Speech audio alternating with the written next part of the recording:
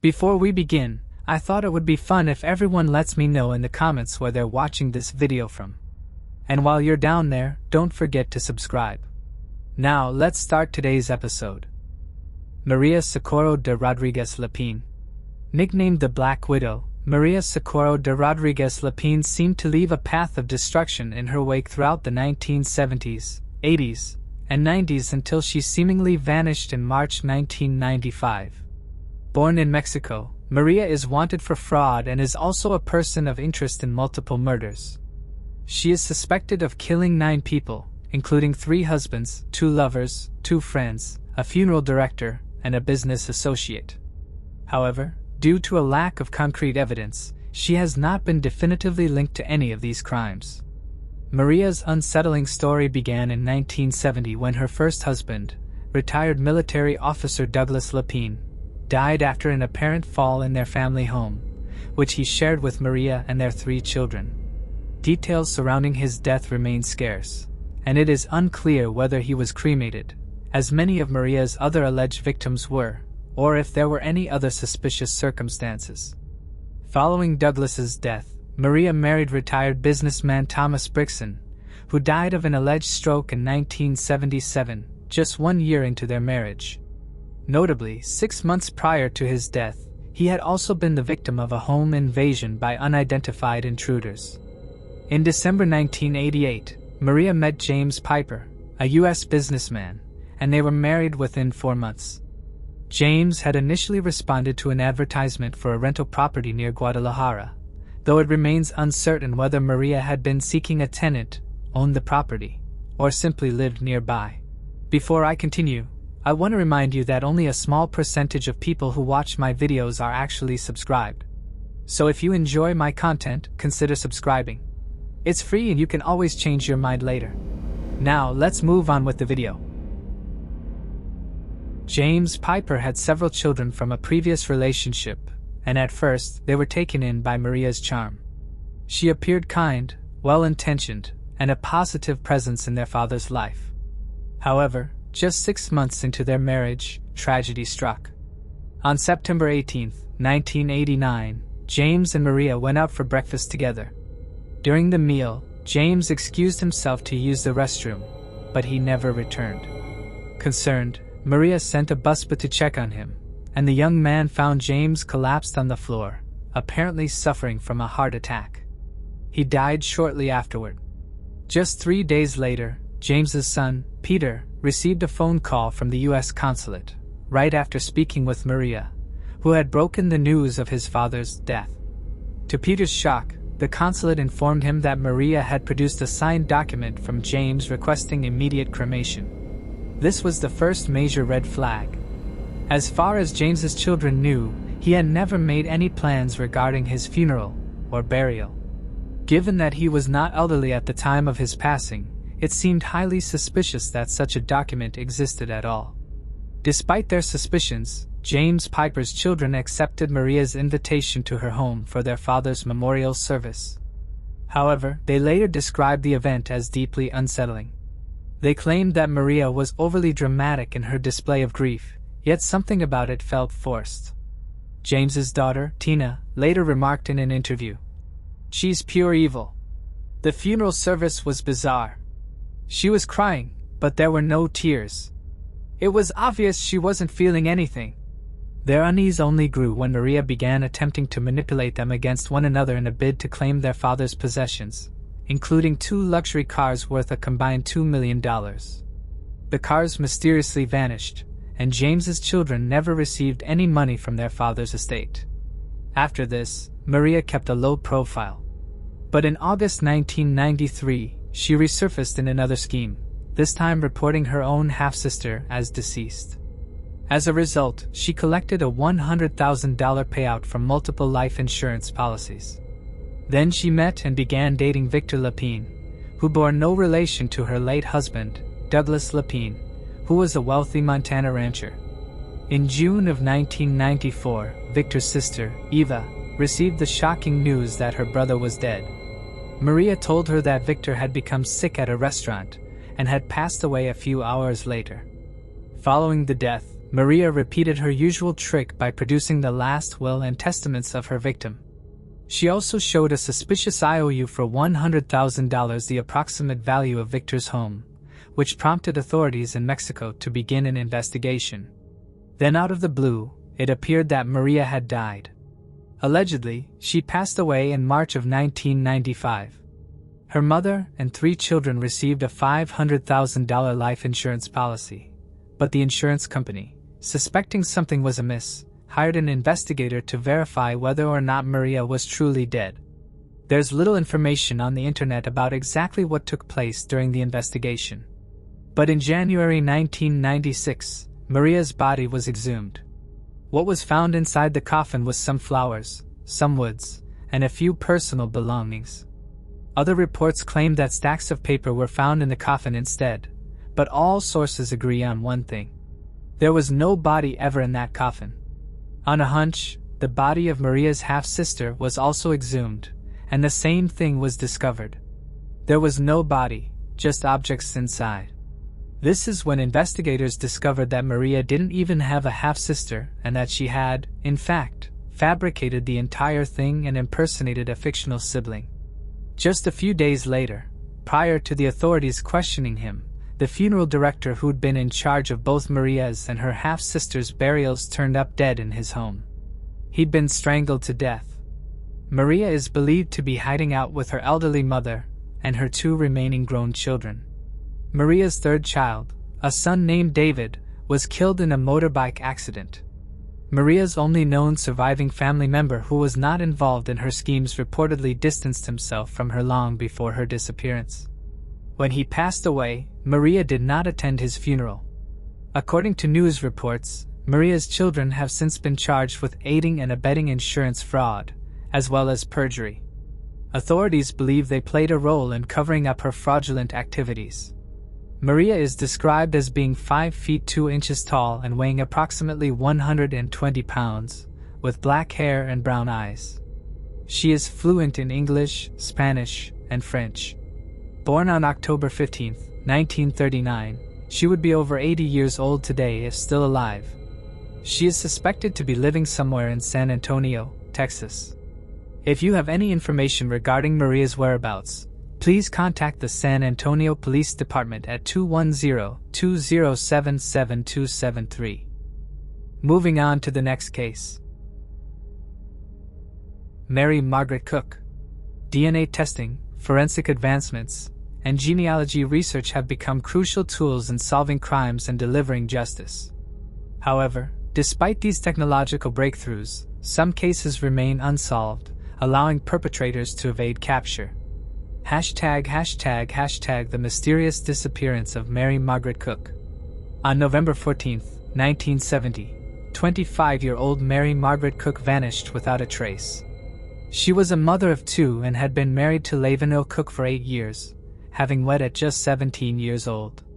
As a stay-at-home mother, Mary dedicated herself to caring for her children and maintaining the household, while her husband worked as a painter, frequently traveling during the week and returning home on weekends. On the day of her disappearance, Mary left her home in Highland City, Florida, planning to go Christmas shopping at JM Fields in Lakeland. However, she never made it back. According to reports on the Doe Network, she had originally planned to go on a family camping trip that weekend but decided to stay home after receiving a call from her husband, informing her that he would be coming back. Mary's white 1959 Cadillac was discovered abandoned in the store's parking lot the day after she disappeared, shortly after she was reported missing. Inside the vehicle, investigators found her wallet and handbag, but the $200 that O claimed to have given her for Christmas shopping was missing. Adding to the mystery, Mary's wedding rings were found at the couple's home. This was unusual, as she wore them daily and rarely took them off. Despite an extensive investigation, no witnesses came forward, and it appeared that Mary had never even entered the store that evening. Authorities have long considered O Cook the prime suspect in his wife's disappearance. However, no definitive evidence has ever tied him to the case. Over the years, he has undergone multiple interviews, and in February 2003, law enforcement dug up the garage floor of the house where the couple lived in 1970, searching for possible clues. At the time, police stated, "We believe there's a possibility that Mrs. Cook may have been disposed of in her yard." Despite extensive searches, no evidence was found to directly link Earl to Mary's disappearance. He maintained his innocence throughout his life, telling their two young sons, who were just 3 and 5 years old at the time, that their mother had left on her own accord. 2 years after Mary went missing, Earl remarried. That marriage eventually ended in divorce, and he went on to marry a third time. He passed away in February 2007 at the age of 66. Despite their father's claims, Mary's children never believed she had abandoned them. The eldest son later told investigators that he witnessed his parents arguing on the day of her disappearance. He also recalled that at one point, his father told him not to look outside. He has since theorized that his mother's body may have been wrapped in a red blanket, which he saw his father retrieve from the house that night. Following Mary's disappearance, the boys were raised by their maternal grandmother. However, when she found out Earl was under investigation, she confronted him and bluntly asked if he'd killed her daughter. Earl, though, didn't reply. Instead, he took the children and left. In the years since, there has been some speculation that Mary's disappearance is linked to that of another young mother, Peggy Byers Baston. 23-year-old Peggy went missing from Highland City on April 2, 1965 after heading out to a bar. She was reportedly seen in the bar's car park that evening accompanied by an unidentified white man and was having car trouble. Both Peggy and her vehicle have been missing ever since. Peggy was divorced when she disappeared and was working as a waitress. Her children were raised by her sister and brother-in-law after she went missing. Investigators have never identified a suspect. Despite the two women having some similarities, they were of similar ages, lived in the same city, were both mothers, and both had vanished after leaving their homes. There is no known connection between Mary Cook's disappearance and Peggy's case. Authorities do not believe the two women knew each other, and Mary's case appears to be more straightforward in comparison. Mary Margaret Cook was last seen on November 14, 1970, in Highland City, Florida. She is described as half white, half Native American, with brown hair and blue or hazel eyes. She stood 4 feet 11 inches tall and weighed between 145 and 150 pounds at the time of her disappearance. Mary may have been wearing a green dress when she vanished. She required glasses and often wore cat-eye frames. She also had a birthmark on the outside of her right leg, above her ankle. Some sources, including the Charlie Project and Doe Network, suggest she may have been pregnant at the time. If you have any information regarding the disappearance of Mary Cook or Peggy, you can leave a tip with Polk County Crime Stoppers at 20477 or contact the Polk County Sheriff's Office at 802-260-344. Moving on to the next case. Melanie Nadia Ethier. Melanie Nadia Ethier, affectionately known as Mel by her family and closest friends, was a vibrant and expressive young woman from New Liskeard, Ontario. Her deep compassion for others and passion for dance and artistic expression were tragically cut short by her unexplained disappearance in September 1996. The case left those who knew her searching for answers, lost in a sea of uncertainty and conflicting evidence. In an effort to provide a clearer understanding through factual analysis and situational context, this is an examination of Melanie Ethier's vanishing near the Armstrong Street Bridge and the lingering mysteries that continue to haunt small-town Canada. Born on Christmas Day in 1980 in Ontario, Canada, Melanie spent her early years being raised solely by her mother, Celine Ethier, after her father left and chose not to maintain contact. This absence forged an unbreakable bond between Mel and her mother as they navigated life together. As Melanie grew older, she developed a deep love for the arts, particularly dance. Recognizing her daughter's passion, Celine enrolled her in various dance programs across Ontario, including after-school classes and private weekend lessons. Mel was especially drawn to ballet and Highland dance, dedicating years to refining her technique. By the time she entered high school, she had become an exceptional ballerina, excelling in her craft. When she wasn't perfecting her ballet moves, she was impressing audiences with her mastery of Scottish Highland dance, a dynamic and intricate style originating in 18th and 19th century Scotland. Melanie's passion for dance eventually expanded into a love for roller skating. One of her favorite pastimes was joining friends for Friday nights at the roller rink, where she even took part in friendly competitions as an amateur roller skater. No matter the form, movement and music were at the heart of Mel's joy. Wherever there was music, she was sure to be dancing along. By the 1990s, Melanie and her mother, Celine, relocated to the small town of New Liskeard, Ontario. With a population of just 5,400, New Liskeard sat along the Ontario-Quebec border near Lake Temiskaming. It was the kind of quiet, picturesque town ideal for those seeking a peaceful escape from city life and a serene place to raise a family. Though New Liskeard wasn't known for its nightlife or entertainment, the youth of Temiskaming shores found ways to connect, socialize, and make the most of their free time. Melanie fit in effortlessly. When she wasn't spending time with friends and creating her own adventures, she was excelling in school. As a freshman and sophomore at St. Marie, she was an honors student known for her strong work ethic and enthusiasm for helping others. That same kindness and compassion extended into her home life as well. In the early 1990s, Celine Ethier welcomed another daughter, Jessie. Melanie instantly adored her baby sister and took on a nurturing role, helping Celine with household tasks and guiding Jessie through her early years. Through this experience, Melanie discovered a passion for caring for children, which led her to secure a job at a local daycare while still in high school. It was an ideal step toward adulthood, allowing her to gain valuable experience while balancing her many interests. Juggling work, school, expanding her dance skills, taking self-defense classes, and making time for friends, Melanie maintained a busy yet fulfilling lifestyle.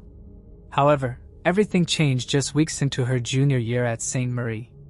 One evening, after leaving a friend's house in the New Liskeard suburbs, Melanie vanished into the night, never to be seen or heard from again. To better understand this unsettling mystery, let's examine the timeline leading up to Melanie's disappearance. The morning of Saturday, September 28, 1996, began like any other crisp autumn weekend. Melanie woke up and made plans to spend time with friends. That afternoon, she and her best friend visited several locations around New Liskeard, enjoying each other's company while running errands. Sometime before dinner, Melanie stopped by a bakery to pick up a cake pan and a birthday cake for her grandmother's celebration, planned for the following day. Afterward, she and her best friend met up with Melanie's relatively new boyfriend, along with 3 of his friends and 1 of their girlfriends. As evening set in, the girl in the group left to head home, but the rest of the teens decided to continue their night out. At some point between 9 o'clock and 9:30 p.m., they stopped at a video rental store to pick out a movie. By 10 p.m., Melanie and her friends made their way back to her house in New Liskeard, intending to watch the rented film. However, when they arrived, Celine told Melanie that her room wasn't tidy enough to have company over. Not wanting to end the night, Melanie turned to her friends and suggested they find another place to watch the movie. With that, the group left the Ethier home, marking the last time Celine saw or spoke to her daughter. Shortly after 10 p.m., Melanie and her friends arrived at the home of one of her boyfriend's friends on Pine Avenue, located about 6 blocks from her house, a roughly 12-minute walk. Around the same time, another member of the group decided to call it a night and headed home. Between 10 o'clock and 10:30 p.m., the remaining teenagers gathered in the basement of Melanie's boyfriend's house to watch the movie while his parents slept upstairs. Around 11:30 p.m. or midnight, one of the friends left to head home. Roughly 30 minutes later, at approximately 12:30 a.m., Melanie's best friend, the one she had spent the entire day with, left the house to meet her ride back to Haileybury.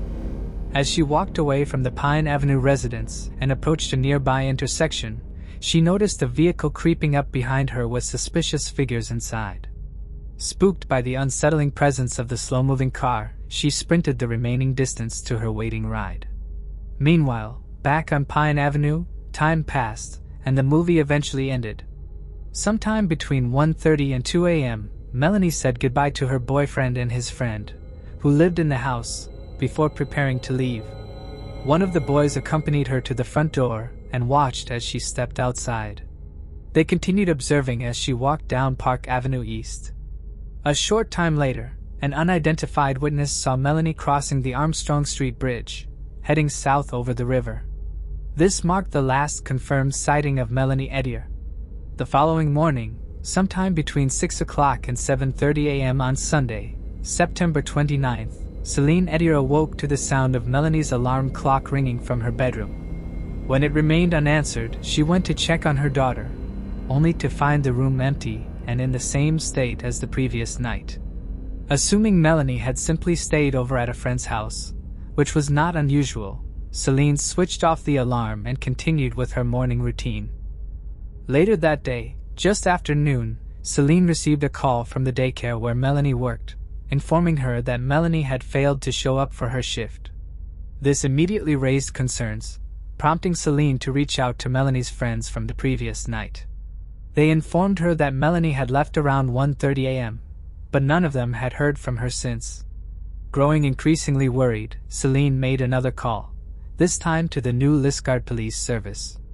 Police Chief Doug Jelly took the report, and a missing persons case for Melanie Ethier was officially opened. Between 12:30 and 3 p.m., officers were dispatched to both the Ethier residence and the Armstrong Street Bridge to begin the investigation. No significant leads emerged in the initial hours of the search. By Monday, September 30th, the New Liskeard Police request assistance from neighboring law enforcement agencies. The Ontario Provincial Police joined the effort, supplying additional manpower, a helicopter, and both police and cadaver dogs. During the first week of the investigation, officers go door to door speaking with residents, urging them to remain vigilant for any signs of Melanie. However, no homes are formally searched. A handful of false sightings are reported when several young women resembling Melanie are spotted around town, leading to brief interrogations. Police consider the possibility that Melanie may have been mistakenly targeted, but ultimately, no evidence supports this theory, and the individuals are released. On Tuesday, October 8th, authorities initiate an underwater search operation in the Wabi River. The effort, which spans 3 days, focuses on the stretch between the Armstrong Street Bridge and Lake Temiskaming. Despite their thorough search, nothing of significance is recovered from the water. As October progresses with no new breakthroughs, investigators find themselves at a standstill, with no clear indication of where Melanie disappeared. Although it cannot be definitively proven that she vanished at the Armstrong Street Bridge, law enforcement overwhelmingly suspects foul play was involved in her disappearance.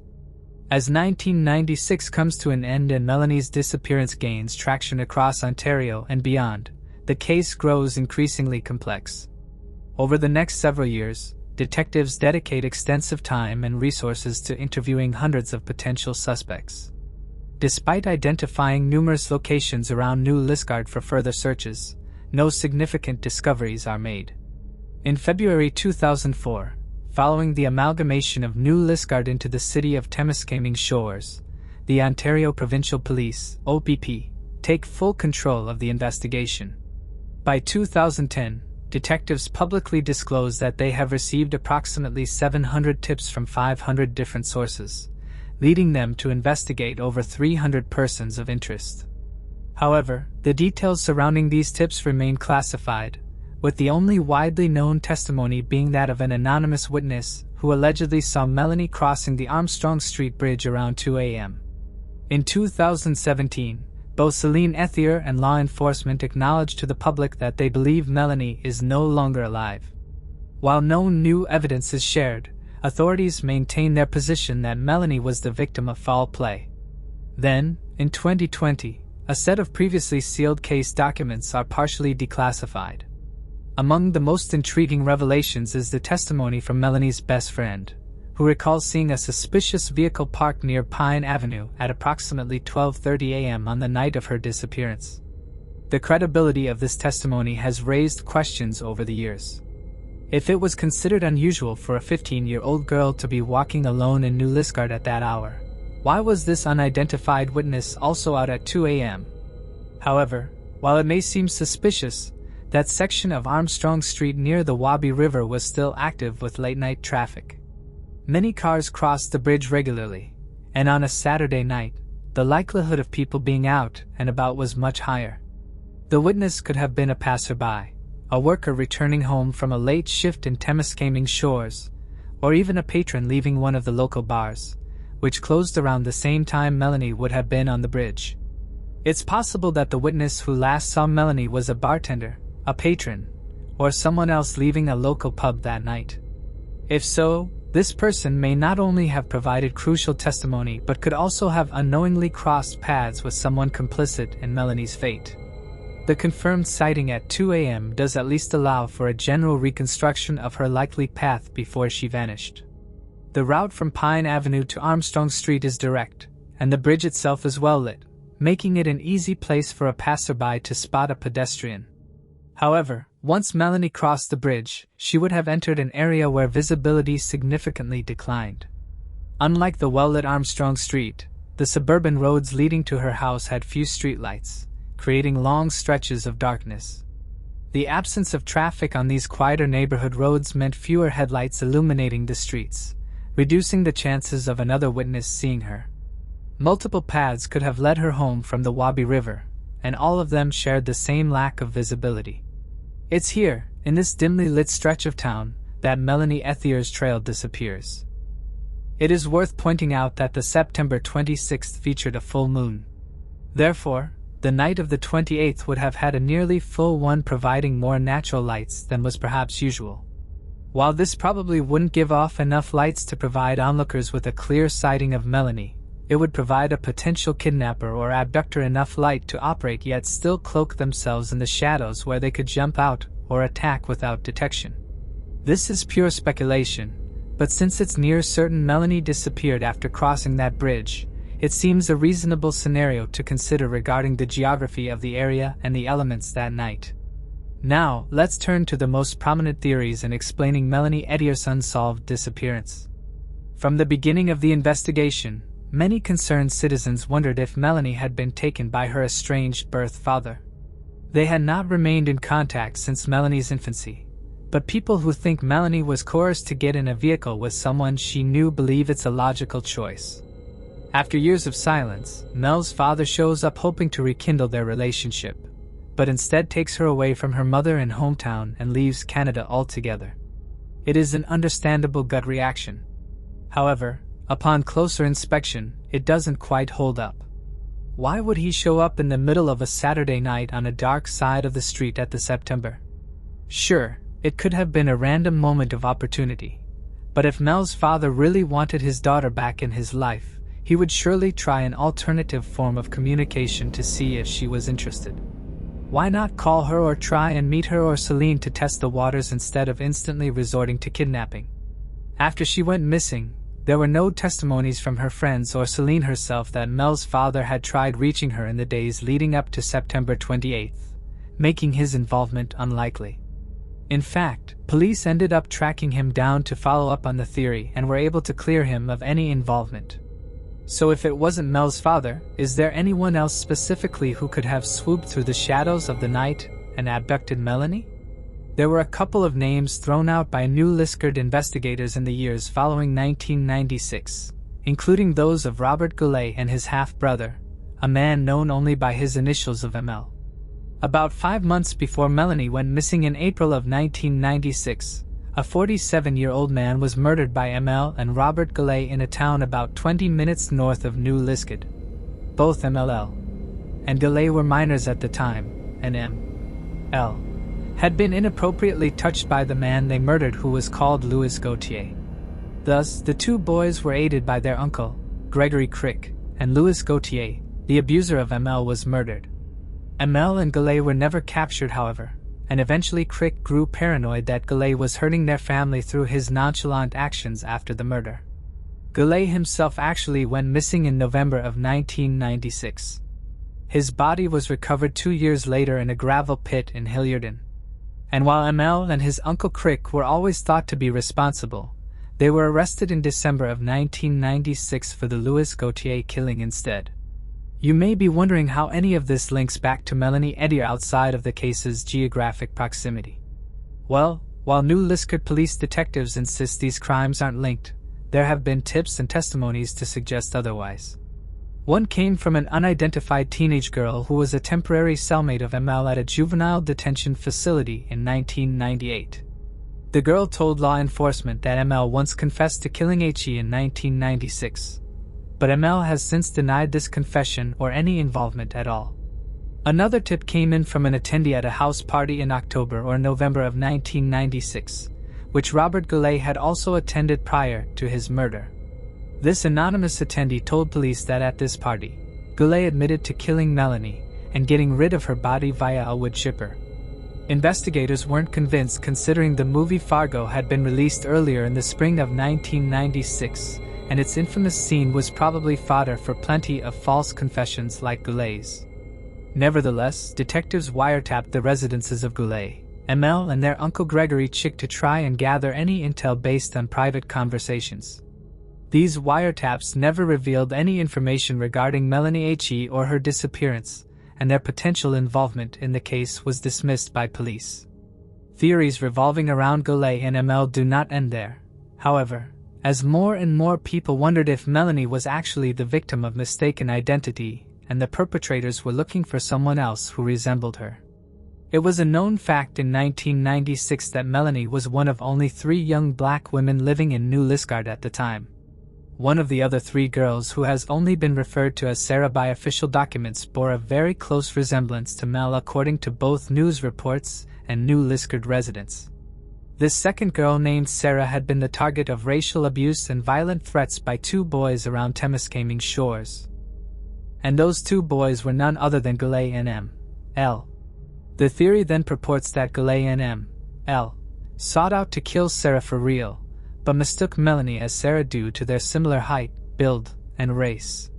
Many wonder why Goulet and M.L. would target Sarah in the first place.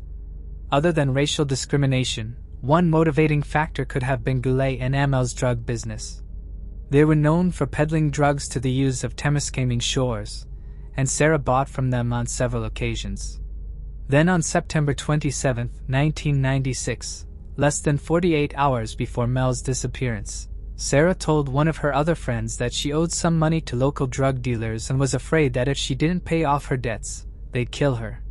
Sarah even went so far as to tell this friend that it wouldn't be a surprise if she went missing that following weekend. Another interesting element to add into the mix is that Sarah had been known prior to the 27th for her teamwork with local police agencies, acting as an informant on a separate group of 3 boys who were dealing drugs around town. The suspicions didn't end there either. Sarah also just happened to live on Pine Avenue, the same road where Mel spent her last night with her boyfriend at his friend's house. Now, Sarah wasn't a part of the crew that night, but some wonder if the car that had been parked near the house on the night of the 28th, the same suspicious vehicle that spooks Mel's best friends, was driven by the supposed drug dealers that were looking for Sarah. Unfortunately, the story muddies up from that point forward. Sarah learned of Mel's disappearance on the September 30th and strangely started telling people around the greater New Liskeard area that her name was Melanie. She would dress up in clothes similar to the ones Mel was wearing the night she disappeared and went as far as to tell people at the Halebury bowling alley that she was the real Melanie Ethier. The police never acted on these odd behavioral changes, and Sarah eventually moved out of New Liskeard in 1998. From North Boy, she later transferred to Vancouver, British Columbia, and has severed all contact with her friends and family back home in Ontario. The situation with Goulet, ML and Sarah leaves many questions waiting to be answered. Were Goulet and ML really harassing Sarah in the days leading up to Mel's disappearance? Did people really get confused between Sarah and Melanie on a regular basis, or did a few folks come up with that idea simply because they were 2 of only 3 black girls in their community? Was that car that scared Mel's best friend driven by Goulet and ML? Did they then track down Melanie after she crossed the Armstrong Street Bridge believing she was Sarah and kidnapped her anyway when they realized their mistake?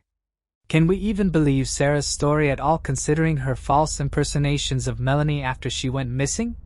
If we do, is it possible Sarah was somehow involved herself? Melanie and Sarah were familiar with each other but were not good friends. Again, detectives in both the NLPD and OPP say no to all of the above and insist that none of these coincidences quantify as evidence. The Sarah situation wasn't the only theory to involve a mistaken identity either. There was another girl in the Temiskaming shores also named Melanie Ethier, her middle name being Louise rather than Nadia. Melanie Louise was only a year older than Melanie Nadia, and both attended the same secondary school at the same time. Police initially thought Melanie Louise could have been the intended victim because she was close friends with the girl who was dating Emil. And at the time, Emil was under investigation. Melanie Louise's mother was also a cousin of Louis Gauthier, the man killed by Emil and Robert Goulet. So just as Melanie Nadia could have been mistaken for Sarah because of their appearance, Melanie Nadia could have been mistaken as Melanie Louise because of their name. Upon closer inspection though, it doesn't really make much sense.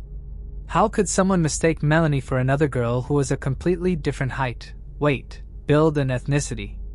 At least Sarah was known to be in close proximity to Melanie's last known movements. Melanie Louise was not. Early on, police wondered if Emil or whoever the perpetrator was hired a third party to kidnap Melanie Louise and only told them her first and last name.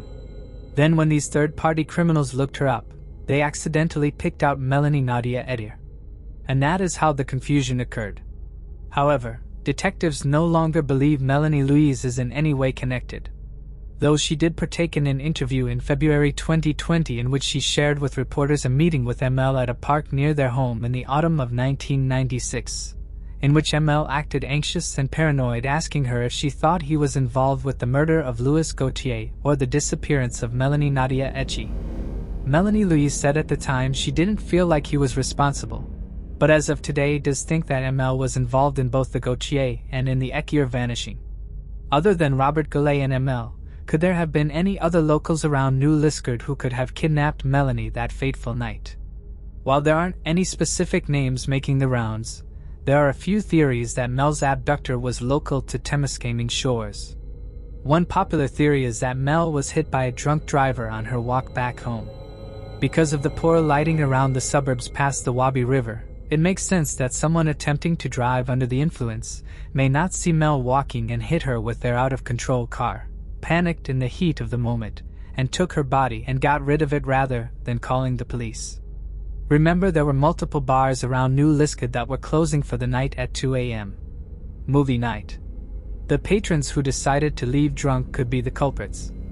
In fact, it was popular for regulars to leave the Ontario bars at 2 a.m. and head over to the bars in nearby Quebec, as the laws in Quebec allow pubs to stay open 1 hour later until 3 in the morning. All that being said, the chances Mel was struck by a car and then removed by a drunkard are slim to none. It is highly improbable that someone drunk enough to swerve off the side of the road and strike a pedestrian would also be cognizant enough to quickly get rid of the body without leaving behind a shred of evidence. Nary a drop of blood or a tuft of hair. To this day, detectives remain no closer to solving the baffling disappearance of Melanie Ethier, despite several theories emerging over the past 25 years. Since she was last seen crossing the Wabi River, no confirmed trace of her has ever surfaced. With a case devoid of hard evidence or tangible clues, the most substantial lead remains the eyewitness testimony released in 2010, which detailed Melanie's final sighting on the Armstrong Street Bridge at approximately 2 a.m. on September 29th. The identity of this witness remains classified, though police have clarified that it was not one of Melanie's friends from the. And if Mel was hit by a car, it would have made a pretty loud noise, and neighbors in the surrounding suburbs don't remember hearing any automobile accident that night. There were also 2 separate NLPD patrol cars stationed outside of the New Liskeard bars that night of September 28th, with officers watching over the departing patrons to make sure such accidents wouldn't happen. While it is possible that a patron or 2 slipped through the cracks of the park cops' vision, investigators researched all tips that came into their station in the following months about rumors that Mel was hit by a car and dumped in rural landfills. And each and every one was found to be inaccurate, or completely made up. Another popular theory is that Mel was attacked by 1 or 2 strangers from New Liskeard in a crime of opportunity. In addition to the bars that were still open, there were also a few gas stations in New Liskeard open and operating that late at night. 2 of them, a Mr. Gas and an Esso station, would have been passed by Mel on her route back home, and there could have been lurking strangers waiting for a chance to attack an unsuspecting woman. There were also a couple of weddings being held at small venues around Temiskaming Shores that weekend in September. And it is possible that the crowds they brought in also brought in a person or two looking for trouble. The most likely theory revolving around suspicious New Liskeard locals was born from testimonies given by two girls connected with Mel the day she went missing. The first was by one of the girlfriends of the boys that hung out with Melanie and her boyfriend that Saturday afternoon. She didn't end up going to the Pine Avenue house that night, but rather returned home to walk her dog. While walking her dog at around sunset, a white delivery van pulled up along the side of the road and stopped next to her. The driver and the passenger, two white men in their 30s wearing white tank tops and sporting disheveled appearances, asked the girl for directions. The two men gave off incredibly uncomfortable vibes, and when the girl's dog started barking at the van, the two men drove off without saying anything else. The second testimony involving a white van didn't come until 2020 but occurred the same day as the first. This report was given by a female clerk at the video rental store where Mel and her friends rented the movie they would watch the night of September 28th. The clerk was the sister to one of the boys in Mel's friend group and remembers covering the price of the movie that night when they came in. An hour later at around 10:30 p.m., the clerk remembers a white van pulling into a darkly lit slot of the parking lot and either the driver or the passenger entering the store. The clerk tried assisting the man, but he ignored her, eventually left, and the white van drove away as quickly as it had arrived, but the clerk was unable to get a license plate number, as the low light made the front of the vehicle indecipherable.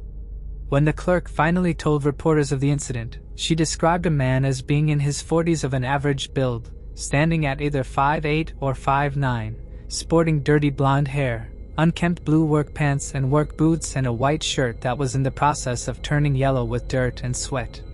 The clerk would end up calling her father to pick her up, feeling too weirded out by the white van to walk home as she usually did. To befuddle investigators even more was an additional report of a suspicious vehicle seen the weekend of September 1996.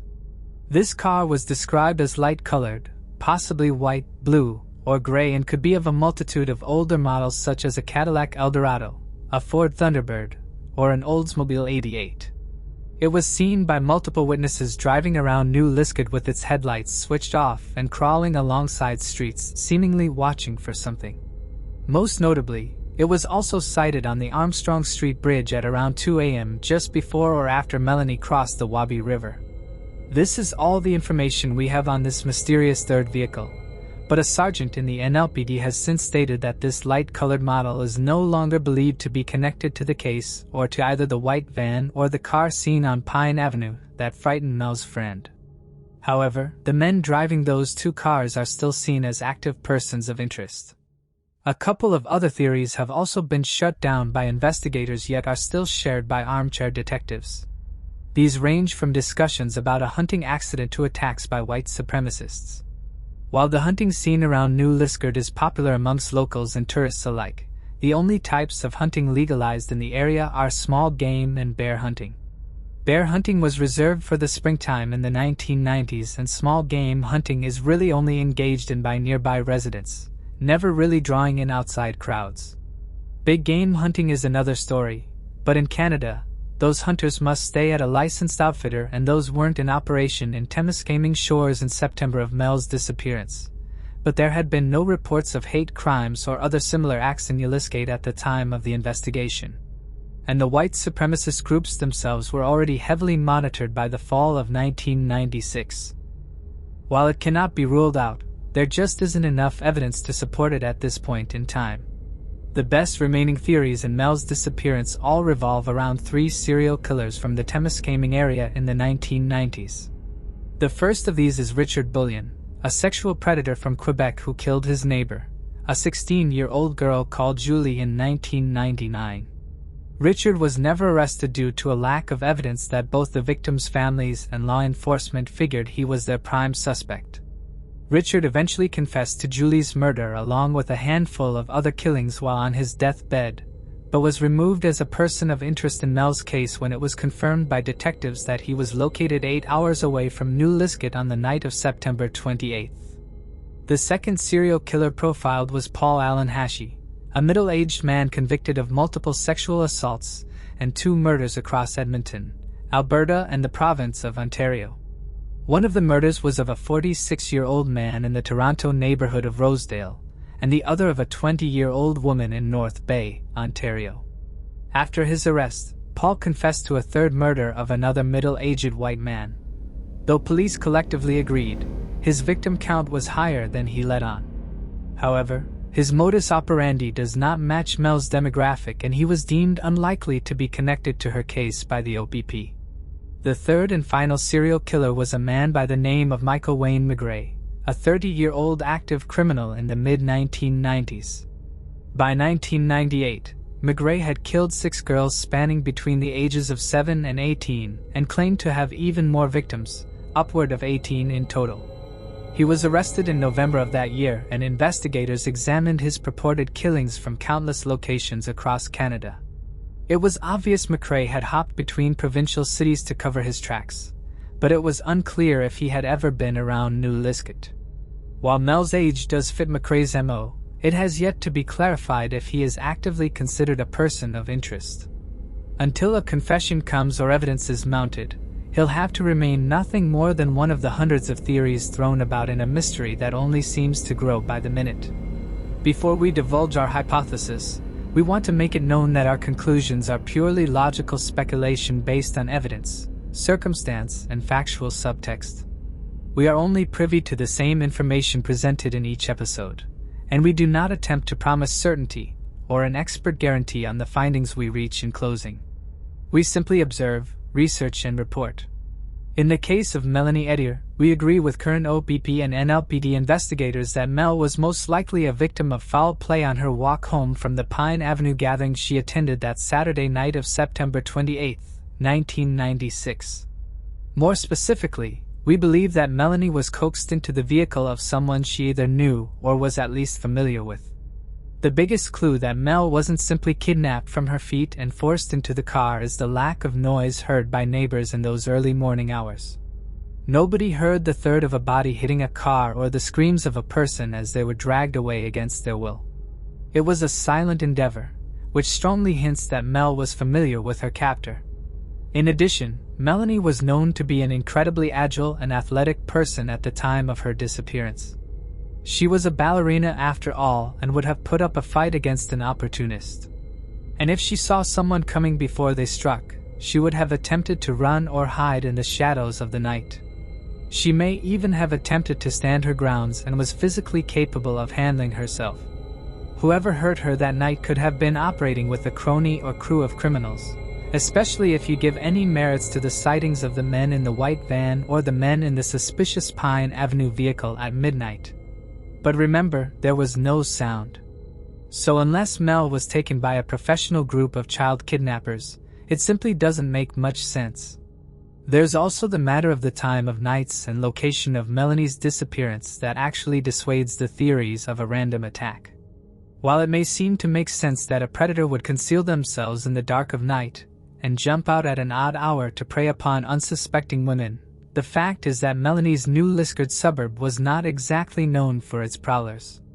Melanie also wasn't usually a nighttime walker. She had no routine of walking home alone on Saturday evenings, and there wasn't a pattern for a potential stalker or opportunist to follow.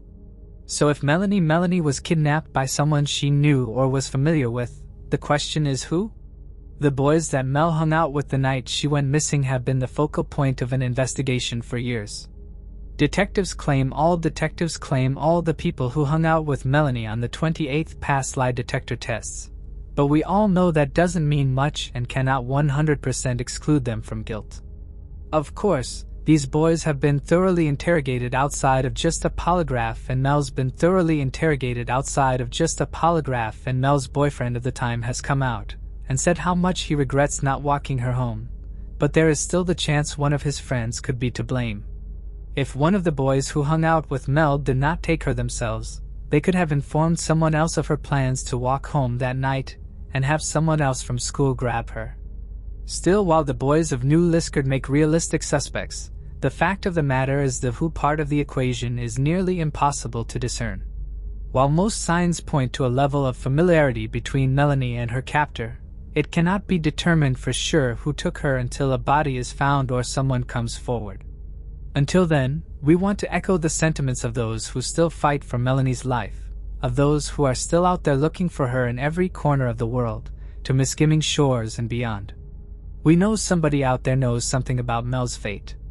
And even if it may not seem like a huge clue, it could be the thing investigators need to bring her home and deliver closure for her mother and sister.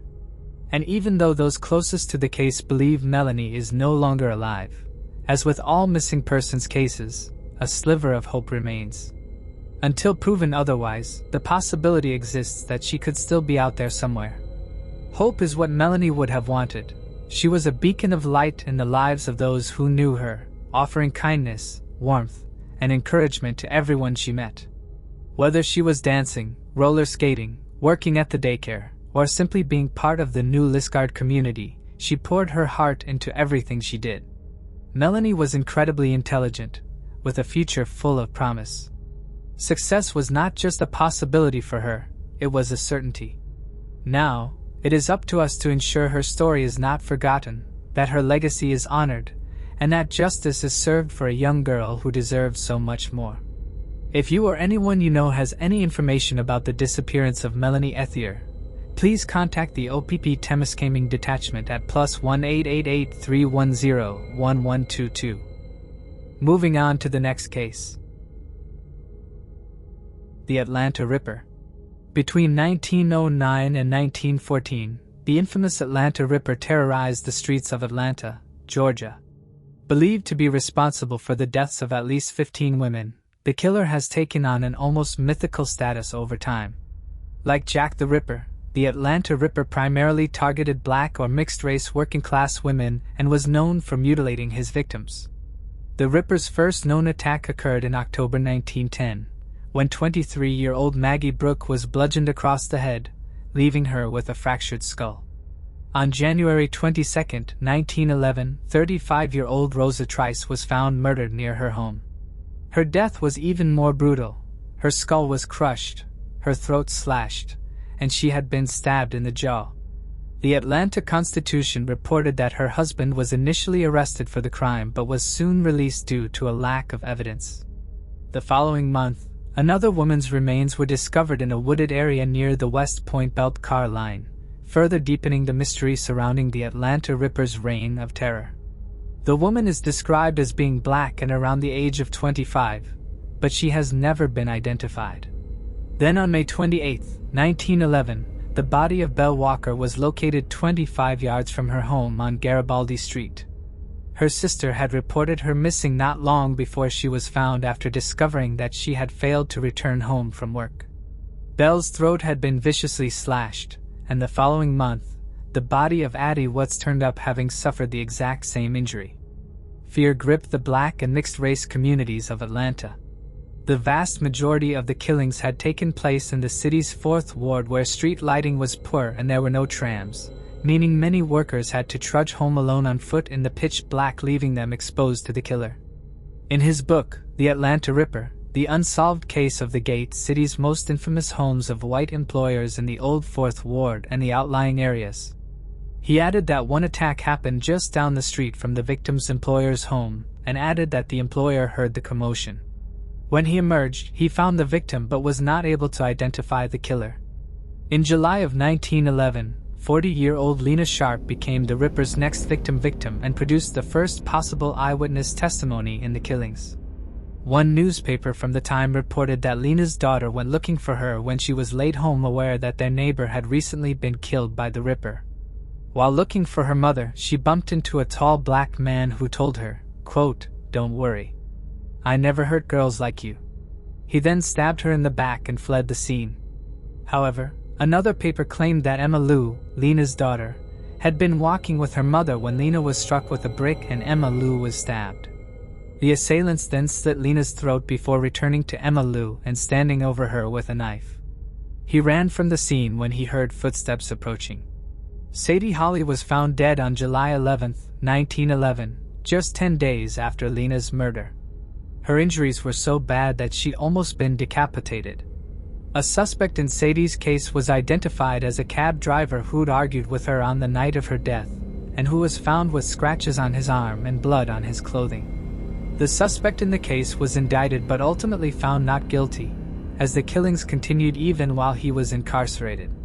During the latter half of 1911, the bodies of Marion Duncan, Eva Florence, Minnie Wise, and Mary Putnam were all discovered at different times, further fueling fears of the elusive killer. Historian Jeffrey Wells believes the true number of victims could be at least 20. Some reports suggest that even after 1914, the murders and mutilations of black women persisted. Whether these later crimes were the work of the Atlanta Ripper or a different assailant remains uncertain. Many theories suggest that multiple individuals, rather than a single murderer, were responsible for the killings. Another possibility is that some of the murders attributed to the Ripper were actually committed by men seeking to eliminate their wives, using the widespread hysteria to disguise domestic violence as the work of a serial killer. To this day, the identity of the Atlanta Ripper remains a mystery. Moving on to the next case. The Rainbow Maniac. One of the advantages of modern advancements is the increasing ability to solve long-standing cold cases. From giving identities to Jane and John Does, who remain nameless for over 3 decades, to uncovering the truth behind chilling serial killer cases that haunted entire nations, the field of true crime has seen significant progress. However, not every case reaches closure. The Rainbow Maniac is the name given to the perpetrator behind the Picturas Park murders, which occurred in Carapicueda, Sao Paulo, Brazil, between February 2007 and August 2009. According to The Guardian, around 6 months after Sao Paulo's Pride celebrations in early 2008, authorities announced that they were searching for a serial killer believed to be behind as many as 16 murders in the city. The Rainbow Maniac is generally linked to at least 13 confirmed victims, all of whom were gay men between the ages of 20 and 40. Of these, 11 were shot in the head, 1 was brutally beaten to death, and another was shot 12 times. Regarding this last case, police stated that the sheer number of bullets had left the body riddled like a sieve. Most of the victims were attacked in Picturas Park, a well-known gathering spot for gay men and a location frequented by sex workers after dark. However, one of the murders took place in a motel room. In February 2008, investigators began looking into whether 3 additional deaths in the nearby city of Osasco were connected to the Picturas Park killings. At the time, the local police chief openly stated that the murders were clearly driven by hate, explaining, "In his head, he thinks he is doing a cleanup job. He doesn't like homosexuals, he hates them."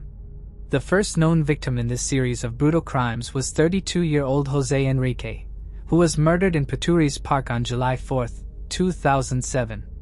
Nearly all of the victims were found partially undressed, their bodies discarded in the park's undergrowth, as if they were garbage.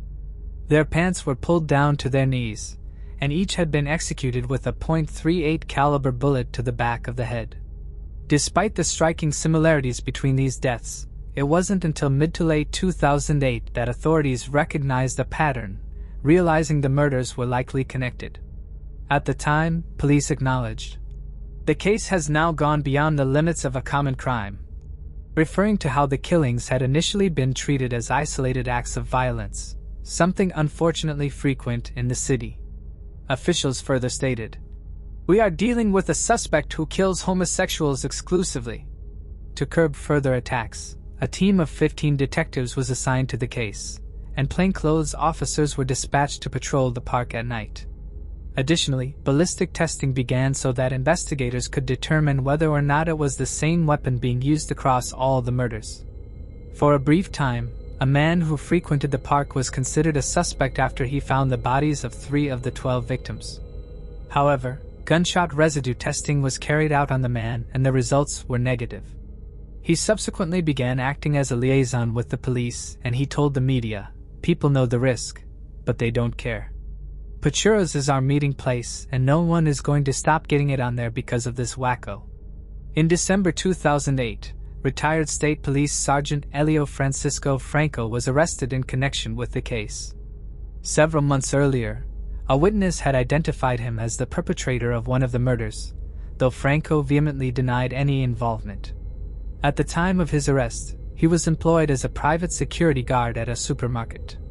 Authorities informed the media.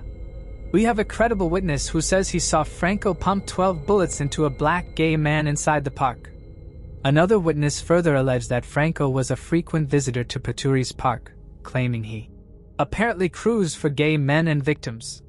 Police later stated, "We are convinced he is the Rainbow Maniac we have been searching for." However, despite their confidence in his guilt, Franco was brought to trial in February 2011 and ultimately acquitted of all charges. To this day, the Paturi's Park murders remain unsolved.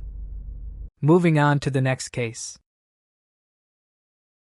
Angel Ormiston. During the summer of 1992, 17-year-old Angel Ormiston lived in the middle-class suburb of Mentor in Lake County, Ohio, where she had grown up. A student at Mentor High School, she was well liked for her friendly nature, bright smile, and golden blonde hair. Her friends described her as outgoing, someone who loved spending time with them, driving around town with music playing, and enjoying life. With her own car, Angel had the freedom to go wherever she pleased. One of her favorite places was the Great Lakes Mall, where she not only liked to shop and hang out but also worked a part-time job at a burger restaurant.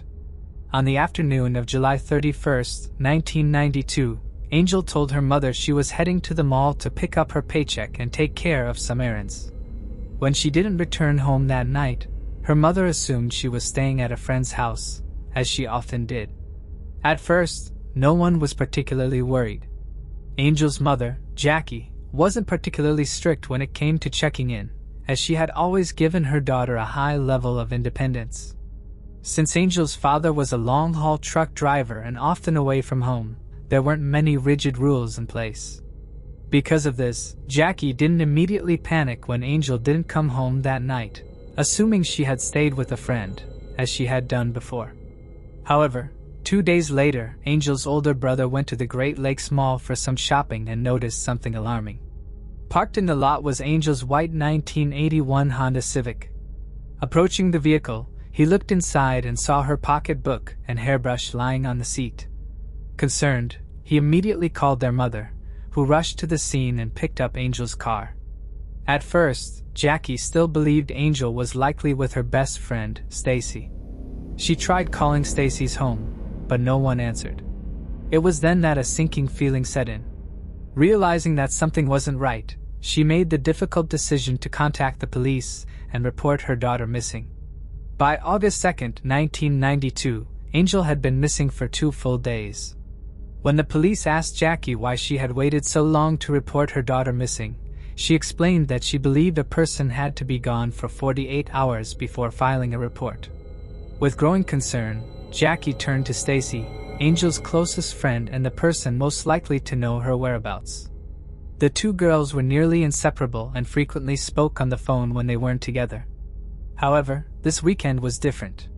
Stacy had spent her time baking cookies at her sister's house, completely unaware that Angel was missing. When Jackie finally reached her, Stacy was stunned. She hadn't seen Angel all weekend and had no idea where she could be. Realizing her daughter had not been with Stacy as she had assumed, Jackie was horrified. The Mentor police launched an immediate investigation, with Larry Fish assigned as the lead detective. His first step was a thorough search of Angel's vehicle, but despite the circumstances, there were no clear signs of foul play inside the car. There were no signs of a struggle, and nothing appeared to have been stolen from Angel's car. It seemed as if she had simply stood up and walked away on her own. However, those who knew her best found this idea impossible to believe. Angel was well-liked, outgoing, and had no reason to suddenly leave town. She had strong friendships, future college plans, and no known personal issues that would make her run away. With no clear evidence of a voluntary departure, investigators began to consider the possibility that Angel had been abducted. When her car was dusted for fingerprints, numerous prints were found, but all of them belonged to her friends and family, unintentionally making them suspects. Detective Fisher started by ruling out Angel's immediate family.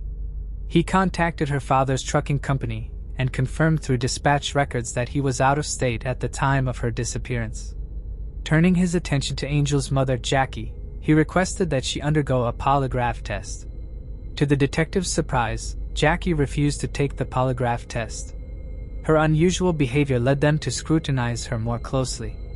They pressed her with questions about why she had waited so long to report Angel missing and whether she believed her daughter had met with foul play.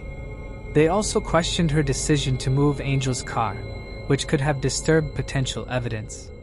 However, without solid proof against Jackie, the authorities had no legal grounds to force her to take the test.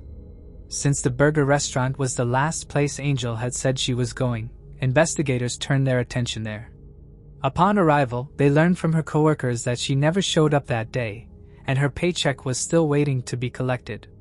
However, what the employees revealed next deeply concerned the detectives. They mentioned a former male manager who had a disturbing habit of targeting young female employees. He would often loiter while they changed into their uniforms and had a history of inappropriate behavior. His actions had ultimately led to his dismissal for sexual harassment after multiple instances of unwanted touching. When investigators dug into the manager's background, they uncovered a troubling history of interactions with underage girls. Employees further revealed that he had an unusual fixation on Angel, giving her extra attention, watching her closely while she worked, and making inappropriate comments about her. They also mentioned that he often found excuses to get close to her in the small kitchen and strike up conversations. With this disturbing information, the former manager quickly became the primary suspect. The police tracked him down, but he adamantly denied any involvement in Angel's disappearance.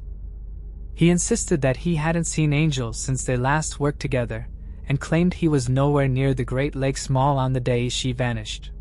He even provided timesheets proving he had been working at another fast food restaurant at the time. Despite his alibi, investigators couldn't shake the feeling that the burger restaurant was somehow connected to Angel's disappearance. After questioning the manager and other employees again, they uncovered a secret Angel had kept from her family. When she told her mother she was going to pick up her paycheck, she had left out one crucial detail. It was supposed to be her last paycheck. It turned out that Angel had lost her job due to repeated tardiness. With everyone connected to her workplace eventually ruled out, the police found themselves back at square one. Angel's loved ones struggled to understand why anyone would want to harm her. She was known for being kind and trusting, never the type to make enemies. Investigators began to suspect that her trusting nature might have made her vulnerable to someone with bad intentions. They theorized that she may have willingly left with someone who later caused her harm. In this case, the last person to see Angel alive was her best friend, Stacy. Since the final person to see a victim is often involved in their disappearance, authorities considered Stacy a person of interest once again. With that in mind, they decided to bring her in for questioning. Stacy spoke with detectives for 4 hours, willingly sharing everything she knew. However, her alibi remained unchanged. She had spent the entire weekend baking at her sister's house. Despite having no new information about Angel's whereabouts, Stacy did provide a potential lead for investigators. She suggested they look into a student from their school. That student was Mark Satka. 19-year-old Mark had recently graduated from Mentor High with honors. According to Stacy, Angel admired him deeply and had hoped for a romantic relationship with him. Their relationship over the summer had been a secret, known only to Angel's closest friends. But Stacy then revealed the biggest secret of all: Angel was pregnant with Mark's child. Stacy said that Angel had wanted to tell Mark she was pregnant before she vanished. She had hoped that he would embrace her and want to start a relationship with her and raise the child. However, Mark was scheduled to enroll at Akron University and was alleged to have just been leading Angel on throughout the summer. He didn't seem to be interested in a long-term relationship with Angel. On hearing this, Mark Satka was rounded up by the police right away to be questioned. Mark was shocked to learn that he was being investigated over the case and insisted that he and Angel were not even dating, let alone that she could be pregnant with his child. He claimed that although they had only ever had one sexual encounter, it had been a long time ago. Then he said he had a girlfriend and had been dating her for 2 years. According to him, he worked until 5 o'clock that Friday and then went to the mall to buy a present for his girlfriend. Later, he then had pizza with friends. Police started investigating his alibi and began by looking into his workplace. They proceeded to Mark's place of employment, and his time card did show that he was speaking the truth about his attendance at work. When they took Mark's shopping route to the stores, they discovered that he could have made the trip in the time he claimed. The friends Mark claimed he linked up with that night were finally approached. They verified they had met for pizza and a movie at 9 o'clock, but Mark was unable to present any witnesses for the shopping outing. Nobody recognized Mark when investigators questioned staff members from the stores he claimed to have gone to. This made the investigators question Mark's account of this time, period. Due to this gap in his evening, the detectives asked Mark to take a polygraph examination. He agreed and did really well on the test, proving that he wasn't giving false information in his responses. Mark was no longer considered a suspect as a result of his cooperation and the polygraph test. The police then reverted to the original assumption that Angel either fled town or was kidnapped from her car by a different offender. They suspected Angel may have fled to have her pregnancy alone since she knew her mother would not approve of an abortion. Once more, there were no leads for the police to pursue until a few weeks later when a prisoner at the Lake County Detention Center provided a tip. According to him, in Cleveland, there was a prostitute named Angel who fit Angel Ormiston's description of a blonde between the ages of 17 and 20 with a lovely smile, and who was found wandering the streets alone. The description was a perfect fit for Angel. The prisoner claimed to have seen Angel moments before his arrest. He continued by saying that a man by the name of Pimp Gaddy had employed Angel. When Detective Fisher contacted his Cleveland colleagues, they confirmed that the police in Cleveland were aware of someone going by the name of Pimp Daddy. He operated his business out of a 2-story building on the outskirts of the city. Runaways, strays, and troublesome youths made up his workforce, but they had been told not to speak to authorities or divulge their names. Police could only attempt to save Angel once.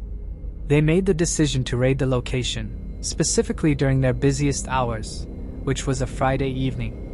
Police were able to locate the said girl after a search warrant was approved. While she acknowledged that her name was Angel, she remained silent. The only way to determine if this was the missing Mentor, Ohio resident, Angel Ormiston, was to call her mother, Jackie, and urge her to travel to Cleveland to meet the young woman and maybe identify her as her daughter. Jackie prepared herself for the worst, but it was discovered that the girl was not Angel Ormiston when she got there.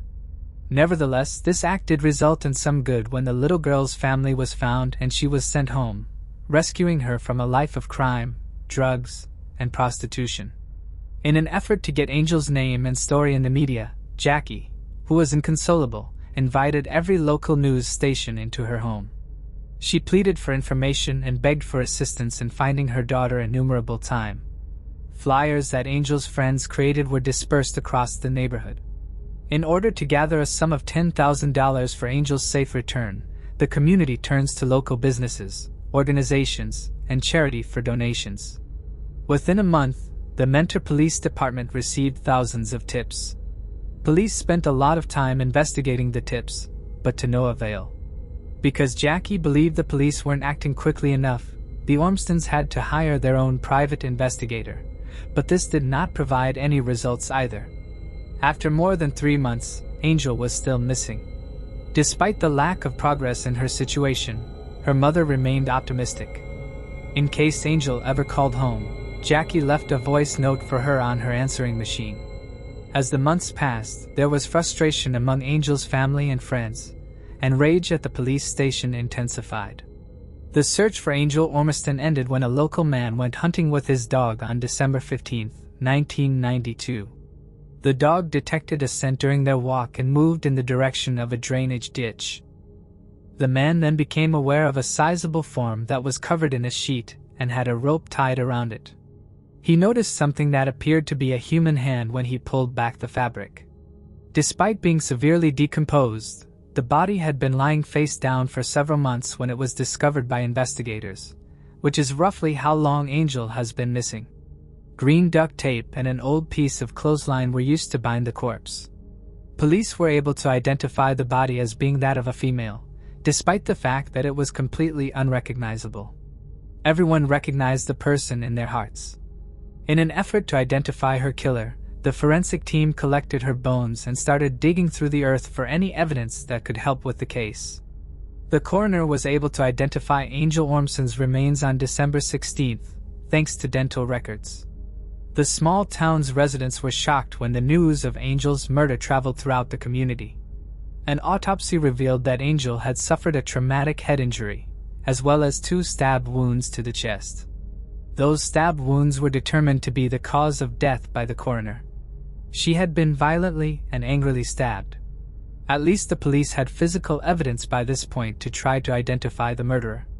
The forensic team was able to retrieve a blue piece of carpet fibers, which was stuck to the duct tape. In their search for the matching blue carpet, police put together a list of all the houses associated with Angel, including her family and friends. One of those residences belonged to Mark Satka's parents. The boy Angel had been seeing all summer. The house was empty at the time of Angel's murder since it was up for sale, but Mark had been spotted using it. There were only 2 persons with the keys at that time, Mark and his mother. When the police went over to the house to look at it, they discovered it had been sold, but they were permitted by the new owners to search the house. The owners have entirely renovated the house, with the exception of 2 rooms and the basement. Investigators observed blue carpet squares on the steps as they descended into the basement. They then took some samples to compare with the blue carpet fibers discovered on Angel's remains. They also observed that a part of the laundry room clothing line had been removed. This was also hurriedly processed in the lab, and the findings support their suspicions. The evidence was undeniable. Bloodstains were discovered on the basement carpets, stairs, and walls, along with a bloody thumbprint that was sent for testing. With this, the police moved quickly, arresting Mark Satka for Angel Ormiston's murder just a day after uncovering what they called his basement of horrors. His arrest came 5 months after Angel's disappearance. Despite the mounting evidence, Mark remained defiant, insisting that the police didn't have enough proof to charge him. At the same time, investigators were examining Mark's car. Although he had attempted to clean it thoroughly, his efforts weren't enough. Inside the vehicle, detectives found the same roll of green duct tape that had been used to bind Angel, along with traces of blood in the trunk. When confronted by Detective Fisher with this overwhelming evidence, Mark finally broke. He admitted to doing something stupid. When asked to clarify, he confessed he had killed Angel. He claimed that he brought Angel to the house with the purpose of having intercourse with her, but that he became angry when she revealed that she was pregnant and that he was the father. When Angel refused to get the abortion he insisted she have, he got angry and knocked her to the ground by his repeated punches. He hurried up the stairs and raced to the garage to retrieve a knife and stabbed her twice. Detectives questioned if Angel was alive or dead before he stabbed her. He responded that she was alive since he could see her breathing. Mark then dragged her up the stairs after wrapping her body and tying a laundry line around her legs. She was placed in his car, and he drove to the woods to discard her body there. He went back home to clean up before going to dinner with his friends. The entire time that Mark had been eating pepperoni pizza and having fun with his friends, Angel's body had been lying in a shallow grave. Following Mark's confession, he was formally charged with Angel's murder. The news brought some relief to Angel's family and friends, who had been seeking justice for months. Mark led investigators to the roadside location where he had discarded Angel's car keys and then took them to a remote spot where he claimed to have thrown the knife, though it was never recovered. Mark's motive was disturbingly clear. To him, Angel was an obstacle, a burden that threatened his future. Though he had no real feelings for her, he refused to take responsibility for her or their unborn child. In February 1993, Mark pleaded guilty to aggravated murder and kidnapping in order to avoid the death penalty. Investigators later discovered that he had been able to pass a polygraph test earlier in the case due to his complete lack of remorse, which he continued to display even after his conviction. Before I continue, I want to remind you that only a small percentage of people who watch my videos are actually subscribed. So if you enjoy my content, consider subscribing. It's free and you can always change your mind later. Now let's move on with the video. Harvey and Jeanette Crew. David Harvey Crew, 28, and Jeanette Leonore Crew, 30, were a farming couple from Pukewawa, New Zealand, who were tragically murdered in 1970. The couple had tied the knot just 4 years earlier, on June 18, 1966, in Auckland, and at the time of their deaths, they were raising their 18-month-old daughter. In the months leading up to the murder, they had been targeted by a series of unsettling crimes, including multiple arson attacks and a burglary. In one particularly disturbing incident, clothing was set on fire inside their bedroom. These strange and seemingly random acts of violence left Jeanette feeling uneasy, particularly when she was home alone with their daughter while Harvey was away. Despite the severity of these incidents, no one was ever caught or charged in connection with them. Then, on June 22, 1970, calls to the couple's farmhouse went unanswered for several days. Their home was located near Jeanette's father, Leonard W. Delmar, whose farm bordered theirs. A stock agent, unable to reach either Harvey or Jeanette, contacted Leonard to check whether Harvey still needed trucks to pick up sheep. Concerned, Leonard went to their farmhouse, where he discovered bloodstains inside and their 18-month-old daughter alone in her crib, visibly distressed and appearing thinner, as if she had lost weight. There was no sign of her parents. However, rather than immediately calling emergency services, Leonard first returned to his own home to inform the agent that the trucks would no longer be needed. He then sought out a neighbor, the same one who had initially pointed out that no one had heard from Jeanette and Harvey in some time, before going back to the farmhouse. The couple's child was entrusted to a neighbor for care, and only then were the authorities contacted. Jeanette and Harvey had last been seen on June 17th. Their daily deliveries of milk, bread, and newspapers remained uncollected in their letterbox. Investigators determined that their daughter had likely gone 5 days without food and, at most, 48 hours without anything to drink. Strangely, a witness, a neighbor, later came forward claiming that on June 19th, he had seen a woman on the Crew's property. However, he did not recognize her, and he was certain it wasn't Jeanette. Unlike Jeanette, who had long dark hair, the woman he saw had fair hair.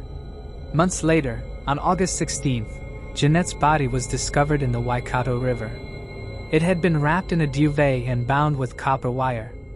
Then, exactly 1 month later, on September 16th, Harvey's body was found farther upriver, appearing to have been caught in some reeds. A car axle was recovered along with Harvey's body, leading some investigators to believe the killer had attempted to weigh it down. However, not all investigators agreed. While one officer insisted the axle had been attached to the body, others could not confirm this, suggesting it may have simply been in the water beneath him. Over the years, various theories emerged, including speculation that the axle was a false clue and had never been connected to the body at all. Both Jeanette and Harvey were fatally shot with a .22 caliber firearm. In addition to the gunshot wounds, Jeanette had suffered fractures to her facial bones, likely from being struck with a blunt object. While her Wikipedia page mentions that she was sexually assaulted, many other sources do not include this detail. Investigators collected and test-fired 64 registered .22 caliber rifles belonging to local residents and neighbors.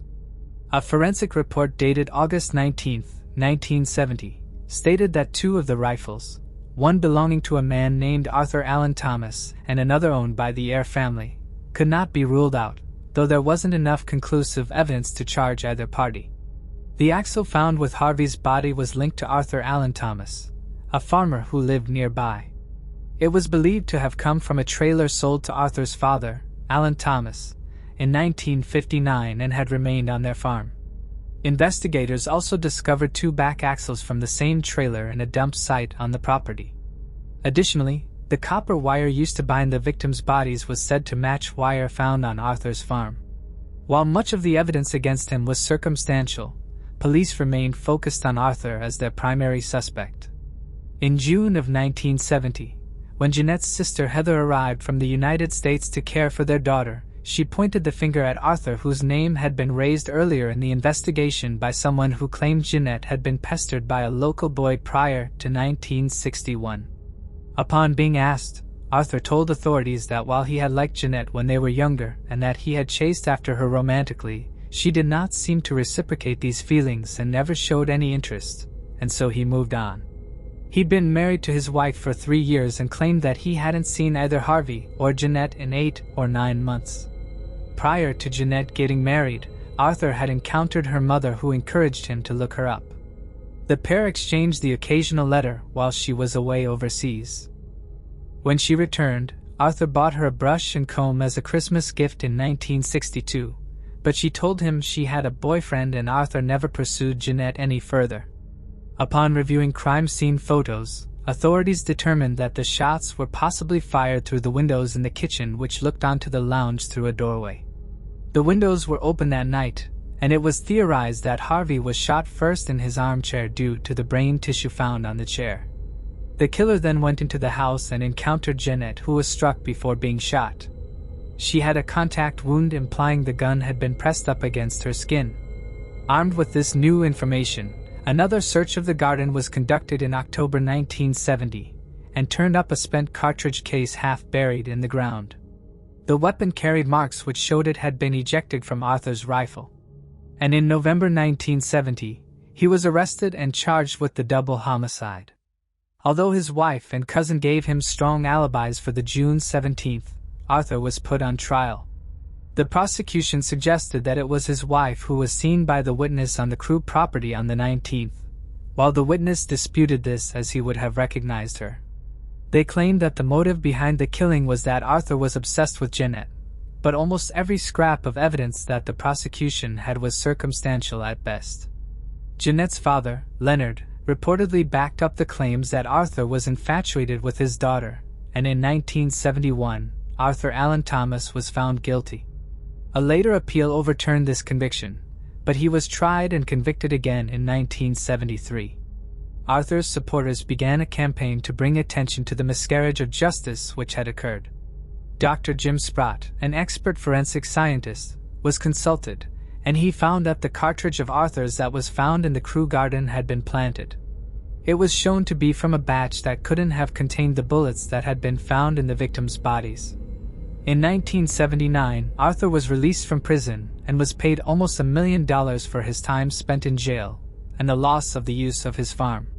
The Royal Commission of Inquiry was ordered to review the case. They reported in November of 1980 that the bullet had been planted in the garden, having been created by the police when they had impounded his gun and ammunition. The report stated its belief that D.I. Bruce Hutton and D.S. Lemrick Johnston were responsible for the misconduct, but charges were never laid against the two. Among other things, the reports acknowledged the planted evidence, but not that the police had been on the wrong track. It also ruled out Leonard Delmer as the killer, although he was the police's initial suspect. There are several main theories surrounding the murders of Harvey and Jeanette. The first is that a murder-suicide took place. Some believe that since Jeanette was physically struck in the face, Harvey was responsible, and either in self-defense or because she had perhaps snapped, Jeanette shot her husband. She then possibly had her father help her move and dispose of the body, but in the days following, Jeanette shot herself either due to guilt or because she knew she would get caught. Leonard then found her body and disposed of it as well. However, many believe Leonard and Leonard alone is responsible for the double homicide. In 1962, Leonard had been fined £10,000 for tax evasion, and to meet the liability he had to sell half of his share of the farm to his wife. At the time of Jeanette's death in 1970, she was about to receive that share which had been left to her by her mother. Jeanette's sister Heather had been written out of her mother's will when she decided to marry a divorced American man. Leonard went on to raise suspicion during the investigation by the fact that he was slow to raise the alarm on his missing child and her husband. A scratch found on his neck, and that while he shadowed the authorities in their search for the missing couple, he didn't actively join in. He also made a comment that they would likely be in the water, which is where the pair were ultimately located. Leonard denied being involved. Reportedly, police were told that Leonard also had an unregistered .22 caliber gun, but it appears if this gun existed, it was never recovered. However, it was found that financially, Leonard would not have gained anything. Although he would receive the couple's share in the farm, It would ultimately go to his granddaughter when she turned 21. It's also been speculated that the woman seen on the farm on the 19th was Leonard's new girlfriend. Many online sleuths believe that a man named Mickey Eyre was responsible for the killings. Mickey was a man with a disability that prevented him from speaking, and according to his mother, he never went out at night. However, multiple witnesses contradicted this, claiming they had seen him outside after dark carrying a gun. Earlier, we discussed how a .22 caliber rifle belonging to the Eyre family could not be ruled out as the murder weapon. Reportedly, Harvey had a dispute with Mickey Eyre over work done on the Crew farm. Witnesses stated that Harvey, in a fit of anger, had thrown Mickey off his property, which could have given Mickey a potential motive. Despite this, Mickey was never investigated or considered a person of interest. A police review conducted in 2014 concluded that there was insufficient evidence to pursue a new prosecution. While Leonard has been officially cleared as a suspect, the murders of Harvey and Jeanette Crew remain unsolved. Moving on to the next case. Melissa Brannon. A woman and her daughter attended a Christmas party, but in the midst of the celebration, the little girl vanished without a trace. Despite a massive search effort involving hundreds of volunteers, police officers, and even the FBI, no sign of her was ever found. As investigators dug deeper, they uncovered unsettling clues that hinted at a dark and intricate case. In the end, the truth they uncovered was shocking, but not what anyone had expected.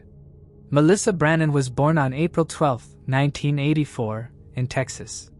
Shortly after her birth, her parents divorced, and her mother, Tammy, decided to relocate to the quiet town of Lorton, Virginia. Known for its peaceful atmosphere, the town was popular among families with young children. Tammy found work as an accountant at a local company and rented an apartment in a residential complex on the outskirts of town. The community was made up of several small apartment buildings, and one of its biggest draws was the frequent events and activities organized for residents and their children.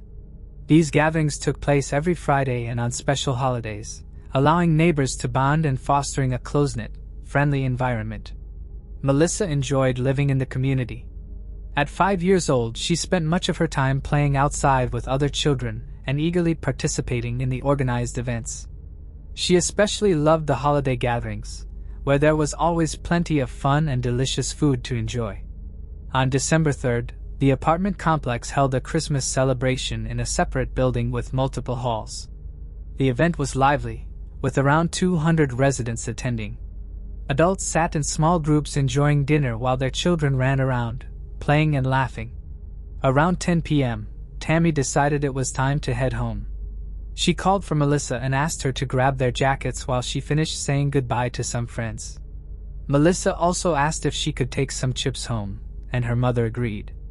A few minutes later, when Tammy was ready to leave, she realized Melissa had not yet returned.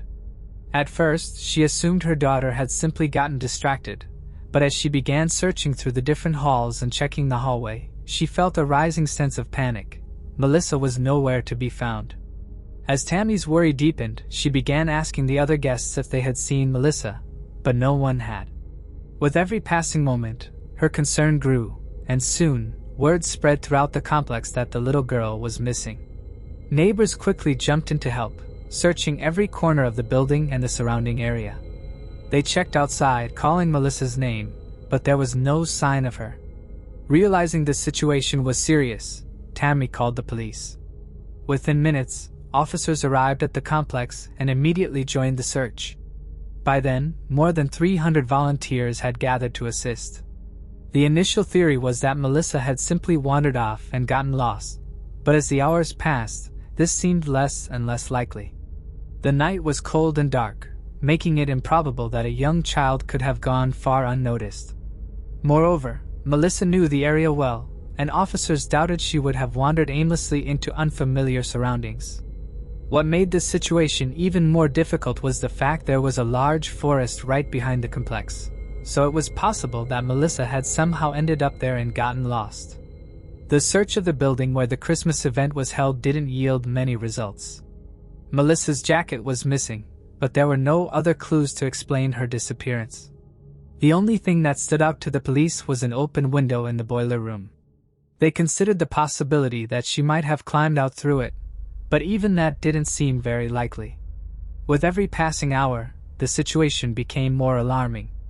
Officers widened their search radius, combing through the dense forest behind the complex while others methodically checked the remaining buildings.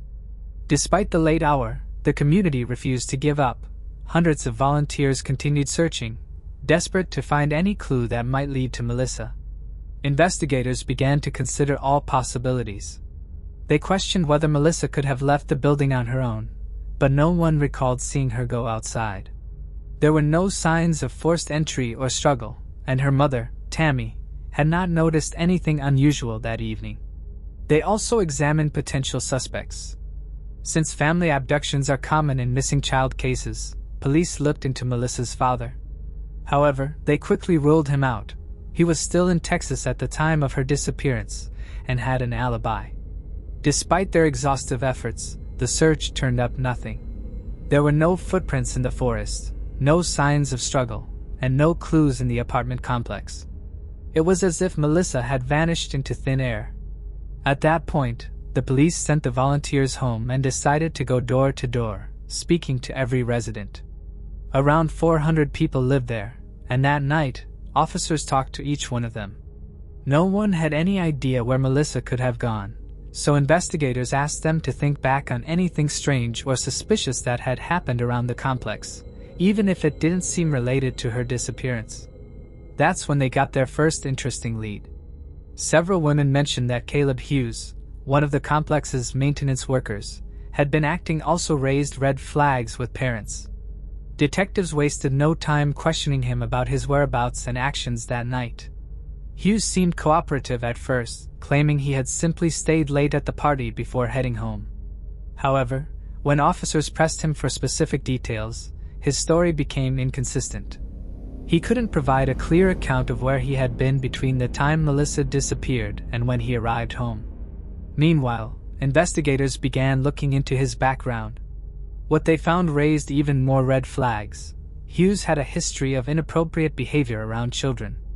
Several residents had reported feeling uneasy about the way he interacted with kids, though no formal complaints had ever been filed.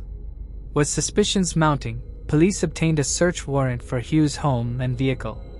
What they uncovered would change the course of the investigation entirely. The officers quickly realized that Hughes had left the complex about 2.5 hours before returning home, which was odd since his commute should only have taken about 10 minutes.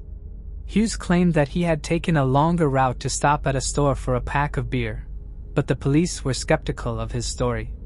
First, a quick stop still wouldn't account for nearly 3 hours, and second, there was a state law prohibiting alcohol sales after midnight.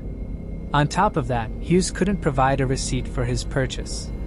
The situation looked pretty suspicious, so the police asked Hughes to hand over the clothes he had worn to work that day. This is when things got even stranger.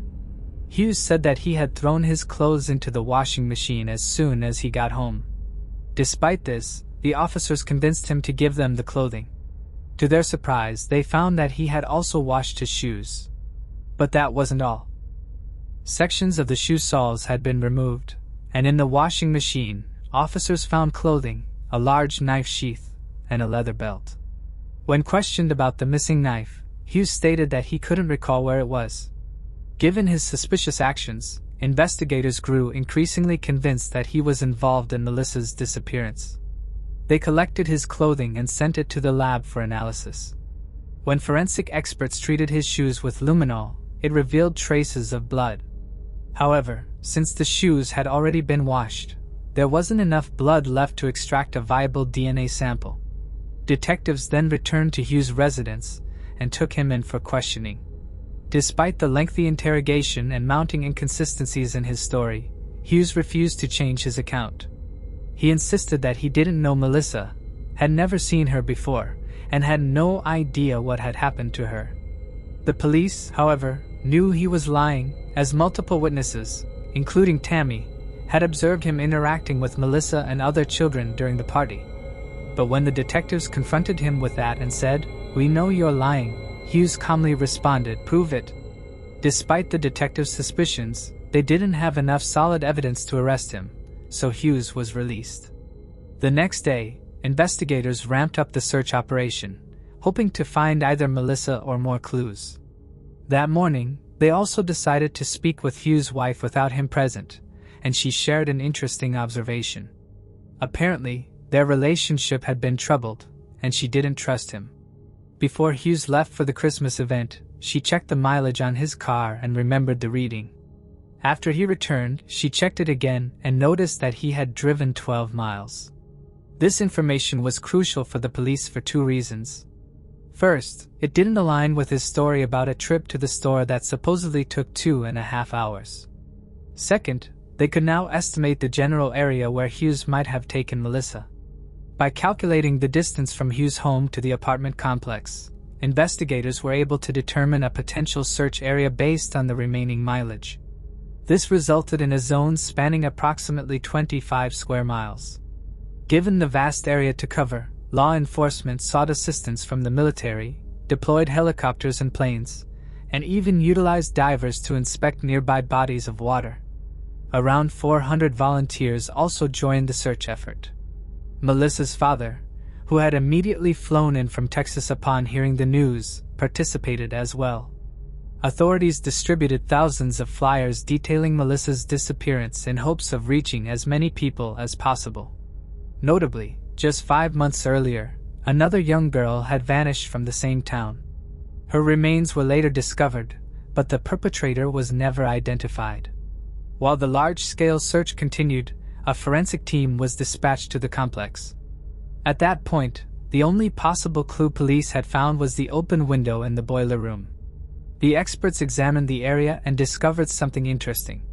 Just outside the window, there was a faint adult-sized boot print, and similar prints led all the way to the parking lot. There were no children's footprints, suggesting that the abductor had likely carried Melissa and placed her in a vehicle. The police had already searched Hughes' car but hadn't found anything useful. At this point, the FBI got involved. They still didn't have enough evidence to arrest Hughes, so they placed him under 24 surveillance. A judge also ordered him to provide a DNA sample in case any new evidence surfaced. As investigators dug into Hughes' background, they uncovered a troubling history. He had multiple arrests dating back to his teenage years. He also had a history of alcohol and substance abuse and had been suspected several times of inappropriate behavior towards minors. Further investigation revealed that a few years before the incident, Hughes had received a suspended sentence for stealing a car in a neighboring county. When the detectives looked deeper, they found that he had violated his probation, leading the judge to convert his suspended sentence into actual jail time. This gave the investigators a way to put Hughes behind bars, even if it was for a lesser crime. In the following weeks, the search for Melissa continued, but it was fruitless. The terrain made things even more difficult. Most of the area was covered in dense forests, with a large river running through it. Then, about 2 months after Melissa's disappearance, something unexpected happened. An unidentified man called Tammy. They quickly set everything up, placing dozens of agents around the area. And began waiting for the supposed kidnapper to show up. Before long, 2 men approached Tammy, and the FBI agents swiftly arrested them. It turned out these men had no connection to Melissa's disappearance. The 2 individuals turned out to be local university students who had seen news reports about the missing girl and attempted to exploit the situation for financial gain. However, their scheme backfired, resulting in prison sentences. One received 7.5 years, while the other was sentenced to nearly 4 years. With their involvement ruled out, investigators were once again left without any new leads. Despite having a strong suspect in Hughes, they still lacked definitive evidence, and Melissa remained missing. Hoping to finally break the case, detectives decided to conduct a more thorough examination of Hughes' vehicle using advanced forensic techniques provided by the FBI. However, there was a complication. The car was registered to his wife, meaning they needed her consent to proceed. Fortunately, she agreed without hesitation, allowing forensic specialists to begin their analysis. When they applied luminol to the vehicle, They uncovered traces of blood on the driver's seat mat, pedals, steering wheel, and windshield. This deepened their suspicions of Hughes, but once again, they were unable to extract a usable DNA sample from the blood. Next, the experts decided to search the car for hair, fibers, and other potential clues, but they faced another significant challenge. The car was a mess. The interior was covered in dirt, trash, and dog hair, making it difficult to identify useful evidence amidst the chaos. One of the experts came up with a plan to collect evidence manually using tape. He meticulously went over all the surfaces in the car, then sent the collected materials to the FBI's forensic lab. At first, they found mostly dog hair, which was irrelevant since Hughes and his wife owned 2 large dogs. But then, the forensic experts noticed a different type of hair, dyed black rabbit fur. He soon learned this was the same material used in the coat belonging to Melissa's mother, Tammy. To confirm the match, the experts requested Tammy's coat and verified that the rabbit fur was identical. Investigators theorized that the fur could have transferred to Melissa's clothing when she went to retrieve their coats, or in other situations, as Tammy frequently wore the coat during winter, and Melissa was always near her mother. In addition to the fur, the experts found a single light-colored hair that matched strands from Melissa's hairbrush. But the most significant clue was still to come. Numerous small red and blue fibers were found on the car's passenger seat. Since Melissa had been wearing a red and blue sweater and skirt on the night she disappeared, investigators needed to track down those exact clothing items to confirm the connection. They spoke with Melissa's grandmother, who had bought the outfit for her, but she couldn't recall the specific store. The police scoured local shops in an attempt to find matching clothes but came up empty-handed. The forensic expert kept pondering how to prove the fibers' similarity to Melissa's outfit. One evening, while discussing this dilemma with his wife, she asked him to describe the clothing. After hearing his description, she suggested that the items might have been sold at JCPenney, a major retail chain where she often shopped for their children. She even had a collection of JCPenney's catalogs from over the years. She decided to help and began searching through those catalogs, looking for similar clothing. A while later, as she flipped through a Christmas catalog from the previous year, she found what they were looking for. On page 11 was an outfit identical to the one Melissa had been wearing when she disappeared. The breakthrough allowed the investigators to establish a stronger link between Hughes' car and Melissa as the fibers' colors matched the clothes in the catalog. The FBI immediately contacted the company, but they faced another setback. The outfit in question had completely sold out. However, the company offered a potential solution. Since the outfit was sold exclusively through catalogs and only 7,000 sets had been produced, they suggested providing the investigators with a list of all the buyers so the police could track down one of the outfits. The investigators began combing through the list, a task that took quite some time. Eventually, they caught a break.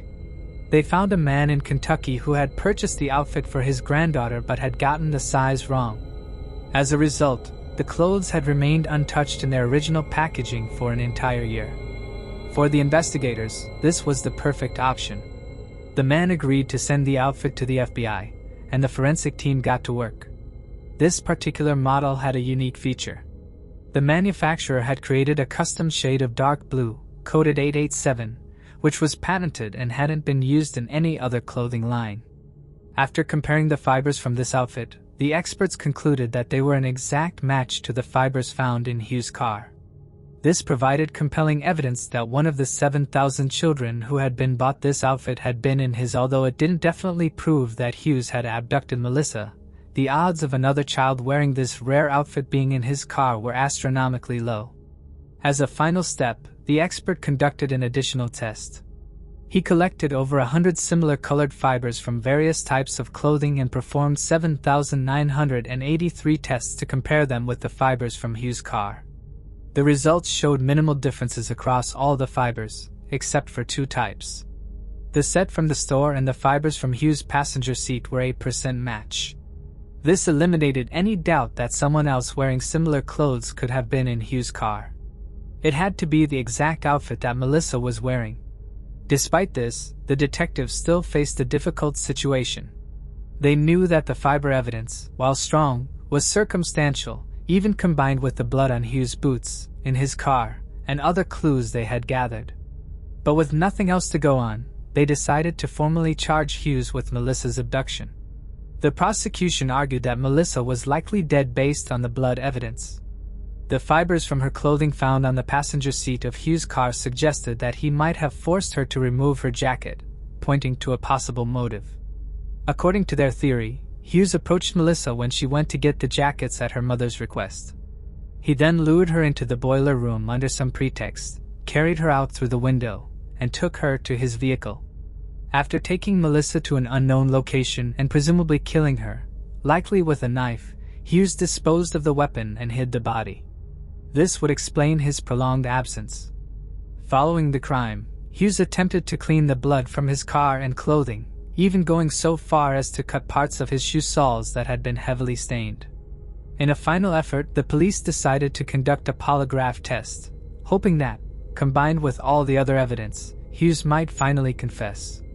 The state law required either the discovery of the victim's body or the identification of the location of the murder to file a murder charge.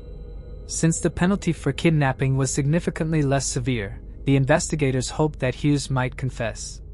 The polygraph results showed that Hughes provided deceptive answers to almost all key questions, but he still maintained his innocence.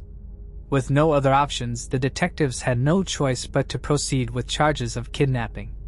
The trial began over 2 years after Melissa disappeared, and Hughes maintained his innocence. His defense attorney tried to challenge the circumstantial evidence, but the prosecution's argument had a much stronger impact on the jury. After 8 hours of deliberation, they found Hughes guilty, and he was sentenced to the maximum penalty, 50 years in prison. Since then, Hughes has remained behind bars, continuing to deny any involvement in Melissa's disappearance. The police made several more attempts to find her body, but none were successful. 4 years after the trial, an energy company worker came across fragments of red fabric in a lake located within the designated search area. Divers were dispatched to investigate, but despite their efforts, no further evidence, or any trace of Melissa, was found. As time went on, her mother eventually remarried and took on the responsibility of raising 4 stepchildren with her new husband. Even though she adopted his last name, she continued using her previous surname publicly, holding on to the hope that if Melissa were still alive, she might one day try to find her. Meanwhile, Hughes' story took another turn. On August 2, 2019, he was granted early release for good behavior, having served just over half of his sentence. By the time he was freed, he was 53 years old, and has remained out of prison ever since. Melissa is still officially listed as a missing person, as there was never enough evidence to definitively prove her murder. However, after so many years, few believe she could still be alive. Let us know your thoughts on this case in the comments below. Moving on to the next case. Melvin and Florence Shoemaker. The disappearance of 76-year-old Florence Shoemaker from Ravenna, Ohio, in February is particularly unusual, especially considering that her ex-husband, Melvin Shoemaker, also vanished nearly a decade earlier in 1994. Melvin was last seen in Parkman, Ohio, on April 11, 1994. Although he took his wallet and keys, he left behind most of his personal belongings, including his vehicles. According to the Charlie Project, Melvin had a troubled relationship with his son, Glenn Roger Shoemaker. Nearly 2 decades prior, in 1978, Melvin documented disturbing incidents in his diary. He wrote about almost losing his job after his wife and son allegedly locked him inside their home, preventing him from going to work. According to his notes, he was sometimes tied up and chained in the basement. On one occasion, he managed to escape, only for his son to track him down and spray him in the face with mace. Glenn allegedly went so far as to threaten to kill him and dispose of his body where it would never be found. That same year, Melvin and Florence separated, ultimately leading to their divorce. Authorities have acknowledged allegations that Melvin may have abused Florence before their separation. At the time of his disappearance in April 1994, Melvin was living alone. Neighbors described him as leading a reclusive lifestyle, He had no telephone or television, but he was known to be polite, generous, and eager to help those around him. Though neighbors noticed his absence after about 6 days, it took some time before Glenn officially reported his father missing. When police searched Melvin's home, they found no indications of a struggle or forced entry. Most of his personal belongings remained untouched, with only his wallet and keys missing. Notably, he left behind assets worth approximately $700,000. Several months after his disappearance, investigators turned their attention to Glenn, conducting a search of his home for any potential evidence. They found 11 guns and a massive amount of ammunition, and search dogs also alerted officers to 3 spots in the basement floor, a sign that something may have been buried there. Despite this, the basement floor was never excavated. Florence, meanwhile, was last seen on February 3, 2003 in Ravenna, Ohio. She was reportedly much closer with her son than Melvin was and even lived with him at this time.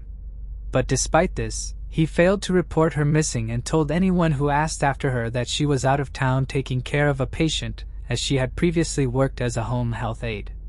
She was only found to be missing when police were unable to contact her while reinvestigating her ex-husband's disappearance in February 2005. According to reports, Florence was in poor health at the time she went missing. She was 76 years old, often appeared unkempt, and struggled to get around by herself. Law enforcement is unsure as to whether or not Florence and Melvin's cases are related, but there is a lot of suspicion that their son, who is now 68, was involved in either one or both of the disappearances. In 2018, Glenn's 40-acre farm property was searched. It seems that little came of this search, but police did notice that despite the fact that Glenn received the bulk of Melvin's assets, he was living with no electricity, no running water, and no telephone. The floors of his home were just dirt, and police reported that he had padlocks on the outside of the doors. The house is said to be in disrepair inside and out. Melvin Shoemaker has been missing since April 11, 1994 from Parkman, Ohio. He is described as a white male with graying brown hair and brown eyes. At the time of his disappearance, Melvin was 70 years old and had a short beard. He stood approximately 5 feet 9 inches tall and weighed between 200 and 250 pounds. His ex-wife, Florence, was last seen on February 3, 2003 in Ravenna, Ohio. She is described as a white woman with brown hair and blue eyes, standing 5 feet 7 inches tall and weighing around 155 pounds. Florence was 76 years old when she went missing, and her maiden name was Converse. Anyone with information regarding the disappearance of Melvin Shoemaker or Florence Shoemaker is urged to contact the Portage County Sheriff's Office at 330-296-5100. Moving on to the next case. Ronald Tammen. Ronald Tammen was born on July 23, 1933, at Lakewood City Hospital. He was both a wrestler and a string bass player at Miami University in Oxford, Ohio. On April 19, 1953, he served as a resident hall advisor at Fisher Hall, a former Victorian mental asylum that had been repurposed as a university dormitory. He lived in room 225 with a roommate who had gone to visit family in Dayton that weekend. Around 7 p.m. that evening, Ronald was in room 212 of Fisher Hall, assisting Richard Titus with his homework. This room was located just down the hall from his own. At approximately 7:30 p.m., he informed Richard that he needed to return to his room to complete his own assignments, and left.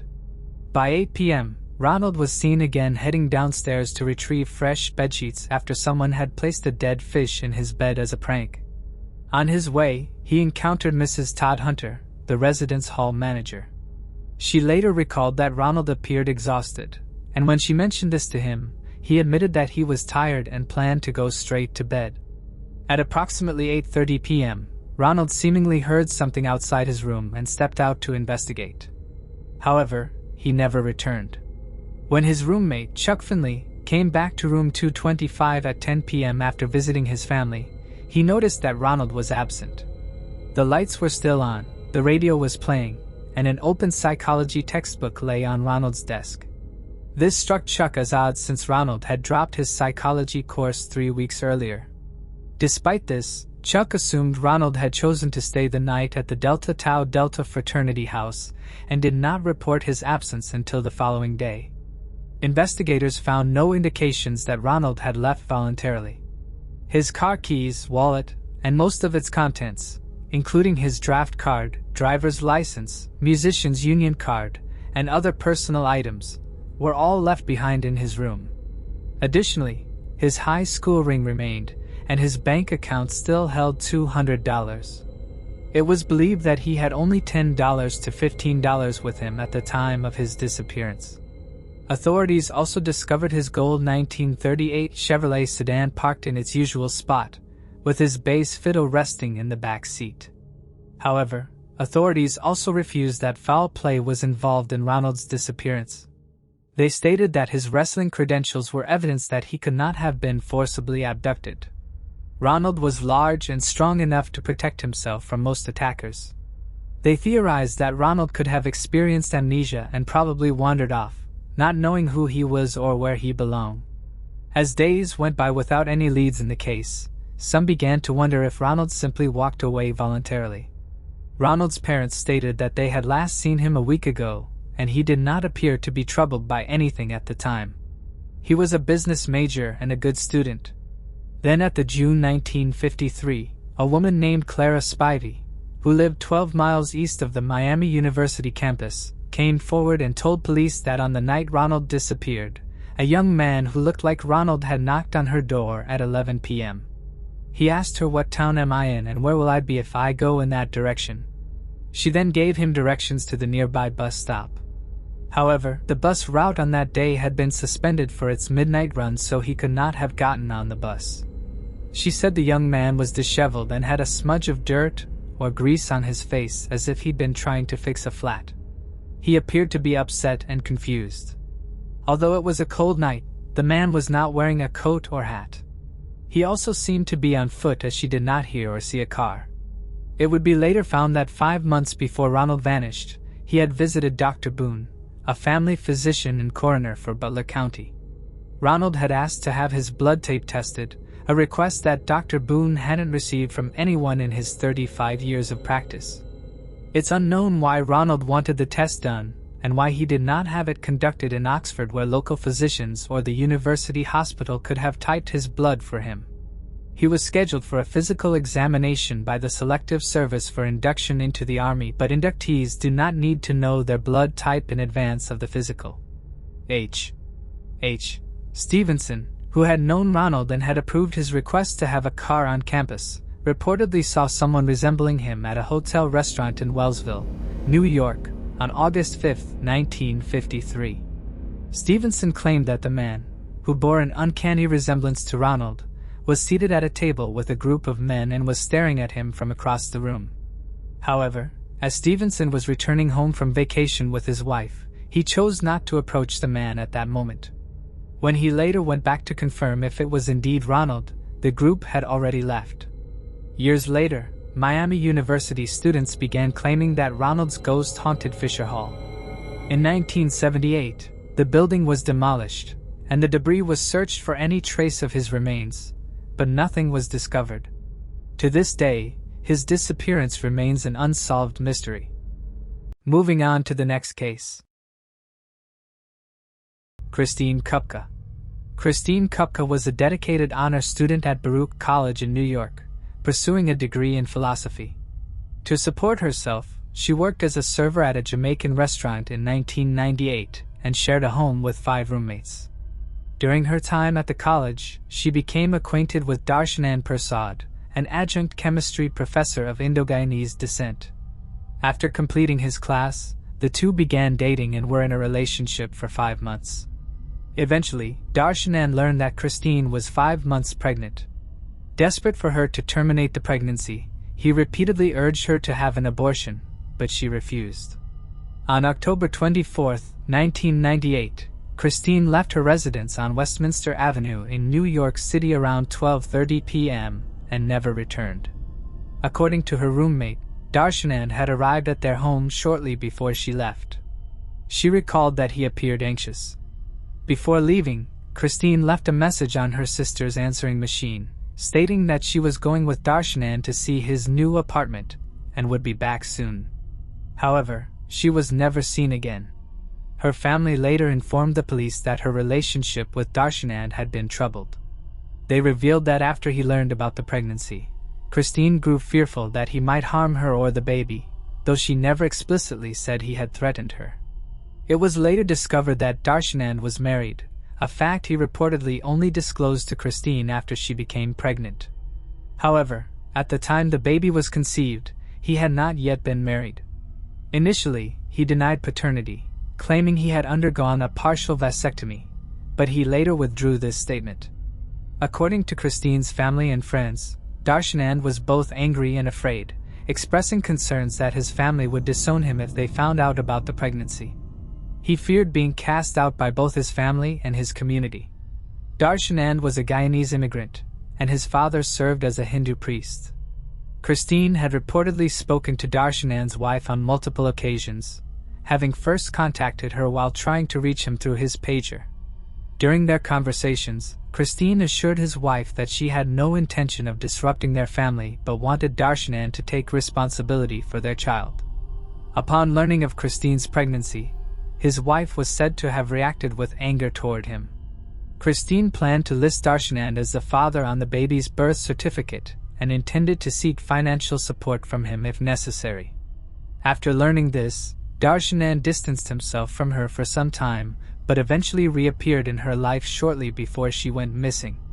He claimed that his family had disowned him and that he was staying with a cousin. During this period, he seemingly embraced the pregnancy, suggesting baby names and even offering to be a birthing coach. However, after Christine's roommate reported her missing on October 25th, her family tracked down Darshanan's residence, only to discover that he was still living there and had never been thrown out as he had claimed. The family confronted him about Christine's whereabouts, and the police were called in. Darshanan told the police that he had driven Christine to a shopping center and then waited in his car for her to return from shopping. After finishing her shopping, he said he dropped Christine off 2 blocks from her house between 3 o'clock and 4 p.m. as she wanted to walk to a nearby health food store. When Christine's family asked him which shopping mall he had taken her to, he said he did not know. Christine's family then questioned around the neighborhood. A laundromat owner came forward and said that he had seen her walking past the establishment, and the owner of the area health food store said she might have seen her at approximately 7 p.m. the day of her disappearance, but would later change her story and said the woman was not Christine since the woman wore peach-colored pants which Christine did not own. Authorities called in Darshanan, but he appeared before the detectives in the presence of his attorney and refused to answer any questions. The family hired an investigator, and he believes that Darshanan is involved in her disappearance. There is no actual evidence linking Darshanan to Christine's disappearance and probable murder. No witnesses, no confessions, no physical evidence. The circumstances surrounding Christine's disappearance remain unresolved. Authorities noted that while Darshanan was cooperative during his single interview, he did not have an alibi for the time she vanished. Despite this, he has never been charged in connection with the case and continues to assert his innocence. He now resides in Florida, works as a dentist, and remains married. In 2010, investigators began excavating the basement floor of a shop that had once belonged to one of Darshanan's relatives. A section of the concrete appeared different from the rest, and a cadaver dog signaled the possible presence of human remains. However, no evidence was ever discovered. To this day, Christine remains missing. Before I continue, I want to remind you that only a small percentage of people who watch my videos are actually subscribed. So if you enjoy my content, consider subscribing. It's free and you can always change your mind later. Now let's move on with the video. Moving on to the next case. Donna Grelle. In 1995, Donna Grelle endured relentless harassment in the form of non-stop phone calls. For 6 months, in Billerica, Massachusetts, she waited as her phone rang every 90 minutes, day and night, totaling no fewer than 2,688 calls. Each time she answered, she was met with nothing but a rush of air, followed by a click and a dial tone. There was never anyone on the other end. Desperate for answers, Donna reached out to the local police, who traced the calls to a home in suburban Potomac belonging to Feudor and Elizabeth James. However, the Jameses were completely innocent, and the real culprit turned out to be something far more unusual: a heating oil tank in their basement. The tank had not been in use for years, but its original manufacturer, Stewart Petroleum, had installed an auto-dialing device designed to call the company when the oil level was low. Malfunctioning after nearly a decade, the device had been repeatedly dialing Donna's number by mistake. The number was disconnected, but in February of 1995, Donna Grelle set up her own 800 number for a business she ran from her home. She got the same number Stewart Petroleum once used to receive calls from their auto-dialing device. Shortly thereafter, the device on the oil tank reactivated and started making a non-stop series of calls to Grelle's residence. Nobody is certain what brought the oil tank to life. Harold Herman, a Bell Atlantic cable maintenance supervisor who traced the calls, said it might have been a power surge or a lightning strike. In the end, she was contacted over 2,000 times by an inanimate object. Moving on to the next case. Iona Richie. Iona had recently graduated high school and was awaiting university admission results while planning a vacation to Spain. On Friday, July 16th, she attended a party at a mutual friend's apartment before heading to a club in Sopot with her friend Audria and 3 acquaintances, Powell, Merrick, and Adrian. Initially, she had planned to remain at the first party, but she instead chose to accompany the 3 men she had only known for about a month. During their time at the club, an argument broke out between them, though the cause of the dispute remains unknown. According to her friends, Iona abruptly left in a hurry. CCTV footage captured her at approximately 3:45 a.m. outside Dream Club, walking barefoot with her high heels in hand. She went towards the seaside promenade. She has no money and her phone battery was running low. She waits until the dawn breaks at around 4 a.m. and starts walking in the direction of her home through the seaside boulevard. She had about 6 kilometers, 3.7 miles, to go. She texted a few people on her way, also Audria, saying she's angry that her friend didn't follow her out. Ijwana called Audria and Audria says that they settled the argument over the phone and that they were okay now. A few minutes later, after 4 a.m., she calls Audria for the last time, telling her that her phone battery is dying, telling her where she is and telling her that she's heading to Audria's home, was a bit drunk and probably didn't want to meet her mom like that, and Audria's parents were away, so her house was the perfect place to go. At that time, she said that she'd leave the keys outside for Ijwana to come in. She was actually standing near Ijwana's apartment at the time of the conversation, and Ijwana's stepfather heard Audria talking. The stepfather also claimed that he had heard Ijwana, but Audria says that's because she had the speakerphone on. This was the last time anyone heard from Ijwana. Ijwana was captured on CCTV walking down the seaside boulevard at 4:12 a.m. This would be the last known whereabouts of Ijwana. Her mother thought she was at Audria's. Audria thought she had gone home because the keys were still intact. They realized that something was wrong around 5 a.m. on June 17th. In the surveillance footage at the beach, it is clear that a certain distance behind the girl, there is a man in a plaid shirt with a towel on his shoulder walking. To this day, the man has not been identified. Police, at the start, made very little attempt in locating Iwana. They initially thought that maybe she had gone off to party somewhere else, or stayed at some other friend's house, or had run off. The official investigation didn't begin until a week after Iona's disappearance. Despite extensive searches, none of her belongings or clothing from that night were ever recovered. Early in the investigation, around 100 individuals were questioned, but no significant leads emerged. Some theories suggest that the conversation Iona's stepfather overheard wasn't actually a phone call, but rather a face-to-face conversation.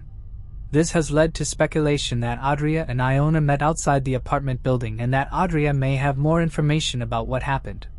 Authorities released a composite sketch of an unidentified man seen on CCTV, but no one has come forward to identify him. The case remains unsolved. Moving on to the next case. Laura Hobbs.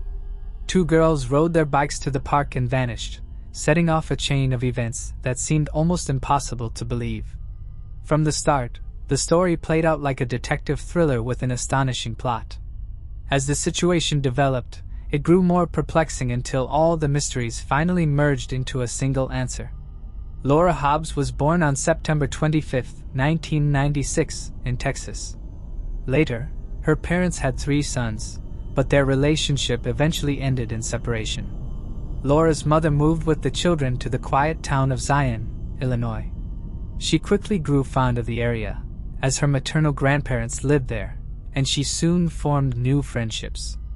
Additionally, Zion was located along the shores of Lake Michigan, a place she loved visiting with her family.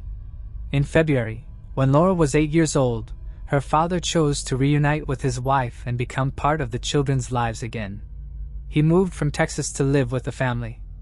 A few months later, on Sunday, May 8th, they celebrated Mother's Day.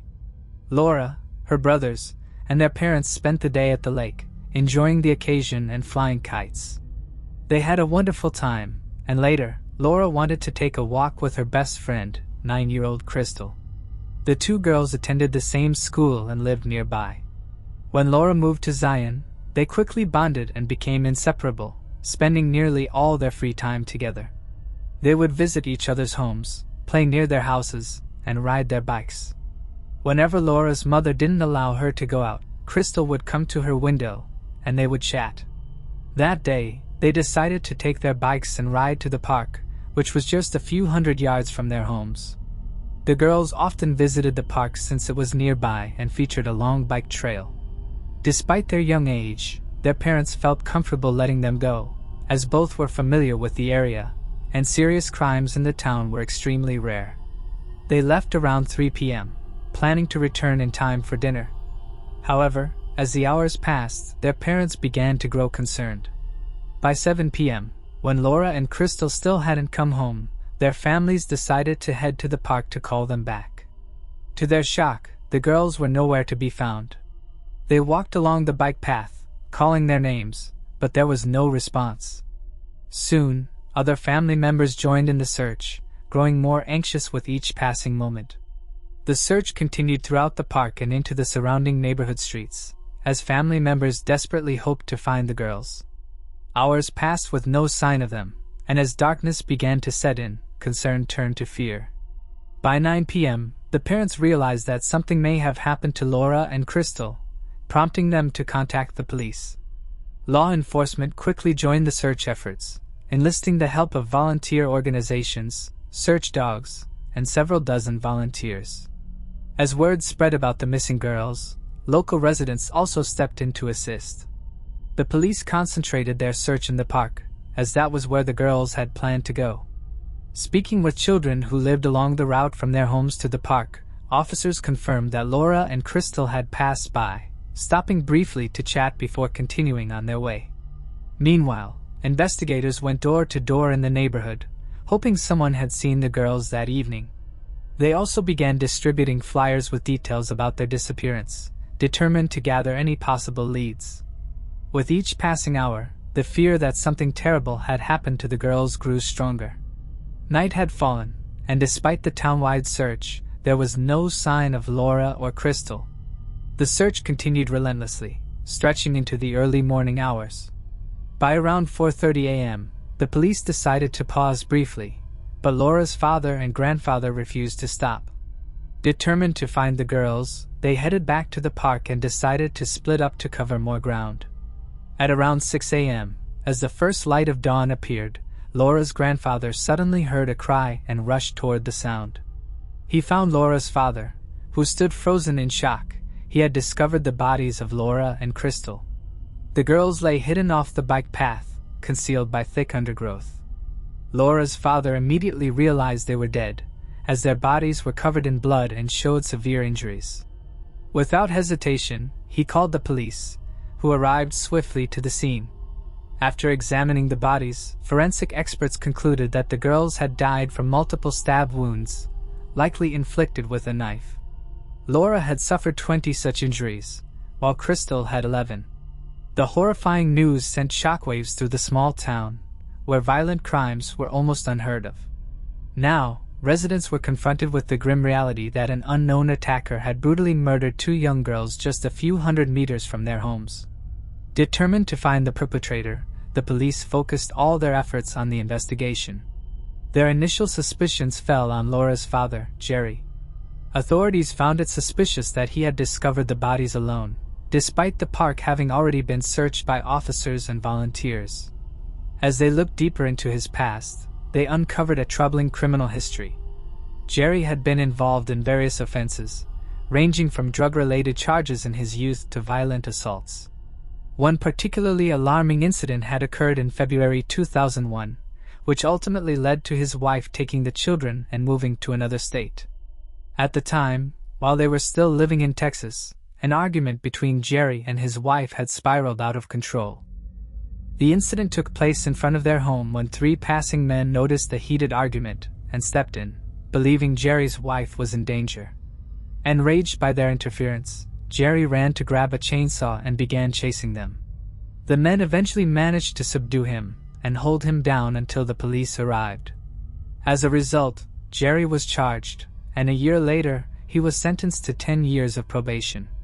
Part of the conditions required him to check in regularly with his probation officer, but he failed to attend one of these appointments. Because of this violation, his probation was revoked, and he was sentenced to 18 months in prison. He was released just a few weeks before the tragic deaths of his daughter and her friend and had traveled to Zion almost immediately after his release. To the police, his history of aggressive behavior made him a strong suspect. However, they lacked concrete evidence or a clear motive. Instead, they invited him in for questioning. Jerry agreed to go to the station, where investigators gradually began pressing him about his possible involvement. During more than 20 hours of questioning, Jerry initially denied any involvement in the deaths of his daughter and her friend.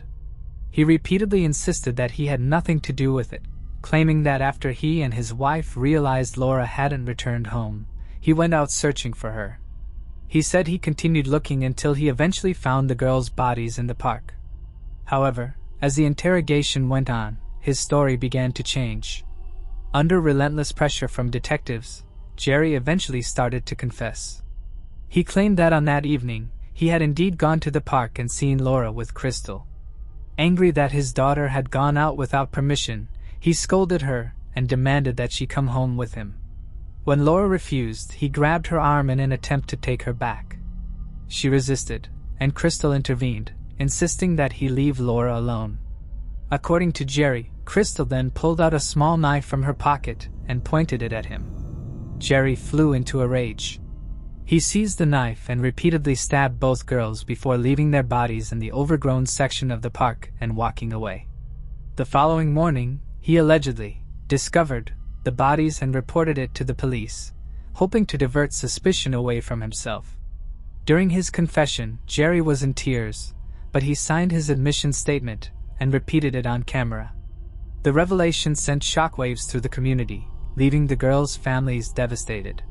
No one could have imagined that Laura's own father was responsible for the horrific crime.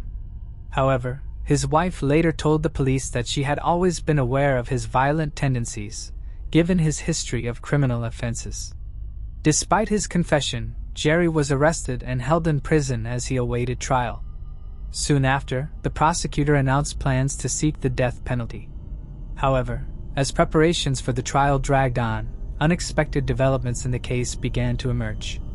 Jerry was assigned a lawyer, and he abruptly changed his stance, now claiming he had nothing to do with the murders. He insisted that his confession had been coerced, given under immense pressure from detectives who had interrogated him for over 20 hours. He further alleged that the officers had threatened both him and his family, and had even subjected him to physical mistreatment. At the time, he had gone more than 2 days without sleep and was in a deeply distressed state after discovering his daughter's body, struggling to cope with his grief. According to Jerry, the police told him that if he simply confessed to the murders, they would let him go and allow him to rest. He claimed that detectives had essentially fed him the details of the crime, constructing a plausible scenario and pressuring him to repeat it. Once they had crafted a coherent narrative, they wrote it down for him to sign and instructed him to read it on camera. His attorney immediately requested a case review, but the request was quickly denied. The prosecution maintained that Jerry had confessed voluntarily and had reaffirmed his statement on video. Nevertheless, after retracting his confession, he had to go through a full-fledged trial with a jury, which prolonged his wait for several years. Following this, Jerry's lawyer discovered some significant details. Initially, he knew that there wasn't a single real piece of evidence against his client, and decided to focus on searching for any leads. Here, he found out that the medical examiners had not even thoroughly examined the bodies of the girls. They had conducted all the standard procedures, like taking swabs, collecting debris from under the girls' fingernails, and so on. However, after storing these samples in the refrigerator, no one had considered analyzing their contents. The lawyer pushed to have all these pieces of evidence examined in an independent laboratory. The prosecution tried to obstruct his efforts, but he succeeded in his. In February 2008, the examinations were finally conducted, and there was a rather unexpected twist. It turned out that Laura's body had several different DNA samples on it. There was foreign skin under her fingernails, and male semen found on her clothes and in 3 places on her body. Simple analysis revealed that none of this belonged to Laura's father. It all pointed to a completely different man. This discovery unequivocally indicated that Laura had been sexually assaulted. As for Crystal, they did not find any foreign DNA on her body, but no one doubted that she was killed by the same person. Jerry's lawyer immediately requested his client's release from prison and the dismissal of all charges. However, District Prosecutor refused to acknowledge the new evidence, claiming that it meant nothing. In his opinion, the presence of foreign DNA on Laura's body could have been entirely coincidental. He argued that young couples regularly visited that park for intimate encounters, and he believed that this was why male semen ended up on the girl's body, possibly from the grass or bushes. Even the fact that some biological samples were found inside the victim's body didn't seem to faze him. Despite the absurdity of this version, Jerry remained in prison, awaiting the start of his trial. Nevertheless, the lawyer managed to get the DNA sample entered into the FBI's database. But there were no matches. All he could do was wait and hope that the perpetrator would be caught sooner or later, because there was no hope for reasonableness from the prosecution's side in Jerry's case. Let's fast forward 4 years and miles away from Zion. A 20-year-old woman named Amanda Snell, who had recently joined the military, lived in the military base in Arlington, Virginia. She decided to enlist because there were many military members in her family. Alongside her service, she occasionally helped a local church near the base. There, she taught children with autism and other developmental differences. Amanda quickly realized that she wanted to pursue this professionally, and planned to get the necessary education after her military service. On July 13, 2009, she didn't report for duty, immediately raising concerns among her fellow service members. They went to a room, knocked on the door, but received no response. They discovered that the door was unlocked and entered. The room was impeccably tidy. The bed was made, and her belongings were neatly in place. But Amanda was nowhere to be found. Only after they opened the closet did they come across a horrifying sight. Amanda's lifeless body lay in an unnatural position with a pillowcase over her head. Initially, the medical examiners couldn't determine the cause of death, but they later concluded that Amanda died of suffocation. Her death had occurred over a day before her body was discovered. There were no signs of trauma on Amanda's body, nor was there any evidence of sexual assault. The only notable detail investigators discovered was that her laptop and tablet were missing from her room. When speaking with Amanda's parents, detectives learned an interesting fact. She suffered from severe headaches, and when the pain became unbearable, she would sometimes retreat to a dark room and cover her head with a pillowcase. Given that Amanda was found in her closet with a pillowcase over her head, investigators considered the possibility that her death had been a tragic accident. However, they didn't rule out the possibility of murder. Near the entrance of her closet, they found a men's shoe print, but they were unable to determine who it belonged to. With no definitive answers, the investigation remained open as detectives continued searching for a potential suspect. Then, in February 2010, a 26-year-old woman from Arlington exited a metro station and began walking toward her boyfriend's home. As she made her way down the street, a stranger suddenly approached her, brandished a gun, and ordered her to get into his car. Despite the assailant grabbing her arm and brandishing a knife, the woman managed to break free. She threw her purse as a distraction and fled toward her boyfriend's house. Upon hearing her cries, he and his friends rushed onto the street and called the police. By the time they did, the assailant had already fled. Nevertheless, the woman could provide a detailed description of his appearance. She also remembered the model of his car, a beige Dodge Durango. Based on the victim's description, a composite sketch of the suspect was created, and the police began their search. 2 weeks later, on February 27th, 2 women from Arlington were returning home after spending the evening with friends. When they stood at their doorstep, an unknown man approached from behind, brandishing a gun, and demanded their wallets. After the women informed him they had no money, the assailant forced them inside the house and bound their hands. At one point he left the room, and one of the women managed to free her hands. She grabbed a phone and dialed 911. However, the man swiftly returned, snatched the phone, and smashed it against the wall. Subsequently, he grabbed one of the women, took her out to his car, and drove away. After covering some distance, he raped her, taped her head with duct tape, and strangled her with a scarf until she lost consciousness.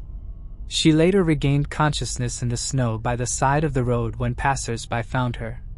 She was taken to the hospital, where the police promptly arrived. The woman provided them with a description of the attacker, and mentioned the model of his car, a beige Dodge Durango. Remarkably, just 2 hours before this attack, another woman had reported to the police. She told them that a man matching the same description and driving the same type of car had approached her on the street.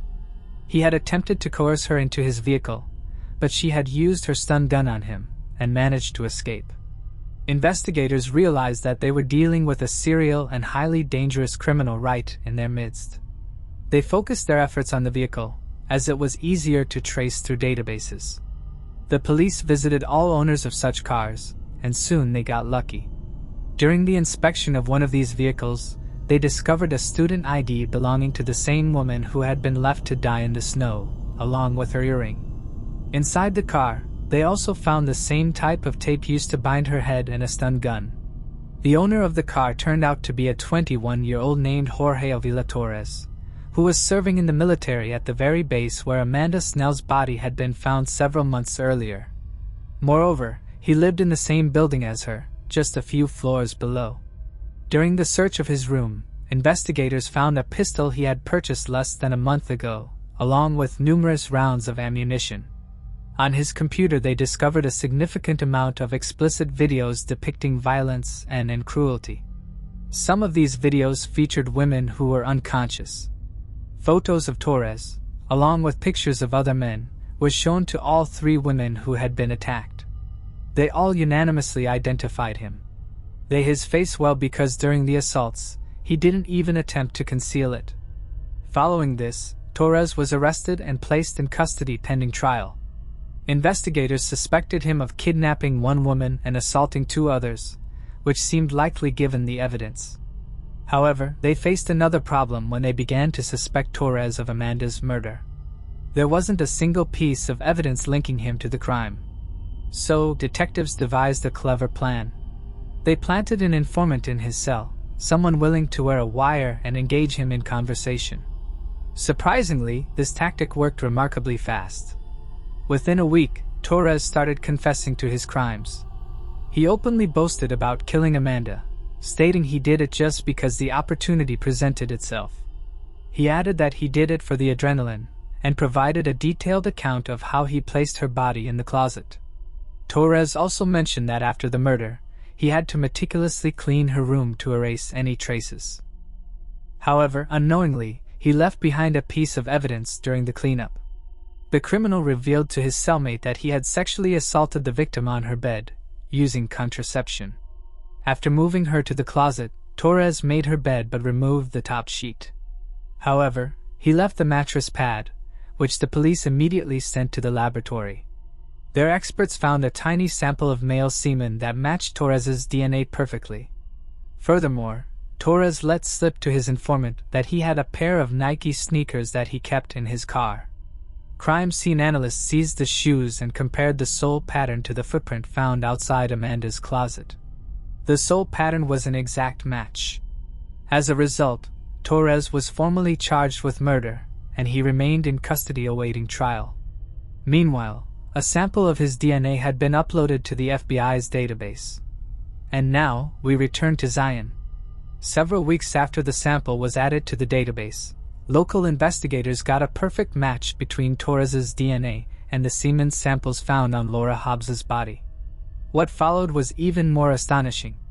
It turned out that Torres was originally from Zion and was friends with the older brother of the second murdered girl, Crystal.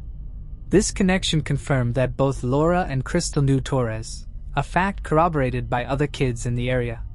At the time of the girls' deaths, Torres was just 16, and the police hadn't considered him a suspect at all. They were solely focused on Laura's father, who had spent 5 years in jail awaiting trial.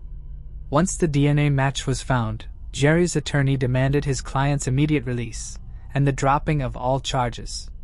This time the prosecutor couldn't argue against it, as the discovery of Torres's semen on Laura's body eliminated the possibility of her father's involvement. After his release, Jerry announced his intention to sue the police and authorities for coercing a false confession from him and making him spend 5 years of imprisonment. They quickly realized they had no chance of winning this case, and in the event of a loss, they'd be held accountable for their misconduct and incompetence. So, they offered him a settlement, which he accepted, receiving nearly $8 million as for Torres.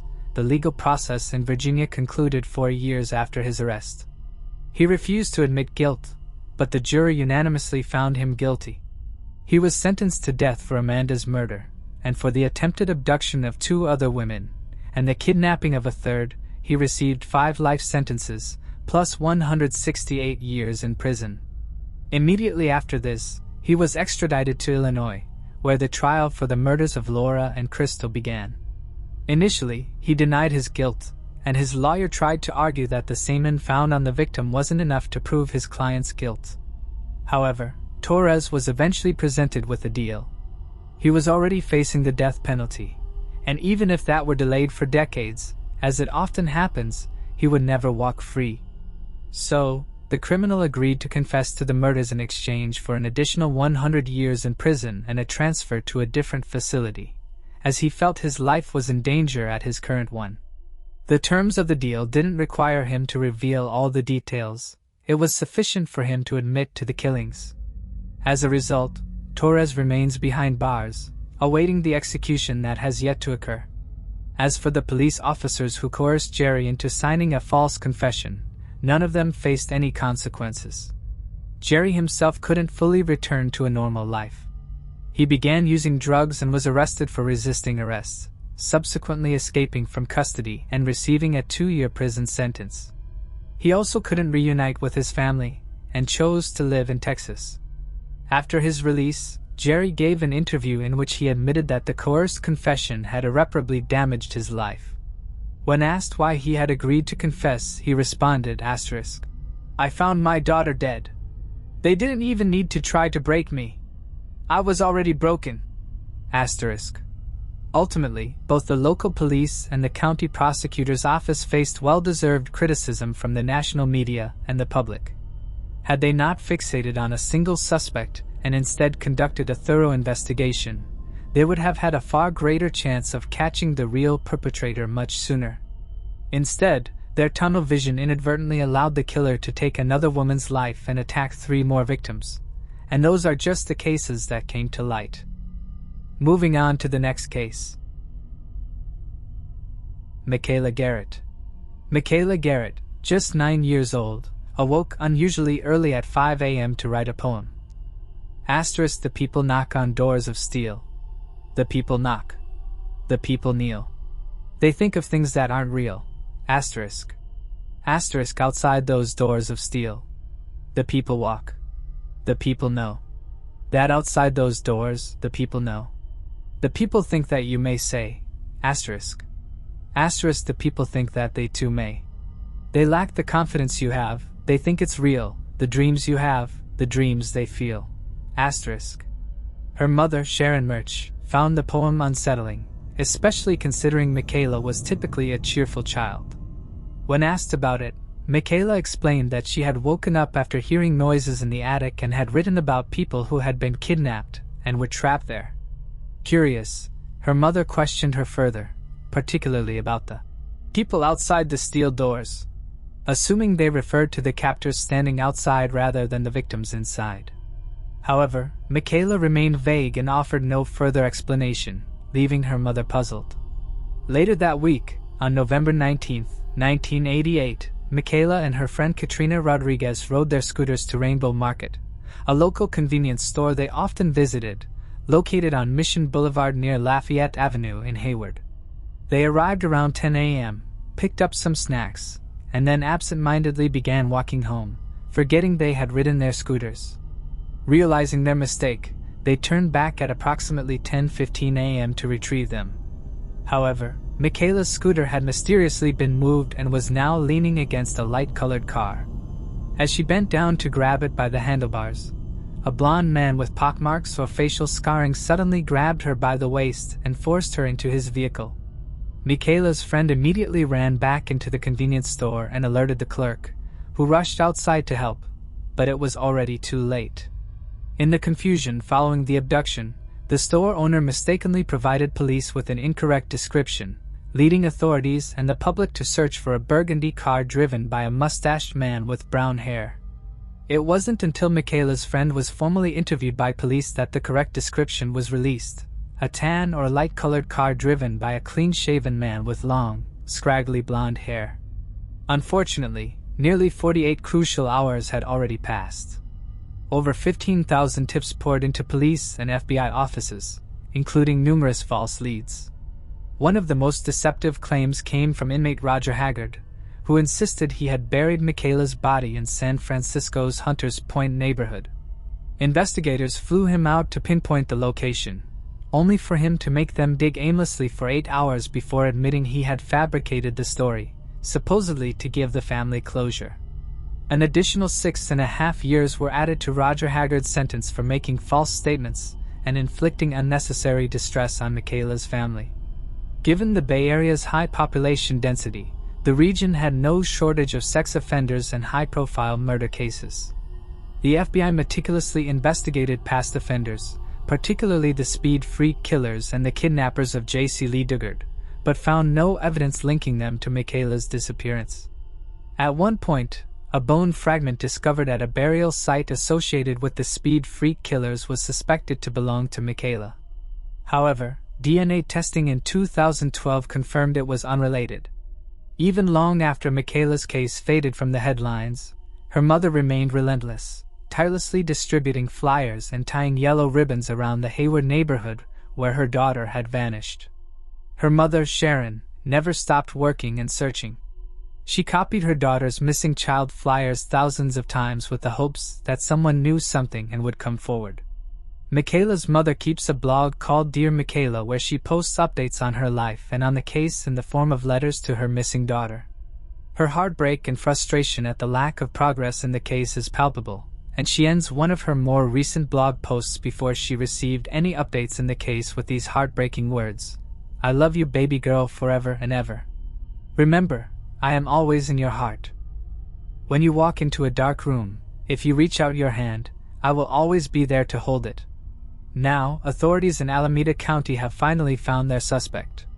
David Emery Mish appeared in Superior Court of California on Tuesday, December 22, 2020 to face charges of murder during a kidnapping with special circumstances. After re-examining evidence from the case, which was over 3 decades old now, detectives gave a fingerprint examiner a series of names of people of interest. On that list was David Michigan.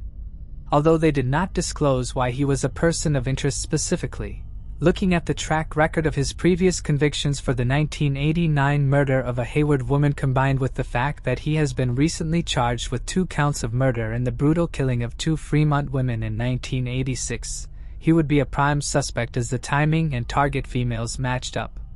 Diligent police work and investigation led to the realization that the palm prints on the handlebars and the fork of Michaela's scooter, the very scooter she had returned to retrieve when she was violently grabbed by the waist and pulled into a car, matched those of David Emery Mish. Mish has been incarcerated since 1990. He was previously convicted for the 1989 murder of a woman also from Hayward, and because of his history of violence and the circumstances surrounding this case, he is eligible for the death penalty. He is being held in Santa Rita Jail in Alameda County.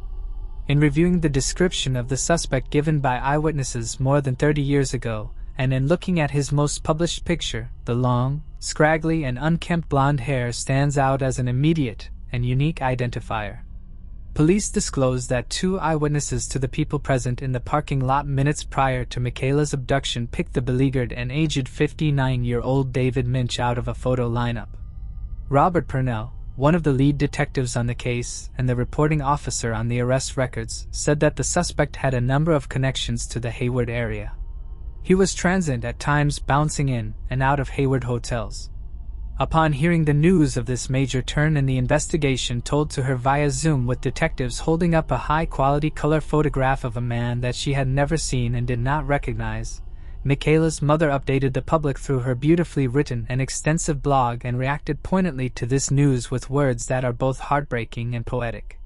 She writes, quote, "While I have envisioned Michaela as not living in this world, she was always in a good place. I have seen her floating on clouds, running in grass meadows. I have literally envisioned the 2 of us sitting on stars in eternity drinking tea and chatting in a place where all the horrors of this life faded into insignificance in the greater whole. Now for some reason I can no longer see those places. I can only see my child cold and alone. I feel like I abandoned her, chasing a dead-end lead when I should have been by her side all along." The suspect, acting out of sheer selfishness, refused to cooperate with detectives during their interaction on December 2, 2020. He declined to provide a DNA sample or answer any questions. While no further details have been disclosed, it is presumed that a court-ordered subpoena and additional testing are in progress. Tragically, the suspect has not revealed the location of Michaela's remains. However, investigators remain determined to bring closure to her family and are planning further interviews in hopes of recovering this innocent child's body. Until then, a grieving mother, longing for nothing more than to sit with her daughter, sip tea, and share a conversation, continues her search for answers. She holds on to hope that some greater force will one day reunite them. If you have any information regarding this ongoing murder investigation or recognize this individual from the time of Michaela's disappearance, please contact the Hayward Police Department at 510-293-7272. Moving on to the next case. New Bedford Highway Killer. The New Bedford Highway Killer is the name given to an unidentified serial murderer responsible for 9 confirmed deaths and 2 disappearances over the course of a year, from March 1988 to April 1989. The victims were all women, many of whom were either involved in sex work, struggling with substance abuse, or both. Most were last seen in New Bedford, Massachusetts, before their bodies were discovered in various surrounding towns along Route 140. The earliest known victim was 29-year-old Robin Lynn Rhodes, also known as Bobby Lynn. Her remains were found on March 29, 1989, but she had gone missing nearly a year earlier, around March or April 1988. Robin left behind a young child. While she was not a sex worker, she had a history of drug addiction and was acquainted with several other victims, including her friend Mary Rose Santos. Additionally, Robin had dated one of the case's primary suspects, Kenneth Ponte. Mary Rose Santos was last seen by her family on July 16, 1988, when her husband dropped her off near the New Bedford downtown bus station. About 5 hours later, she was reportedly spotted dancing at the Old Quarterdeck Lounge. She never returned home that night, and on March 31, 1989, her body was discovered along Route 88 in Westport. She had been left nude, further reinforcing the disturbing pattern of the case. Mary had struggled with drug addiction and had engaged in sex work, though she had recently reconciled with her husband after he learned about how she had been making money. Chillingly, Kenneth Ponte, the same man who had dated Robin Rhodes, had once served as Mary's legal representative in a civil case. Even more disturbingly, he helped Mary's husband make missing person flyers following her disappearance. Shortly after Robin's disappearance, another woman, 28-year-old Rochelle Clifford Dopiorala, vanished in April 1988. Rochelle, who was from Falmouth, Massachusetts, was last seen in the company of an ex-convict, who happened to be the boyfriend of another victim. However, authorities eventually ruled him out as a suspect in both cases. 8 months later, on December 10, 1988, Rochelle's remains were found along Reed Road, just 2 miles from Interstate 195. Once again, there was a connection to Kenneth Ponte. Rochelle had briefly dated him and had even stayed at his house. Investigators also considered another potential suspect, a man whom Rochelle had testified against in a rape case. This led police to believe her murder could have been an act of retaliation, but he was ultimately cleared of any involvement. Interestingly, Kenneth Ponte had also represented Rochelle Dopiorala during the rape case in which she testified. In May 1988, just 1 month after Rochelle's disappearance, 3 more women went missing. The first was 25-year-old Deborah Lynn McConnell, who was last seen attending her mother's funeral. She was a young mother herself, and after vanishing, she remained missing for 7 months. In December 1988, her body was finally discovered off Route 140, discarded in the undergrowth. Like previous victims, she was found nude, with a bra wrapped around her neck, a disturbing detail that suggested a pattern in the killer's method. The second woman to go missing in May 1988 was 29-year-old Deborah Medeiros, who was reported missing on May 27. Deborah struggled with drug addiction and was known to police due to past issues. Although she lived with her mother in Fall River, she disappeared from New Bedford following a heated argument with her boyfriend. Her remains were the first to be discovered in the case. In July 1988, her badly decomposed body was found on the side of the road along Interstate 40 in Freetown. Like Deborah McConnell, she had been found with a bra wrapped around her neck, further reinforcing the suspicion that the same perpetrator was behind these killings. She was partially undressed, and her cause of death was confirmed as strangulation. Investigators ruled out Deborah's boyfriend as a suspect. The last woman to disappear in May 1988 was 19-year-old Christina Montero. Like several other victims, she battled drug addiction and left behind a young child when she failed to return home. Unlike most of the other women, Christina's remains have never been recovered.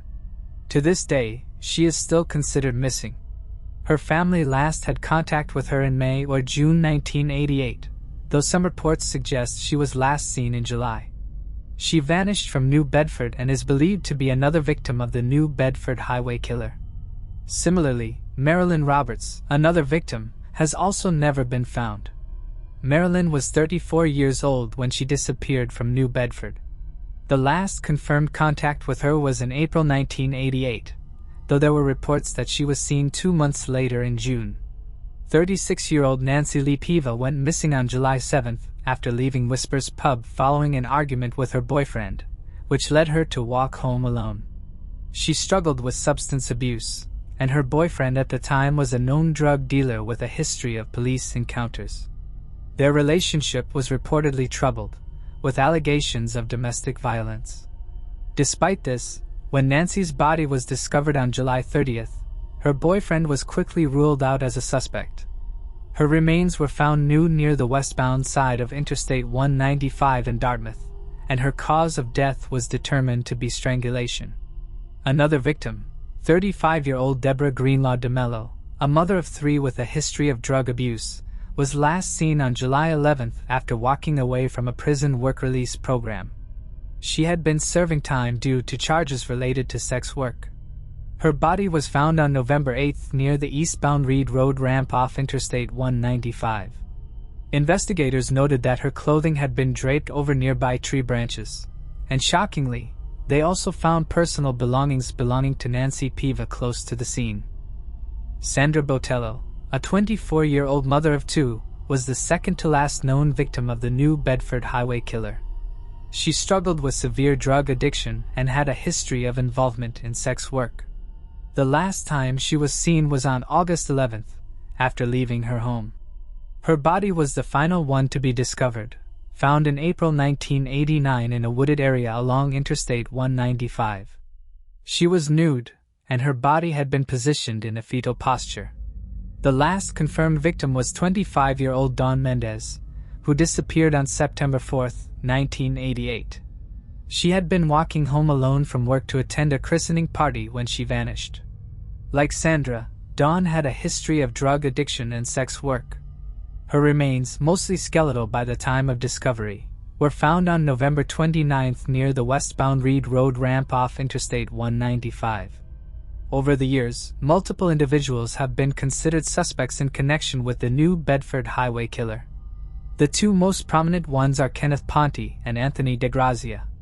DeGrazia was a 26-year-old construction worker in 1989 who reportedly had a reputation for violence. His image was shown to a sex worker in the New Bedford area who believed he looked like a man who tried to choke her. Both her assailant and DeGrazia had a flattened nose, and she recalled that he'd called himself Tony. Still, she was not able to make a positive ID. The sex worker was brought in front of a secret grand jury to testify about her assault a short time later. She explained that Anthony DeGrazia looked similar to her attacker, and that a man named Tony lunged at her throat and tried snapping her neck. He then, quote, told me what he was going to do to me like he did to the other bitches. On the back of her testimony, authorities located DeGrazia and brought him in for questioning. Like Margaret, he was put before the secret grand jury, but he was never indicted. The DA at the time later asked for a warrant for his arrest, accusing DeGrazia of 17 attempted rapes and assaults on several local sex workers. DeGrazia turned himself in where he was arrested for those charges. He spent 13 months in jail and made 18 court appearances. His lawyers repeatedly asked for documents of evidence, but were denied every time. Similarly, his lawyers asked for his bail to be lowered as it was considered to be much too high. However, the judge declined. Finally, DeGrazia hired a new lawyer who filed a contempt on the DA's office for non-production of evidence, and the judge subsequently lowered DeGrazia's bail amounts, allowing him to be released on June 27, 1990. He was shortly thereafter rearrested for allegedly making threats against the life of the DA who'd had him arrested, Ronald Pena, but DeGrazia made bail and was released once more. 1 month later, on July 17th, he was found dead at the house of his ex-girlfriend's parents. His death was initially considered a homicide by the police who attended the scene, but the DA's office later ruled the case suicide, even though the post-mortem did not support this ruling. Notably, DeGrazia's demise followed an announcement he was the new suspect in the New Bedford highway slayings after Kenneth Ponte. The previous #1 suspect was released. Despite the media circus surrounding DeGrazia, there is nothing to tie him to the New Bedford highway murders at this time. Meanwhile, attorney Kenneth Ponte had several links to the case. He dated the first victim, Robin Rhodes, as well as Rochelle, and represented 3 other victims in civil cases. Furthermore, he had a history of drug use. He'd been a heroin addict before managing to turn his life around. In the book, Shallow Graves, The Hunt for the New Bedford Highway Serial Killer, Maureen Boyle wrote, quote, "The girls on the streets told stories about Ponte's paranoia, how he would bring them to his house, bolt the doors, and wouldn't let them leave. He didn't seem violent, just really strange."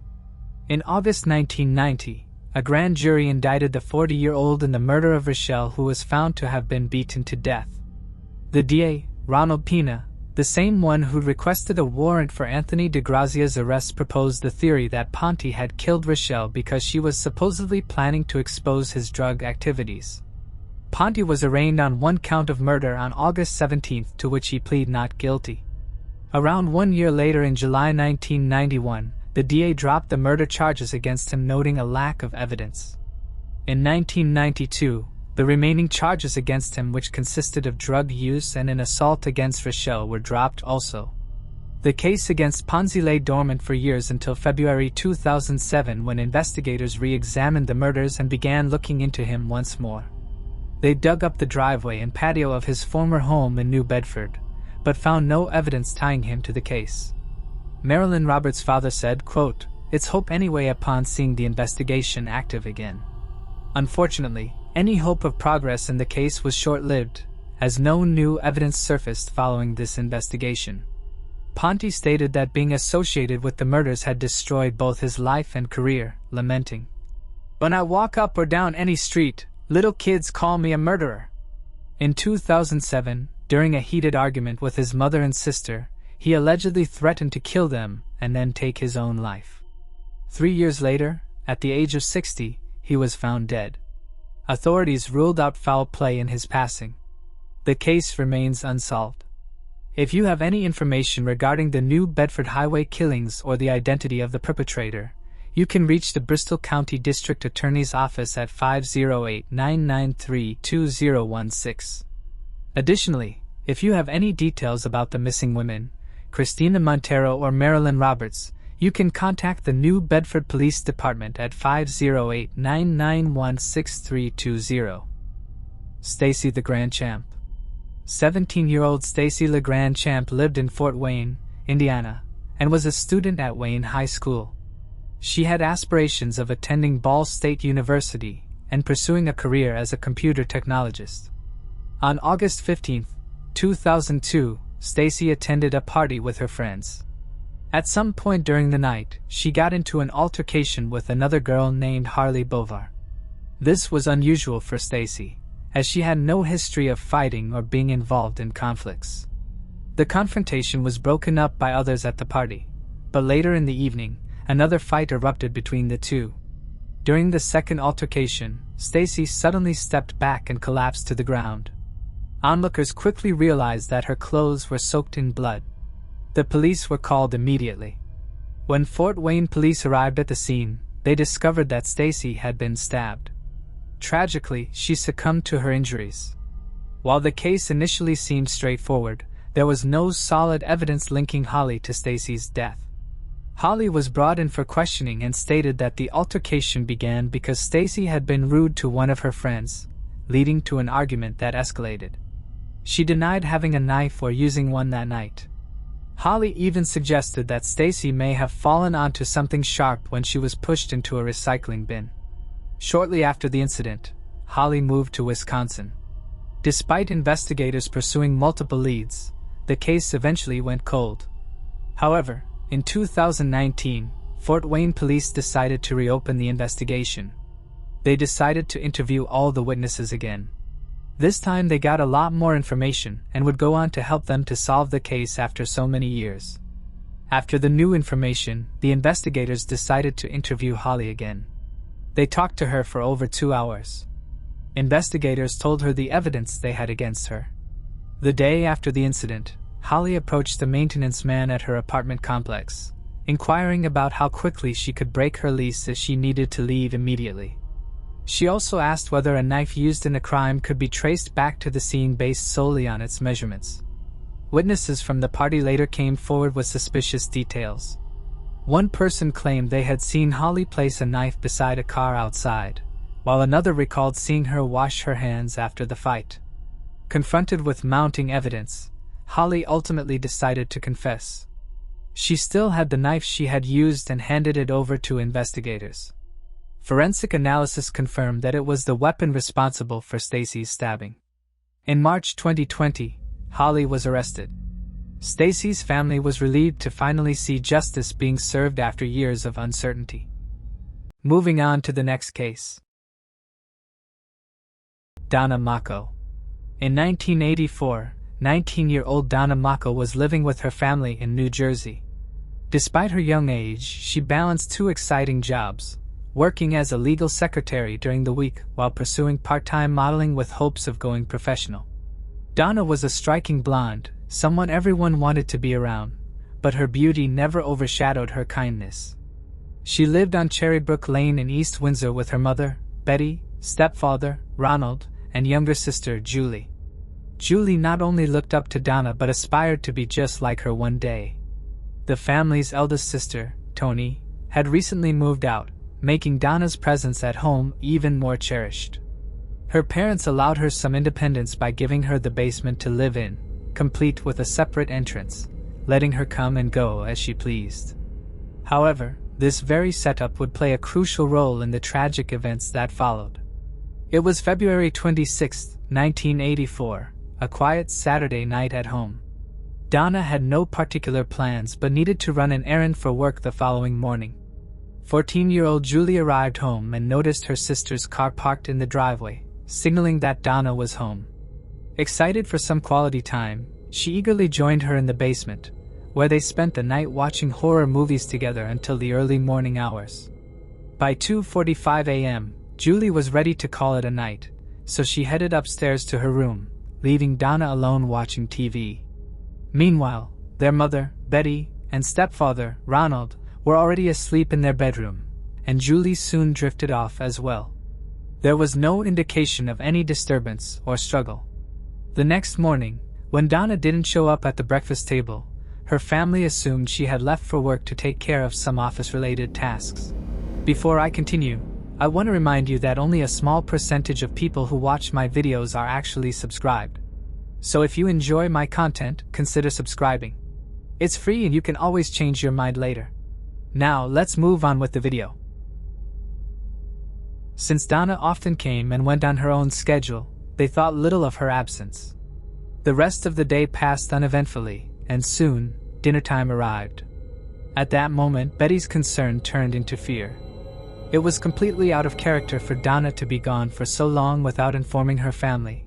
She never spent the night elsewhere, and she always joined them for dinner unless she had prior plans. Hoping she had somehow missed Donna's return, Betty decided to check her daughter's basement room. As she made her way downstairs, she was startled to find the room in complete disarray. Donna was nowhere to be seen, but it was clear that something was terribly wrong. The normally tidy space had been ransacked, with items haphazardly strewn about. Signs of a struggle were unmistakable. Then, in the corner of the room, Betty's eyes landed on something truly horrifying, a pile of bloody clothes. Overcome with panic, she immediately called the police, regretting that she hadn't checked sooner. As the investigation unfolded, authorities located Donna's car about a mile from her home. The black four-door 1979 Chrysler was abandoned on the side of Millstone Road near the Cranberry border, its doors all left wide open. But the most chilling discovery was inside. Bloodstains covered the vehicle, deepening the mystery of Donna's disappearance. Blood covered nearly every surface of the vehicle, from the upholstery to the ceiling, painting a grim picture of what might have transpired. Inside the car, officers discovered Donna's wallet, money, credit cards, and driver's license. None of her valuables were missing. Both the blood from her basement room and the car were sent for laboratory analysis. A detailed examination of her room yielded additional evidence. Male DNA was found on some of Donna's clothing. It was clear that an intruder had entered her room and forcibly taken her. The presence of the unidentified male DNA raised terrifying possibilities, including assault and, even worse, the loss of Donna's life. Tests confirmed that all the blood found in both locations belonged to Donna. However, with DNA technology still in its infancy, investigators had no way to match the evidence to a suspect, leaving them with more questions than answers. With no solid leads, Donna's whereabouts remained a mystery, and the case went unsolved for months. Her family was left in agonizing uncertainty, wondering where she could be. Tragedy struck the Machos once again just 6 months after Donna's disappearance, when her stepfather, Ronald, passed away. The devastating loss weighed heavily on Betty and Julie, compounding their grief. In 1986, Tony got married and tried to move forward with her life. The following year, in 1987, Betty and Julie relocated to Carrollton, Texas, hoping for a fresh start. However, misfortune followed them. Since they were still settling in, they stored their belongings in a storage unit, a decision that proved costly. The unit was broken into, and among the stolen items were 16 boxes containing Donna's possessions, erasing even more pieces of her life. Mementos, photographs, precious memories were lost. This is a very interesting point because normally a burglar would not take photographs or files. Betty became grief-stricken after losing her husband and not knowing where her Donna was. In 1990, she passed away as well. Julie was 20 years old when her mother passed. As she took her last few breaths, Betty made Julie promise to never give up on Donna's case, to find her no matter what. A decade later, the sisters finally had an answer, not necessarily one they liked. On April 2, 1995, 11 years after Donna vanished without a trace, an unexpected discovery was made. A Boy Scouts troop commander, while leading an expedition, stumbled upon a partially dressed skeleton concealed in thick underbrush. The remains were wrapped in a carpet in a wooded area near a cranberry farm. It lay eerily close to the spot where Donna's car had been abandoned years ago. Authorities swiftly responded, and using dental records, they confirmed the remains were indeed those of Donna Macho. The medical examiner initially concluded that she had passed due to a gunshot wound to the head. But back at the lab, a more thorough examination revealed that it was blunt force trauma. Donna Macho's case went from a missing persons case to a slaying. Unfortunately, that was the only progress, a separate classification. The authorities at the time had no idea who did this to Donna. Julie slowly rebuilt her life. She found love, got married, and raised 3 children while checking up regularly on New Jersey police regarding her sister's case. A few years later, in February 2013, Tony, now married as Tony Bartz, passed away as well. She was buried in Little Elm, Texas, where she spent her married life. Tony never did know who took her sister's life so brutally. But a decade later there was new hope. In February 2022, nearly 40 years after the tragic events, the authorities decided to reopen the investigation into Donna Macho's case. Their first step was to send all the original evidence to the Central Regional Laboratory of the State Police of New Jersey. This included DNA samples and fingerprints collected from the scene. In a remarkable breakthrough, the authorities announced in April 2023 that they had identified Nathaniel Harvey as the person responsible for taking the life of Donna Macho. Harvey, a man with a long history of criminal activity, had already passed away in prison. The crucial evidence came from the male DNA found in Donna's apartment during the initial investigation in 1984. This trace, which had no innocent reason to be there, ultimately led to the long-awaited resolution of the case. It was revealed that Harvey, who worked on the cranberry farm, who had been a person of interest initially, was the perpetrator all along. Officers at the time were unable to build a case against him as there was no DNA technology involved at the time. Harvey was arrested for a series of abuses many times over the years, but one thing that put him behind bars was a horrendous crime he committed in June of 1985. A 37-year-old widow named Irene Schnaps was found slain in the bedroom of her Plainsboro apartment. Her body was discovered by a coworker who, concerned after several days without contact, decided to check on her. Investigators concluded that Irene had been fatally struck on the head with a metal object. They found a bloody fingerprint on her pillow and a footprint on the floor, evidence that painted a grim picture of the crime. The lack of forced entry led the police to believe that Irene's attacker was someone she knew. This line of thinking directed their suspicion toward Peter, a neighbor known to have feelings for Irene. However, despite their initial focus on him, no substantial evidence was found linking Peter to the crime. He was eventually cleared as a suspect. Attention then shifted to Nathaniel Harvey, a notorious criminal known for breaking into homes and attacking women. During questioning, detectives noted that Harvey's shoe size matched the footprint found at the crime scene. Additionally, they discovered a Seiko watch belonging to Irene in Harvey's car. After 3 days of intense interrogation, Harvey confessed to taking her life. However, a critical error occurred. The confession was not recorded. Harvey later recanted his confession, claiming he was not involved in Irene's demise. Despite this, the evidence against Harvey was compelling enough to convict him. He was sentenced to life imprisonment for Irene's slaying. Harvey remained in prison from his arrest in 1985 until he passed away in February 2020 in Southwood State Prison despite multiple appeals. Julie Macho is now Julie Berger. She was 54 years old and a grandmother. She had also been an elected official who served on the council in the town of New Fairview, Texas. She was not expecting to find out the truth about her sister when she got that phone call from New Jersey police. Julie remained connected with people from East Windsor through the Heights Town High Memorial page on Facebook, using it as a platform to keep her sister's case alive. At times, she couldn't help but feel guilt, wondering if things might have turned out differently had she stayed up with Donna that night. But deep down, she knew that as a young girl herself, she may not have been able to prevent what happened. She may have even lost her own life. For years, the family sought answers through trackers, private investigators, and even psychics, desperate to uncover the truth about their beloved Donna. Finally, when a name was put to the case, it brought Julie a sense of closure, however small.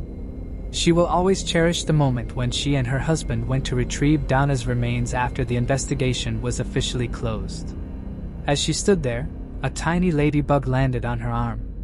In that quiet, intimate moment, she felt certain it was Donna reaching out, offering a sign of gratitude and peace. Moving on to the next case. Freeway Phantom Killings. Between April 1971 and September 1972, 6 young African American girls were abducted and murdered in the Washington, D.C. area by an unidentified perpetrator known as the Freeway Phantom. The victims ranged in age from 10 to 18 years old. Carol Spinks was a reserve 13-year-old and a 7th grader at Johnson Junior High School in Washington, D.C. She had an identical twin sister named Carolyn. On April 25, 1971, Carol's older sister, Valerie, asked her to run a quick errand to a nearby 7-Eleven to pick up some groceries. As an incentive, she told Carol she could use part of the money to buy herself a soda. Carol agreed, took $5 from her sister, and started walking toward the store, which was only about half a mile from their home. On her way to the store, Carol ran into her mother, who scolded her for being out alone and instructed her to come straight home after buying the groceries. Carol assured her that she would. She reached the convenience store, purchased the items along with a soda for herself, and then left. A neighborhood child later recalled seeing her walking back home, carrying a bag of groceries. However, at some point during that short walk, she vanished. When Carol failed to return home that night, her family immediately reported her missing. Relatives and volunteers searched the area but found no trace of her. 6 days later, an 11-year-old boy discovered her fully clothed body dumped along the Anacostia Freeway. An autopsy revealed that she had been sexually assaulted and strangled. The examination also showed that, before her death, she had suffered multiple blunt force injuries to her face. Carol's body also bore multiple cuts, particularly on her face, torso, and arms. The autopsy indicated that she had been deceased for 2 to 3 days. Investigators suspected that her abductor had kept her alive for some time, as her stomach contained traces of citrus fruit, suggesting she had been fed before her death. The only physical evidence recovered was a collection of small green fibers found on her clothing. Authorities believe these fibers might have come from a vehicle, carpet, or rug, but they failed to provide any substantial leads. Darlene Denise Johnson, a 16-year-old girl from Congress Heights, lived just a few blocks away from Carol's home. She had recently taken a summer job as a counselor at the Oxon Hill Recreation Center. Each morning, she walked to work along the same street where Carol had disappeared. On the morning of July 8, 1971, at around 10:30 a.m., Darlene said goodbye to her mother before leaving for work. She mentioned that she would be staying overnight at the rec center, as they were hosting a sleepover event for the children that would continue into the following morning. Darlene never made it to work that day. When she failed to return home and was confirmed to have never arrived at her job, she was officially reported missing. Several witnesses later came forward with accounts of seeing her on the day she vanished. One individual claimed to have spotted her with her boyfriend that afternoon, but the boy's mother refused to allow police to question him. Another witness reported seeing Darlene riding in a black car with an older African-American man around the time of her disappearance, but they were unable to provide any detailed description of the vehicle. A few days later, an employee from the D.C. Department of Highways and Traffic pulled off the road due to car trouble. As he stepped out of his vehicle, he noticed a body lying in the grass nearby. He immediately contacted the authorities, and upon arrival, police recovered the remains. The victim was soon identified as Darlene Johnson. Due to the severe decomposition of her face and body, the medical examiner was forced to remove her fingers for identification purposes. Her remains were discovered a mere 15 feet from where Carol Spinks had been found just 2.5 months earlier. An autopsy was conducted, but the extent of decomposition prevented the determination of an exact cause of death. Despite the striking similarities between Carol and Darlene's cases, including their manner of disposal, the authorities did not initially acknowledge the presence of a serial killer. Brenda Crockett was a 10-year-old girl living with her family in northwest Washington, D.C. On the evening of July 27, 1971, around 8 p.m., her mother sent her to a nearby Safeway store, just 5 blocks away, to purchase bread and food for the family's 3 dogs. Brenda's mother later recalled instructing her to take a friend along, but it appeared that Brenda left on her own. When she failed to return home after an hour, her mother went out to search for her, while Brenda's only sister, Bertha, remained at the house with their mother's boyfriend. As Bertha waited at home, the sudden ringing of the phone startled her. When she answered, she was shocked to hear Brenda on the other end. Crying, Brenda told her sister that a white man had abducted her and taken her to Virginia but was now sending her home in a taxi. Before she could say more, the call abruptly ended. Given that Virginia was roughly 200 miles from where Brenda had last been seen, and she had only been missing for 3 hours, it seemed improbable that she was truly that far away. About 25 minutes later, around 10 p.m., Brenda called again, this time speaking to her mother's boyfriend. When he asked if she knew where in Virginia she was, she responded, "No. Did my mother see me?" He replied, "How could your mother see you if you're in Virginia?" In the background, the sound of footsteps could be heard before Brenda said, "I'll see you," and the call suddenly cut off. That was the last time anyone ever heard from her. Approximately 8 hours after Brenda's disappearance, a hitchhiker that was traveling on U.S. Route 50 discovered the body of Brenda. She had been sexually assaulted and strangled with a scarf. Her bare feet were pristine, like someone had washed them. Authorities also found small green fibers, just like the ones found at Carol's crime scene. Nino Moshe Yates was a 12-year-old who lived with her father and stepmother in an apartment in northeast Washington, D.C., along Bending Road. Her stepmother had just had a baby, and Yates' dad needed to be with his wife and the newborn at the hospital.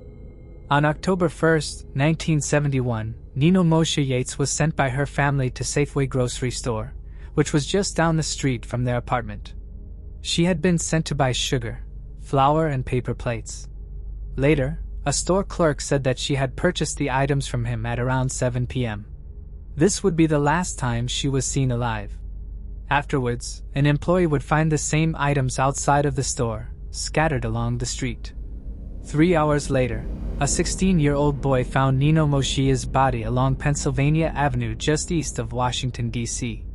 She too had been sexually assaulted and strangled. Coroners would later note that the strangulation was excessive, with the girl's esophagus having been broken. Green fibers were also found at the crime scene, indicating a link to the previous murders. The only clue that came to the police was from a neighbor who saw Nino Moshe Yates getting into a blue Volkswagen. This neighbor had thought nothing of it at the time, since one of her family's friends drove a similar car. The police were unable to find the person driving the blue Volkswagen, and the killings continued. Brenda Denise Woodward was an 18-year-old that lived with her family in Baltimore, Maryland, along Maryland Avenue. In the fall of 1971, she began taking night classes at Cardozo High School, hoping to improve her typing and shorthand skills. On the evening of November 15, 1971, she and a classmate stopped at Ben's Chili Bowl for dinner. The classmate usually drove her home, but his car was in the shop, so the pair took the bus. Woodward got off a few blocks later and transferred to another bus while her classmate continued on. This was the last time she was seen alive. The following morning, police officer David Norman spotted Brenda's body on Hospital Drive, just south of Route 202 near Prince George's Hospital. Brenda's velvet coat was draped over her. Her black turtleneck was inside out and buttons were missing from her coat and skirt. She had been sexually assaulted, strangled and stabbed 4 times. Investigators would find defensive marks on her hands and arms indicating that she fought her killer. Investigators also discovered a puzzling note written in pencil which was stuffed in Brenda's coat pocket. The note read, "This is tantamount to insensitivity to people, especially women. I will admit the others when you catch me if you can. Freeway Phantom." Authorities theorized that Brenda wrote the note as dictated by the killer because the FBI matched it to other writings by her. Police also found 2 different hair samples on Brenda's clothing. One belonged to a Caucasian man and the other belonged to an African American man. Despite having the hair samples, police were unable to determine the identity, or even confirm if any of them had come from the actual killer. Following the murder of Brenda Woodard, the Freeway Phantom disappeared for a while, leading police to believe that he had left the area or gotten locked up for another crime. However, 10 later, he would strike again. Diane Denise Williams was a 17-year-old who had just started her senior year at Bayou High School in Washington, D.C. On September 5, 1972, Diane cooked dinner for her family and then set off to visit her boyfriend for the evening. Diane would spend the evening with her boyfriend and would later walk him to the bus stop for her trip home to Holly Terrace in the southeast. Diane was last seen by her boyfriend boarding a city bus. She never made it home that night. On September 6, 1972, the body of Diane was found by a trucker who had pulled off the road along Interstate 295. He notified the police and it was immediately theorized that Diane was a victim of the Freeway Phantom. An autopsy revealed that Brenda had been strangled, though there were no indications of sexual assault. Oddly, her shoes had been removed and placed neatly beside her, with the name, Diane, written on the bottom of one of her white sneakers. Despite the absence of sexual assault, authorities discovered semen on her clothing but initially dismissed its significance, assuming it belonged to her boyfriend from the previous night. However, her boyfriend firmly denied any sexual activity, insisting that nothing had happened between them. It wasn't until the discovery of the 4th victim, Nino Moshe Yates, that authorities officially connected the cases, and the media dubbed the unknown perpetrator the Freeway Phantom. At this stage, the FBI also became involved. Prior to that, the Metropolitan Police Department of the District of Columbia had been leading the investigation. By 1974, an FBI task force was established to handle the case.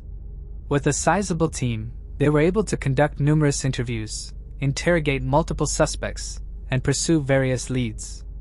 However, despite their extensive efforts, no definitive conclusions were reached. All of the victims shared striking similarities. They were African American females between the ages of 10 and 18, living along the Washington Beltway. Each had been abducted while walking, and their bodies were later discarded near major roadways, including highways and interstates. Additionally, all of the victims were small and petite, leading investigators to suspect that the killer may have perceived them as being within the same general age range.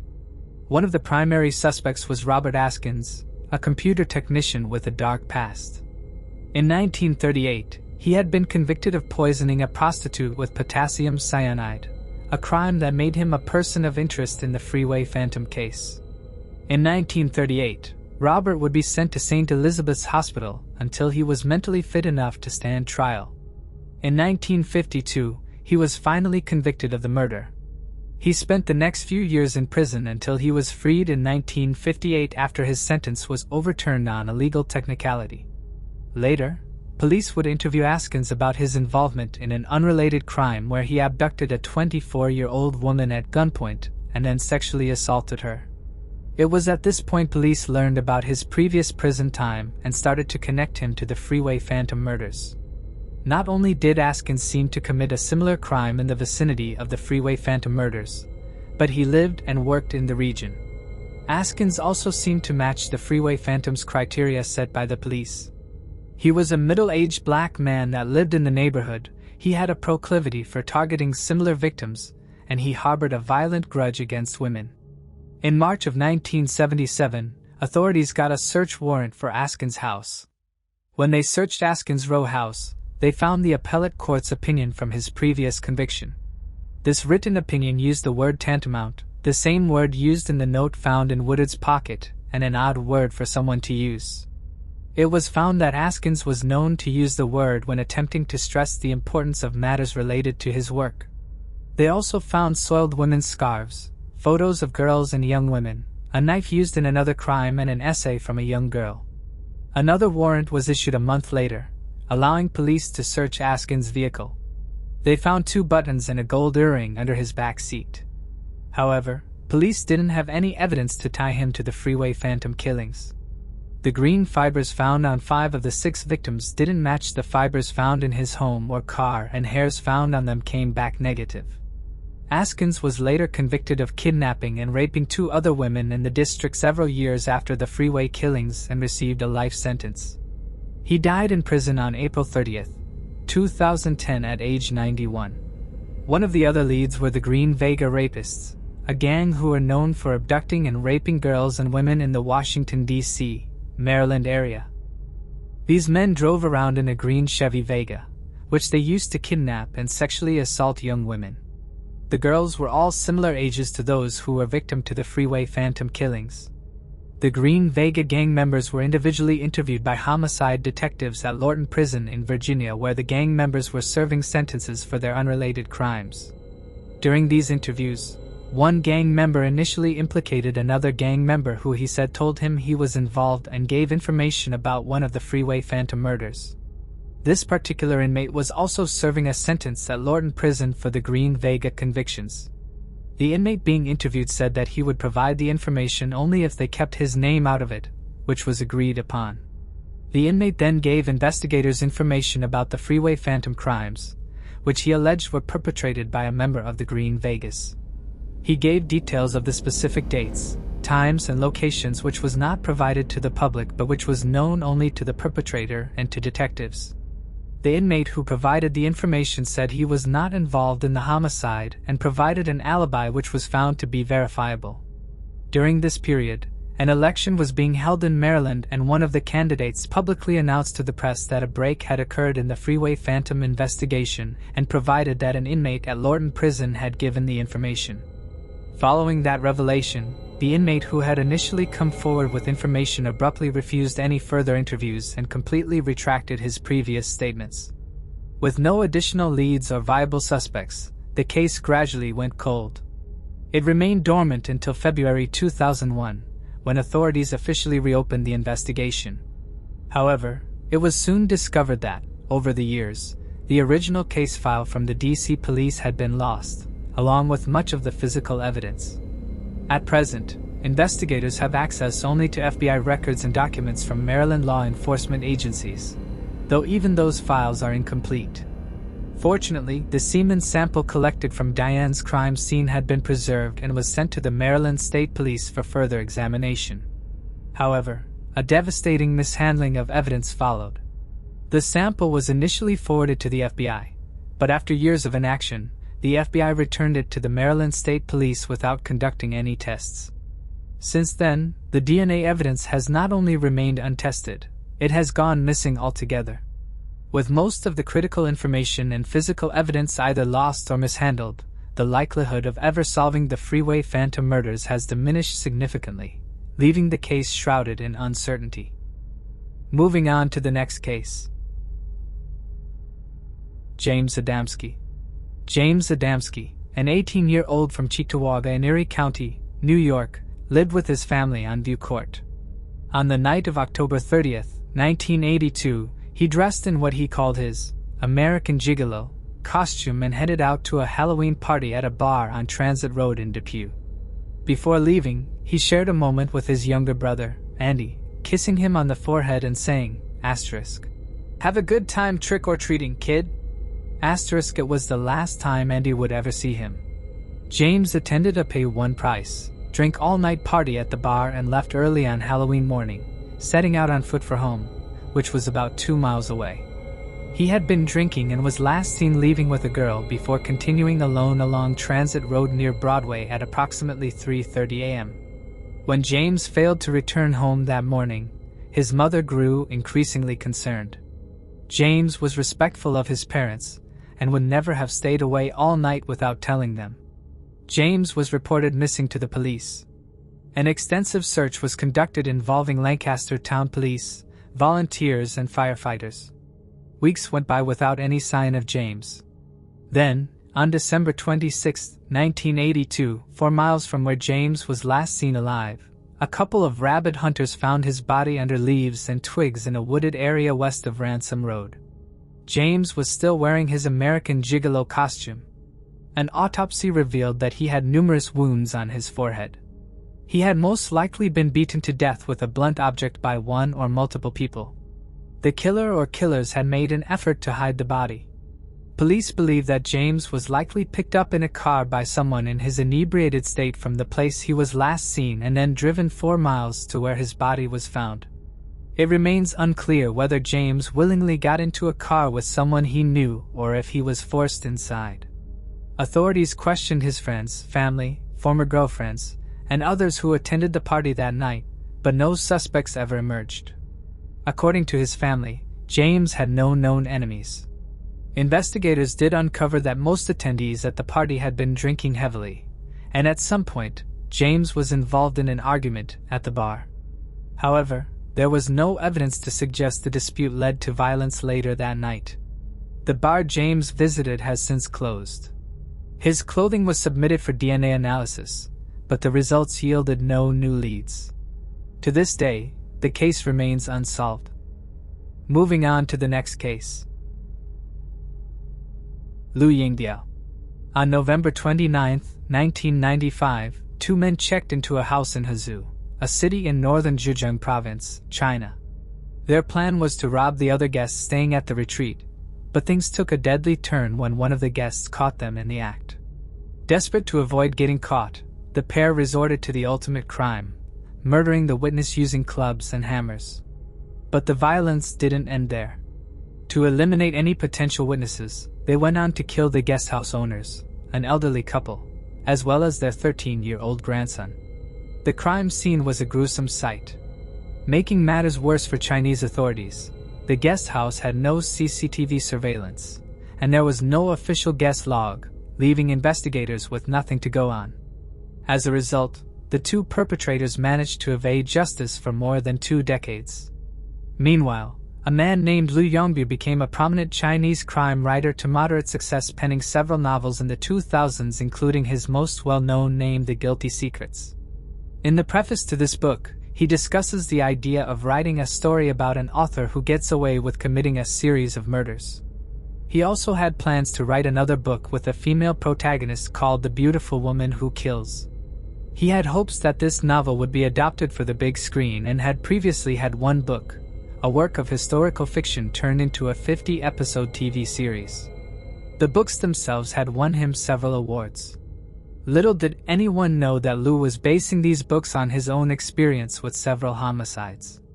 At the original crime scene in 1995, authorities had, of course, gathered evidence, including a cigarette butt. At the time, the DNA did not match anyone in any kind of law enforcement database, but the DNA was kept on file. In 2017, the authorities traveled over 15 provinces looking for suspects.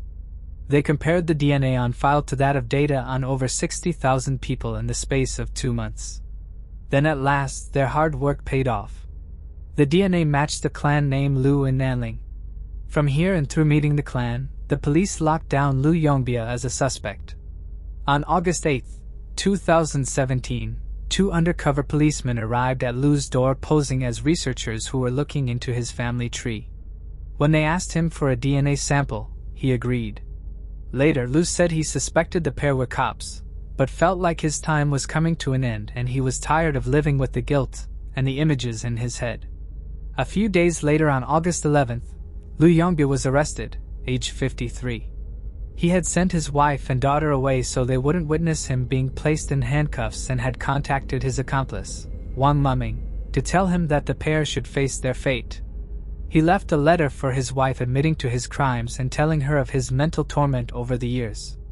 In later statements, Liu admitted that the criminals had slain the guesthouse lodger because, quote, he looked wealthy, but all they found on him was a watch, a ring, and the equivalent of little over $1 in cash. He also described how the horrific crime scenes and gruesome details had haunted him, calling them worse than dying. He admitted that the executions had been so inhumane that he deserved to die 100 times for committing them. On July 30, 2018, Liu and Wang were found guilty of first-degree robbery and homicide and were sentenced to death. Despite Liu's once successful literary career, it seems unlikely that any of his remaining unpublished works will ever be released to the public. Moving on to the next case. Richard Klinkhamer. Richard Klinkhamer was born on March 15, 1937, in the Netherlands and endured a difficult childhood. His mother had an affair with an SS officer, and during the war, she was sexually assaulted by another German soldier. When she returned to Holland, vigilante locals subjected her to public humiliation by shaving her head in a brutal display of retribution. Struggling to survive, she eventually turned to sex work to make ends meet.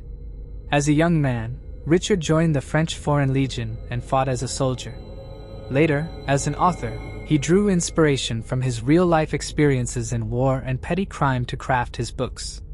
His military background was particularly evident in his debut work, Obedient as a Dog, where he stated that the first lesson in the French Foreign Legion is learning to kill, and the second is learning how to dispose of a body. Though his writing career never completely failed, it also never brought him widespread fame, and he remained relatively unknown in his home country. By the time Richard met Hannie Godfrenin, he had already been through one failed marriage. Hannie, a pediatric nurse, became deeply infatuated with her new partner, despite him being 10 years her senior. She carried her own tragic past. At just 9 years old, in July 1957, she discovered her mother's lifeless body. Maria, 46, had been murdered by Hannie's father, who first threw her down the stairs before brutally striking her with a hammer. For a time, Richard and Hannie shared a happy marriage, but as financial troubles mounted, Richard turned to heavy drinking. His alcohol abuse soon escalated into physical violence against his wife.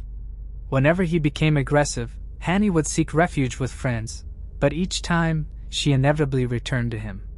In 1991, Hannie vanished from their home in Honderidge Wolf. When Richard reported her disappearance, he claimed to have found her bicycle abandoned near a train station. According to The Guardian, a thorough investigation followed. Police searched the house, brought in dogs, used infrared scanners, and even excavated the garden, but no trace of the missing woman was ever discovered. This didn't stop police suspicions, however, especially when friends told of the domestic abuse that had taken place in the last few years.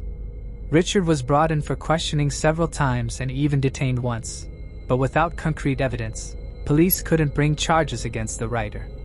A year after the disappearance of his wife, Richard went to a publisher with a new manuscript which detailed 7 ways in which he could have killed his wife. The book was called Wednesday Mince Day, and it set out various scenarios in which one might murder their spouse. One reportedly involved the killer running pieces of flesh through a meat grinder and feeding it to the pigeons. The manuscript was ultimately rejected for being too gruesome. At this time, Richard's publisher began to have his own suspicions that Richard was involved in the disappearance of his wife, but when he asked the writer, Richard apparently responded with, quote, "It's not yet the time to talk about it." In 1997, Richard sold the home he'd shared with Hannie and moved with his new girlfriend to Amsterdam. Details of the writer's gory manuscript began to leak to the underground Dutch press, and Richard began to enjoy more success than ever when he was asked to appear on some TV shows. Richard seemed hardly bothered that people thought he was involved with his wife's disappearance. In fact, he seemed to enjoy it, often answering accusations with cryptic remarks and dark jokes. Then 3 years later in February, the new occupants of the house decided to get rid of the shed in the garden. Workers who were renovating there found a human skull and skeletal remains beneath the concrete floor in the garden shed. It was the evidence that the Dutch authorities had been waiting for nearly a decade. Dental records confirmed that the remains belonged to Haney. On February 3, 2000, age 62, Richard was finally arrested for the execution of his 43-year-old wife. He hadn't reported her missing for 6 days after he'd taken her life and told authorities that he had beaten her to death during an argument on January 31, 1991. Afterwards, he dug a hole in the shed, dumped her body, and filled the hole with concrete. He reportedly used compost to disguise the rotting smell. While the general gist of what happened that day seems to be the same across all accounts, none of them agree on what weapon was used. Some reports suggest the weapon was a wooden bat or the handle of an object, while others claim it was a crowbar or a wrench. Regardless of what was used, the result remained the same. A 43-year-old woman lost her life at the hands of her violent, abusive husband. Stories like this are sadly common, yet each one is tragic in its own right. In February 2001, Richard was sentenced to a mere 7 years in prison. Even more unsettling was his early release in February 2003 for good behavior. Then, in February 2007, his controversial manuscript was finally published. What made matters even eerier was the cult-like following it seemed to attract. Fans of Richard created projects about him and sought him out for photographs, while his neighbors still described him as a good man, despite the horrors he had committed. In 2016, at the age of 72, Richard ended his own life. Moving on to the next case. Shradha Walker. Shradha Walker was born in 1995 in Vasai, a town located in the Palghar district of Maharashtra, India. She lived with her parents, Vikas Madan Walker and Suman Madan Walker, along with her younger brother, Shriji Walker. Shradha pursued a bachelor's degree in mass media at the New English School of Viva College. During their adolescence, Shradha and her brother often witnessed conflicts between their parents. Eventually, in 2016, her father, Vikas, separated from her mother, Suman. He moved into a separate home with his mother, leaving behind his children and soon-to-be ex-wife, though he remained in the same locality. Shradha and her brother continued living in the family home with their mother. In 2018, she decided to take on full-time work to help ease the financial burden on her mother. Coming from a small city like Vasai, which lacked the vast opportunities of a major metropolis, Shradha made the decision to move to Mumbai in search of better prospects that could improve both her own life and her family's well-being. With the help of a friend, Shweta, she relocated to Mumbai and rented a modest flat. Soon after, she secured an entry-level position at a call center for a multinational company in Malad, Mumbai. Since Shradha was new to the city, she was eager to make friends. While working at her new job, she met Aftab Amin Poonwala. The details of their initial encounter remain unclear, with some sources claiming they connected through the dating app Bumble, while others suggest they met directly at work. Regardless, Aftab was employed at the same company as Shradha, and coincidentally, he had also lived in Vasai before moving to Mumbai for work. This shared background quickly led to a strong friendship. Aftab had attended St. Francis High School in Vasai and later earned a bachelor's degree in management studies from LS Raheja College. He had a passion for cooking and even maintained a food-centric Instagram account under the handle Hungry Chakro, where he reviewed various restaurants and eateries. As time passed, Shradha and Aftab grew closer, spending much of their free time together. They frequently spoke on the phone and met outside of work, strengthening their bond beyond just friendship. Aftab shared Shradha's love for traveling and hiking, which deepened their bond both as friends and as romantic partners. As their relationship grew stronger, they made their relationship official, and Aftab eventually asked Shradha to move in with him. They soon took out a lease together on a flat in the Kini complex in Nalasopara East. In 2019, Shradha decided to visit her mother in Palghar. During her visit, she opened up about her relationship with Aftab, telling her mother that she was in love with him and that they were officially living together. She also expressed her desire to marry him. However, Shradha's mother disapproved of the relationship. In a later interview, Shradha's father recalled, My daughter told my wife in 2019 that she wanted to be in a live-in relationship with Aftab Poonawalla.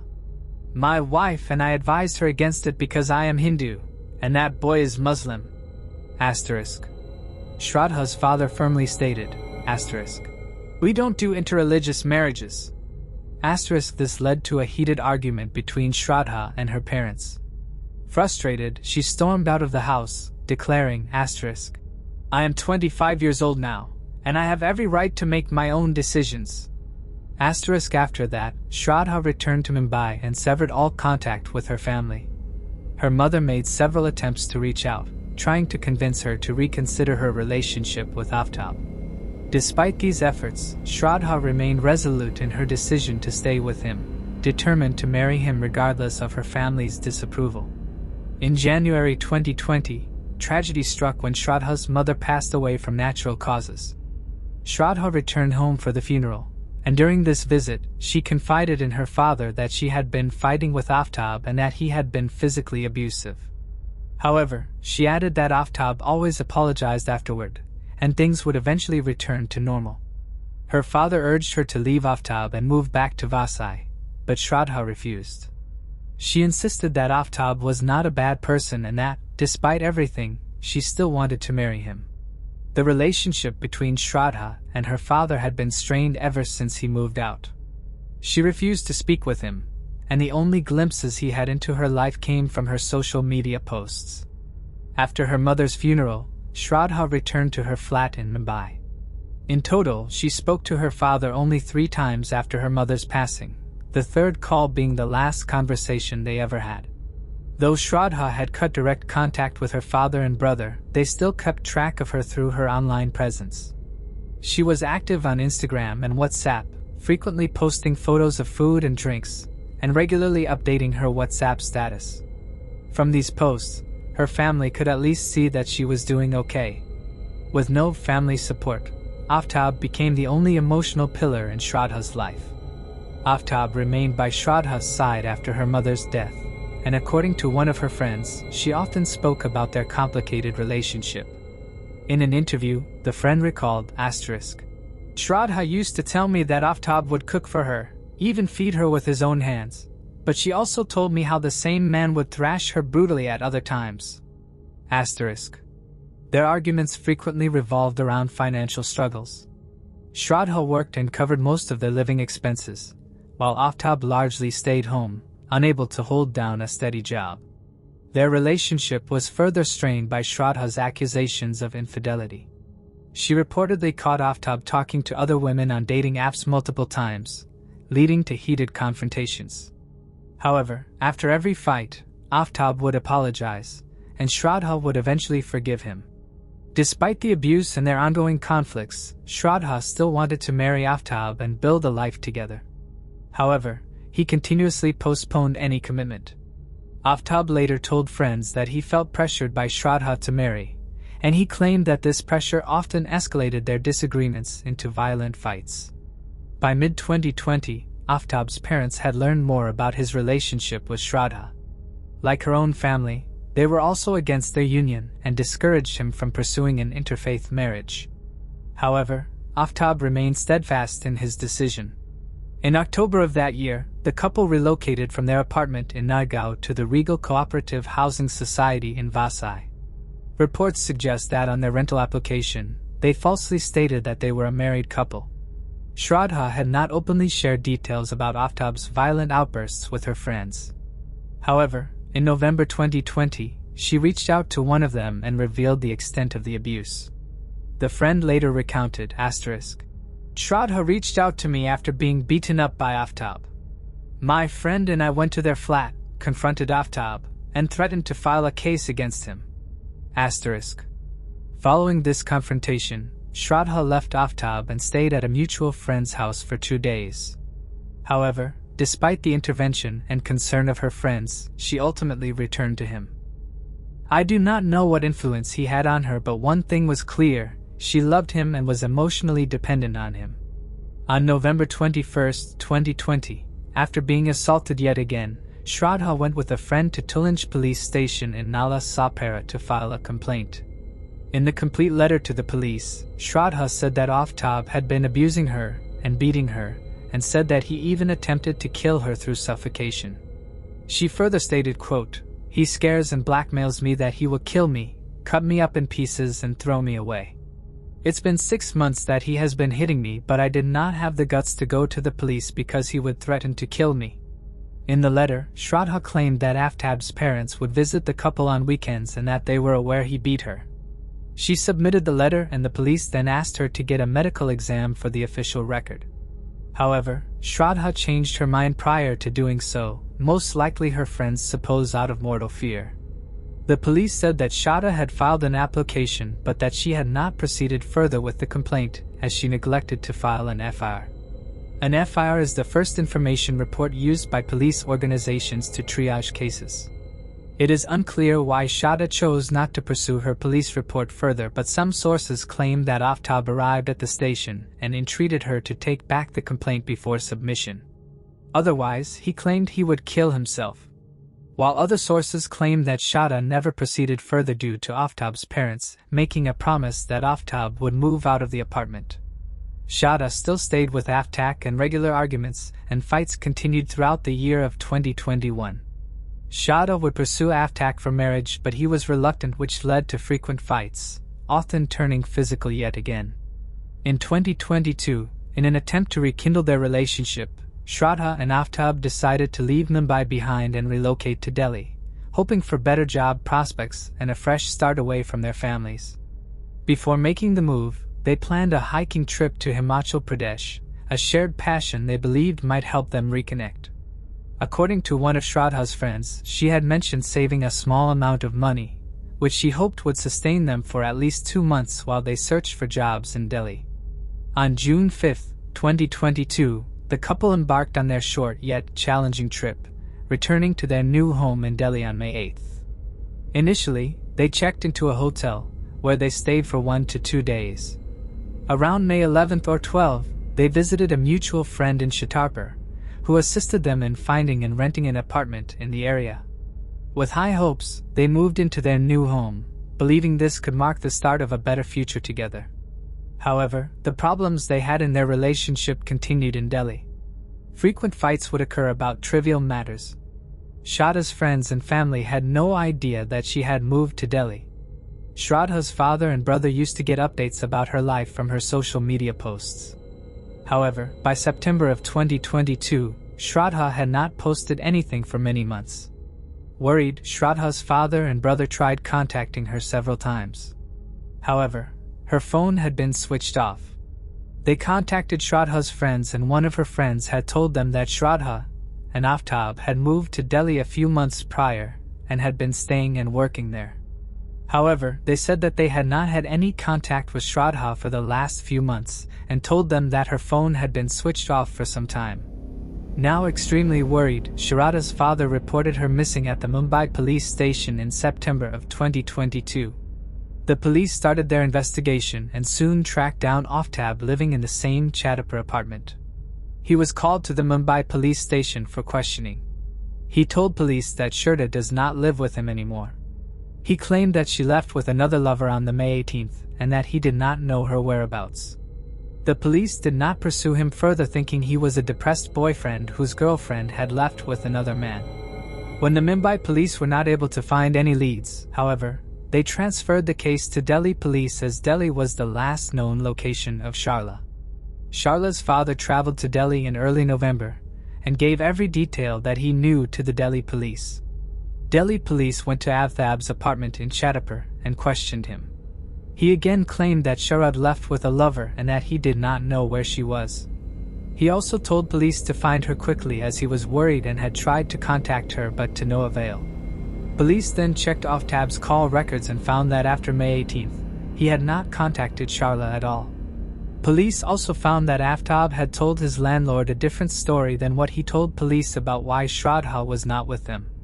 Suspicions immediately fell on Aftab and he was taken to the police station and interrogated. During this interrogation, Aftab broke down and confessed to killing Shradha. On the night of the May 18th, just 3 days after moving into their apartment, Aftab claims that Shradha started pressuring him to marry her again, but Aftab did not want to, and they started fighting and it turned violent. During the fight, Shradha started screaming at him, and in extreme rage, Aftab recalls that he held her neck and choked her. According to Aftab, he was trying to silence her. However, by the time he took his hands off Shradha's neck, Shradha was dead. Aftab told police that even though he realized that he had just killed Shradha, he was oddly relaxed. Aftab said that he slept that night in the same room where he had killed Shradha.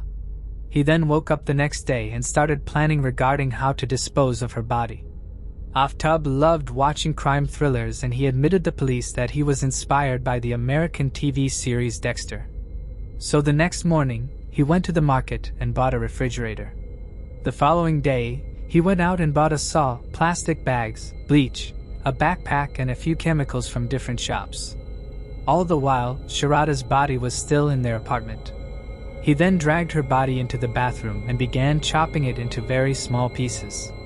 He then put them into plastic bags and put the plastic bag into the freezer. He would store the rest of her body in the lower compartment of the refrigerator where he also kept his groceries. To mask the smell in the apartment, he lit several incense sticks and used disinfectants and chemicals. He also utilized several chemicals as well as bleach to wash the bathroom so that no bloodstains could be detected by forensics. According to police, Aftab's search history contained searches such as how to destroy a body, how to remove bloodstains, and how to decompose a body. Aftab recalled that after killing Shradha, the breaking down of her body took 10 hours to complete. He recalls his exhaustion at the end of the arduous task and says that after he was done, he drank a beer, smoked some cigarettes, and proceeded to take a shower. Aftab reportedly was fond of ordering food from local restaurants on apps such as Zomato or other online food delivery apps, and so he ordered food to be delivered at his home. Police noted that in the aftermath of his crime, he would always order for 2 people in order to deter suspicion. He would go on to eat the food and put the leftovers in the very same refrigerator in which he was storing his girlfriend's body. On the May 21st, Aftab got up around 1 to 2 a.m. in order to take out a few plastic bags that had body parts in them. He put them in a backpack and took it with him. He would then walk to the Mehrori forest area, which was about a 20 to 30-minute walk from his apartment. There in the forest, he would dump the remains. He would not simply abandon the plastic bags but would empty them onto the forest floor so that the remains would decompose faster. He would then separately discard the plastic bags. After dumping the parts, he went back to his apartment in order to make note of how many body pieces he had thrown away. He would make a rough note of where he dumped each and every body part. The police would later find this diary in his apartment. For the next 10 to 15 days until around June 5th, he would wake up at night, take out a few of the plastic bags with the body parts, and throw them into the forest. He meticulously would plan which parts to dispose of first depending on which part would start to decompose at the earliest. On June 5th, he dumped Shradha's head, but before that he poured kerosene over it and lit it on fire so that it became unidentifiable even if the head was found. He disposed of the remainder of the parts in several different areas of the city. Aftab reportedly dumped the tools that he used in the Mehrori forest. Police were in shock as to how he was able to do all of this in an area which is quite densely populated. Even his neighbors were shocked as they had no idea that Shradha had even been living there. While he was dumping the body parts, Aftab also started using Shradha's phone and pretended to be her. He would reply to friends on WhatsApp and he posted on social media several times so that her friends and family would not get suspicious. Police also found that during this time, Aftab was active on dating apps such as Bumble. He met a woman through this app and invited her to his apartment. She spent the night with him, all the while Shradha's body parts and her head were still in his refrigerator. The woman, however, was unaware of this. Police noted that Aftab was strangely calm and relaxed during his interrogation. According to police sources, there was no remorse visible on his face during his interrogation. It was later found that Shradha's phone was last active on October 23rd. After that, Aftab reportedly threw her phone into Versailles Creek in Mumbai. He did this when he was called to the Mumbai police station for questioning in October when Shradha's father had finally reported her missing. During their initial investigation, the Delhi police found a pending water bill from Aftab's flat. The Delhi government provides 20,000 liters of water for free. While most houses in the neighborhood have no water bill, Aftab's flat had an outstanding water bill of 300 rupees, which led them to suspect Aftab was using his flat for nefarious purposes. Investigators believe that Aftab may have used a large quantity of water to clean up the blood stains. They note that Aftab probably left the shower on while carrying out his gruesome crimes so that he could cut the body parts easily with the blood flowing directly into the sewer. Neighbors told police that Aftab would regularly go and check the building's water tank. Their suspicions grew stronger when they found out that Shradha's phone was used on May 26 in order to transfer 54,000 rupees from Shradha's bank account to Aftab's account. Aftab had claimed that Shradha had left him on May 18 only carrying her phone and that he had no contact with her since. The location of the bank transfer also turned out to be in the Chhatapur area. Besides this, on the May 31st, there was a chat with her friend from Shradha's Instagram account. When the police found out the location of Shradha's phone, it was also in Chhatapur. When questioned as to why Shradha's phone location was traced to his exact home even though he claimed Shradha had taken her phone with her, Aftab could not answer. It was at this moment that Aftab finally revealed the truth. It took 6 months for anyone to actually realize that Shradha was dead. By that time, most of the body parts had decomposed. Police were able to recover 13 bone fragments from the Meharori forest, and they were sent for forensic testing. On December 15, 2022, a forensic report stated that the bone samples found in the forest matched the DNA of Shradha Walker's father Vikas Walgar, confirming that the remains did belong to Shradha. However, Shradha's head remains missing, and the murder weapon has yet to be recovered. Investigators found various sharp objects in Aftab's flat, including knives and a handsaw, but none have been definitively linked to the crime. During forensic testing at Aftab's apartment, authorities managed to detect traces of blood, despite his repeated attempts to clean the space with chemicals and bleach. On December 23, 2022, forensic analysis confirmed that the recovered blood samples belonged to Shradha Walker. These forensic findings played a crucial role in strengthening the case, as the investigation had previously relied heavily on Aftab's confession and circumstantial evidence, either of which would hold up in court. Without solid proof, Aftab could have retracted his confession, leaving the police without a strong case for prosecution. As a result, Delhi police are urgently searching for additional corroborative evidence to ensure a conviction. Meanwhile, Shradha's grieving family remains hopeful that justice will be served. The investigation is ongoing. Moving on to the next case. Anna Palmer. Anna Palmer was a 10-year-old girl living in Salt Lake City, Utah, in 1998. She was known for her outgoing personality and enjoyed spending time with neighborhood friends. On the evening of September 10, 1998, Anna called her mother, Nancy, who was at work, to ask for permission to play outside. Nancy agreed, and around 5 p.m., Anna walked a few houses down to meet her friend, Roxanne. The two girls spent time together at a nearby park before Anna decided to head home around 7 p.m., wanting to adhere to her mother's rules. As they walked back, an unfamiliar man passed them on the street. Roxanne noticed that after they passed the man, he glared at Anna in an unsettling way. Shortly after, the two girls stopped by the house of another friend, Amy Johnson, to see her new kitten. After spending a short time there, Roxanne and Anna parted ways, each heading in different directions toward their homes. At 7 p.m., Nancy arrived home and was met with a horrifying sight, Anna lying motionless on the front porch. Immediately, she knew something was terribly wrong. Anna's face appeared waxy and pale, almost yellow, as if all the blood had drained from her body. Panicked, Nancy called 911 while attempting CPR under the dispatcher's guidance. However, her efforts were futile. Anna had a severe wound in her neck.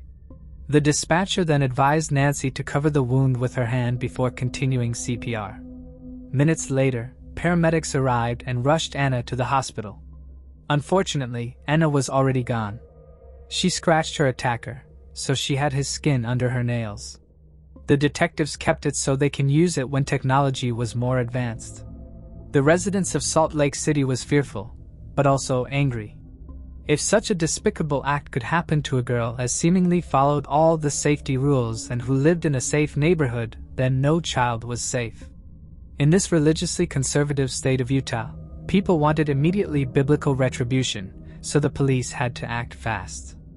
The police immediately started interviewing Anna's family and friends.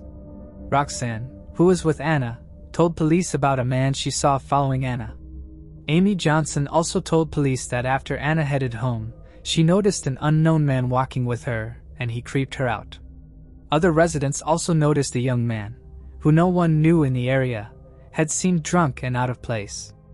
Anna's family made a public appeal via the media for anyone with information to come forward.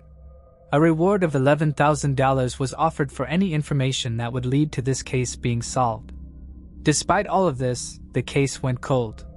In February 2009, the DNA evidence they had was entered into a database, and they immediately found a match. It led detectives to 32-year-old Matthew Brake. He was serving time in Idaho prison for an unrelated crime. When interviewed, Matthew admitted that he lived near Anna back in 1998. Back then he was 19 years old with no direction in life. He was a California native, but moved to Utah with his brother Tom after Tom's friend Todd Clark told the two that they would find steady employment there.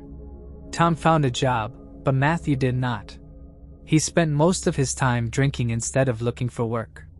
Seeing himself as a tough guy, he frequently instigated fights with others. In 1998, Matthew was charged with a violent felony in an unrelated case, but he served only a brief sentence in county jail.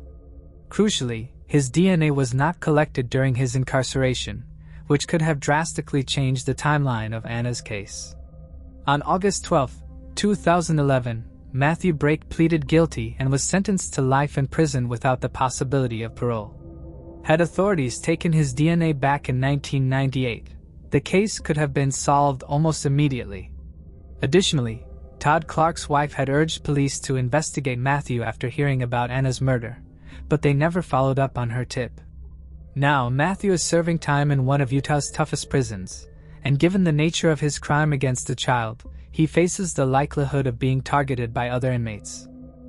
Before I continue, I want to remind you that only a small percentage of people who watch my videos are actually subscribed. So if you enjoy my content, consider subscribing. It's free and you can always change your mind later. Now, let's move on with the video. Moving on to the next case. Donna Macho. Donna Macho was a 19-year-old legal secretary and part-time model who lived with her parents on Cherrybrook Lane in East Windsor, New Jersey. Her life seemed like the embodiment of the American dream. She was beautiful, well-liked in high school, and thriving after graduation. Those close to her said she was ambitious, hoping to turn her part-time modeling job into a full-fledged career. On the night of February 26, 1984, Donna was in the basement watching television when her younger sister joined her. The two watched a horror movie together until 2 a.m. Before heading to bed around 2:45 a.m., her sister left Donna still watching TV. Their mother and stepfather were asleep upstairs. That was the last time Donna was ever seen alive. Her sister later recalled that she didn't hear any unusual sounds or disturbances coming from the basement that night. Although it was a Sunday, Donna had mentioned to her family that she planned to go into the office to catch up on work. As a result, Donna's disappearance wasn't even noticed until later that evening. When she failed to return for dinner, her mother went downstairs to check on her. Upon entering the basement, she immediately sensed something was wrong. Donna's usually neat and orderly space had been disturbed, with items scattered around. To her, this suggested a possible struggle. Her fears escalated when she discovered a pile of clothes stained with blood. Overcome with panic, she quickly called the police. During the investigation, authorities located Donna's black 1979 Chrysler abandoned along Millstone Road near the Cranberry border. Inside the vehicle, they found her brown leather pocketbook resting on the seat, still containing her cash, credit cards, and driver's license. All 4 doors were unlocked, and police noted suspicious stains on both the upholstery and the ceiling of the car. Later, it was confirmed that the blood present on the automobile was that of the missing 19-year-old. Additionally, DNA evidence was found inside the apartment. However, as back in 1984, DNA technology was still in its infancy, no matches to any suspects could be found. Despite the plethora of bodily fluids found in the automobile, police had no leads and the case would eventually go cold. Then in April of 1995, over a decade since Donna had gone missing, a Boy Scout troop leader discovered a partially clothed skeleton while foraging in the area. The skeleton, wrapped in a carpet, was placed in the dense underbrush just off of George Davidson Road, not far from where Donna's car had originally been found. Using dental records, the skeletonized remains were eventually positively identified as belonging to the missing 19-year-old. An autopsy initially determined the cause of death to be a gunshot wound to the head. However, upon further inspection of Donna's remains, it was determined that while a head injury was the cause of her death, it was not definitively from a gunshot wound. Regardless, her death was officially ruled as a homicide. The family hired private investigators, trackers, and even psychics in an effort to find the person responsible, but all to no avail. The case would eventually again grow cold. Then nearly 40 years later in 2022, authorities reopened the case and all viable evidence was resubmitted to the New Jersey State Police Central Regional Laboratory. This included DNA evidence as well as fingerprints found on scene. In April of 2023, authorities announced that a man named Nathaniel Harvey was responsible for Donna Macho's murder. Identification was made through the semen left in Donna's apartment during the initial 1984 investigation. They determined his DNA was the only DNA evidence in the bedroom that should not have been there. Nathaniel Harvey had a lengthy criminal history. He had actually been a suspect in the case early on in the investigation, but due to lack of evidence and lack of DNA testing abilities, he was never charged. Over the years, Harvey had been arrested for several sexual assaults, as well as for another unrelated murder which occurred in June of 1985.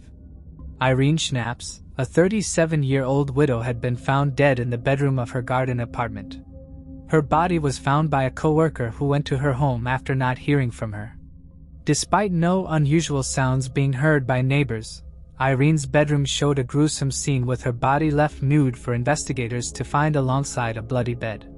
Investigators concluded that her head had been struck with a blunt metallic object. A bloody fingerprint was also found on the pillowcase which had fallen to the floor. With no sign of a forced entry, police believe the attacker may have been someone Irene knew personally.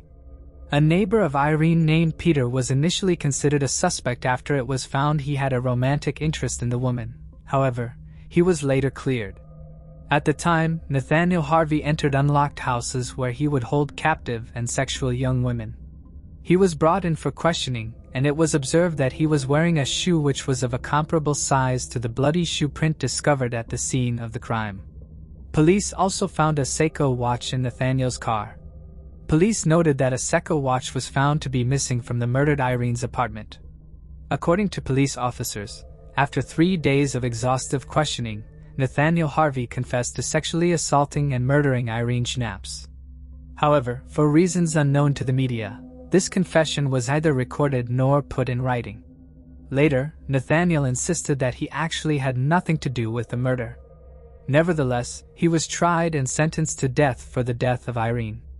During his appeal, Harvey argued that he was not informed of his Miranda rights prior to the police interrogation. As a result, the New Jersey Supreme Court reversed his conviction. In 1994, he was retried and sentenced to death. In February 2007, New Jersey abolished the death penalty, and Nathaniel appealed his sentence again. After undergoing several legal proceedings, the case was eventually brought to the state Supreme Court, which mandated the conduct of new DNA testing. In February 2015, following a Supreme Court mandate, Harvey was given the chance to stand trial for a third time in connection to Irene's murder. However, before the trial could take place, he passed away in prison in November 2020. Until his final days, he continued to assert his innocence in the Irene Schnaps case. His former attorney spoke to the media, emphasizing that no concrete evidence linked Harvey to the 1985 murder, stating, asterisk, other than the fact that Harvey did a lot of bad things. Asterisk. At the time of Irene's disappearance, while her family endured immense distress, Harvey had been living quietly in East Windsor. He was employed at the very farm where Donna's remains would later be found. Reflecting on the case, Donna's sister told the media, "I was relieved it was finally closed, but I was also furious. Furious that I hadn't stayed to help her fight. Furious that he could enter our home so easily. Furious that he wasn't in jail." She went on to express her frustration over Harvey's death, saying, "I was mad he died. He never had to truly pay for this. I'm glad the case is closed, and that it was him, but it still feels like he got away with it." Though justice was never fully served, after nearly 4 decades, the case was officially closed. Moving on to the next case. Esther Lucille Westenbarger. Esther Lucille Westenbarger spent most of her life in Fostoria, Ohio. She attended Fostoria High School and worked at Finley Industries, an automobile parts manufacturer, for nearly 2 decades. In 2009, Esther accepted a buyout from her employer and decided to move to Kokomo, Indiana, to be closer to her mother and siblings. Initially living with her mother, she later fell out with her and used the buyout money to secure her own place. One evening, she went out with new friends to go bar hopping. Esther parked her Cadillac outside a bar and was last seen walking on foot, presumably to retrieve her car. That was the last time she was seen, and her car was never found. After missing a surprise party she had planned for her mother, the family grew concerned and reported her missing on November 13, 2009. While her new friends were questioned, no new leads emerged. A man who lived near Esther raised suspicion due to his frequent run-ins with the law, but there was no evidence linking him to her disappearance, and he was released. Police were searching not only for Esther but also for her car, a Cadillac with a customized Ohio license plate reading, MS Esther. Unfortunately, neither Esther nor her car were ever located, and the case eventually went cold. Then, on June 17, 2020, Howard County 911 Dispatch Center received a call regarding a car that was found in a pond. A dive team was then used to retrieve the car. They noted that it was a Cadillac and that a female body was inside. When they saw the license plate, they already knew it was Esther. Nevertheless, DNA testing was done and was confirmed, and it was Esther Lucille Westenbarger. The leading theory is that because she had too much to drink, she accidentally drove into the pond. The police have said that foul play is not suspected. Her daughter Matilda Rudd had this to say, "For me the past 10 years have been miserable. I can't answer it any other way. We go on with everyday life, but you never stop thinking about her and wondering. It's the questions, the why, what, how, and when. The questions constantly keep running through your head. Well, I now know the where and how. And so hopefully it'll help me finish this process of healing." Moving on to the next case. Ethel Shannon McCarson. Ethel Shannon McCarson was born in Rockmart, Georgia, a small town of about 4,000 residents located an hour northwest of Atlanta. As the youngest of 3 sisters, she was both creative and ambitious. From an early age, she developed a passion for painting and, by the age of 19, had earned her private pilot's license. However, at 21, while studying to become an airplane mechanic in Tulsa, Oklahoma, McCarson suffered a mental breakdown and was diagnosed with schizophrenia. As a result, she was forced to relinquish her pilot's license. Despite this setback, she continued painting, primarily creating artwork of flowers and horses. She occasionally traveled to northern Florida, selling her pieces at low prices. Over time, she became highly nomadic, frequently moving from town to town. Her travels led to several arrests in Florida, including charges of disorderly conduct and contempt of court in both Bay County and Panama City Beach. McCarson did not own a cell phone, instead borrowing phones from strangers when needed. She had no bank cards, was absent from social media, and relied on hitchhiking or Greyhound buses to get around. On April 4th, McCarson, now 42, took a bus and arrived in the Orlando Greyhound station on North John Young Parkway just after noon. It is believed that McCarson may have told someone on the bus with her why she was coming to Orlando in the first place and whether she was meeting someone there. After she got off the bus, the surveillance camera captured her. She was wearing a light-colored tank top, a scarf, and dark-colored pants. She was carrying a medium cross-body bag and a brown jacket. She walked outside, dropped her jacket on a patch of grass, and sat down on it. A woman in a short-sleeved red shirt and light-colored shorts walked up to her, and the two started talking. After about a minute and a half, a white car pulls into the parking lot and McCarson got up and walked away in the direction of the car. Whether she got into the car or continued walking somewhere else is not known. 2 days later, her remains were found in a wooded area near Old Winter Garden Road and North Cottage Hill Road in Orlando, Florida. Witnesses reported that McCarson's body had been decapitated and severed in half, with her arms and legs also removed.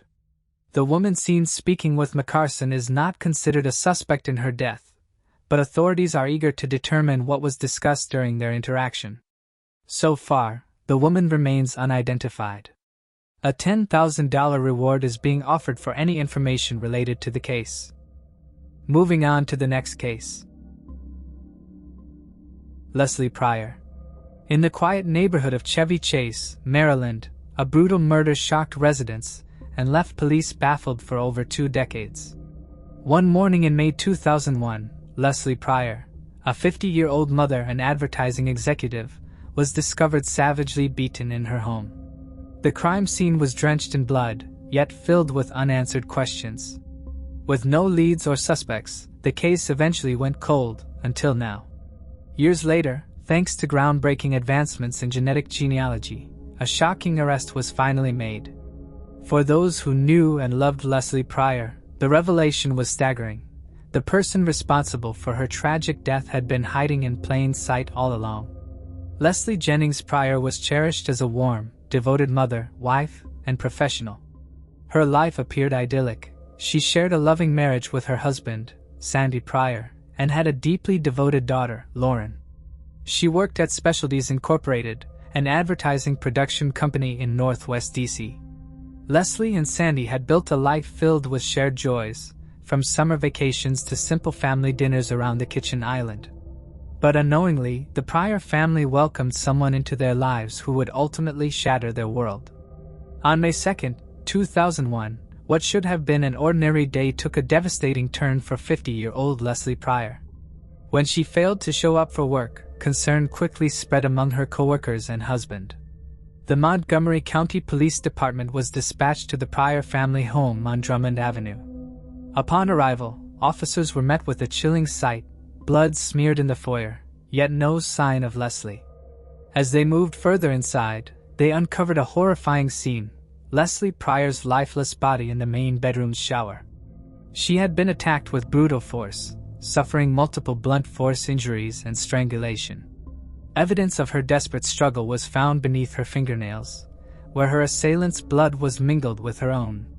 In addition to signs of manual strangulation, investigators noted distinct V-shaped cuts on her head, which matched the sharp edges of the foyer molding. This indicated where her head had been repeatedly battered. Investigators believe that the perpetrator carried her from the foyer, attempting to wash away the blood and minimize the mess. The scene had evidence of a hasty cleanup with luminescence tests revealing traces of blood in the foyer, a trash can, sinks in the kitchen and downstairs bathroom, and on door frames and the back door. The initial investigation into Leslie's violent end was thorough, but ultimately frustrating. Early DNA analysis was able to determine that the DNA collected at the scene belonged to an unknown male, but it did not match anyone in Leslie's immediate circle, including her husband Sandy. Leslie's daughter, Lauren, provided the police with a list of close family associates. Among the names on that list was the eventual perpetrator, though investigators did not immediately consider him a prime suspect. As the weeks turned into months, the case grew cold. The police continued to work, re-interviewing potential witnesses and reviewing evidence. But the trail seemed to go nowhere. Neighbors had not seen anything unusual on that fateful day, and the quiet low-crime neighborhood offered few clues. The lack of forced entry suggested that the person responsible for the crime was someone Lesie knew, but no one could pinpoint who that person might be.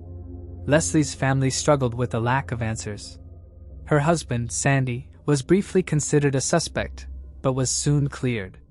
Lauren, convinced of her father's innocence, persisted in seeking justice for her mother, constantly urging detectives to keep the case alive. Years passed, and hope began to wane. The investigation into Leslie's case became one of Montgomery County's most challenging cold cases. Detectives, both seasoned and new, took turns sifting through the old evidence, hoping for a breakthrough that never seemed to come. It was not until September 2022 that a glimmer of hope appeared. Investigators decided to submit the blood evidence from the crime scene to Othram.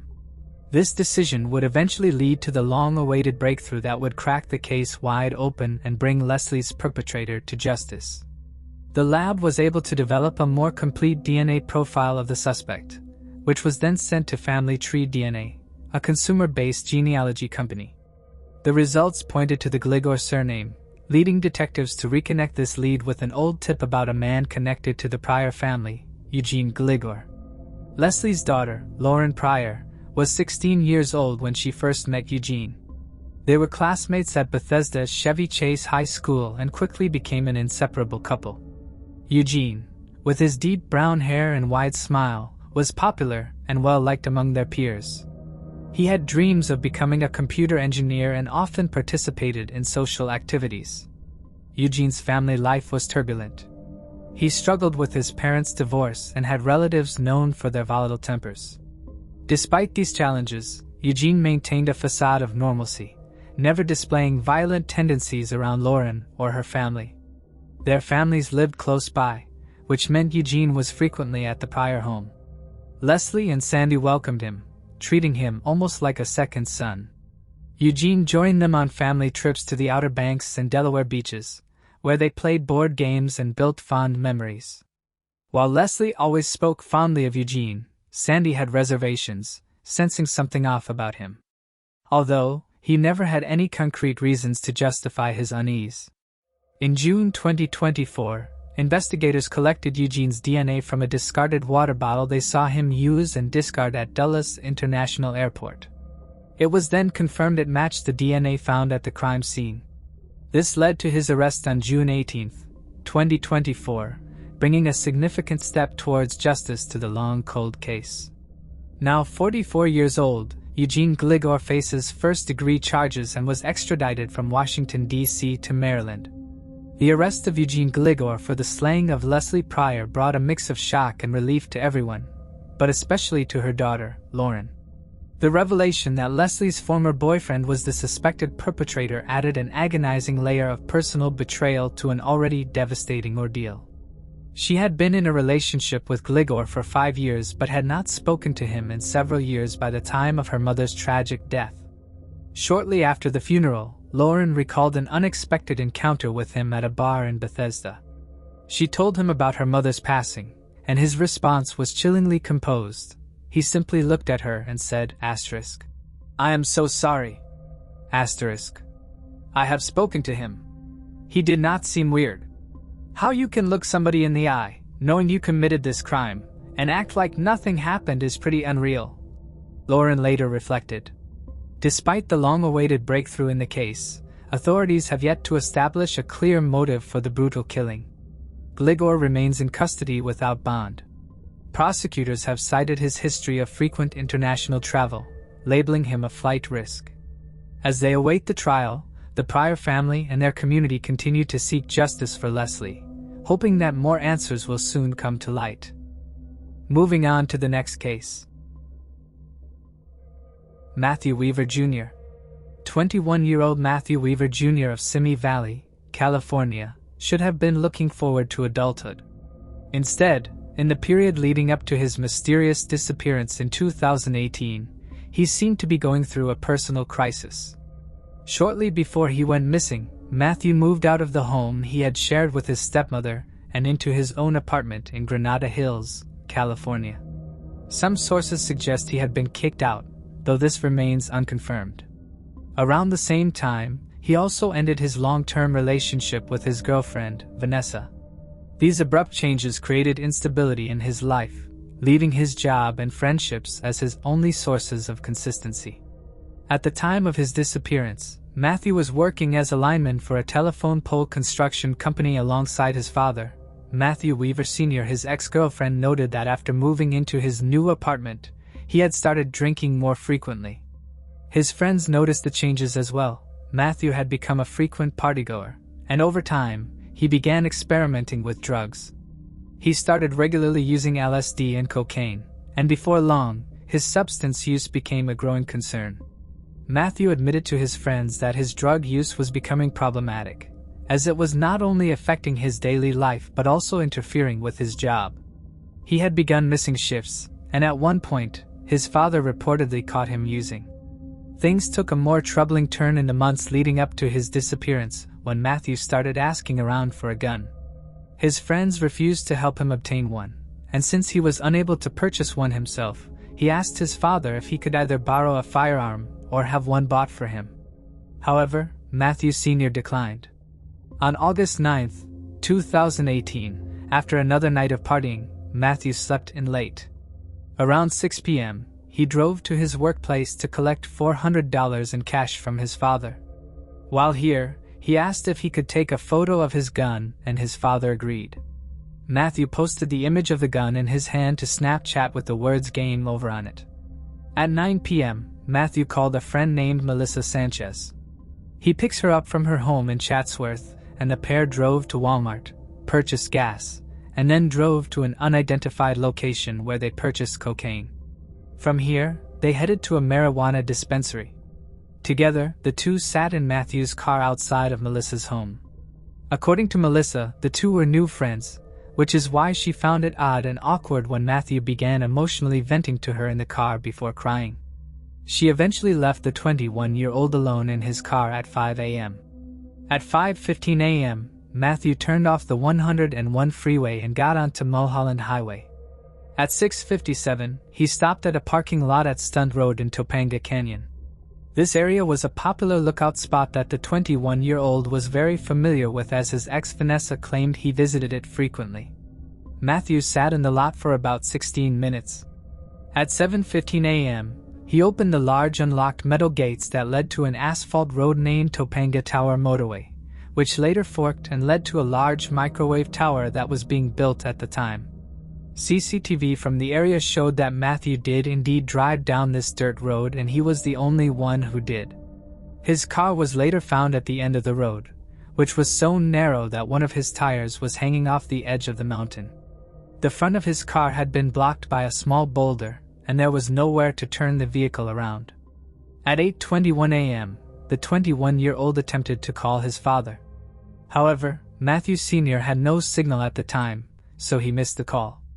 A few hours later at 11:48, he called Melissa, who was unable to answer because she was at work. She did, however, text him asking what was up. Matthew replied, quote, "Like some crazy is going on, and then, quote, I just to talk while I have the chance." His phone was either turned off or ran out of battery after this message. Melissa asked him if he was okay, but Matthew never replied. Between 7:28 and 11:48 a.m., Matthew remained in the same area. His whereabouts since he last contacted Melissa, however, are unknown. He has never been seen or heard from again. A publication named The Local Malibu reported that on August 11th at around 1 a.m., cries for help were heard in the Roses Overlook area, a section of the trail near to where Matthew's car was found. While a search ensued, no trace of the 21-year-old or anyone else was found, and scent dogs reportedly lost the trail they'd been following. The only clues in Matthew's case come from drone images of the area in which he went missing. 797 photos were taken by the drone's pilots, and a reward is being offered to those who can find relevant clues by analyzing the images. This method was used to find a white torn t-shirt with dried blood on it, and a hat also with dried blood on it. While the hat conclusively belongs to Matthew, the t-shirt remains unconfirmed as belonging to the 21-year-old. Friends and family of Matthews do not believe he had to take his own life. However, given his erratic behavior, his emotional states, and his final Snapchat message, which read "Game over," it may not be the most far-fetched theory. Other speculation includes that Matthew got into a fight with a construction worker while on the site of the tower, as laborers there were known to be hostile. Meanwhile, the 21-year-old's new friend Melissa reportedly had gang connections. She was the last one to hear from Matthew and the last one to see him alive, prompting some to question whether or not she had something to do with his sudden disappearance. It's also been asked why he chose to speak with her specifically rather than his other much closer friends. Matthew's friends have said they believe he wanted a gun for his own protection, not so he could take his own life.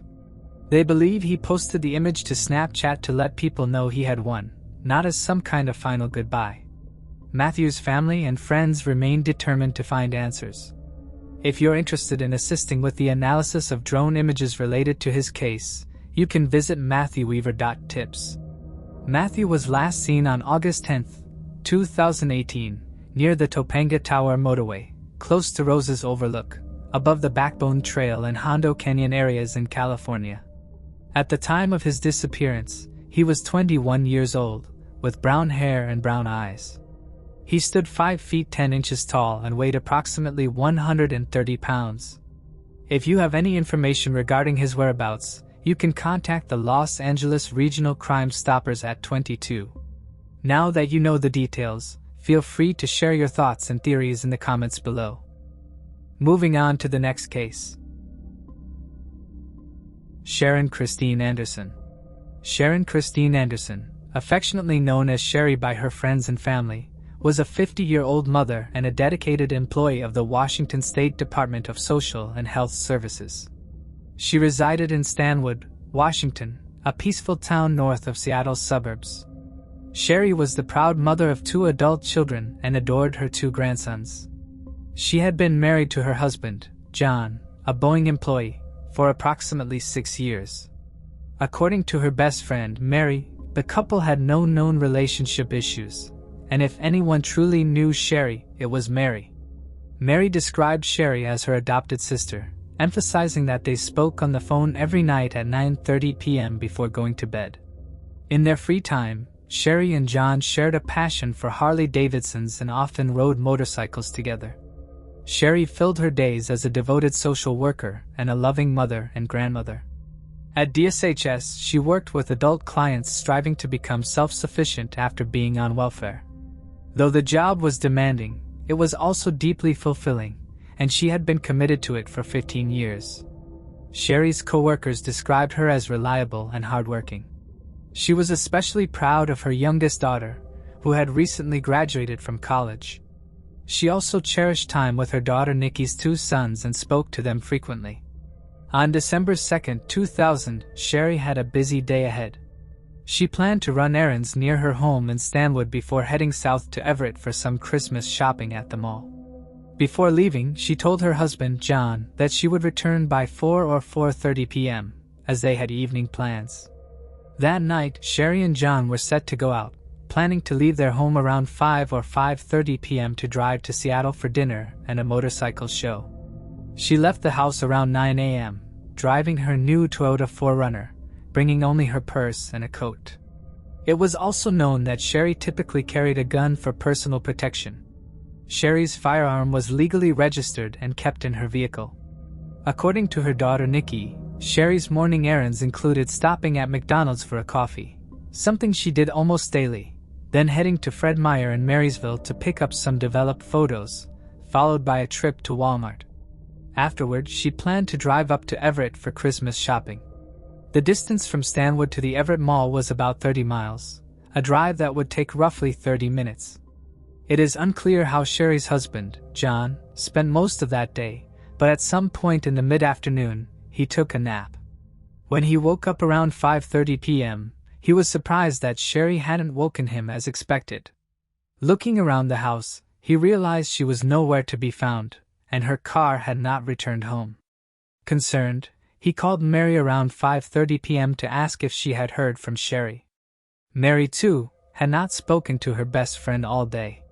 Both John and Mary emphasized that Sherry was extremely dependable and always called if she was running late, yet that day, there had been no word from her at all. At that point, Mary, Sherry's daughter Nikki, and other family members began driving to the places that Sherry would have gone that day. At 10 p.m. that evening, Mary found Sherry's Toyota 4Runner parked in the Mervyn's department store parking lot at Everett Mall. The car was parked only about 50 feet from the entrance. However, there were no Christmas presents in the car, and alarmingly, Sherry's cell phone and the gun she carried for protection were both found inside the locked vehicle. At this point, Sherry was reported missing to the Everett Police Department, and while the SUV was accounted for and verified as hers, no further leads were gathered that were publicly released. Volunteers in groups of 10 to 80 people scoured the area around the mall as well as nearby roadways, parks, bodies of water, and railroad trusses, but no sign of Sherry was ever recovered. Reports differ on whether or not police believe foul play was to blame in Sherry's case, with some newspapers reporting that Sherry's disappearance was suspicious and foul play was likely, while other media outlets report that foul play is not suspected, and still others say that the police simply do not have enough information to point them in either direction. Friends and family have kept Sherry's story alive and have printed thousands of missing persons flyers which have been posted all around the Seattle area, especially all around Snohomish County. Police have remarked that they are impressed by the determination shown by Sherry's friends and family to find her. Because of the missing flyers, police frequently get reported sightings of Sherry, although most of them have led back to a local woman who looks similar to Sherry. Many reports claim that there is a website dedicated to Sherry's disappearance. However, it does not seem to be in operation currently. According to one account, it is not believed that Sherry made it to the mall that day, but rather that something happened to her before she got to the entrance between her car and the mall. CCTV footage was unable to be acquired, and it's unknown why police chose not to procure the footage before it was automatically deleted. Mary says there is reason to believe that Sherry's car was abandoned in the mall parking lot between 6:30 and 7 p.m. that day, about 3 hours before the car was found. In a different report, police claims that no one saw Sherry that day after the morning hours and say that the last confirmed sighting of her was when she left her house that morning at 9 a.m. in Stanwood. Because information on this case is sparse, it is unknown if Sherry ever made it to Fred Meyer or McDonald's that day. It is also unknown exactly when her credit card, bank account, or phone was last used and whether it was on the 1st or the December 2nd. Friends and family are certain that Sherry would not have walked away from her life. She had no large debts, no marital or criminal problems, and had never given any indication that she was depressed or otherwise wanted to run away from her life. Moreover, Sherry's credit cards and bank account have not been touched since the day that she went missing. Any hope that Sherry was alive waned when the holidays came and went without her making contact. Mary and Nikki both call the county coroner's office whenever an unidentified body has been found, hoping that perhaps at long last Sherry has been found, and with her answers long awaited, but so far there have been no matches. The sister and best friend of Sherry also check local pawn shops for Sherry's distinct wedding set. Her wedding ring was a custom design. In the middle is a white diamond flanked by black onyx. The stones are set in white gold. Sherry's ring has never been recovered from any pawn shops nor jewelers. Sadly, in the years since she disappeared, nothing more has been revealed. About 1 year after Sherry's disappearance, John filed for divorce, saying that he needed to move on with his life. Very little information is available about what John was doing that day, and at first glance, he seems like a viable suspect according to some close to the case. However, there has been no reporting to indicate that he is being pursued as a suspect, and Sherry's family members and friends have never made any negative remarks or pointed fingers at John. Those following the case say it is hard to determine if John really is a suspect, but as he has not been further investigated, it is possible that he had an alibi or was ruled out by some other measure not released to the media. In fact, the only person Mary is suspicious of is a client who had specifically threatened Sherry 2 weeks prior to her disappearance. Mary maintains that this person has never even been interviewed by police. Sherry is featured in a deck of cards given to inmates in Washington jails and prisons. She is on the 8 of clubs, and it is the hope of family and friends that the deck may generate interest in the cold case, although no leads have come from this yet. Sadly, at this point in time, Sherry remains one of the approximately 4,000 missing or murdered Indigenous people whose cases are not yet solved in this country. Sherry is described as a biracial woman. She is Caucasian as well as Native American. She is a registered Cherokee Indian. Sherry had long, wavy brown or black hair that cascaded down her back and deep brown eyes. She stood about 5 feet 8 inches tall and weighed between 130 and 150 pounds. In February of that year, she was 50 years old. At the time of her disappearance, she was last seen wearing white tennis shoes, a green coat, blue jeans, and her distinctive custom-designed wedding rings. She may also have used the last name Sibin. Many have criticized law enforcement for relying solely on her husband's account regarding whether Sherry ever actually left the house that day. Given that statistically, female homicide victims are often killed by their male partners, some believe investigators should have scrutinized John more closely. Additionally, when discussing the case, John has faced backlash for making statements about moving on, as early as a year after her disappearance, comments that some interpret as him emotionally distancing himself from the situation. If you have any information regarding the disappearance of Sharon Christine Anderson, please contact the Everett Police Department at 425-257-8483. A $20,000 reward is being offered for any information leading to her recovery. Moving on to the next case. Stacy Smart. Stacy Smart, 52, resided near Pine Cove Marina by Lewiston Lake in Lewiston, California, alongside her boyfriend, Tony Brand. In the weeks leading up to Halloween in October 2016, Stacy's mother attempted to contact her multiple times, but her calls went unanswered. Adding to the concern, the home phone had been disconnected. As Halloween passed without any word from Stacy, her family grew increasingly worried. She typically spent the holiday with loved ones at her daughter Nicole Santos' home, making her absence all the more alarming. The following day, Nicole set out to find her mother, reaching out to Stacy's friends, only to learn that none of them had seen her in weeks. On November 2, 2016, the family officially reported her missing to the Trinity County Sheriff's Office. While Stacy's family last spoke to her before Halloween, they hadn't physically seen her since October 12, when she was at home with her boyfriend. Tony Brand, one of the last known people to have seen her, became a central figure in the case. They both were last seen at a neighbor's birthday party on October 15th. After the party, one of the neighbors had apparently seen Stacy and Tony fighting. A month before she had gone missing, Stacy had called her mother and told her that Tony was cheating on her. The two would reportedly patch things up later on. The family tried to get a hold of Tony, but they weren't able to get in touch with him until the November 8th, almost a week after Stacy was reported missing. When the family questioned Tony, he merely claimed that Stacy had left and he didn't know where she was. The family decided to contact people that had regular contact with Tony and Stacy. One claimed that Tony had told him that Stacy had moved out 2 weeks prior, and another person said that Tony had told him that Stacy had gotten violent and he had to make her move. When Stacy's daughter and son-in-law inquired again, Tony changed his story. He said that Stacy had been back to his house several times and had left behind several notes. When Nicole asked if she could see the notes, Tony said that he didn't know where the notes were.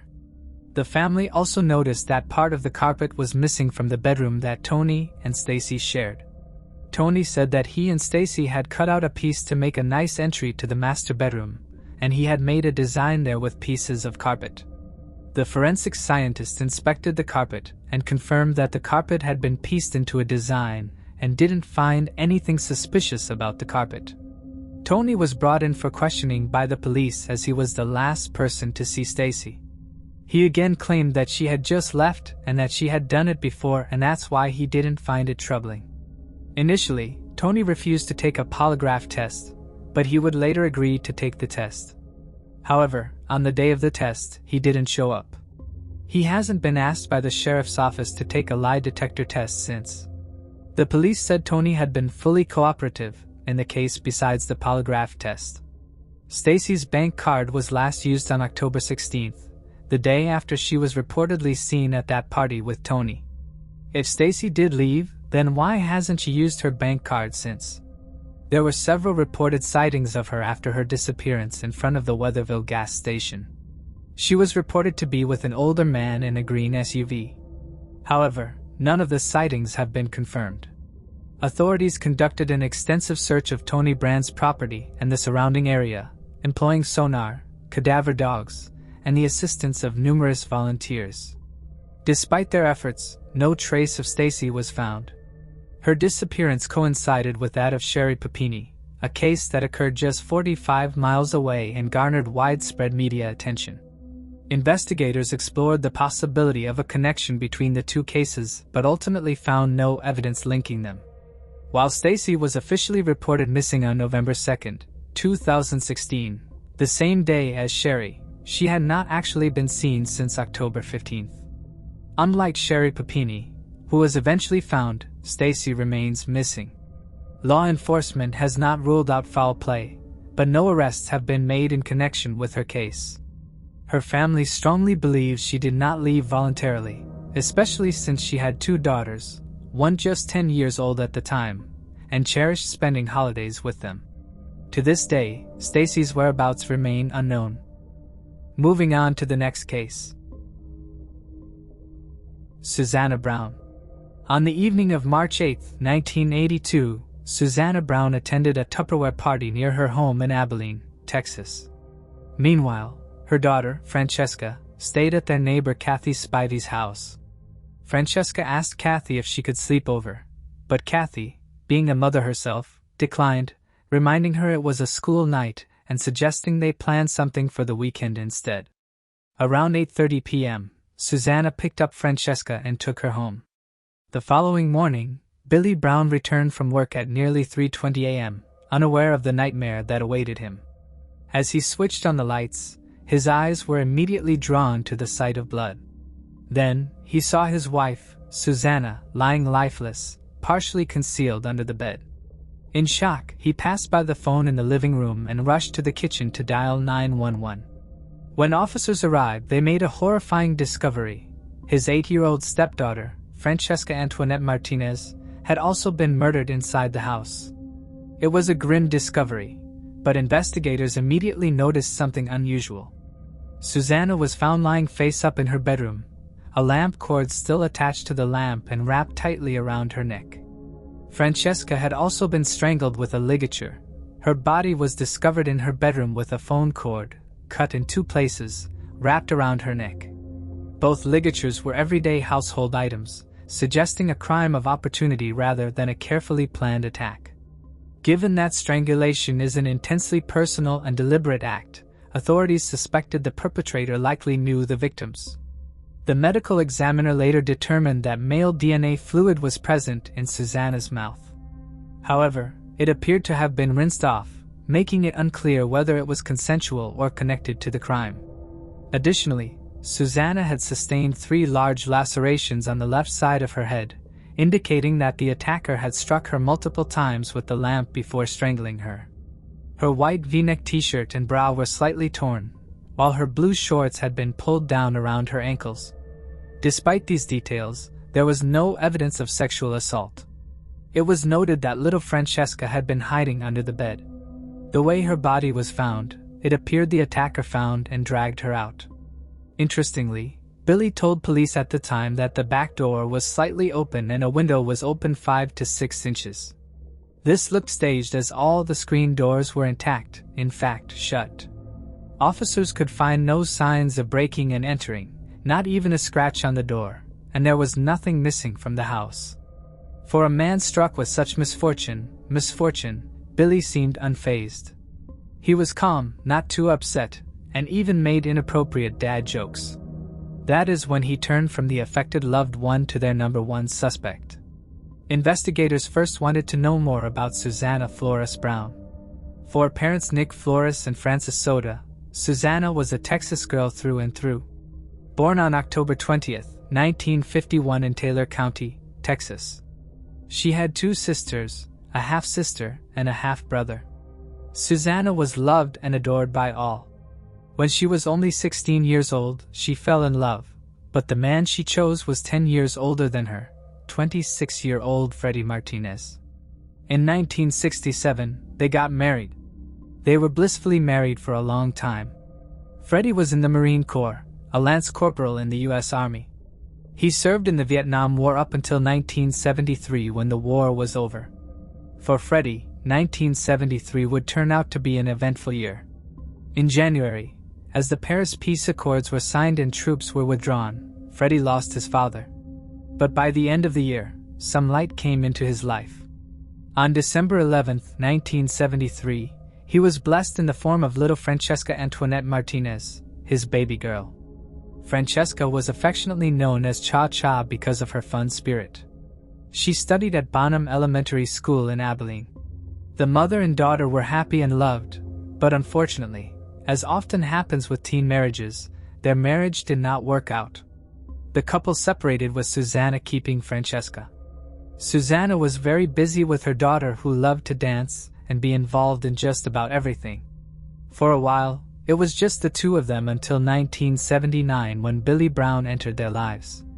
One night at a nightclub, she met a handsome man who took her heart. Billy worked at Nucorp and appeared to be a loving family man. Susanna's sisters noticed the relationship turning sour very quickly. He was a flirt and a womanizer. Linda Flores and Rita Flores Lafferty believed he was cheating on her repeatedly. Susanna tried to attribute it to them being racist, and even explained how he was different and kind, but the sisters still did not like him. Once, they were all out with their dates at a nightclub when Linda came across the couple arguing. She saw Billy push Susanna hard, knocking her down. The couple had been in a relationship for around 3 years. Susanna's family described Billy as controlling and abusive. Susanna was in significant danger from Billy as detailed by her siblings. Richard Flores, Susanna's half-brother, arrived at the crime scene after hearing about the double slaying. He noticed that Billy did not show any remorse at all and was laughing and joking about a bottle of whiskey Richard had left there about a week before. For Richard, the way Billy distanced himself from any emotions at all was a big red flag. Rowan Flores Beats, Susanna's half-sister, recalled Susanna expressing reluctance about being intimate with Billy.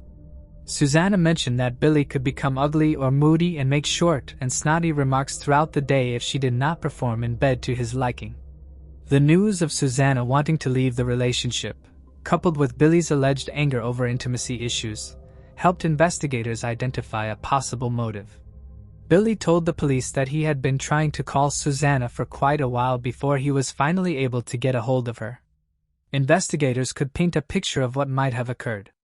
When Susanna did not answer the phone, his feelings of insecurity, jealousy, and control took over, sparking an argument that escalated into something more serious.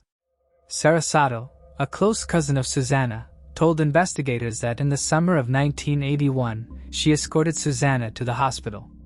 Susanna allegedly claimed that she and Billy Brown got into a fight that led to her suffering a miscarriage. The officers strongly believed there was physical abuse in the relationship. Things got heated often, and investigators discovered Susanna had once called the police in November of 1981 afraid of Billy. They had a domestic issue, and allegedly Billy had gone to see another woman. He laughed it off with the police, saying Susanna had poured dirt in his car's gas tank as revenge. Then realizing it was too much and perhaps she crossed the line, she called the police, fearing Billy's reaction. Susanna confided in her family that she did not want to marry Billy or live in Texas due to the common law marriage laws. While Susanna and Billy were not married by Texas, unwillingness was evident. According to court documents, she refused to take his last name until shortly before her end, only doing so under his pressure. A few weeks before her untimely end, Susanna asked her mother for money to change the locks. About a week before the tragedy, she asked her siblings if they could get her a gun. Richard Flores further explained that he knew something nobody else did. Susanna was trying to leave Billy, and he was very upset about it, threatening her. She went to Richard, told him everything, and asked him to help her buy a gun. It was almost as if Susanna knew something, as if she knew what was to come. As investigators zeroed in on Billy, interrogating him, he produced an alibi. He claimed he left for his job at the Newcorp Manufacturing Company at around 4:30 p.m. on March 8. He clocked in at 5 p.m. and clocked out at 3 a.m. the following morning. Investigators met with his alibi, Josie Landos, a Newcorp employee. It was rumored that Billy Brown was cheating on Susanna with Josie. Josie was cooperative and admitted it would be easy for Billy to slip out of work as the nature of his job allowed him to leave undetected. Other employees, including co-workers named James Coffey and Larry Skiles, confirmed it was highly possible, which further reduced Billy's alibi. Back in 1982, Billy could not be convicted due to lack of evidence. Little did the officers know they, in fact, did possess evidence. It just needed DNA analysis. The case ended up in the unsolved pile until years later in February 2012 when Abilene police asked Billy to come in for an interview. He did not show up or agree to give a DNA sample. 10 years later, on the January 17, 2023, the oral swab from Susanna's mouth was processed, and there was no question. It was Billy. The investigators wanted to speak to Billy. They confronted him outside his house, but he took it very lightly. Billy sat down for a 2-hour interview with the police where he denied all allegations and said he loved his wife. He denied any domestic violence. He also denied any miscarriage, saying Susanna had an abortion in 1981 by her own will. When he denied giving a DNA sample, he was served a warrant, and the DNA sample was taken by force. Billy was reportedly heard saying, "I have signed my own ending." He also claimed that since breaks at work were only 30 minutes long, he could not have made the drive back and forth to their Abilene home to commit the crime since it took 18 minutes to drive one way. He also passionately denied any relations with Susanna, saying he did not enjoy this particular act in bed. He was not aware that the officers had carried out a DNA analysis. It was Billy's bodily fluid in Susanna's mouth. Despite this, he profusely denied having done the deed with Susanna. He also said that it was possible Susanna was cheating on him with her ex at the time, trying to turn the police elsewhere. He said he got fried chicken for dinner, ate with his family, and left for work. When officers asked him why he did not call the police from the living room phone, he did not miss a beat and retorted with, "Did Francesca not have a phone cord around her neck?" There was no question about it. The perpetrator was Billy. Officers pieced together what they believed had happened. Billy had meticulously planned the crime, slipped away from work, and taken Susanna's life before killing Francesca to eliminate any witnesses. On October 27, 2023, just 2 days after speaking with Susanna's sisters, police arrested Billy Brown on charges of homicide. However, he was released the following day on a $200,000 bond. Billy later stated that his only concern after all these years was whether Susanna had been unfaithful to him with her ex. When approached by reporters for a statement, Billy merely laughed it off. Meanwhile, Susanna's sister Linda expressed her disbelief through tears, saying, "I didn't get my hopes up because it's been so long. I just thought, there's no way they can do this. It's been 41 years. To hear this news, it's just unbelievable. It feels like a dream." A trial date has yet to be determined, but after more than 4 decades, Susanna and Francesca may finally receive the justice they deserve. Moving on to the next case. Terry Becker. On December 6, 1975, a chilling discovery sent shockwaves through the quiet town. 2 motorcyclists, out for a ride, stumbled upon a lifeless body in a secluded field near the intersection of 100th Avenue and Lowell Boulevard. Unbeknownst to them, this grim find would mark the beginning of an unsolved mystery that would haunt the community for nearly half a century. The victim was identified as Terry Becker. She had grown up in Casper alongside her parents, a brother, and a sister. A graduate of Kelly Walsh High School, she briefly worked for a newspaper before moving to Denver. According to her family, Terry lived life on the edge. She never met a stranger and could strike up a conversation with anyone. She had a love for painting and music, embracing creativity and spontaneity. On December 4, 1975, Terry Becker was last seen alive hitchhiking to Brighton, Colorado, intending to visit her boyfriend, who was incarcerated at Adams County Jail.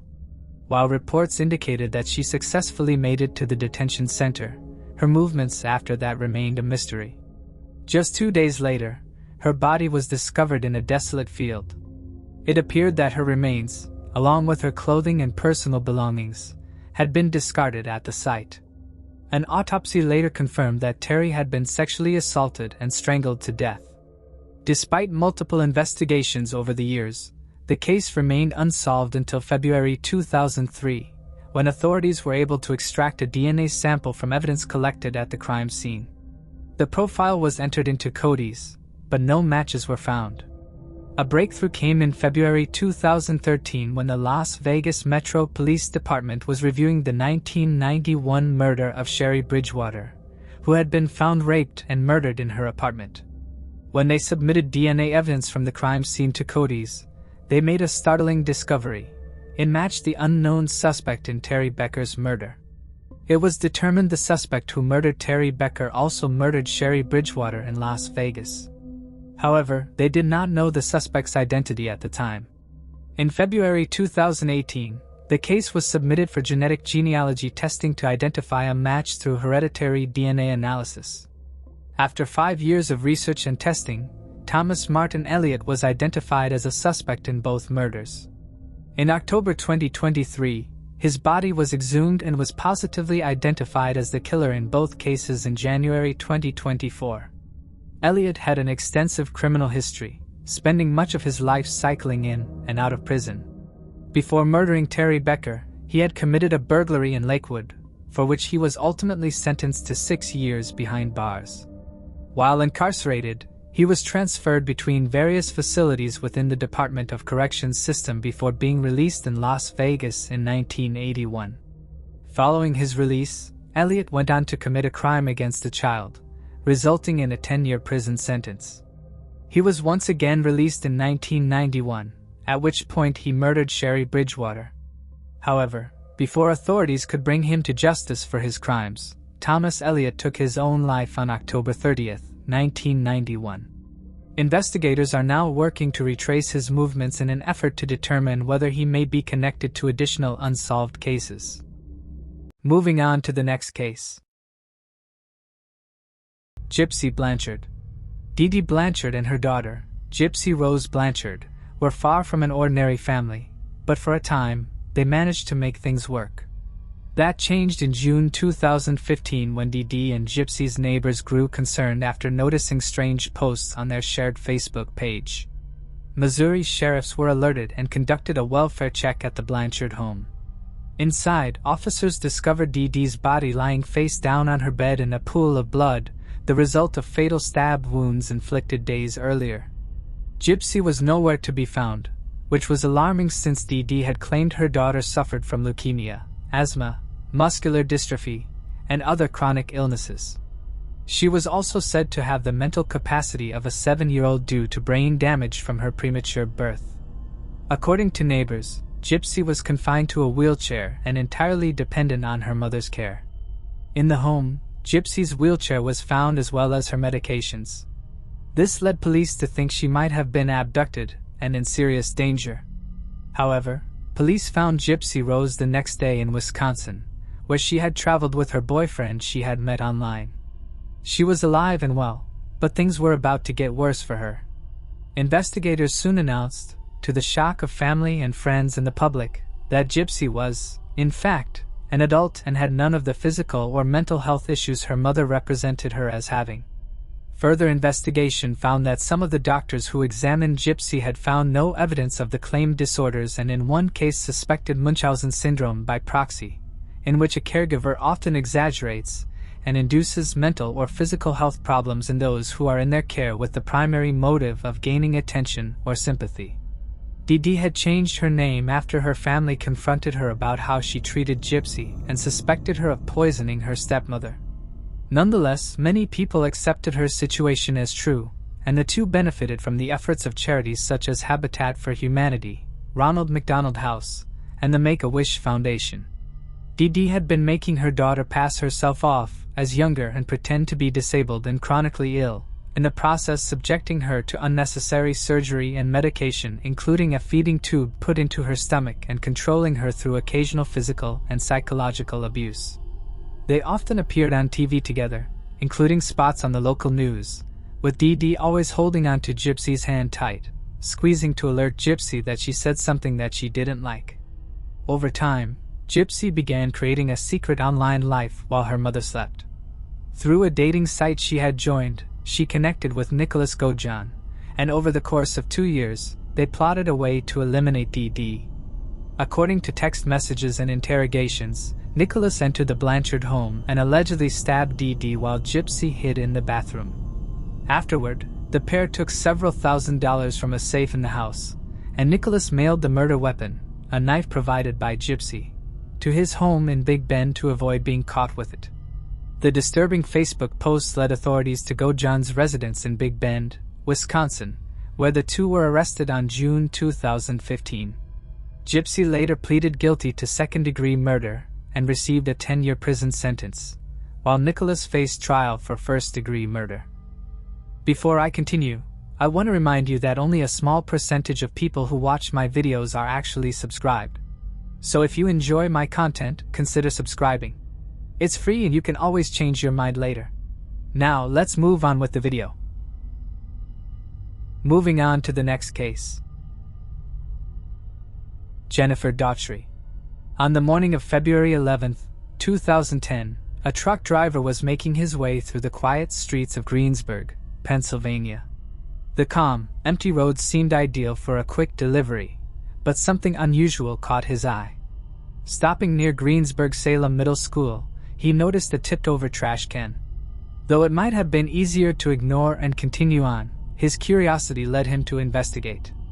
What he found was horrifying. Inside the dumpster lay the badly mutilated and bloody body of a woman. Unable to comprehend what he was seeing, he quickly called 911, and the police rushed to the scene. Upon arrival, officers found the woman's body haphazardly thrown into the dumpster, with numerous stab wounds visible on her body. Further examination revealed bruises, indicating she had been severely beaten before her death. The location of the body, discarded in a dumpster outside a middle school, suggested that this wasn't where the murder had occurred, but rather where the body had been left after being disposed of. As the police searched the woman's battered body, they discovered a note tucked into the back pocket of her pants.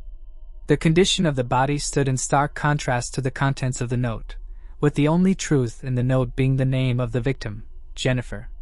The circumstances surrounding her death were a chilling mystery, leaving the police to wonder what horrors she endured in her final moments. A deeper investigation led officers to Jennifer Daughtry's parents, Richard and Denise Daughtry, who were called in to identify the body. Upon seeing their daughter's mutilated remains, they were devastated, unable to fathom that their sweet, gentle girl had been taken from them in such a brutal way. Jennifer was 30 years old at the time of her death, though her mental age was closer to that of a 12 to 14-year-old due to intellectual and psychological challenges. Born on November 8, 1979, in Latrobe, Westmoreland County, Pennsylvania, Jennifer had a bright, warm personality that attracted many friends.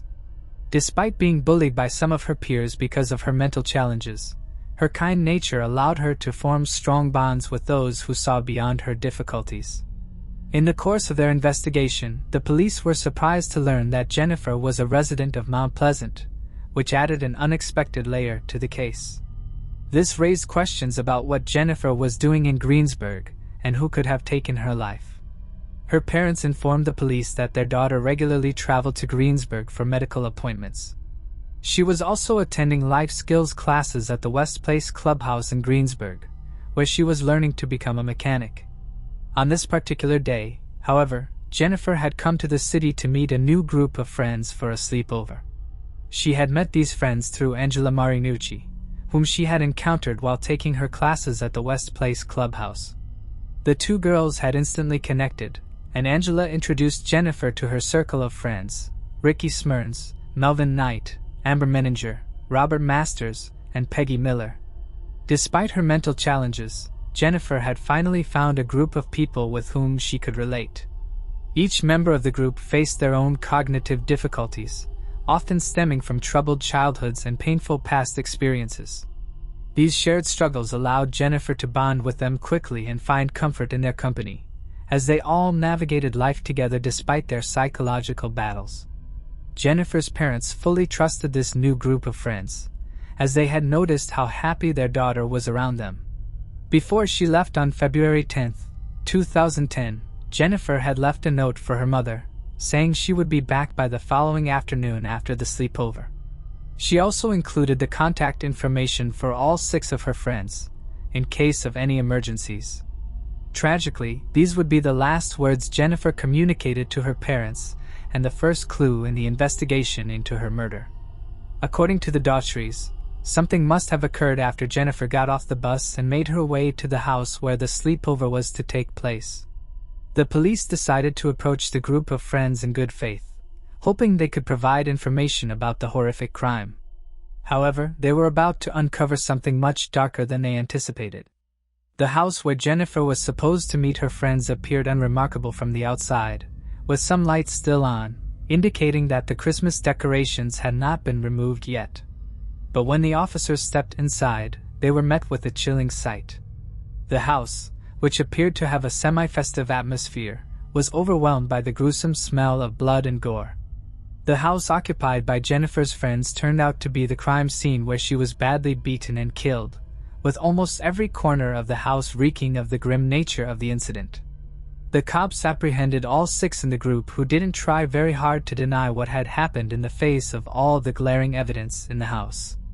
While just a glimpse of Jennifer's body screamed torture, the evidence found in the house of the Greensburg 6 confirmed that she was badly humiliated before being killed. In the house, the police found all the objects that were used to hurt the helpless Jennifer, along with the murder weapon, which was a kitchen knife that eventually ended her final breath. The cops relentlessly questioned everyone and asked them what happened during the night of the sleepover on February 10, 2010. The statements from the Greenberg 6 revealed that the sleepover was just a trap for Jennifer and that her punishment was pre-planned instead of being something accidental.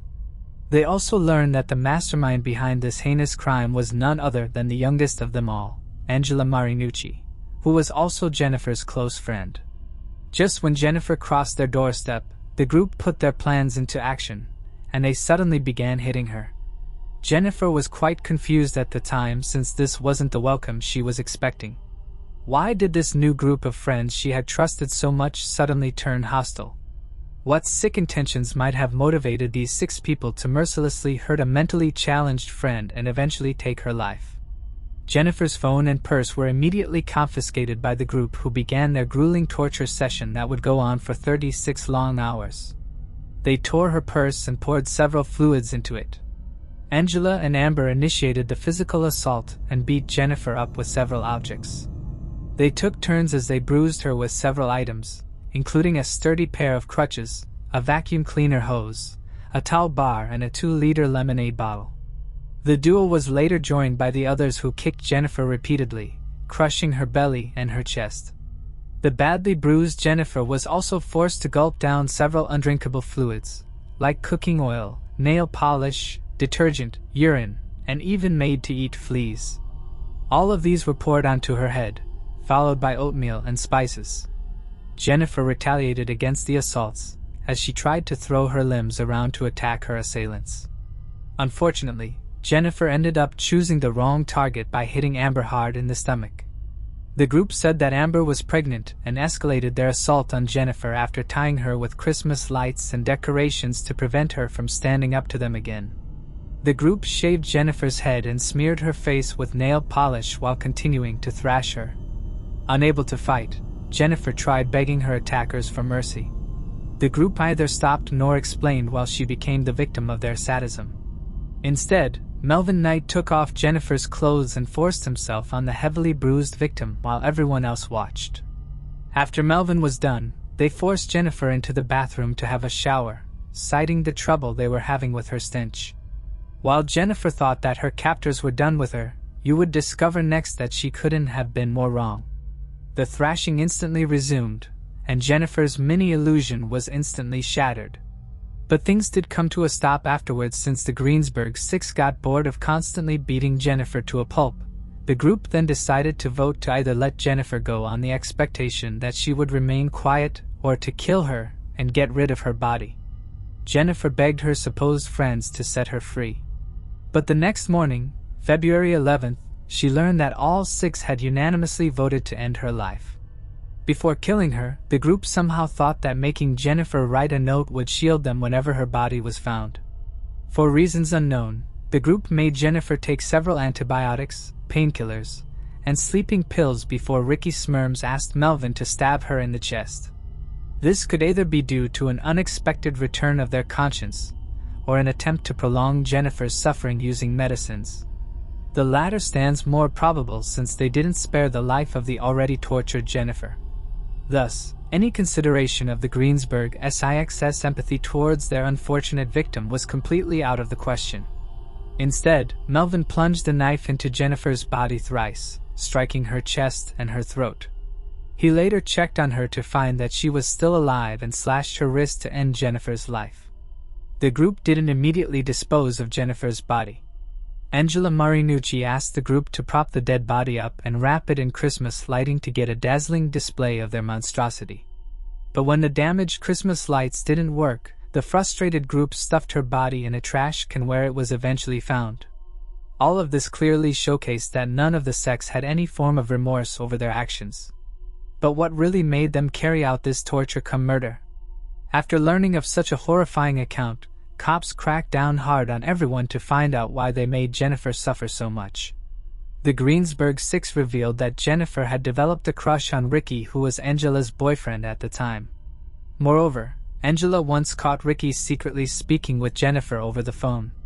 This made her furious with jealousy, following which she decided to punish her new friend for crossing the line and hatched a plan with Amber. Cops found that this flow of romance wasn't one way, as Ricky later revealed that he loved Jennifer as well. Both had confessed their love to each other, and had also been intimate on a few occasions behind Angela's back. This really made the detectives think as to why Ricky participated or even approved of whatever happened with Jennifer. Especially, he could have avoided everything by simply warning Jennifer and asking her not to come for the sleepover.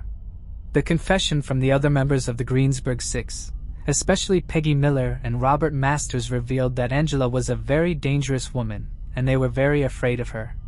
Peggy and Robert also said they didn't participate in any of the violence, and were willing to cooperate with the police and get a plea deal in court. However, the fear analogy didn't stand true for everyone, especially Melvin Knight, who seemed to have enjoyed torturing and assaulting Jennifer the most. Nevertheless, when things came down to the point for each member to vote, none of them voted to let Jennifer live despite already having made her go through a hellish nightmare. However, the police now had what they needed to get justice for Jennifer Daughtry. The hearing for the case began on November 3, 2010, revealing that Angela, Ricky, and Jennifer had a very complex love triangle, with Ricky being at the center of it all. Angela had actually overheard Ricky speaking with Jennifer when she had heard him saying that he loved her and wanted to marry her. This made Angela fume with rage, since she had been his girlfriend for several years. The state of Pennsylvania had never seen a heinous and violent crime of this degree. On August 3, 2011, when giving the verdict, the court found the charges against Angela serious enough for death penalty. But since she was only 17 at the time of the incident, she ended up receiving life imprisonment without parole for first-degree murder, kidnapping, and conspiracy to commit murder.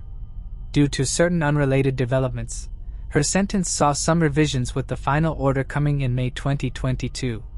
Angela is now undergoing her sentence, and would be eligible for parole only in 2070.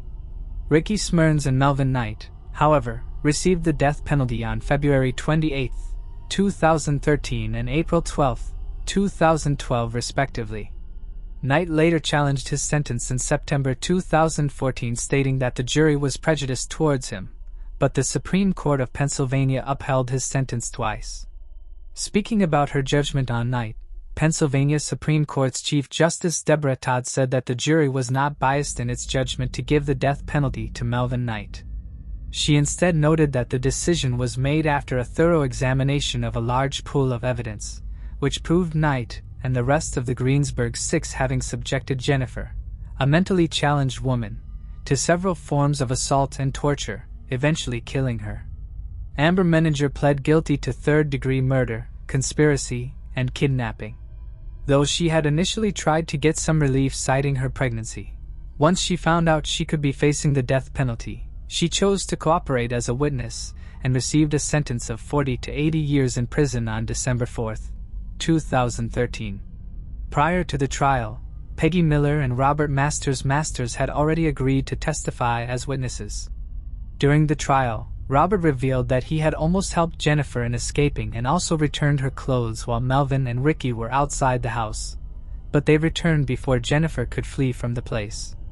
The courts, however, noted that neither Peggy nor Roberts chose to inform the police of what happened and only came forward as witnesses to get plea deals. Although they didn't participate in any of the violence, they did help in keeping Jennifer hostage and also voted to kill her. Peggy received a sentence of 35 to 74 years, and Robert got a sentence of 30 to 70 years on March 17, 2014. The accounts of Peggy and Robert also ushered in the need for a law in Pennsylvania to charge anybody witnessing a violent crime and withholding the information from the police with third-degree murder. This law was proposed by Senator Kim Ward in 2012, and he tabled the proposal as Jennifer's Law. Speaking at the trial of the murderers of her sister, Joy Buckholder said, "Jennifer was exploited. Her kindness and her handicap made her very vulnerable. She did not have a single mean bone in her body." The tragic murder of Jennifer Doherty is undoubtedly one of the most horrifying cases, not only due to the brutal nature of the crime but also because of the betrayal by the very people she trusted. Her parents' grief is compounded by the fact that they had envisioned a future for Jennifer where she could live more independently, surrounded by supportive friends. Instead, that hope was crushed in the most brutal way imaginable. As for whether the Greensburg Six were driven to commit such a heinous act due to their mental challenges, or if they were capable of such cold-blooded behavior all along, it's a complex question. It's essential to consider that mental health challenges can influence behavior, but they don't inherently excuse or justify violent actions. Some may argue that their cognitive or psychological struggles played a role in how they interacted with Jennifer, but it doesn't necessarily mean they were incapable of making decisions and understanding the consequences of their actions. At the same time, their disturbing behavior and the deliberate nature of the crime suggests that it wasn't just a spur-of-the-moment act driven by mental illness. The crimes seemed premeditated, and the actions taken to cover it up were calculated. It raises a difficult moral and legal question: how much of their actions can be attributed to their mental health, and how much to personal choice and accountability? The tragedy of Jennifer's death remains a stark reminder that we must look at the complexities of mental health, the impact of those challenges on behavior, and the extent to which personal responsibility still plays a role in such horrific acts. Moving on to the next case. Jolie Callan. 18-year-old Jolie Callan had a promising future ahead of her. A dedicated and hardworking student, she was preparing to leave home for university in the coming months. Known for her petite frame, popularity, and kind nature, Jolie's family loved her most for her compassionate heart. In August 2015, she agreed to go on a hike with her ex-boyfriend, 20-year-old Lauren Daniel Bonner, hoping they could remain on good terms as friends. Although Jolie had recently started dating someone new, her empathetic nature led her to believe the hike might help bring closure. The night before, she texted a friend in a joking manner, saying, "If something happens to me, you'll know who I was with." Tragically, she had no idea how prophetic those words would be. Bonner was far from a favorite among Jolie's friends and family. He was known to be possessive and jealous, often insisting that Jolie spend all her time with him, or within his circle of friends. He didn't like that she had her own social life outside of him, and he had frequently threatened to take his own life whenever Jolie attempted to break things off. It was only with her university career looming and the fact that she'd be moving away that finally gave her the courage to split up with Bonner for good. She largely ignored his subsequent pleas for her to take him back. On August 30th, Jolie, her ex-boyfriend and his dog Kyber made their way through the Chia State Park in Alabama. During the course of the hike, Bunner took several photos of Jolie and posted them to his Instagram. The final image showed the 18-year-old with her back to the camera as she stood on a cliffside and looked out across the mist-shrouded mountains. The post was captioned, "Oh, you know, just enjoying the view."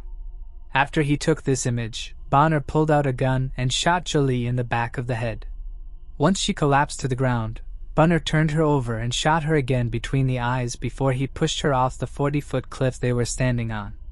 After committing the horrific crime, the 20-year-old returned to his car where he called 911 and turned himself in saying, "I want to turn myself in for the murder of my ex-girlfriend Jolene Callan that happened just a little while ago on Sheer Mountain." From here, Bonner waited for the police to arrive. When they did, they quickly found Jolie's body. Her ex-boyfriend was covered in blood and the substance was found on his car and his steering wheel, as well as on top of the cliff where Jolie was shot.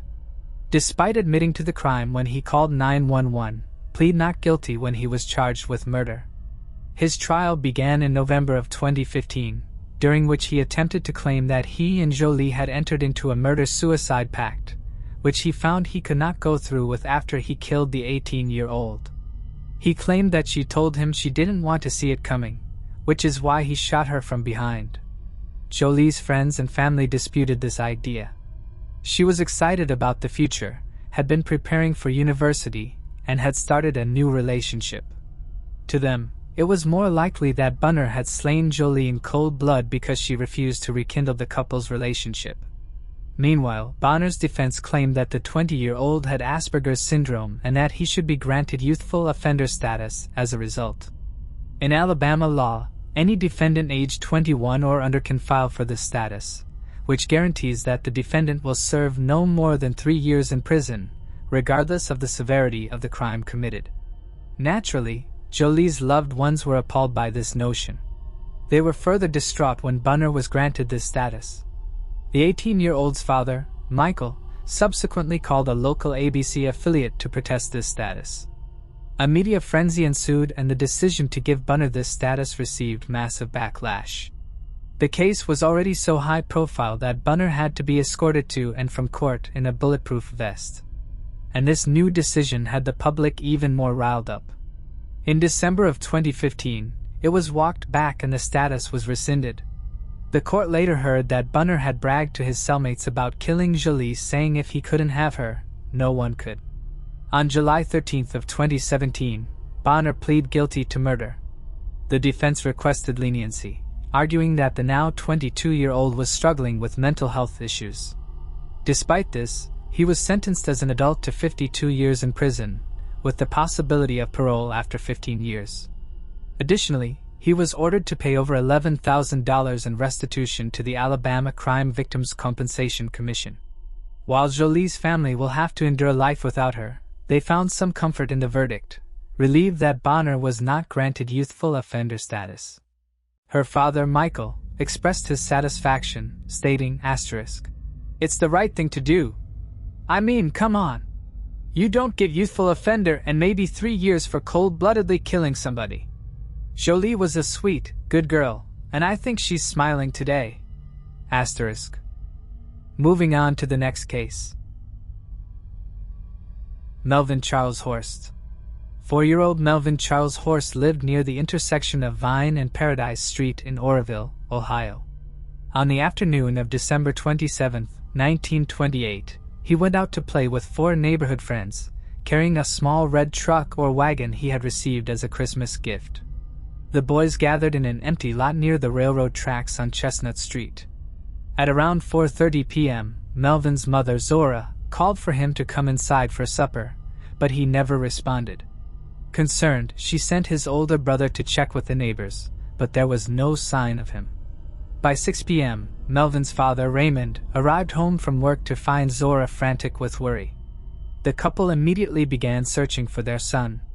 By then, darkness had settled in, as the sun had set at 5:06 p.m. that winter evening. When there was still no sign of Melvin by 7 p.m., the police were called. Officers quickly located and questioned the children who had been playing with him earlier that day. His friends recalled that as evening approached, Melvin had mentioned that it was getting late and he should head home. The walk from the empty lot to the Horst home was only a block, yet Melvin was never seen again. The only trace of his journey was the red toy truck or wagon he had been playing with, found abandoned in the front yard of his house. By 8:30 p.m., around 4,500 Oroville residents had gathered to search for the missing 4-year-old, who had now been gone for approximately 4 hours. His uncle Roy Horst, who served as the village marshal, led the extensive search effort. The search continued for weeks, covering more than 100 square miles. Authorities went door to door, but no sign of Melvin was ever found. Investigators initially considered the possibility that he had been mistaken for another young boy in the neighborhood who closely resembled him and belonged to a wealthy family. If this were the case, they expected ransom demands to follow, but none ever came. Another theory focused on the tense political climate of 1928. Prohibition was in full effect, and Roy, known for his strict enforcement of liquor laws, had made many enemies. Some speculated that Melvin's disappearance might have been an act of revenge against his uncle. Roy had been living with Melvin and his family in the months leading up to the boy's disappearance, and was considerably close to his nephew, Melvin. Authorities wondered if his disappearance was a kidnapping by bootleggers, manufacturers and distributors of alcohol, made out of revenge for Roy's part in enforcing the current controversial laws of the time. The media covered the case and followed its progression or lack thereof closely. News of the boy's disappearance reached national headlines. Then, on January 2, 1929, police arrested a well-known bootlegger, Elias Arnold, and his children, William Arnold, Arthur Arnold and Dorothy McHenry, as well as his son-in-law, Dorothy's husband, Bascom McHenry, on charges of kidnapping. The arrest was made on the information of the 8-year-old nephew of Elias named Charles Jr. Hanna, who claimed he saw Melvin being lured from outside into the home of the Arnolds.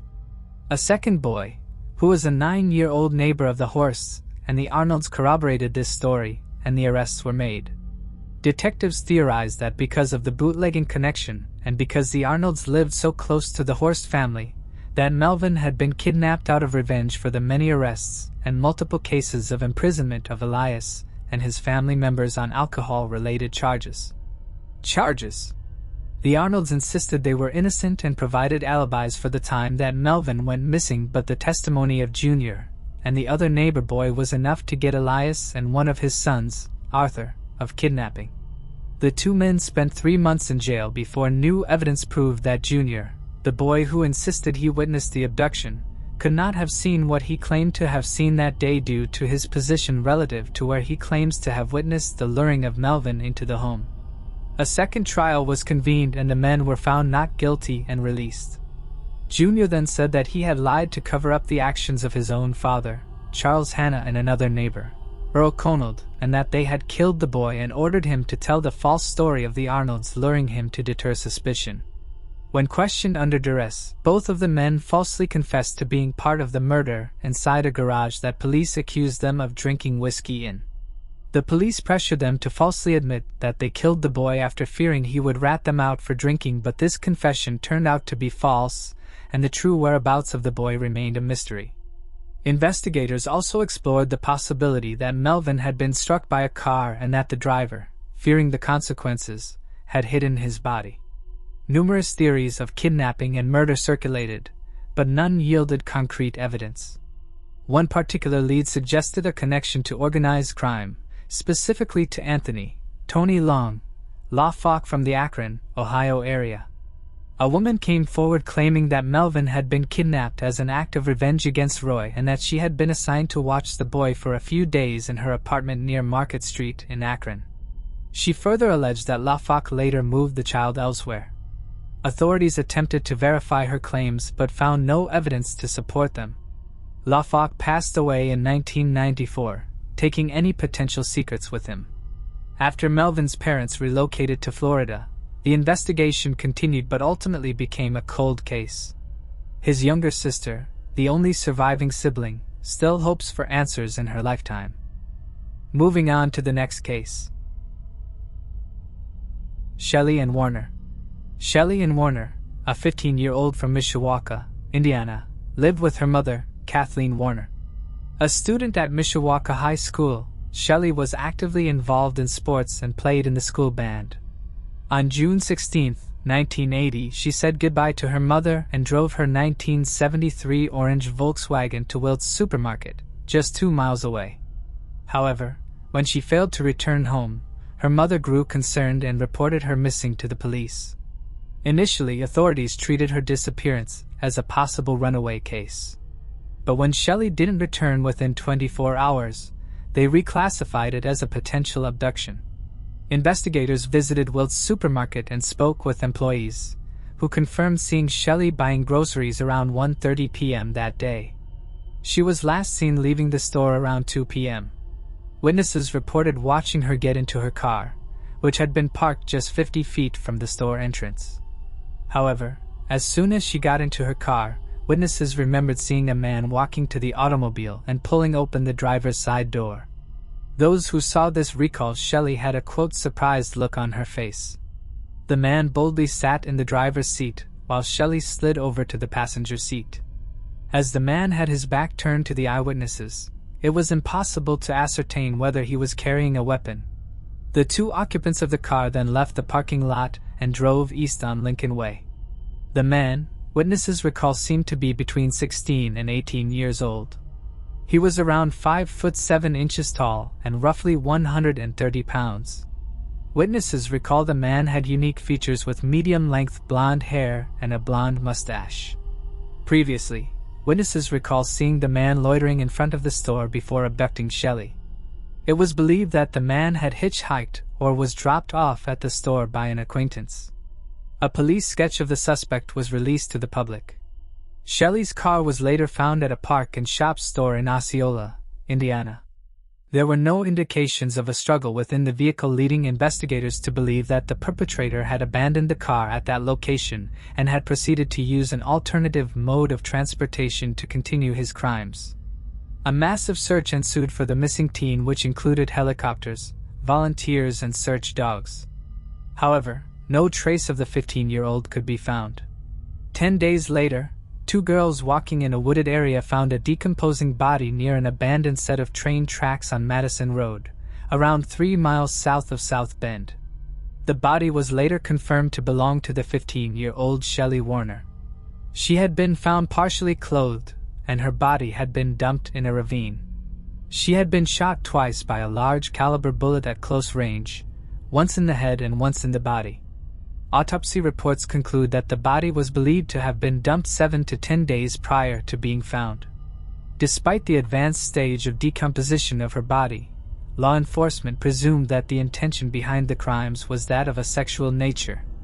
The police pursued multiple leads and questioned several suspects, but their efforts yielded no results. They even attempted to utilize hypnosis techniques to aid witnesses in recalling any additional details regarding the abduction and murder. Nonetheless, these endeavors did not produce any notable breakthroughs, and the case would eventually go cold. Decades later, a witness who had initially been hesitant to come forward due to concerns of retaliation against their family spoke to police and finally identified 3 individuals linked to Shelley's murder. Detectives investigating the case said the witness was a woman who was intimidated by the suspects, and that it was only when 2 of them died that she felt comfortable talking to police. While 2 of the suspects had passed away, the 3rd had simply disappeared over time. However, this new information prompted detectives to reopen the case. The investigators located additional witnesses to the crime and uncovered more evidence, all of which further corroborated the witnesses' statement. In the course of their investigation, they also learned that the 3rd suspect, who had previously disappeared, was since deceased as of 2018. In 2023, after reviewing evidence and witness statements, the St. Joseph County Prosecutor's Office determined that the proof against the 3 suspects was conclusive. However, since all 3 were deceased, authorities could not press any criminal charges. The police have not disclosed further details, including the suspects' names, as no charges can be filed. However, they revealed that the suspects were 5 to 10 years older than Shelley, and that while she knew them, they were not close friends. The lead investigator explained, "The reason cases like this take so long is because of the fear and threats the suspects use against witnesses. When they know someone, they intimidate them, they threaten them, They threaten their families, and that's exactly what happened in this case. Asterisk. Although the perpetrators were never held accountable, Shelley's case was officially closed after 43 years. Moving on to the next case. Ursula Herrmann. September 15, 1981, began like any other autumn day in the quiet town of Esching, Germany. For 10-year-old Ursula Herrmann, it marked the start of a new chapter, her first day of secondary school. Like many children her age, she eagerly anticipated a year filled with learning, fun, and friendships. With her light-colored hair and soft bangs framing her bright eyes, Ursula was remembered fondly by her older brother, Michael. He described her as a lively yet thoughtful child, whose love for life was matched by an innate caution and maturity beyond her years. Unlike some of her peers, Ursula often grew frustrated when classmates misbehaved or disrupted the learning environment, preferring structure and order. She had a deep love for music, especially playing the piano, and enjoyed tumbling, gymnastics, and cycling through town. On that particular day, after attending her first classes, Ursula returned home to engage in the activities she cherished most. However, what began as an ordinary evening would soon take a dark and tragic turn. Shortly after enjoying the simple pleasures of childhood, Ursula was abducted, a crime so horrifying that it would become one of the most devastating cases in the region's history. That afternoon, Ursula spent time practicing piano with her older brother, Michael, as they often did together. At around 5 p.m., she hopped on her bicycle and rode to the nearby village of Skondorf to attend her usual gymnastics class with her cousin. The two villages, Skondorf and Esching, were separated by a dense spruce forest known as Weingarten, a popular spot frequented by joggers, hunters, and cyclists. The distance between them was about 3 kilometers, just under 2 miles. After their gymnastics session, Ursula decided to visit her cousin's home in Skondorf, which was only a 10-minute bike ride from her own home in Esching. The two girls played together and had dinner before Ursula's mother called her sister around 7:15 p.m., reminding her that Ursula needed to return home before it got too dark. Obediently, Ursula set off around 7:20 p.m., pedaling her way through the forest toward Esching. However, she never made it back. When half an hour passed and Ursula still hadn't arrived, her worried mother called her sister once more, this time asking when exactly Ursula had left and how long it should take for her to reach home. Concern quickly turned to fear as they realized something was terribly wrong. Her aunt, now deeply concerned, informed Ursula's mother that the girl had left about 25 minutes earlier and should have arrived home by then. The family's initial worry quickly turned into alarm, prompting them to take immediate action. While they contacted the police, Ursula's father and uncle wasted no time heading into the dense spruce forest to search for her themselves. Her father set off from Esching towards Skondorf, while her uncle took the opposite route, walking from Skondorf to Esching. As they traversed the familiar path, they repeatedly called out Ursula's name, their voices echoing through the trees. But no answer came. Within an hour, the search effort had grown exponentially. Police, firefighters, concerned neighbors, and scent-detecting dogs all scoured the area, focusing on the well-traveled path Ursula would have taken, one that ran alongside the Ammersee Lake. She had ridden through the forest countless times before and knew the way home well. The trip should have taken no more than 10 minutes. Despite their best efforts, the searchers faced growing challenges. A steady rain had begun to fall, soaking the dense undergrowth, and as night descended, the forest became shrouded in impenetrable darkness. The worsening conditions made it increasingly difficult to locate any sign of the missing girl. At approximately 11:15 p.m., a scent-detecting dog picked up a trail leading officers from the lakeside into the dense brush. Roughly 20 meters off the path, police discovered Ursula's red bicycle lying abandoned on the ground. Yet, despite this critical clue, there was no sign of Ursula herself. The search efforts continued relentlessly throughout the night. As dawn broke, the operation intensified. Additional police officers arrived to scour the thick forest, while helicopters circled overhead, scanning from above. Authorities also turned their attention to the nearby lake, fearing the worst. Police boats and divers were deployed to comb the waters for any trace of the missing girl. With each passing hour, the growing lack of evidence deepened their concerns. Then, on September 17, 1981, roughly 36 hours after Ursula had vanished, her family received a chilling phone call. Ursula's father answered the phone, his heart pounding with hope and fear. But no voice greeted him. Instead, the caller remained completely silent. A few seconds after the initial silence, a well-known radio jingle suddenly played for about 3 seconds.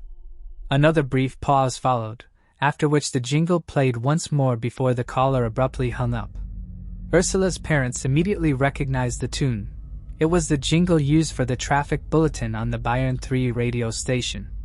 Over the next few hours, 3 more cryptic calls followed, each eerily similar. The police, now fully involved, began recording the calls, but their meaning remained a mystery. The following day, the Herman family received an envelope marked urgent. Inside was a chilling ransom note, composed of words cut from a newspaper. Written in broken German, it read, "We have kidnapped your daughter. If you ever want to see your daughter alive again, then pay 2 million Deutsche Marks ransom." The note also contained an unsettling instruction. If the family agreed to the demand, they were to confirm it over the phone after hearing the jingle. Due to an unexpected postal delay, the kidnappers had anticipated that the ransom note would arrive a day earlier. The message ended with a chilling warning. "If you call the police or do not pay, we will kill your daughter." That afternoon, the phone rang again. This time, Ursula's mother, now understanding the kidnappers' instructions, quickly agreed to pay the ransom after the jingle played. Desperate for reassurance, she pleaded for proof that Ursula was still alive. "What are Ursula's 2 soft toys called?" she asked. But the caller remained silent. Panicked, Ursula's mother raised her voice. "Talk to me. Say something from Ursula." But once again, the caller hung up. The Herman family was not wealthy, making it difficult to gather the ransom money. Thankfully, a generous neighbor contributed some funds, and the local government stepped in to cover the rest. On September 21st, another letter arrived. This time, it contained specific instructions for the ransom drop. The kidnappers demanded that the money being used 100 Deutsche Mark bills, neatly packed into a suitcase. Ursula's father was instructed to deliver the ransom money alone while driving a yellow Fiat 600, maintaining a speed of no more than 90 kilometers per hour, approximately 56 miles per hour. This was peculiar, given that the Fiat 600 was uncommon in Germany at the time. The note directed him to await further instructions on the designated date. However, after 2 weeks passed without any communication from the kidnappers, the police decided to conduct another search of the forest. Over 100 officers, accompanied by 10 scent tracking dogs, methodically combed through the area. They divided the forest into grids and meticulously examined each section, using metal rods to probe the ground. 19 days after Ursula's disappearance, on October 4, 1981, at 9:30 a.m., an officer came across a clearing. As he pressed his metal rod into the ground, he hit something buried beneath the forest floor.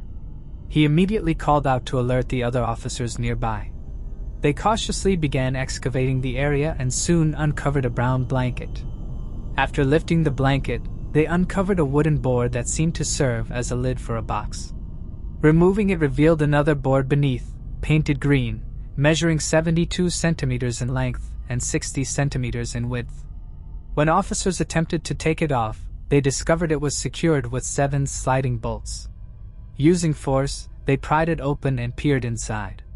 To the heartbreak of everyone present, Ursula's cold, lifeless body lay inside the box.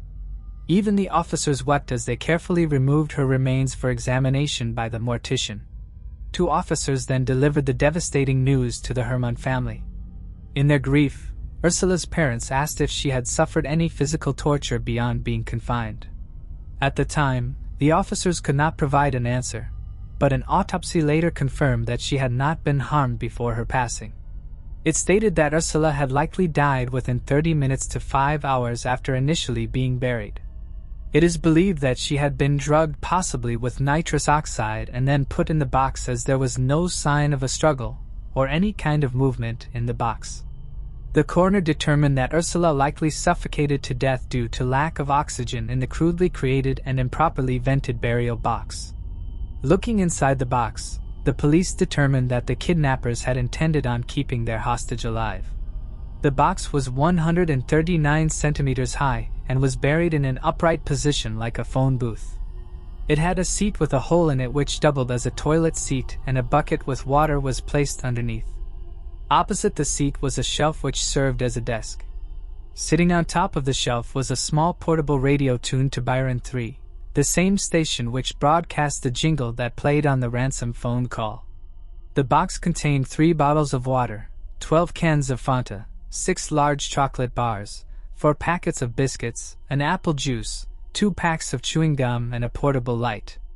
The kidnappers had also left 21 books including comics of Donald Duck, romance novels, thrillers, and westerns. The box was equipped with an intricate ventilation system made from plastic plumbing pipes that extended to the surface. However, the individual who designed it failed to consider that an air pump was necessary to circulate fresh air. Without forced airflow, the oxygen inside the box would quickly deplete, leaving only carbon dioxide, the byproduct of exhalation, ultimately leading to asphyxiation. When investigators discovered Ursula's body, she was seated on a makeshift bench, her head tilted backward and her eyes closed. A jogging suit, sealed in a plastic bag, rested on her lap. Authorities believed that multiple kidnappers were involved, as the box weighed approximately 60 kilograms, too heavy for a single person to transport through the forest alone. Investigators also speculated that the perpetrators were familiar with the area, given that they selected a secluded and densely wooded location. To further conceal the burial site, the kidnappers had arranged 5 small spruce trees around it as a form of camouflage. The police managed to recover only a single fingerprint from a piece of tape inside the box. Unfortunately, when they attempted to search the surrounding area for footprints or additional evidence, they found that the crime scene had been compromised. Reporters and members of the public had unknowingly trampled the site before it was secured, destroying any crucial forensic traces. During their search of the area, police found a bell wire strung through the trees placed next to the lakeside path. Thinking that it probably belonged to the children who played in the forest, the police left it as is. Later, it was thought that possibly the bell wire was placed there to alert the kidnapper or kidnappers that a potential victim was in the vicinity. Understandably, the people living in Ashing and nearby villages were shaken after hearing the news. Parents were afraid to leave their kids alone. The case was highly covered in the media to the point that numerous reporters showed up at Ursula's funeral. The reporters even harassed the distraught family. Ursula's brother Michael knocked a camera on the ground after a cameraman held it in his face at his own sister's funeral. The police interviewed family and friends and issued a reward of 30,000 Deutsche Marks for anyone who could provide any information that could lead to the arrest of the kidnapper or kidnappers. Soon, police received hundreds of tips from the general public. Many of those leads pointed to one individual in particular, Mr. Werner Marzarek. Marzarek was 31 years old and a trained car mechanic. He lived just a few hundred meters from Ursula's home and was married with 2 children. He was tall, strongly built, and known to be short-tempered. It was also found that he had a mounting debt of over 140,000 Deutsche Marks. A week after Ursula's body was found, Marzarek was questioned by police, and initially he was not able to provide an alibi, but a day later, he would tell investigators that he was playing a board game with his wife and 2 friends at the time of Ursula's disappearance. Police searched his home but were unable to find anything. A month later, they compared his fingerprints to the fingerprint found on the piece of tape at the crime scene. However, the prints did not match. Police still were not convinced of his innocence though, and in January of 1982, he was again arrested along with 2 of his friends. He was interrogated for several days but was eventually released without any charges. A month later, Klaus Pfaffinger, an acquaintance of Marzarek, was interrogated. Klaus was an unemployed mechanic. He was brought in for questioning after his landlord told police that he had seen him driving on his moped with a spade tied to the side a few weeks before Ursula's disappearance. Klaus initially claimed he was innocent, but on the second day of questioning, Klaus confessed that he had dug a hole for Mazurek in September of 1981. He had dug this hole in the forest after Mazurek had promised to pay him 1,000 Deutsche Marks and to give him color television. He also claimed to have seen the box being buried in that hole. The police then asked Klaus to lead them to the burial site in the forest, but he wasn't able to locate the site. He did not even know the directions to it. He would later retract his confession and was subsequently released without any charges. In 1982, 2 students from a nearby boarding school came forward with the bell wire that the police had found 1 year prior. The students told investigators that 8 months after Ursula's disappearance, they'd come across the wire while chasing an owl through the forest. They took it down and kept it with them in their dormitory in a locked box. The police theorized that the wire was used as an alarm system during Ursula's disappearance. They theorized that one kidnapper was on the lookout, and after seeing a potential victim, he would alert the other through a light-up bulb or perhaps a buzzer at the other end of the wire. Later, the forensics team would also find the impression of a mathematical probability tree on the paper of one of the ransom notes, suggesting that the kidnappers may have been students or younger people. One additional factor supporting this idea was the fact that the main character of one of the comic books that was left in the box drove a Fiat 600, the car that the kidnappers told Ursula's father to drive, and the directions which were left in the ransom note, which suggested that the kidnapper may have read the comic book. Over the years, investigators would follow up on several leads, but nothing came of them. The case would eventually grow cold. In February 2004, police reopened the case. They studied each and every clue and went over each and every suspect, trying to find any new leads. With advancements in DNA technology abundant, they were able to build a DNA profile from a screw on the box. In February 2007, a DNA database found a potential match. The DNA matched a suspect who had brutally beaten a rich woman, Charlotte Bullinger, to death in a Munich penthouse. The suspect in question was Charlotte's own nephew, a 33-year-old man. However, during the trial, he was ruled out as a suspect in Ursula's kidnapping, as he would have been only 7 or 8 years old in 1981. Despite this, he had already been sentenced to life in prison for the murder of his own aunt.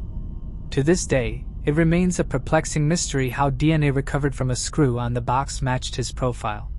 Some speculated that the sample may have been contaminated during laboratory processing, while others suspected an error in genetic profiling data. Under German law, Ursula's kidnapping was not classified as murder, as the perpetrators had not intended to kill her.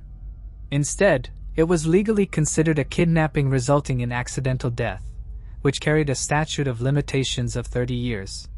This meant that the authorities had only 4 years left before the case would no longer be prosecutable. With time running out, prosecutors revisited the original suspects from 1981, Klaus Pfeffinger and Werner Mazurek. While Klaus had already passed away, Mazurek was still alive. Following February 2007, the police started monitoring Mazurek. They tapped his phone and even deployed an undercover agent to befriend him. Later that year, his house was searched and a DNA sample was taken from him. However, the DNA sample did not match the DNA found at the crime scene. Among the items police recovered from Mazurek's home was an old tape recorder. Police claimed that it was the tape recorder used to play the jingle during the ransom phone calls in 1981. A sound expert was consulted and was given the original recordings of the jingle from 1981. The expert spent the next few months analyzing the recordings and conducting tests on the tape recorder. He claimed that the tape recorder had a technical defect which led the sound to be distorted. He said this was similar to the recording of the jingle from 1981. Therefore, he concluded that the tape recorder was most likely the recorder used by the kidnapper to play the jingle. On May 28, 2008, police arrested Mazurek and charged him with Ursula's kidnapping. Mazurek's trial took place in February 2009. Ursula's parents did not attend the trial as they did not want to go through the pain of facing the terrible details of their daughter's death. Ursula's older brother, Michael, attended the trial. Mazurek pleaded not guilty. The bulk of the evidence against Mazurek was circumstantial. The prosecutors argued that Mazurek had the motivation as he needed money and was a repairman who could have easily built the box. They also pointed out that he had a criminal record for fraud and forgery. The prosecutors also presented the story about a dog that Mazurek killed in 1974. Reportedly, in 1974, the dog had littered rubbish from the dustbin onto the kitchen floor. Mazurek then grabbed the dog and locked it in the basement freezer. His wife had claimed that when she went to get some meat from the freezer, she saw the dog who had perished to death. Mazurek later said that he had punished the dog with exile in Siberia. However, the most important evidence the prosecutors produced that helped them convict Mazurek hinged on two somewhat controversial pieces of evidence. First was the sound expert's statement about the tape recorder. When asked, Mazurek said that he had bought the tape recorder only a few weeks prior to his home being searched. He claimed he purchased it at a flea market. However, he was not able to prove who sold it to him, and no one at the market could recall if the tape recorder was actually sold there. The second piece of controversial evidence was Klaus's confession. The prosecutors believed that it was credible and that Klaus deliberately failed to locate the burial site so as to mislead the investigators so that they would release him. They pointed out that Klaus had accurately given details of crime scene from the size of the box to the description of the burial site. In 2010, all of the prosecutor's arguments convinced the jury and Mazurek was found guilty and sentenced to life in prison. His wife was also on trial for being an accomplice but was acquitted due to lack of evidence. While everyone was glad that the case was finally solved and that the perpetrator was behind bars, Ursula's brother was not convinced of Mazurek's guilt. Prior to the trial, Michael had been given access to the case files and he read through all 6,000 pages over the next few weeks. Michael could not understand why Klaus's confession was treated as credible. Klaus was a known alcoholic and had claimed to have experienced hallucinations while in custody. Moreover, he pointed out that Klaus could have easily have learned about the details of the crime scene from the media as the case was highly covered. Klaus had also been interviewed several times by police after his confession, and he changed his story several times. According to Klaus's ex-wife, Klaus was extremely lazy and she doesn't think that he would have agreed to dig a hole in the forest. His DNA also did not match the DNA found at the crime scene.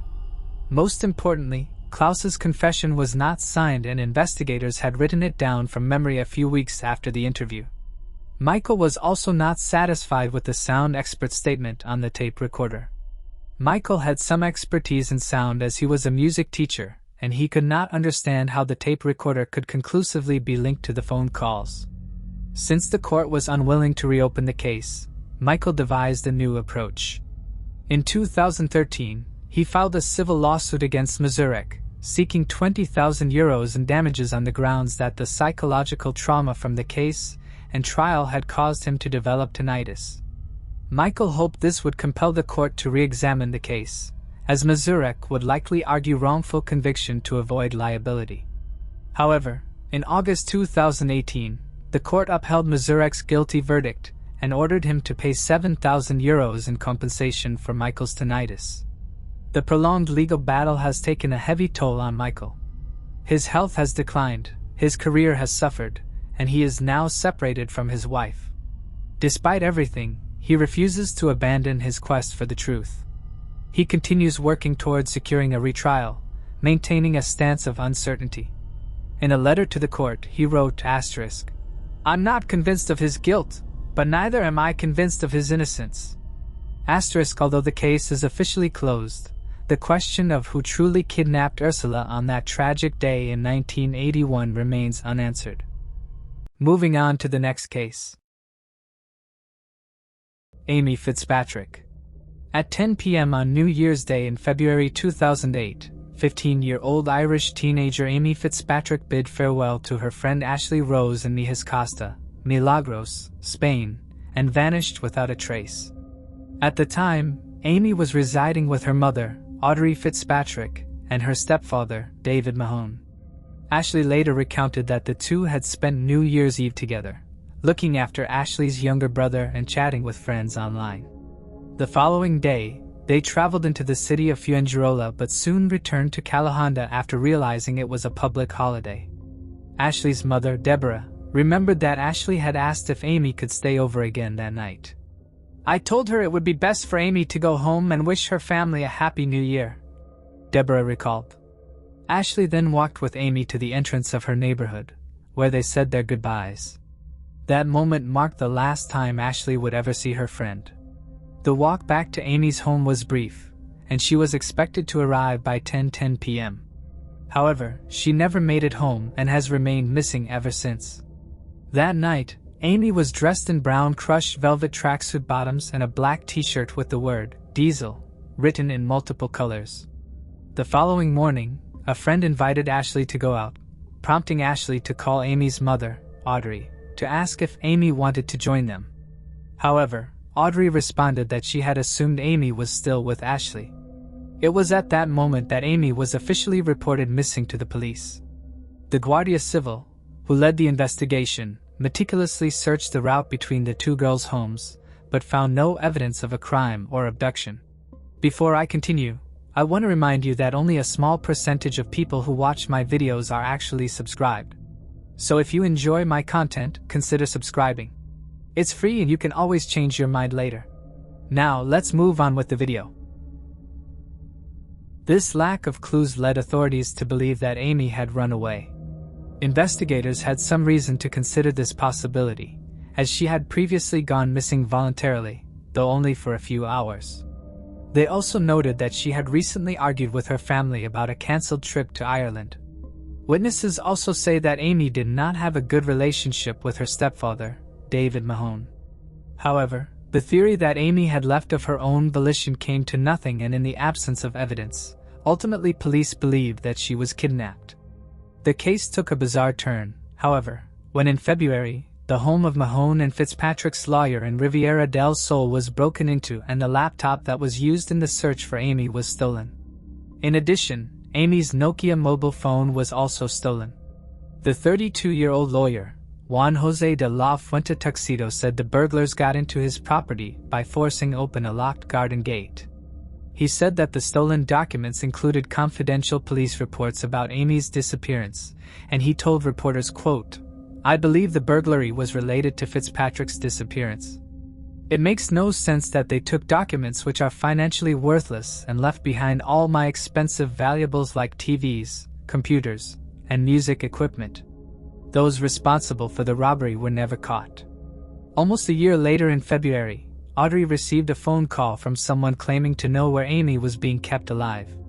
Audrey described the caller as a man with a notable African accent. The caller claimed that Amy had been kidnapped and was alive in Madrid. He also later demanded a ransom of $500,000 via text message. Police attempted to trace the phone numbers given for the ransom but found both to be unregistered prepaid numbers. Nothing ever came from the tipster, and police say it could very well have been a hoax by parties unrelated to the crime. Audrey Fitzpatrick has taken on private investigators who have been working on Amy's case since February 2008. The same private investigators who worked on the Madeleine McCann case were also involved in the search for Amy. In May 2012, reports emerged suggesting that notorious Irish serial killer Eric "Lucky" Wilson was responsible for Amy's murder. While her parents found this claim credible, no body has ever been recovered, and no concrete evidence links Wilson to Amy's disappearance. Some believe that Amy's mother may be clinging to this theory out of hope rather than certainty. Tragedy struck the family again in May 2013, 5 years after Amy vanished. Her older brother, Dean, was fatally stabbed by none other than his stepfather, David Mahone. On May 6, 2016, Mahone was convicted of manslaughter and sentenced to 7 years in prison. He was once again questioned about Amy's disappearance but denied any involvement. Despite losing her son at Mahone's hands, Audrey Fitzpatrick continued to stand by him. To this day, Amy's body has never been found, and she remains missing. Moving on to the next case. Carol Joyce de Leon. On June 4, 1981, a construction crew discovered the partially clothed body of a woman about 7 miles north of New Braunfels, between the northbound access road and Interstate 35. The victim had been strangled before being shot 6 times, once above her right eye and 5 times above and behind her right ear. Authorities estimated her age to be between 17 and 20 years old. She stood approximately 5 feet 3 inches tall and weighed 118 pounds. At the time of her discovery, the woman was only wearing a multicolored blouse, a bra, and white cotton socks. She had mismatched earrings, 1 diamond stud in her right ear and a hoop with a green stone in her left. Investigators suspected she had been killed elsewhere and then left at the site. Evidence of defensive wounds on her hands indicated she had fought back against her attacker. Notably, she appeared to have scratched her assailant during the struggle, prompting police to collect forensic evidence from beneath her fingernails for future analysis. With no identification found on her body, authorities were unable to determine her identity at the time, leaving the case open as an unidentified homicide victim. No weapons were recovered at the crime scene, and no witnesses reported seeing anything suspicious. Investigators attempted to identify the victim using fingerprints and released a composite sketch to local media, but their efforts were unsuccessful. As a result, the young woman was buried under the name Jane Doe. In February 2008, while reviewing unidentified victim cases, authorities found a missing persons report from February 2007 that closely matched the description of the Jane Doe discovered in 1981. The report was for a woman named Carol Joyce de Leon. Her family was contacted and provided a DNA sample, which soon confirmed that the unidentified teenager was indeed Carol. At the time of her murder, Carol lived in the West Avenue area of San Antonio. She had graduated from Thomas Edison High School on May 28, 1981, just days before her life was tragically cut short. Carol had told her family that she would be moving away after turning 18, and initially her family had simply presumed that she had followed through with her plans.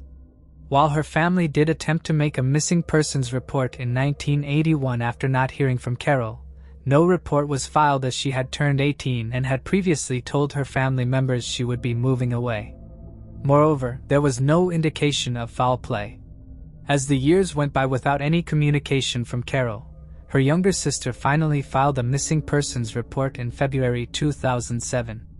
To her sister's dismay, the missing persons report yielded new information, and she had to find out from a police officer that her older sister had been killed decades prior. Even though the victim found by construction crews had finally been identified, the perpetrator responsible for her death remained at large.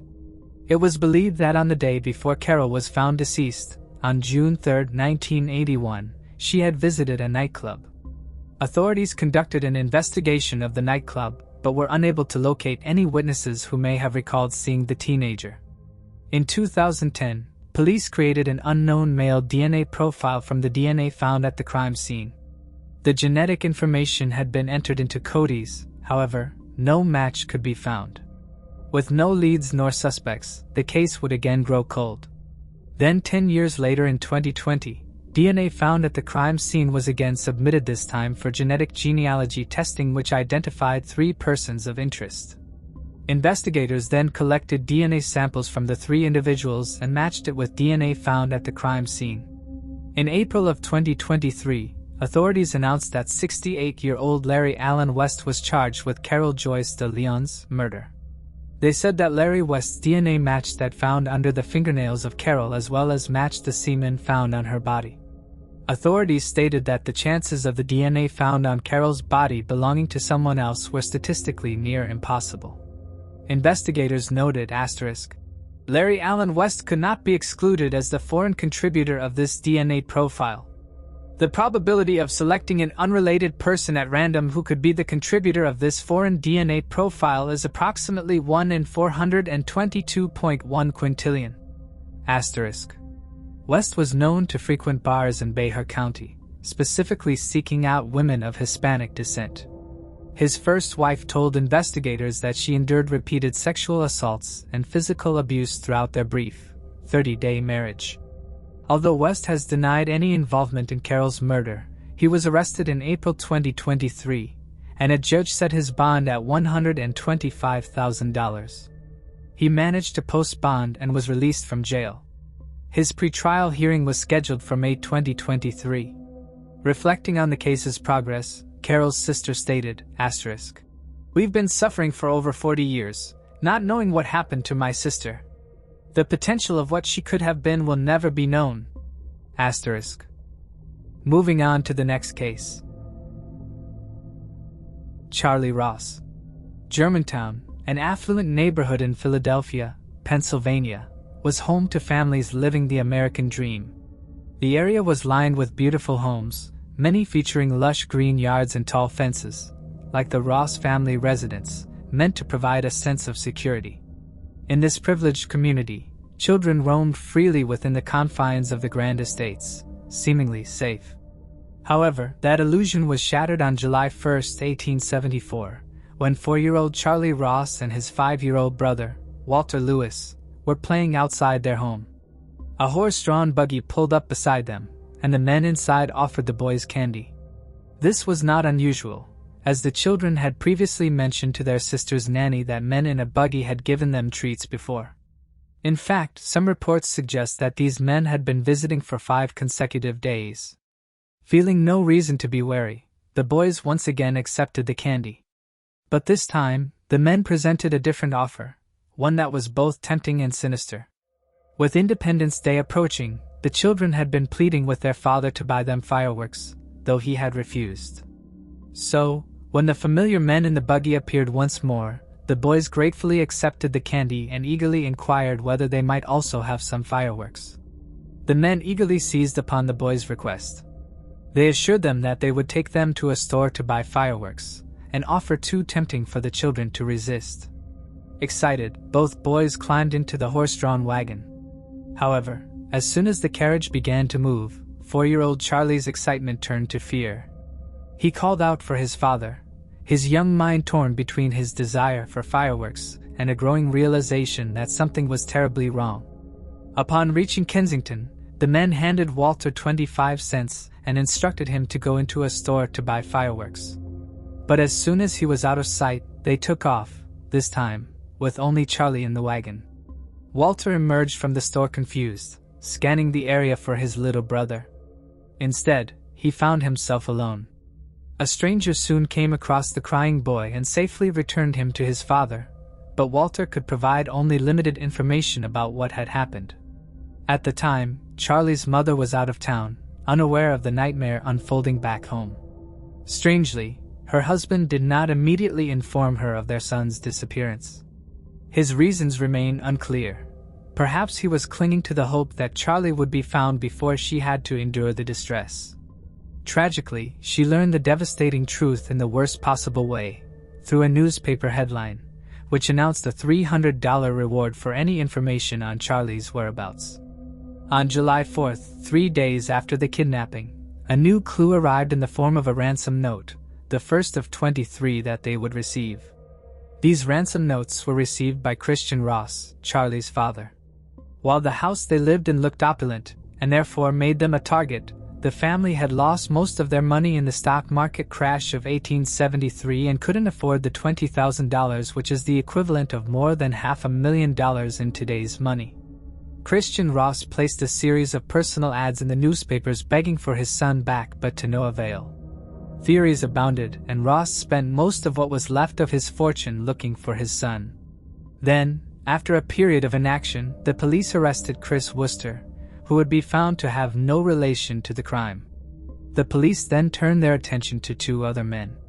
William Mosher, a career criminal and an avid builder of boats, was the first suspect and Joseph Douglas was the second, but both men evaded capture until more than 5 months after Charlie had been taken.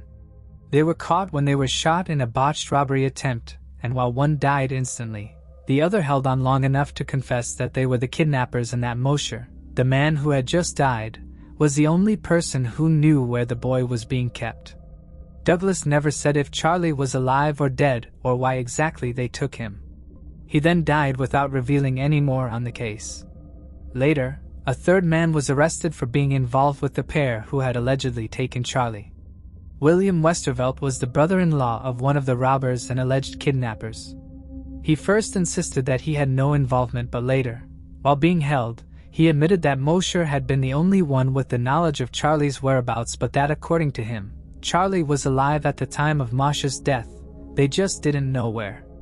A jury later convicted him of conspiracy, and he served 6 years in jail. With Masha's death, the trail went cold, and Charlie's father, out of money and desperate, penned a book called The Father Story of Charlie Ross, the kidnapped child, and used the considerable profits, over $60,000, to look for his son. It was spent investigating the many fraudulent people who claimed to know something, as there were over 1,000 impostors looking for either reward, money, or fame. The last lead turned out to be a drawn-out hoax. Gustav Blair came forward claiming to be Charlie. He said that he had been held in a cave as a child and that his family had told him that he was a kidnapping victim. Worn down by years of false claims and deception, the Ross family refused to entertain Blair's assertions. Undeterred, Blair relied solely on his own testimony to convince the Arizona state courts to recognize him as Charlie Ross, the long-lost kidnapped child. Despite the decades that had passed, his story generated a media frenzy. However, the Ross family remained skeptical, unwilling to believe his claims. Blair eventually traveled to Pennsylvania, hoping to meet the Ross family in person, but they refused to see him. When asked why he would not acknowledge the now middle-aged man as his missing brother, Walter simply dismissed the idea, stating, "The whole thing is ridiculous." His instincts were ultimately proven correct. Years later, DNA testing on Blair's descendants revealed his true identity. He was not Charlie Ross at all, but a man named Nelson Miller. Christian Ross, Charlie's devoted father, spent the rest of his life searching for his son. Tragically, he passed away without ever learning the truth. To this day, the fate of Charlie Ross remains unknown. Moving on to the next case. Elizabeth Eaton Converse. Connie Converse is a name that many may not recognize. A talented musician, she moved to New York City as a young adult and began writing and performing in the 1950s. Though she never achieved widespread fame, she is now considered a pioneering figure in the singer-songwriter genre. However, Connie may never have realized the impact her music had on others, as she mysteriously disappeared in 1974 and was never seen again. Born Elizabeth Eaton Converse on August 3, 1924, in Laconia, New Hampshire, she spent most of her early years in the state's capital, Concord. The middle of 3 siblings, she had 2 brothers, Paul, 3 years older, and Philip, 5 years younger. Raised in a strict Baptist household, their father was a minister, while their mother was described as both musical and a homemaker. After relocating to Concord, their father left the ministry to lead the state chapter of the Anti-Saloon League, an organization dedicated to preserving prohibition. Despite their rigid religious upbringing and their parents' unwavering beliefs, Connie and her siblings appeared to have had a happy childhood. As a family, they often read Shakespeare together, assigning roles and performing the plays among themselves. Philip would later credit his sister with playing a significant role in raising him. In an essay he wrote about Connie in February, he reflected, "I always wince at mentioning this truth because it sounds as though our mutual parents were on leave for that decade or two. In fact, they were very much there and loving, but I did spend more of the time that was psychologically real to me under Sis's thrall." According to Philip, Connie always had a creative spark. He recalled the time she painted a life-size portrait of Robin Hood on the sewing room wall, complete with a Sherwood Forest backdrop. At the time, he noted, "I had no idea other little boys weren't a tenth as lucky as me." She even used the mural as a stage backdrop for the performances she put on for her siblings. Beyond her artistic talents, Connie had an insatiable thirst for knowledge. She was known for memorizing poetry and immersing herself in books about politicians, explorers, and other influential historical figures. As a teenager, she attended Concord High School, where she excelled academically. She graduated as valedictorian and earned 8 academic awards, including a scholarship to Mount Holyoke College in Massachusetts. Following family tradition, she attended the same institution where both her mother and grandmother had studied. However, after 2 years, Connie dropped out and moved to New York City. There, she set aside her birth name, Elizabeth, and adopted Connie, a nickname given to her by new friends. Her pursuit of a music career, and the fact that she left college to do so, came as a shock to those who knew her. Connie had not played an instrument since quitting violin lessons in middle school, making her abrupt decision even more unexpected. Her parents were deeply upset by her choice. Philip later reflected, "I think they assumed she was running away from them, and my guess is that maybe they were right." He described her actions as an act of pure rebellion. During the 1950s, Connie first worked in an editorial role at the Institute for Pacific Studies. When the organization shut down, she moved on to a job at the Academy Photo Offset Printing House. She lived in Greenwich Village, Hell's Kitchen, and Harlem, dedicating her free time to writing songs and performing for friends while accompanying herself on the guitar. During this period, she also began drinking and smoking, behaviors that stood in stark contrast to her strict religious upbringing. Her parents reportedly showed little interest in her music career, with her father never hearing her sing before his passing. It is believed they rejected her choices, as they conflicted with the values she had been raised with. They seemed to have no curiosity about her new life, further deepening the divide between them. In 1954, Connie made what is believed to be her only public performance, appearing on CBS's The Morning Show. This opportunity came about with the help of Gene Deitch, a comic artist and World War II veteran who had taken an interest in her work. Using his tape recorder, he captured many of Connie's songs, deeply moved by her talent and eager to support her. Writing to a journalist for The Owl, Deitch reflected, "There were many better singers than Connie, but there were few as intelligent or literate or beautiful. Her songs still haunt me." 2 years later, Connie recorded an album for her younger brother, Philip, which she titled Musics, Volumes 1 and 2. However, by 1961, she had grown disheartened by her inability to gain recognition. Just as she struggled to find success, Bob Dylan arrived in Greenwich Village. By 1962, he had signed with Columbia Records and released his debut album, quickly rising to stardom. Perhaps disillusioned with both New York and her musical aspirations, Connie eventually left the country and moved in with her brother Philip, who was living in Ann Arbor, Michigan. Today, some journalists and fans consider Connie a woman ahead of her time. However, while many of her male peers found success in the same genre, it is possible that her gender or lack of industry connections played a role in what she perceived as her failure.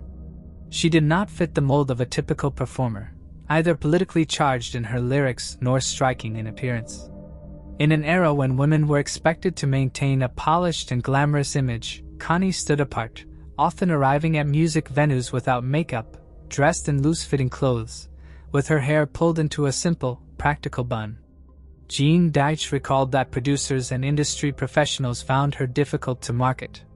In the years leading up to her disappearance, Connie seemed to lead a quiet and uneventful life. She worked as a secretary before becoming a writer and managing editor for the Journal of Conflict Resolution in 1963.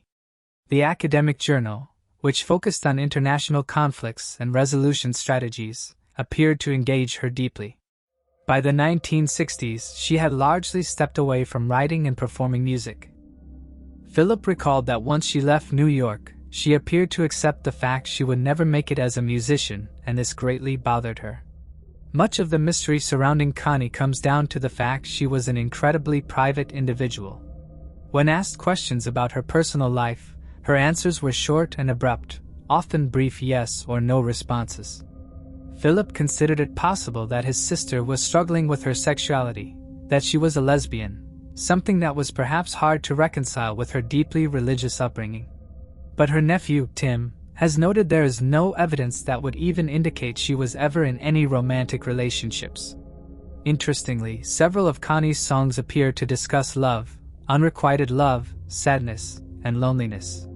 One of her tracks, We Lived Alone, which can be found on YouTube, generally talks about how she seemed content living alone until she met someone, with the lyrics stating, "I had a job, my wants were few, they were until I wanted you." During her time in Michigan, Connie became heavily reliant on smoking and drinking. By 1973, she was described as burned out and depressed. She had ceased contact with her friends in New York. Towards the end of 1972, the Journal of Conflict Resolution left the University of Michigan where it had previously been housed after it was acquired by Yale in Connecticut. This decision greatly upset Connie, who was forced to leave her position, and in response, her friends and colleagues came together to fund an 8-month-long trip to England which they hoped would improve her mood. She appeared bored by ordinary working life and miserable over it. And her friends hoped the fresh scenery in one of the UK's most striking cities would breathe new life into her and help her become inspired again. Connie reportedly enjoyed living in London as she had never visited Europe before, but she was no different upon her return to the US. After she flew home, Connie, now 48, grudgingly agreed to join her mother on a trip to Alaska. She was uninterested in the trip, telling her brother she wanted to go to Alaska like I want to go to the basement, but she accepted the invitation because she reportedly found it hard to say no. Philip has suggested that the trip may have been truly what pushed his sister over the edge. Their mother began planning another mother-daughter trip as soon as they got home, and to make matters worse, the 48-year-old had just learned she needed a hysterectomy, which took a toll on her emotional well-being.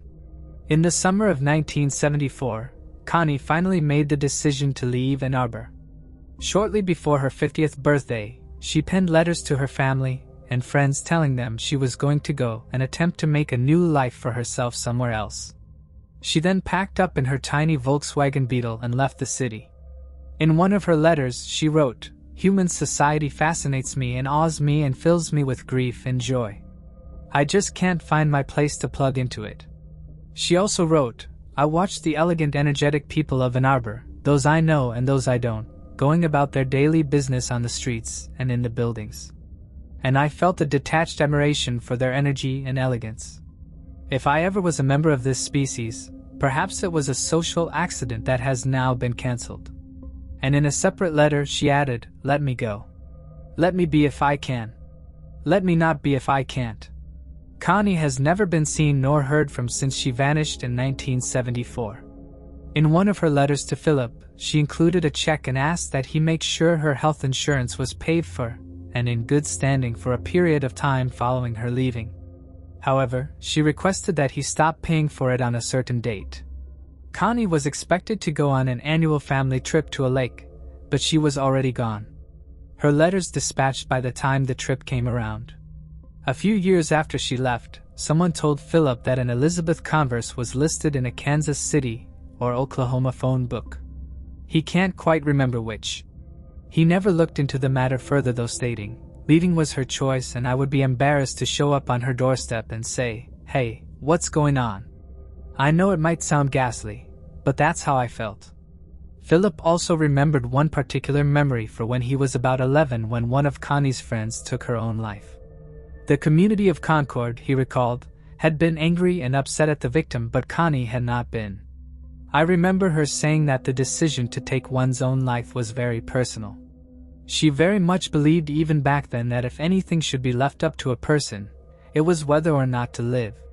For some time, Philip suspected that Connie had taken her own life by driving her vehicle into a body of water either in Michigan or North Dakota after her departure. About a decade after she vanished, the family tried to hire a private investigator to at least determine if Connie was alive or dead, but he declined, stating that if she was alive, it was her right to disappear and he couldn't force her to return home. In February, Leodorette Recordings released the album How Sad, How Lovely, featuring 17 of Connie's songs. Before this release, much of her music had been lost. Renewed interest in her work began when Gene Deitch, then 80 years old, appeared on the radio show Spinning on Air in February 2004, where he played some of Connie's recordings. Since then, 2 albums have been produced, featuring performances by other artists who recorded songs Connie had written but never recorded herself. In 2020, an EP titled Sad Lady was released, showcasing 6 of Connie's original recordings. Her music is now available for purchase on Bandcamp. With her parents and both of her brothers now deceased, if Connie is still alive today, she would be 99 years old. The chances of uncovering what truly happened to her seem slim. Yet, Her story remains both haunting and heartbreaking, her life and disappearance wrapped in an enduring mystery. Moving on to the next case. Michael Garrillo. These photos of a man posing with a woman sparked mixed reactions when they were shared on Reddit. Some viewers found them unsettling and eerie, while others dismissed them as nothing more than a couple staging silly pictures. However, as more details emerged about the man in the photos, many began to see them in an entirely different light. Born on February 15, 1976, Michael Gargiulo is now recognized as one of California's most notorious serial killers. A native of Glenview, Illinois, he is believed to have brutally murdered his 18-year-old neighbor, Tricia Picacho, on her back doorstep in 1993. Tricia's father made the heartbreaking discovery the next morning on August 14.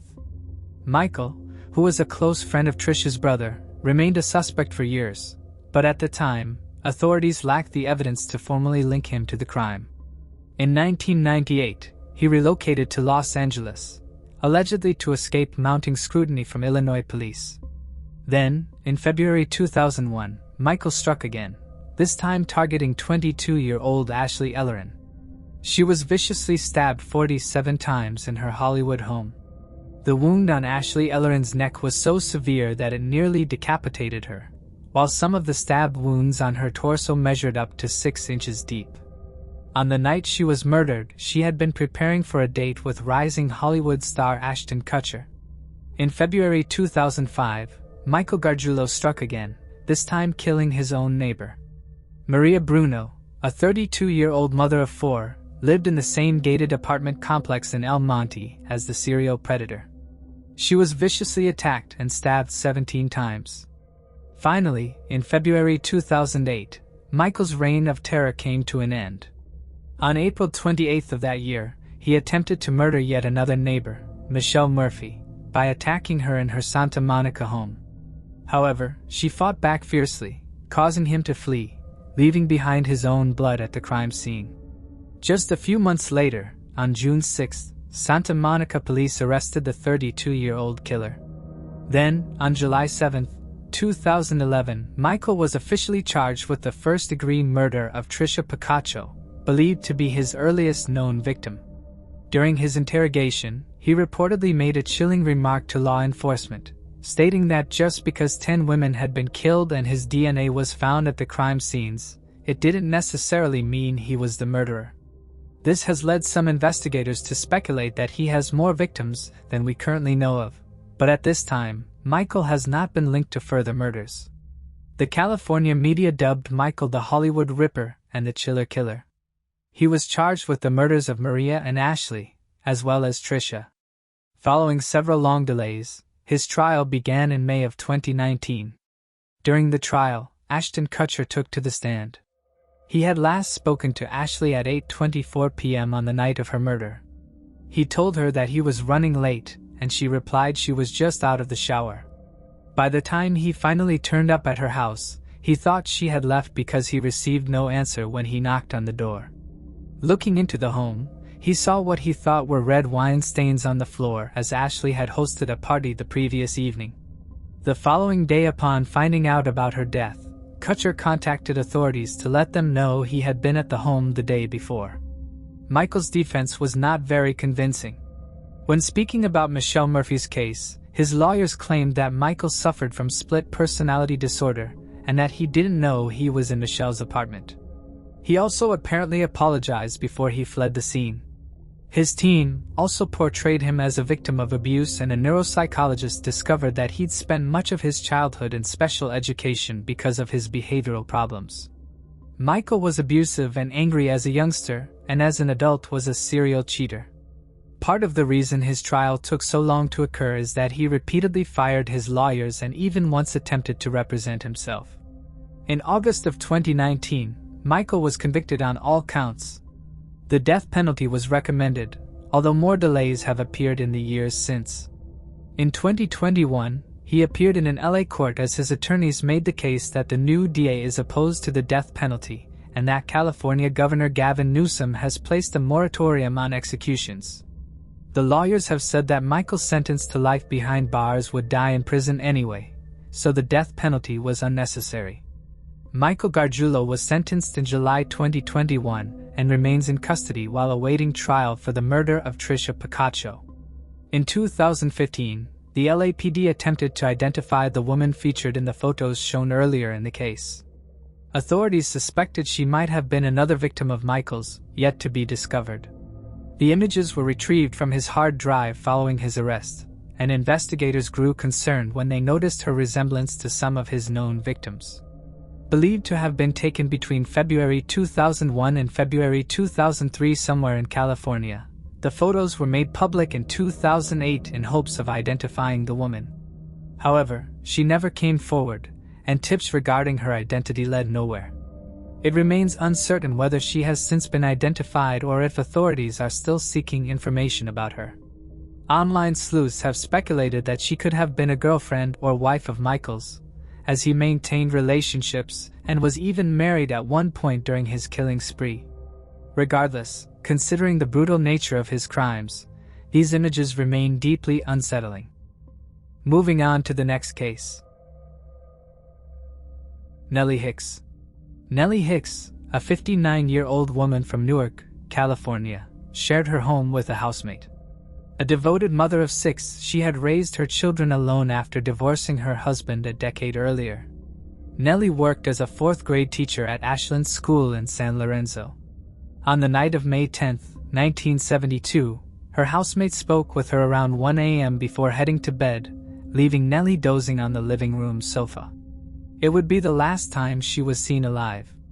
Just 4 hours later, one of Nelly's sons awoke to a horrifying sight: his mother's bloodied, lifeless body still on the sofa. He immediately contacted the police. Nelly had been brutally murdered, partially unclothed, and bludgeoned to death with a brick wrapped in pantyhose. The sheer violence of the attack was evident, with her skull split open from the force of the blows. She had also been sexually assaulted. Police determined the killer entered the house through an unlocked sliding glass door and used manicure scissors to cut her dress and bra. Police believed the killer had knocked Nelly unconscious before sexually assaulting her, all the while her son, his wife, and her housemate were asleep unaware of the slaying. Nelly's wallet was missing, however. It was later found a few blocks away next to a pair of blood-stained panties. The only forensic evidence that police recovered were fingerprints that, for decades, were never tied to a specific person. Police interrogated her housemate, her family, her ex-husband, and the men she had dated. However, no one was ever charged. The case remained unsolved for more than half a century. In 1979, another murder occurred with the same modus operandi. Teresa Pica was a 48-year-old woman who lived with her children in Hayward, California. On May 15, 1979, Teresa's 10-year-old twin daughter woke up in their Edlow Drive home to find her mother slumped over the couch, face down. Her nightgown had been pulled up, exposing her legs. Her hands were bound behind her back with rope, and a blood-stained rock was discovered nearby. A shirt had been utilized to gag her, and it was observed that a front room window had been forcibly opened. A neighbor later reported hearing rustling near the home during the night. Pica's purse was missing, and her wallet along with other belongings were subsequently found in a neighbor's yard and in a garbage can down the street.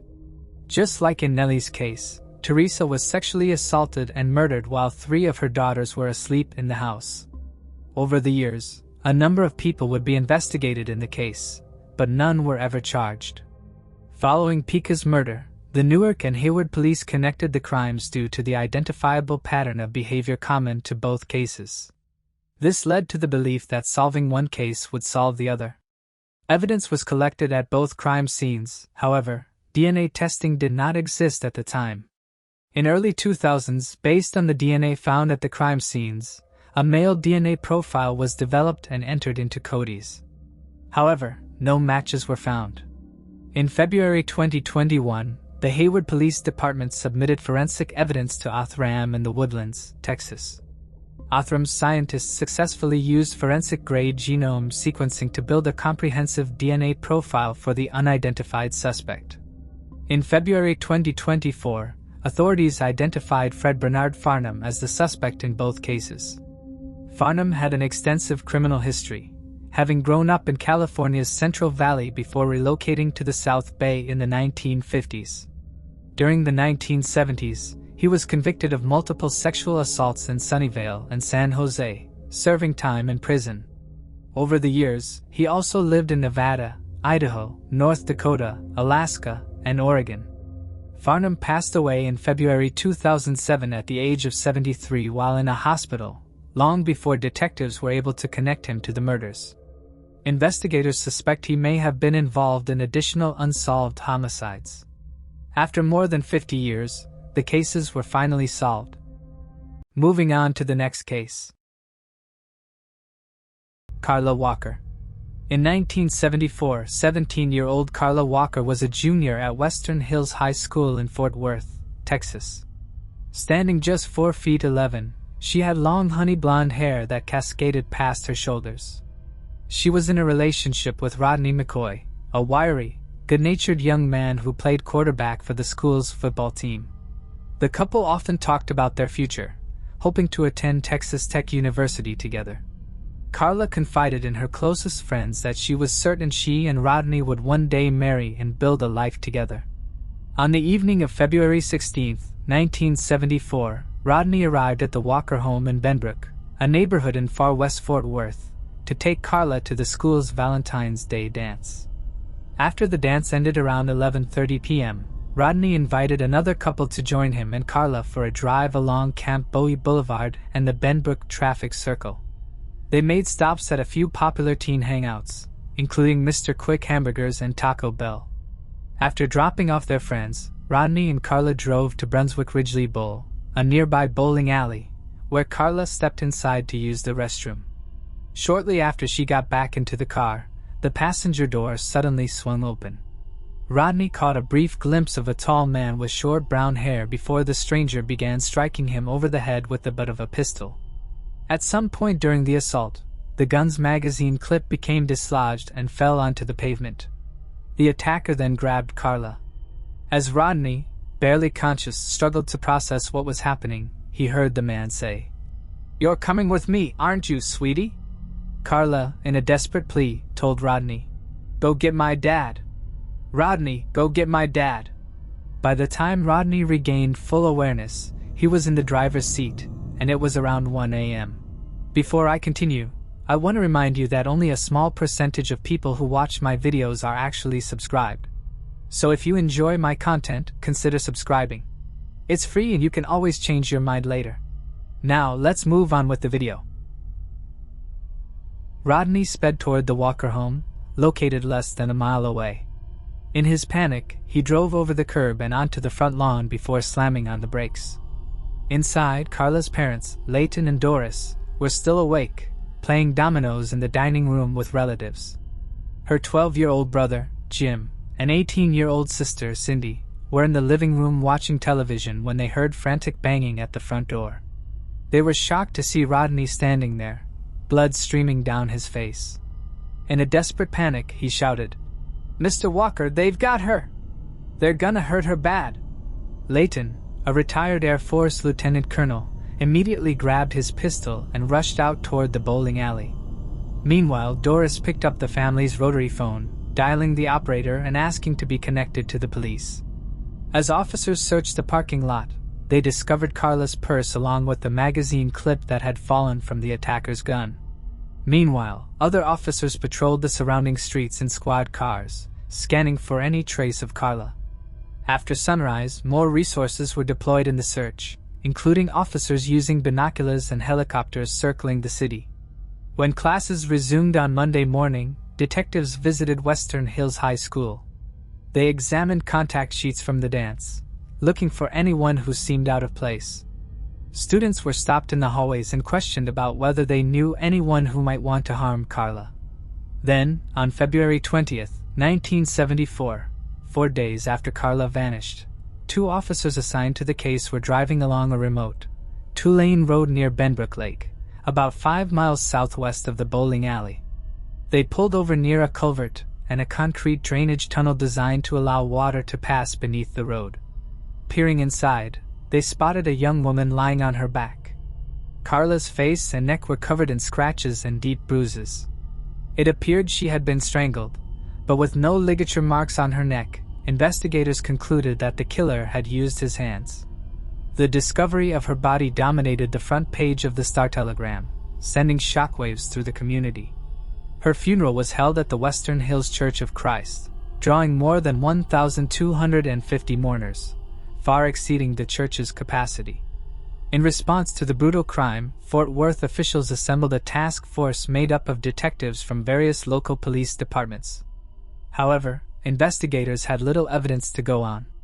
No fingerprints were found on Carla's body or clothing, and the only blood present on her dress came from Rodney's head injuries.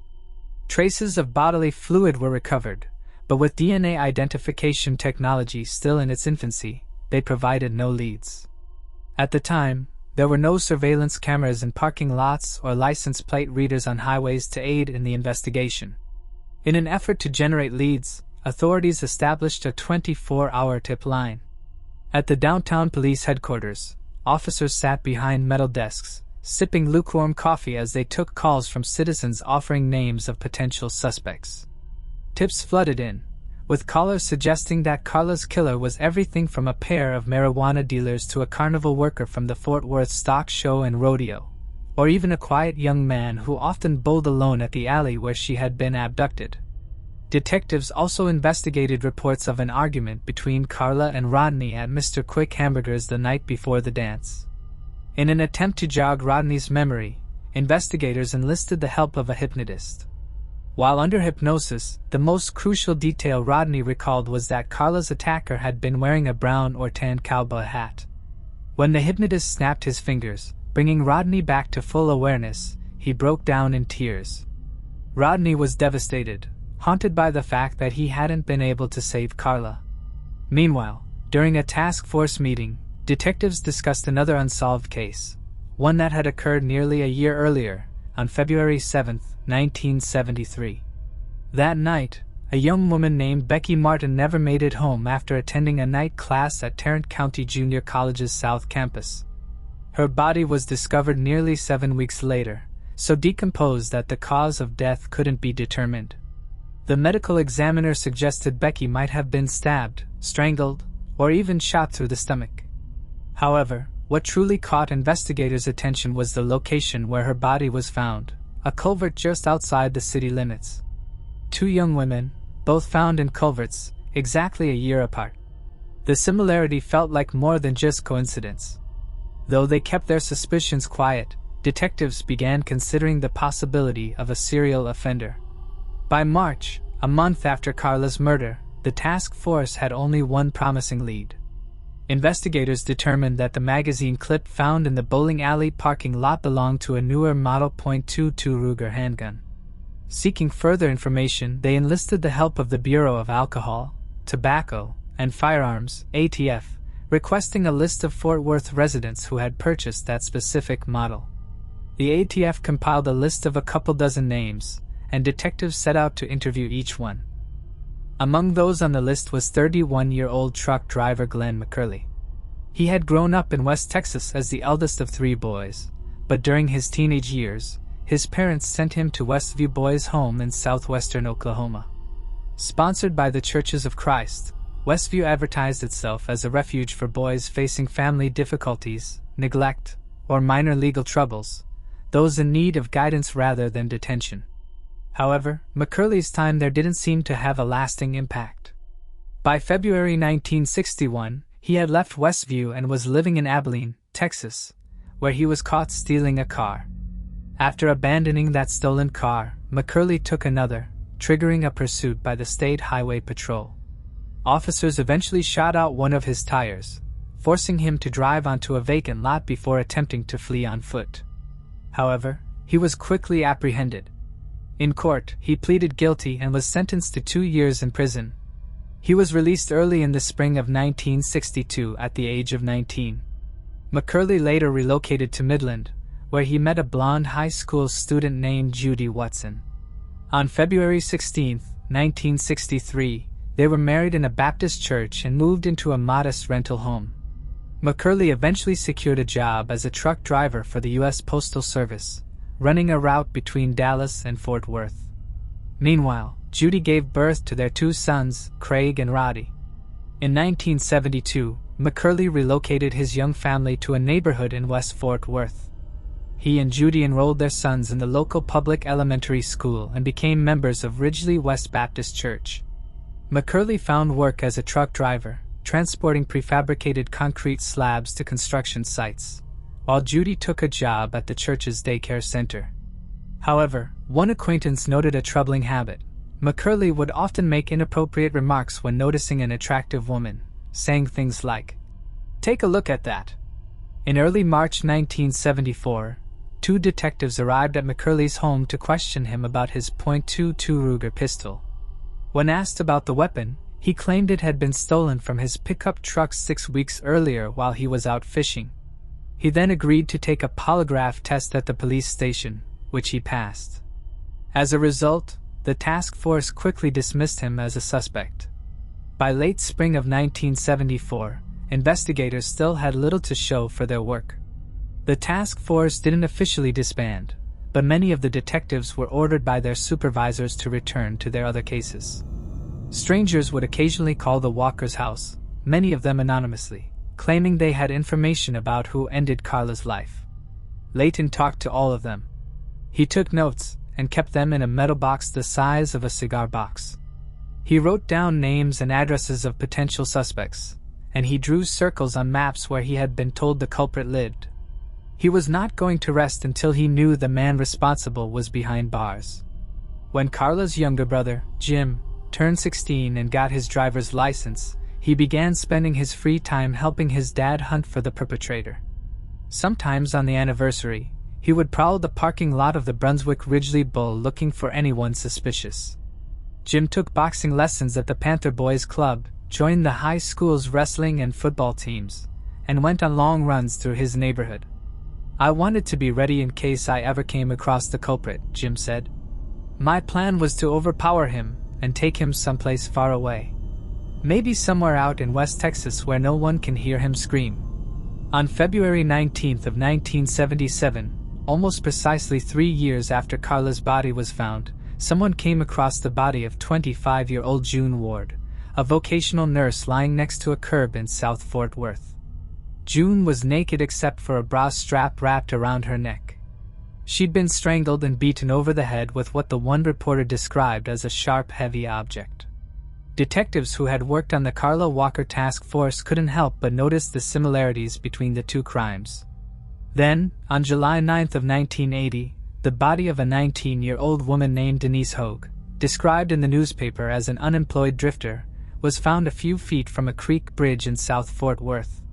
She too had been strangled. 2.5 years later, in February of 1983, the body of Christy Tower, a waitress at the family Billy Bob's Texas nightclub in the Stockyards, was discovered in a field north of the city. Her hands were bound with electrical wire and another wire was twisted around her neck. Like the other crimes, Christy's case remained a mystery. Though, a few days after her body was found, detectives received a curious bit of news. They learned that Christy's purse had been found in a dumpster behind Cheers, a bar on Champ Bowie Boulevard. Cheers was only a half a mile from the Brunswick Ridgely bowling parking lot, the place where Carla had been kidnapped in February of 1974. Residents were getting more worried about the prospect of a serial offender.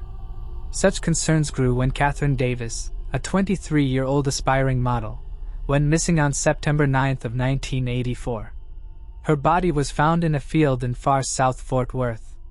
About a month later, on October 19th, Marilyn Hartman, a 25-year-old middle school teacher, was found gagged and strangled in her Fort Worth bedroom. Just 3 days after that, Cindy Heller, a 23-year-old Texas Christian University graduate and former beauty contestant, disappeared after last being seen near Hullen Mall. She was later found strangled in a creek bed on the Texas Christian University campus. The tragedies kept piling up. On November 26th of 1984, Katherine Jackson, another local middle school teacher, was found naked in her bathtub with the water still running. She had been strangled with a cord. 2 weeks after that, Angela Ewart, a 21-year-old part-time model and programmer for an FM rock station, left her fiancé's house in southwest Fort Worth. The following day, her car was found abandoned by a highway in a southern part of the city, and her decomposed remains were eventually discovered in a field north of Fort Worth. On the evening of December 22nd, just days before Christmas, 21-year-old Regina Grover was seen with her boyfriend walking out of the Keg, a restaurant on Camp Bowie. She was found the next day, strangled and drowned in a creek under a bridge in North Fort Worth. Her boyfriend, who was found in his bed at his apartment, had been fatally bludgeoned. Fort Worth women, especially those living in the southwestern part of the city, were panicking.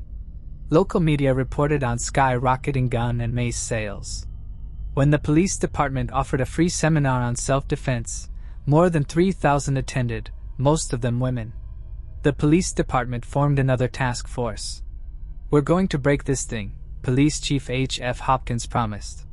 Detectives questioned every suspect from ex-cons with long rap sheets to a freelance photographer. The investigation, though, was fruitless. The only welcome news was a lull in crimes. The culprit, if it was one culprit, seemed to have retreated. That was until February 24th of 1986. A passerby came across a woman's unclothed body, partially wrapped in a blanket lying on a hillside near a park in central Fort Worth. She had been strangled, but the police could not identify her through the usual means, fingerprints or dental records, nor did they receive any reports about a missing woman that might have provided a clue. Another year passed, and then another. And this time, it really did appear as if the unknown man committing all these crimes had retreated for good. Carla Walker's little brother, Jim, had not given up. After graduating from Western Hills High, Jim had attended Sam Houston State University, where he read books on serial offenders and took courses in abnormal psychology so that he could better understand what he described as the criminal mind. After he graduated from college, he moved back to Fort Worth and applied to become an officer with the city's police department. His plan was to get promoted to detective and get his hands on Carla's files and find the man responsible. During a training session at the academy's firing range, however, Jim noticed something was wrong with his eyesight. A doctor later diagnosed him with a congenital eye condition. Forced to drop out of the academy, he went to work in security at a local office of defense contractor General Dynamics. But he continued hunting for the man responsible. After his father passed away in 1987 of a heart attack, Jim dug through the notes in Layton's metal box looking for new leads to pursue. After his mother passed away in February 2015, Jim purchased his parents' home and moved into it with his wife. "I wanted to be there in case somebody ever got a conscience at 3 in the morning and showed up to confess," he said. In February, detectives Leah Wagner and Officer Jeff Bennett decided to take another look at Carla's case after Jim made a request. Among those they re-interviewed was Carla's then-boyfriend, Rodney McCoy, who had moved to Alaska as soon as he graduated from high school to work on an oil rig, telling his family that he needed to get as far away from Fort Worth as possible. He eventually returned to Texas and was living near Austin when Wagner and Bennett reached him. To try to locate new witnesses, investigators posted a message on the police department's Facebook page. They got a couple dozen responses, including one from a woman who claimed that her ex-husband had grown up in the same neighborhood as Carla and had kept a stash of newspaper articles about her case, which he occasionally reread. A likely sign, said the ex-wife, that he was responsible. No doubt to the ex-wife's disappointment, the ex-husband was able to prove he'd been out of town the weekend Carla's life was taken. What the detectives needed was physical evidence, and the best physical evidence they could hope to find, of course, was the culprit's DNA. Since Carla lost her life, the technology of DNA identification had not only been developed, but had progressed beyond anyone's expectations. There were now even laboratories that specialized in genealogical mapping, in which technicians use freely accessible databases to link DNA from an unknown person to the DNA of that person's relatives.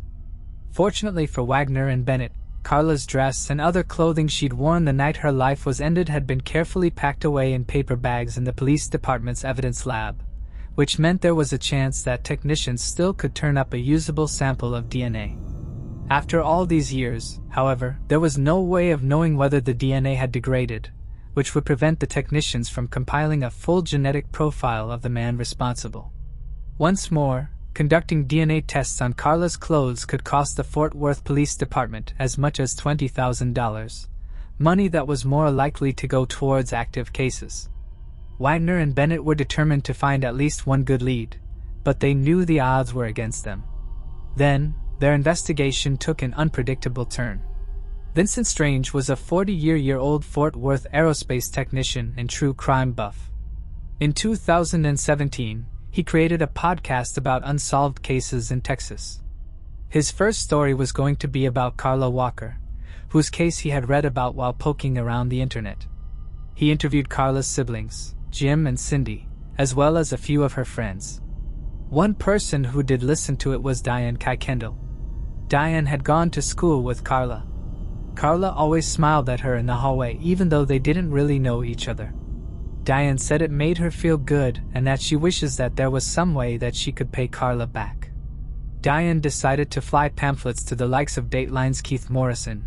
Fox out the pamphlets to the likes of Dateline's Keith Morrison, Fox News' Nancy Grace, and Paul Holes, a retired investigator who works for the Oxygen Network. Paul Holes was intrigued and convinced Oxygen to pay $18,000 to cover the cost of DNA testing on Carla's clothes. At a lab in California, technicians found some intact, untainted bodily fluid were found. From that fluid, they were able to develop a full DNA profile, which they uploaded to CODIS, a nationwide law enforcement database that contains the DNA of millions of criminal offenders.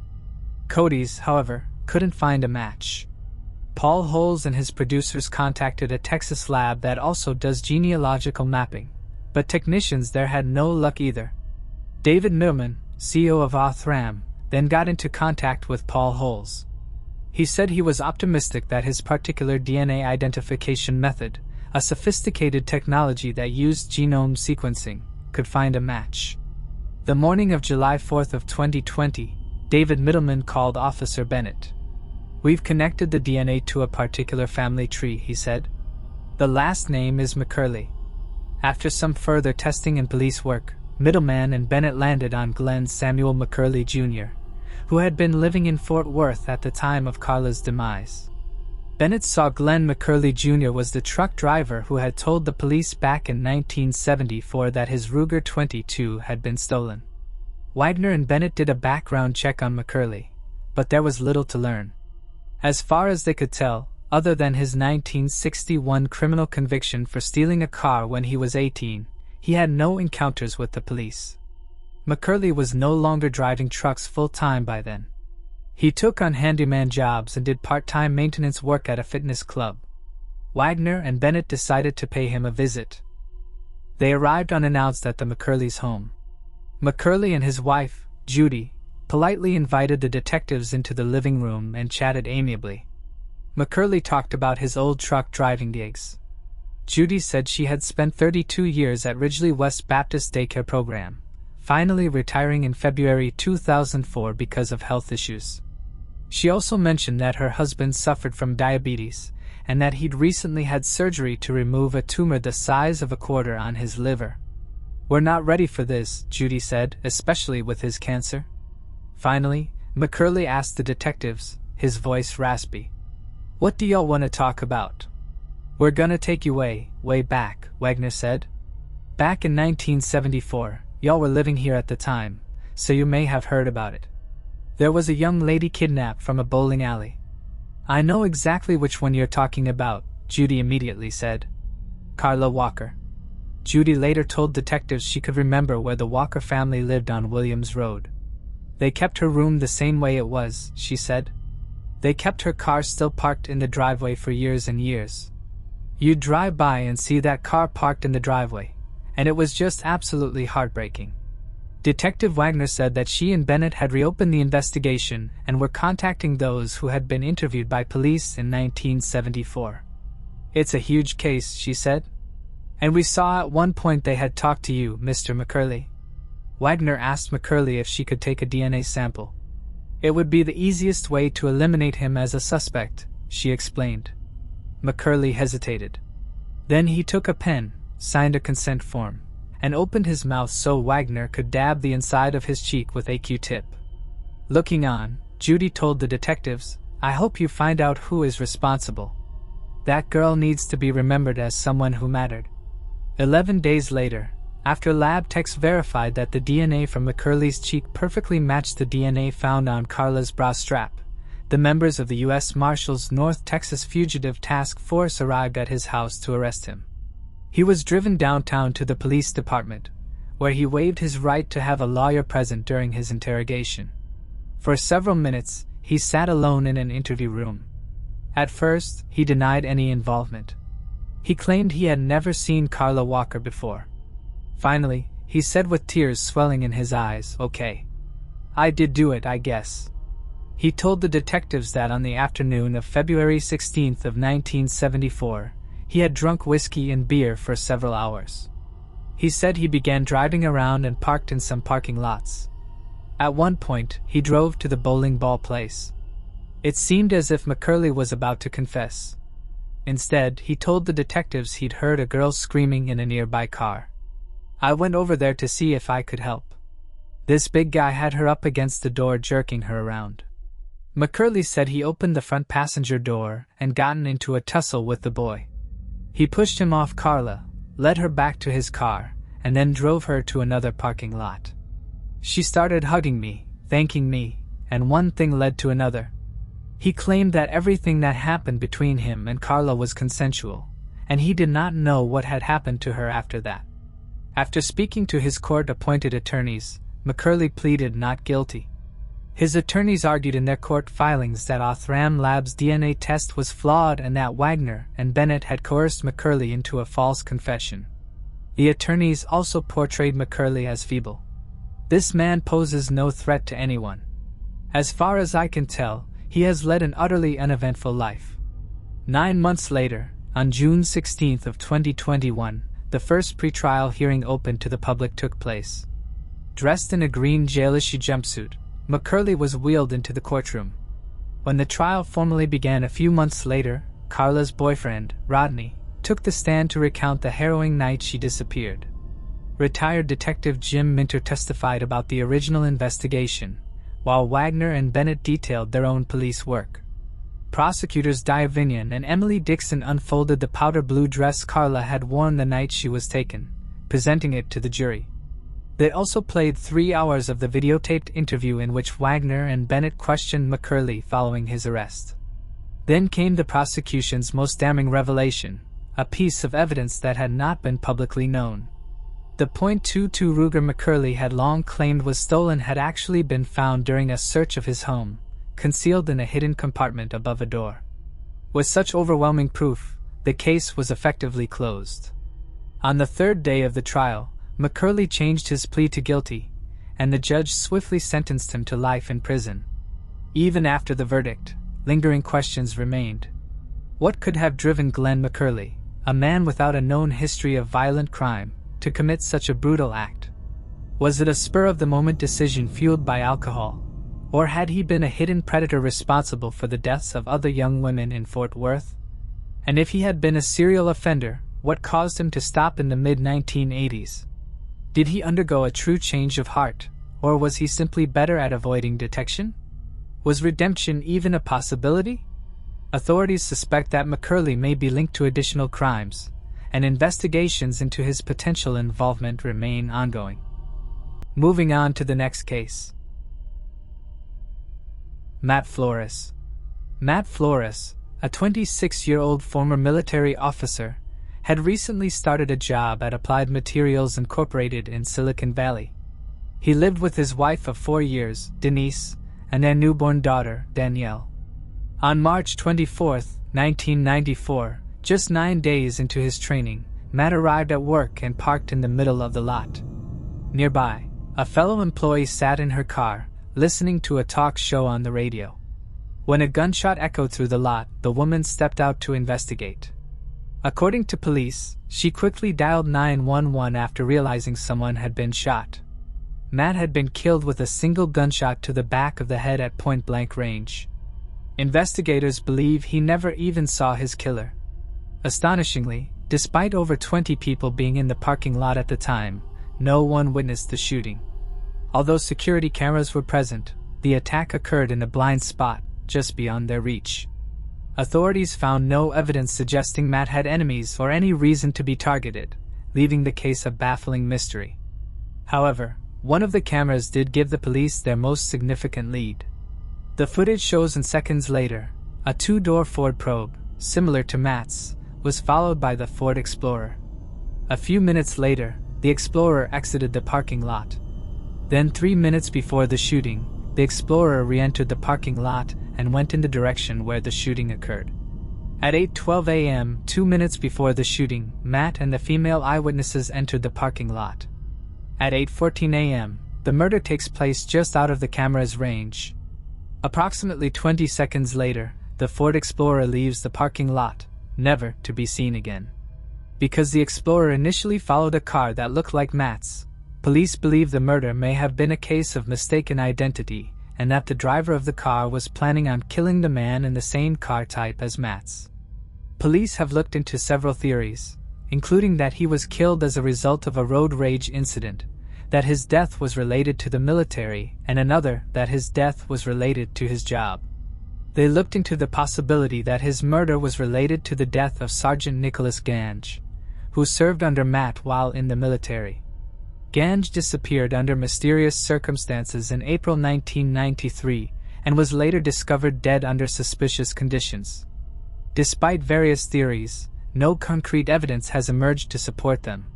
The case remains open, and authorities continue to seek new leads. The most significant clue so far is a Ford Explorer captured on surveillance footage in the parking lot. The vehicle is a two-door sport model produced between 1991 and 1994, featuring distinctive black trim along its lower panels. A $100,000 reward is being offered for information that could help solve the case. Moving on to the next case. Miranda Gaddis and Ashley Pond. Lori Pond and her 12-year-old daughter, Ashley, resided at the Newell Creek Village Apartments in Oregon City, Oregon. On the morning of January 9, 2002, Ashley was running late for school. It was just after 8 a.m., and the school bus was only minutes away.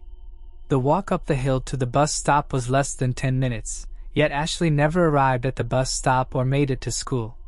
Despite extensive searches conducted by local authorities and the FBI, no clues emerged regarding her disappearance. Ashley was a well-liked student, actively involved in both the swimming and dance teams. On that particular day, she had been excited about her dance practice after school.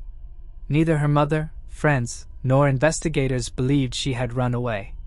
Then, just 2 months later, on March 8, 2002, another disappearance shook the community. Miranda Gaddis, Ashley's close friend and a resident of the same apartment complex, also vanished at around 8 a.m. while on her way to the same bus stop at the top of the hill. Miranda's mom, Michelle Duffy, left for work at 7:30 a.m. At around 1:20 p.m., Miranda's older sister called their mom to tell her that Miranda had not been at school that day. Ms. Duffy called the school and found out that Miranda was indeed absent. She reported her missing and the FBI was again called in to investigate. But once again investigators came empty-handed. Authorities began to suspect that they were taken by someone that they knew. The circumstances surrounding Miranda's disappearance were eerily similar to that of Ashley's 2 months earlier. There was also a striking resemblance between the girls. Both had similar facial features, height, weight, both had brown eyes, and went up to the same hill to the same bus stop.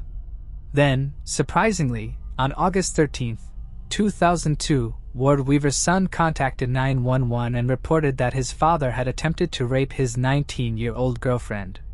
He also told the dispatcher that his father told him that he murdered Ashley Pond and Miranda Gaddis. Both of the girls were friends with Weaver's 12-year-old daughter and had visited her at Weaver's home. These accusations allowed the police to search Ward Weaver's property. On the weekend of August, the bodies of Ashley Pond and Miranda Gaddis were found on the property of Ward Weaver's rental home. Ashley's remains were found inside a barrel buried beneath a concrete slab that had been poured shortly after her disappearance. Miranda's body was discovered in a box stored inside a shed on the same property. Autopsies later confirmed their identities. The man responsible, Ward Weaver, had a long history of violence and assaults against women. He was also the individual Ashley had accused of attempted rape, but her complaint was never investigated by authorities. On October 4, 2002, Weaver was indicted for the murders of Ashley Pond and Miranda Gaddis, along with additional charges in an unrelated case, including sexual abuse, attempted rape, aggravated murder, and abuse of a corpse. To avoid the death penalty, Weaver pleaded guilty to the murders of his daughter's friends. He was sentenced to 2 life terms without the possibility of parole. Moving on to the next case. Richard Horne. Writing, whether as a profession or a pastime, brings joy to many.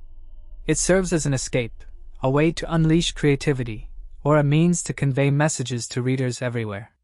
While we recognize that books, even those telling chilling tales, are meant as exercises in imagination, we often admire the authors behind them. However, that doesn't mean every writer is free of dark secrets. Such is the case with Richard Horne. Born on May 9, 1960, in Coventry, Warwickshire, England, Richard Horne was the son of Derek and Josephine Horne.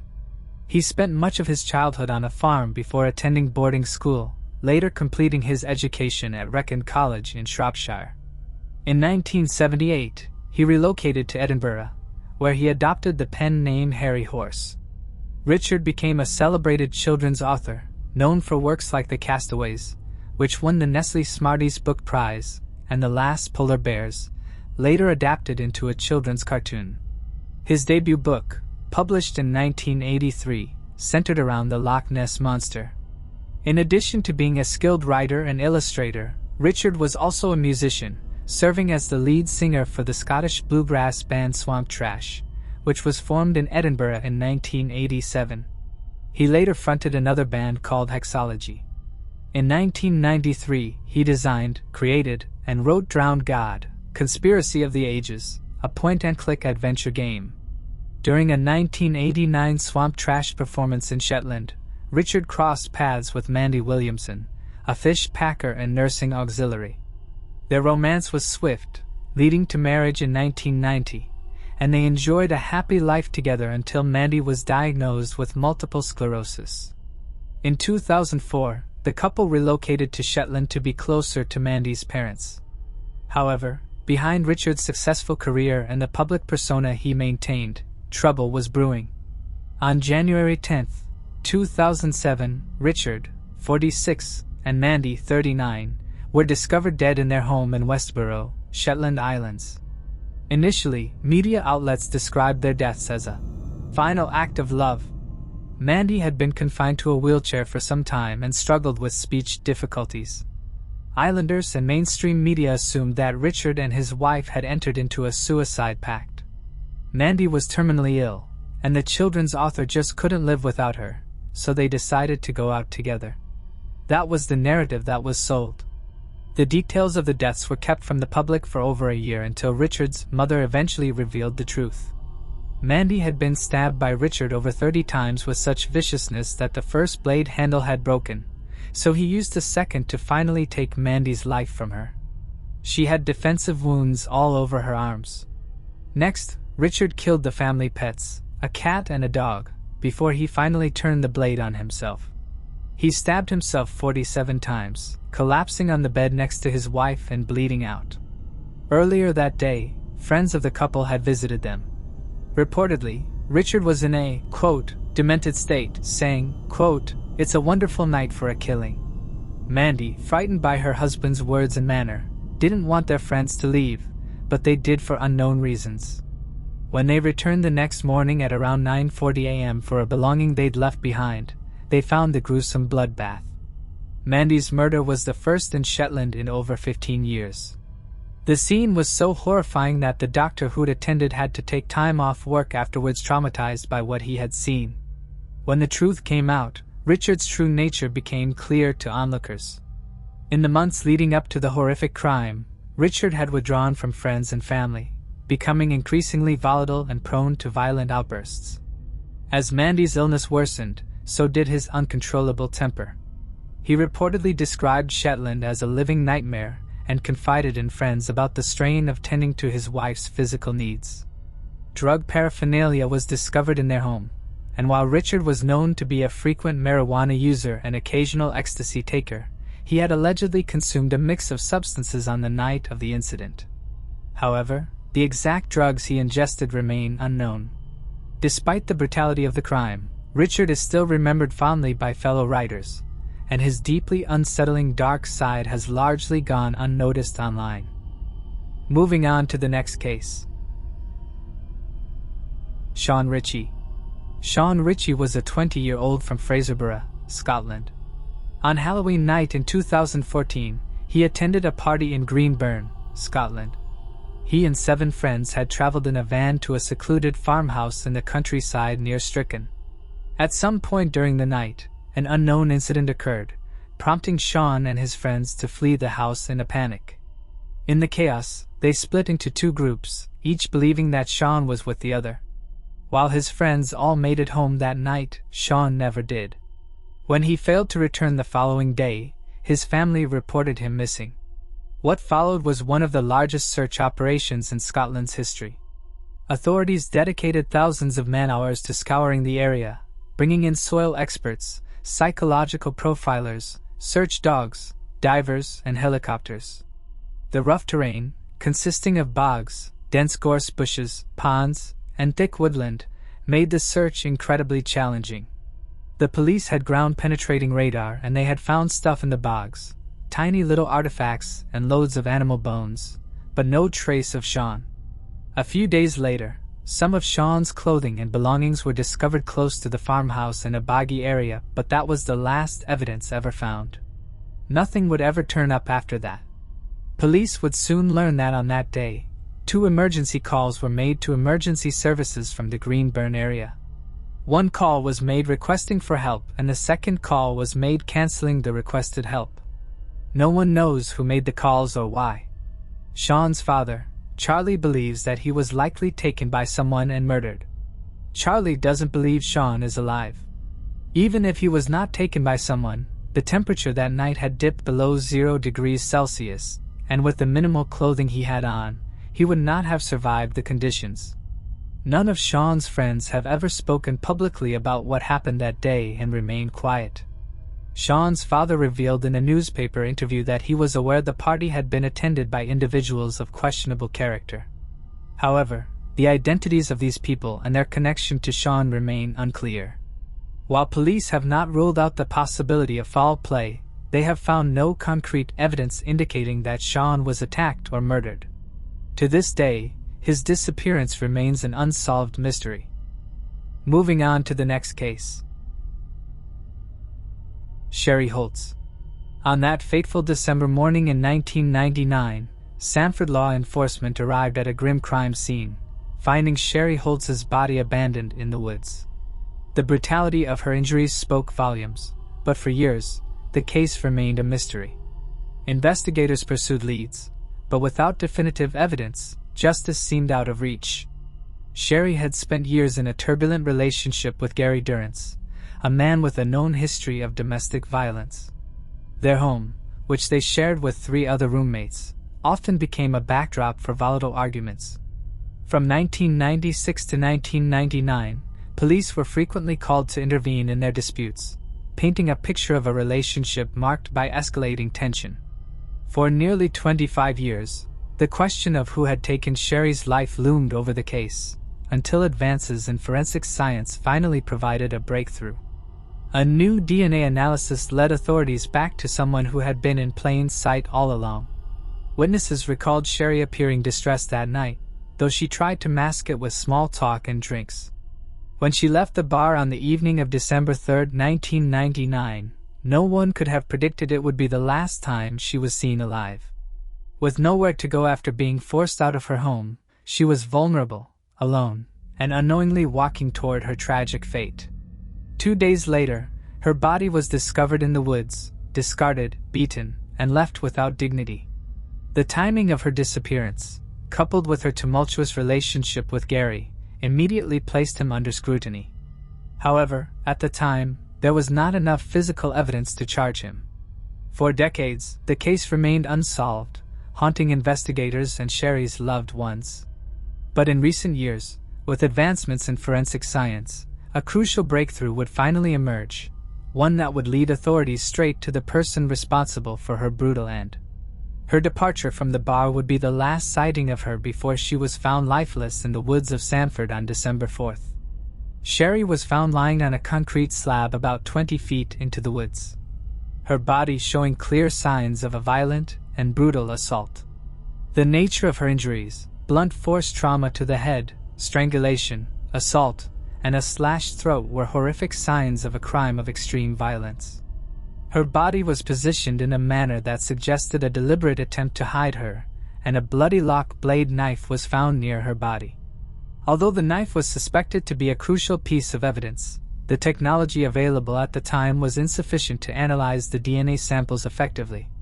The blood on the knife, combined with the other DNA evidence collected, proved difficult to test due to the limitations of forensic technology in February. This would prove to be a significant hurdle in solving the case. Investigators also focused on Sherry's recent activities and relationships. This information brought Gary into the spotlight as a person of interest. Witnesses from the local bar where Sherry was last seen provided valuable information. They confirmed that she had left the bar on December 3rd, but their accounts could not place her at the scene of the crime. This left investigators with few leads and no clear suspects beyond Durrance, who denied any involvement in the crime. The investigation also included attempts to trace Sherry's final movements and to identify potential witnesses who might have seen or heard something relevant to the case. Despite these efforts, the lack of concrete evidence and the passage of time made the case go cold. In May 2023, the Sanford Police Department reopened the cold case, driven by the advances in forensic science. Modern DNA analysis methods, capable of handling smaller and more degraded samples, were employed to re-examine the preserved evidence. This reanalysis proved pivotal. The DNA from the knife's blade was confirmed to be Sherry's blood, while the handle of the knife contained DNA that matched Gary Durrance, Sherry's longtime boyfriend. This was a crucial breakthrough, as Gary had been a person of interest due to his tumultuous relationship with Sherry and their reported domestic disputes. The new DNA evidence was further supported by re-interviews with witnesses and statements made by Gary, which indicated he had knowledge of the crime scene before it was officially discovered. These statements, made before the crime's details were publicly known, reinforced the case against him. This technological breakthrough not only identified him, but also enabled authorities to obtain an arrest warrant on July 17, 2024. He was subsequently taken into custody the following day and charged with second-degree slaying. The resolution of Sherry Holt's case, after nearly 25 years, highlights the profound impact that advancements in forensic technology can have on cold cases. After nearly 25 years, the case that once seemed impossible to solve has finally reached a turning point. The arrest of Gary Durrance not only brings justice for Sherry Holtz, but also serves as a reminder that no case is ever truly forgotten. The persistence of detectives and the power of forensic advancements have given Sherry's loved ones the answers they desperately sought for decades. As Durrance awaits his court appearance on September 10, 2024, the Sanford community watches closely, hopeful that justice will finally be served. For Sherry's family, while no verdict can undo their pain, the long-overdue accountability marks the beginning of closure, a resolution they never thought they'd see in their lifetime. Moving on to the next case. Walker County Jane Doe. On the morning of November 1, 1980, at approximately 9:20 a.m., a trucker driving along Interstate 45 North discovered the unclothed body of a young woman lying near the roadside. She was located about 2 miles north of Huntsville and half a mile south of the FM 1696 exit. Based on the autopsy findings, she had died roughly 6 hours before being found. The attack had been vicious. She had been sexually assaulted with a blunt object, severely beaten, and ultimately strangled to death. Her body bore multiple bruises, and her right eyelid and lips were notably swollen. A bite mark was observed on her left shoulder, though no bodily fluids were detected during the examination. Several witnesses later reported seeing a girl resembling her the day before her body was discovered.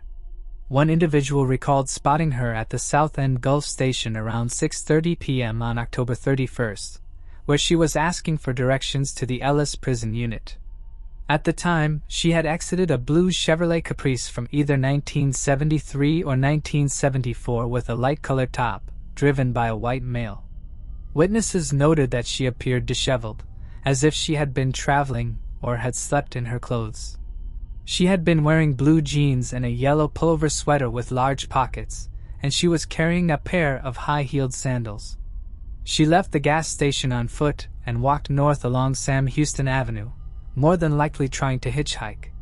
That same girl was then later seen at the Hitchin Post truck stop alongside I-45, where she again requested directions to the Ellis prison unit, claiming a friend was waiting for her at this location. In response, a waitress drew a map providing directions to the prison farm, which she then handed to the girl. The waitress asked where she was from, and she informed her that she was from either Arkansas Pass or the Rockport area. When she was questioned about her age, she claimed to be 19 years old. The waitress asked if her parents knew where she was, to which the girl replied, "Who cares?" Both sightings have not been confirmed. The Ellis prison unit was 14 miles away from where the body was found. The police passed around a photo of the girl to the inmates and employees at the Ellis prison unit. However, no one was able to identify her. Police also asked law enforcement and people around Rockport and Arkansas Pass, but with no luck. There was speculation that Henry Lee Lucas was responsible for her murder. However, investigators were unable to make a match between the bite mark on her left shoulder and his dental reconstruction. On January 16, 1981, Walker County Jane Doe was buried in the Attic addition at Oakwood Cemetery. She is buried beneath a tombstone donated by Morris Memorials. In 1999, her remains were exhumed in order to conduct further forensic examination of her remains, including obtaining a DNA sample from her body. In November of 2015, the case was officially reopened by the Walker County Sheriff's Office. The Walker County Jane Doe is described as being a white female and is believed to be between 14 and 18 years old. She was between the height of 5 foot to 5 foot 6 inches and weighed around 105 to 120 pounds.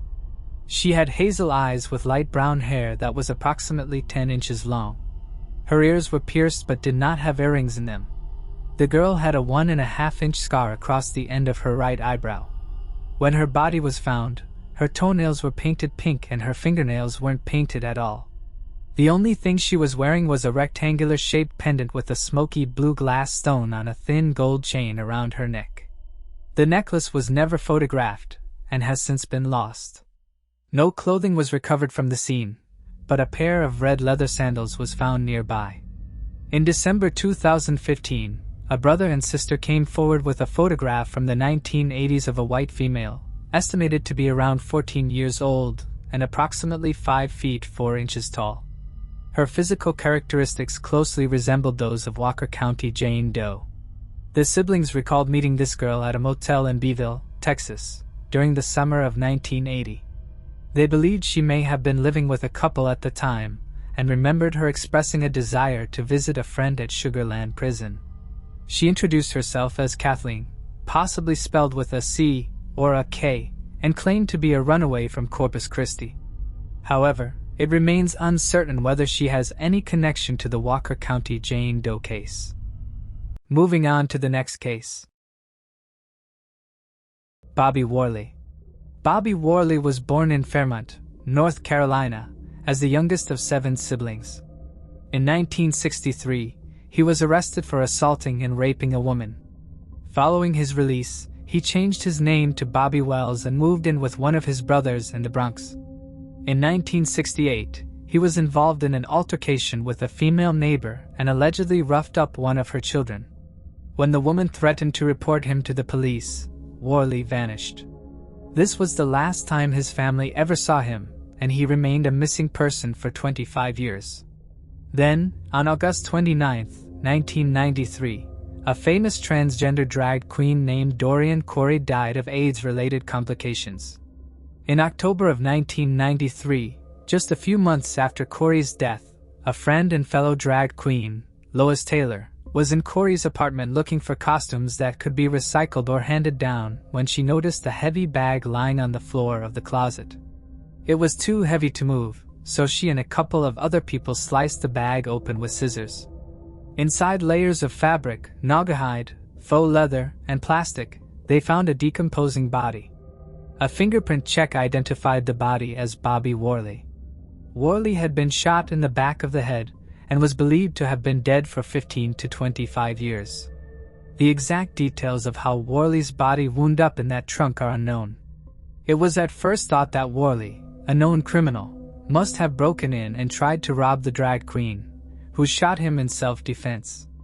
However, evidence surfaced that Worley and Corey might have been engaged in a romantic relationship after Lois Taylor told investigators that Corey wrote a short story about a transgender woman who killed her lover.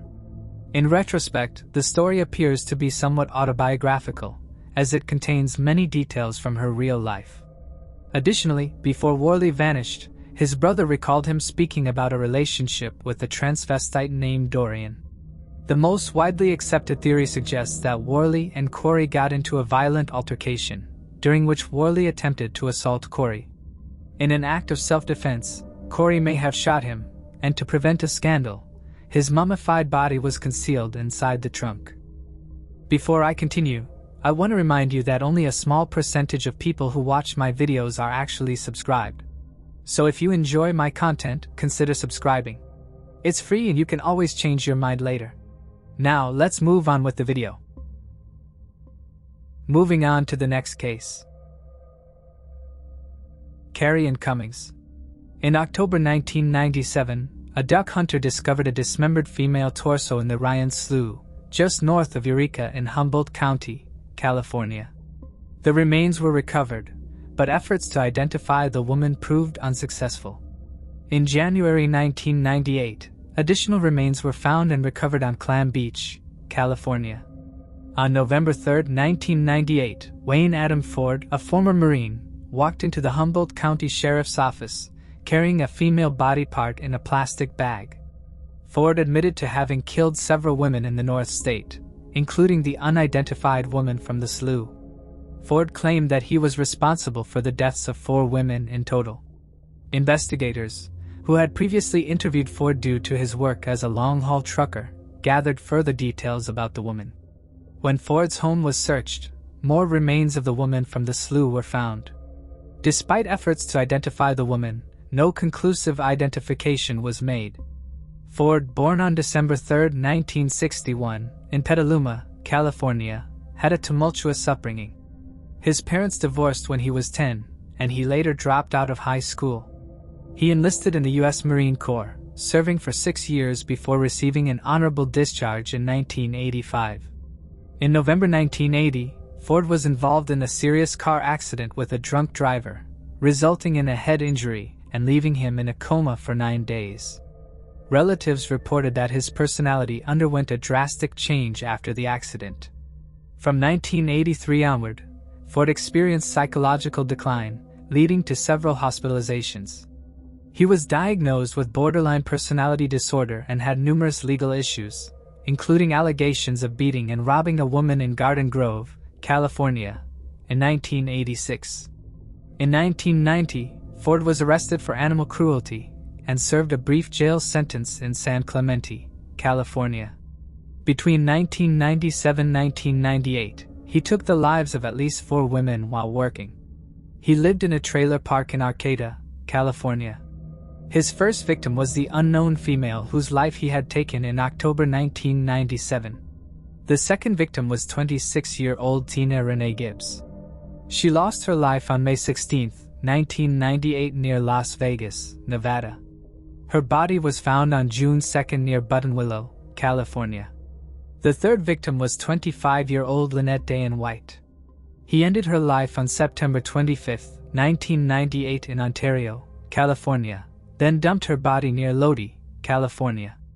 The fourth victim was 29-year-old Patricia Ann Thames, whose life was taken in Hesperia, California. Her body was found on October 23, 1998 in an aqueduct in San Bernardino, California. In June of 2006, Ford was convicted of taking the 4 women's lives in a San Bernardino County court, and was sentenced to be executed in August 2006. He is still currently behind bars at the San Quentin State Prison in California. Through the years, Humboldt County Sheriff's Office investigators never gave up on attempting to identify Ford's unknown female victim. They routinely searched missing person reports from all of the West Coast to obtain leads. Using DNA, investigators were able to confirm that the remains located on Clam Beach were also that of the unknown female. The DNA was entered into both the California Missing Persons DNA database and the National Unidentified Persons DNA Index. The DNA profile was routinely searched against profiles from both missing persons and other human remains in the combined DNA index system. No profile matches were ever made. The case was eventually entered into the National Missing and Unidentified Persons System.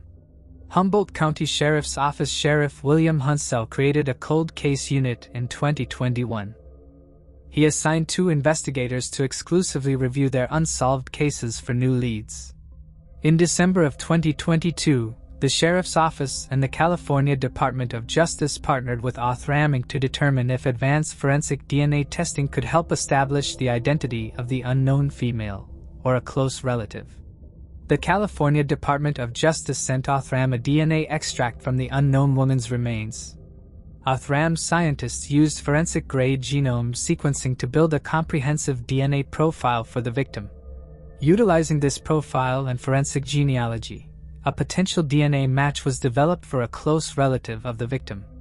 Investigators contacted the relative inquiring if they had any family members that were possibly missing. The relative stated that their family member, Carrie, had been missing since the mid-1990s. Investigators were able to track down Carrie's sister, Kathy, who confirmed that Carrie's last contact with family was in 1997. Kathy provided investigators with a DNA sample, which was then compared to the DNA sample from the unknown female's remains. These DNA profiles were confirmed to be a genealogical match, officially identifying the remains as that of Carrie Ann Cummings, born in 1972. She was 25 years old when her life was taken. During her last contact with family in 1997, Carrie was suffering from untreated mental illness and told family that she was couch surfing in the Eugene, Oregon area. Despite multiple offers from her family members, she refused to come home. Kathy said Carrie was beautiful, funny, smart, and an artist. She was great at making us laugh.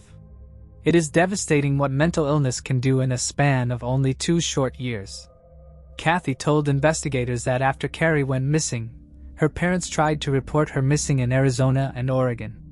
They even hired a private investigator. But due to laws surrounding the report of missing persons at that time, a missing persons report was never taken. Therefore, Carrie was never listed as missing person or entered into any national missing persons database.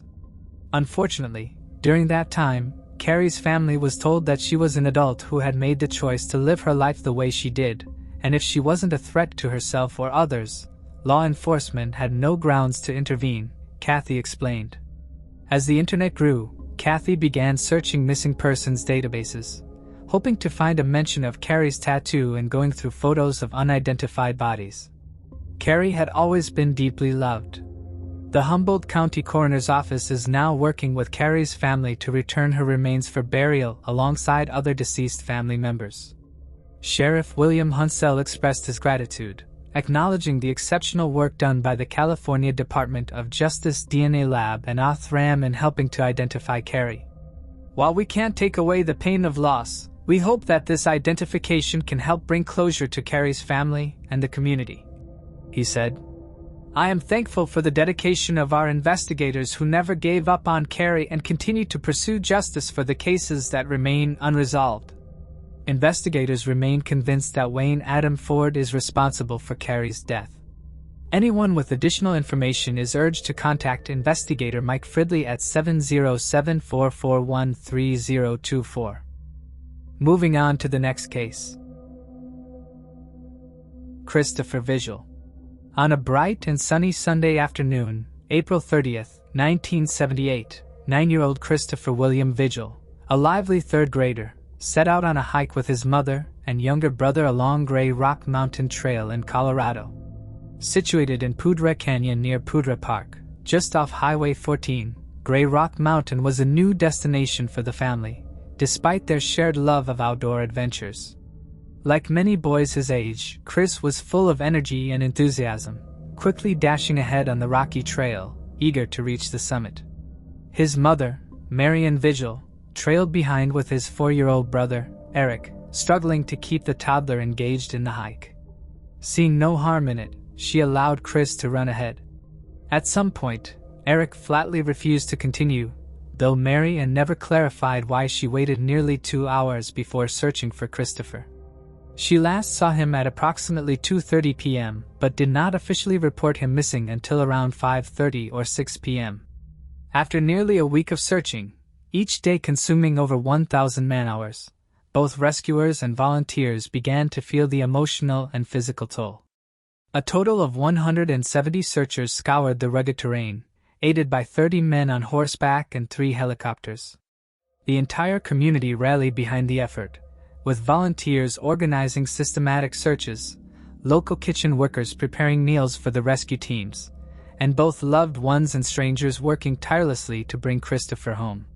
Christopher's parents, Leroy and Marian Vigil, described their son as an experienced hiker who was well-versed in trail safety. A straight-A student and a dedicated athlete, he regularly ran 2 miles on the track after school and was also a strong swimmer, often completing laps in the pool. The beautiful weather that had accompanied the hike took a drastic turn that evening, with temperatures plummeting to 30 degrees, accompanied by snow and dense fog. These harsh conditions hindered the search effort and left rescue personnel deeply concerned about Christopher's chances of survival if he wasn't found and removed from the cold soon. The volunteer search party resumed at 4 a.m., working tirelessly from dawn until dusk, but their efforts yielded no results. Authorities grew increasingly worried, as Christopher was dressed in light clothing, a green shirt, green plaid pants, blue tennis shoes, and a maroon jacket, ill-suited for the freezing temperatures. His only source of sustenance was a single can of Diet Pepsi he had with him when he disappeared. Later, his mother recalled a conversation they had not long before, discussing another child who had gone missing on a trail but managed to survive thanks to the candy in her pocket. Remembering this, Marian speculated that Christopher, mindful of their talk, might have also carried candy with him. While many locals eagerly volunteered to help with the search, the sheriff's department grew frustrated with inexperienced hikers who entered the treacherous wilderness without essential tools like a compass or a topographical map. Some of these volunteers ended up suffering from hypothermia due to improper clothing, while others abandoned the effort because of the cold without notifying their group. This led to unnecessary panic, as search teams often feared that one of their own had also gone missing, adding to the already immense stress and difficulty of the operation. The unpredictable Colorado weather further complicated matters. What had been a clear Sunday when Chris disappeared was soon replaced by heavy fog and snow. These conditions made an aerial search impossible on May 1st, the morning after his disappearance. But by May 3rd, the skies cleared, and helicopters were finally able to assist. Unfortunately, the search still provided no new leads.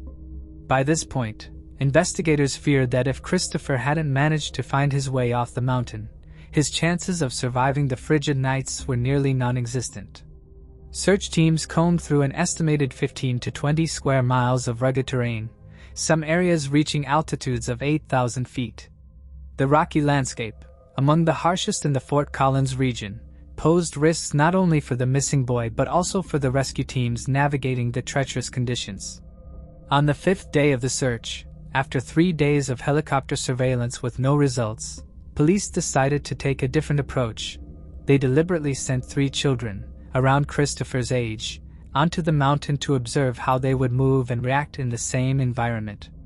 However, the children were never left unsupervised. Each was paired with a member of the sheriff's office at all times. The 3 kids, along with their law enforcement partners, were first taken to the trailhead where Christopher was expected to return. From there, they were transported by helicopter to a meadow near the top of the mountain and instructed to find their way back. Investigators were curious to observe how children Christopher's age would respond upon realizing they had strayed from the trail. 2 of the 3 children instinctively followed the creek, bypassing the trail altogether and even crossing over it at times in favor of staying near the water. According to the sheriff's department, had they continued on that path, they likely would have made it off the mountain within hours.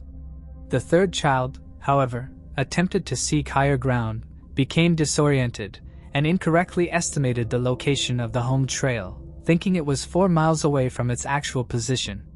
Based on these findings, search efforts intensified in the immediate area where Christopher had vanished, with teams meticulously checking beneath every bush, rock, tree, and shrub. While the search continued, police urged anyone who had been on the trail that day to come forward with any possible sightings of Christopher. Since it had been a sunny weekend afternoon, the vigils weren't the only ones out enjoying the hike. Among them was Alan Chopin, a blond man who had been hiking alone that Sunday and reported seeing Christopher on the trail.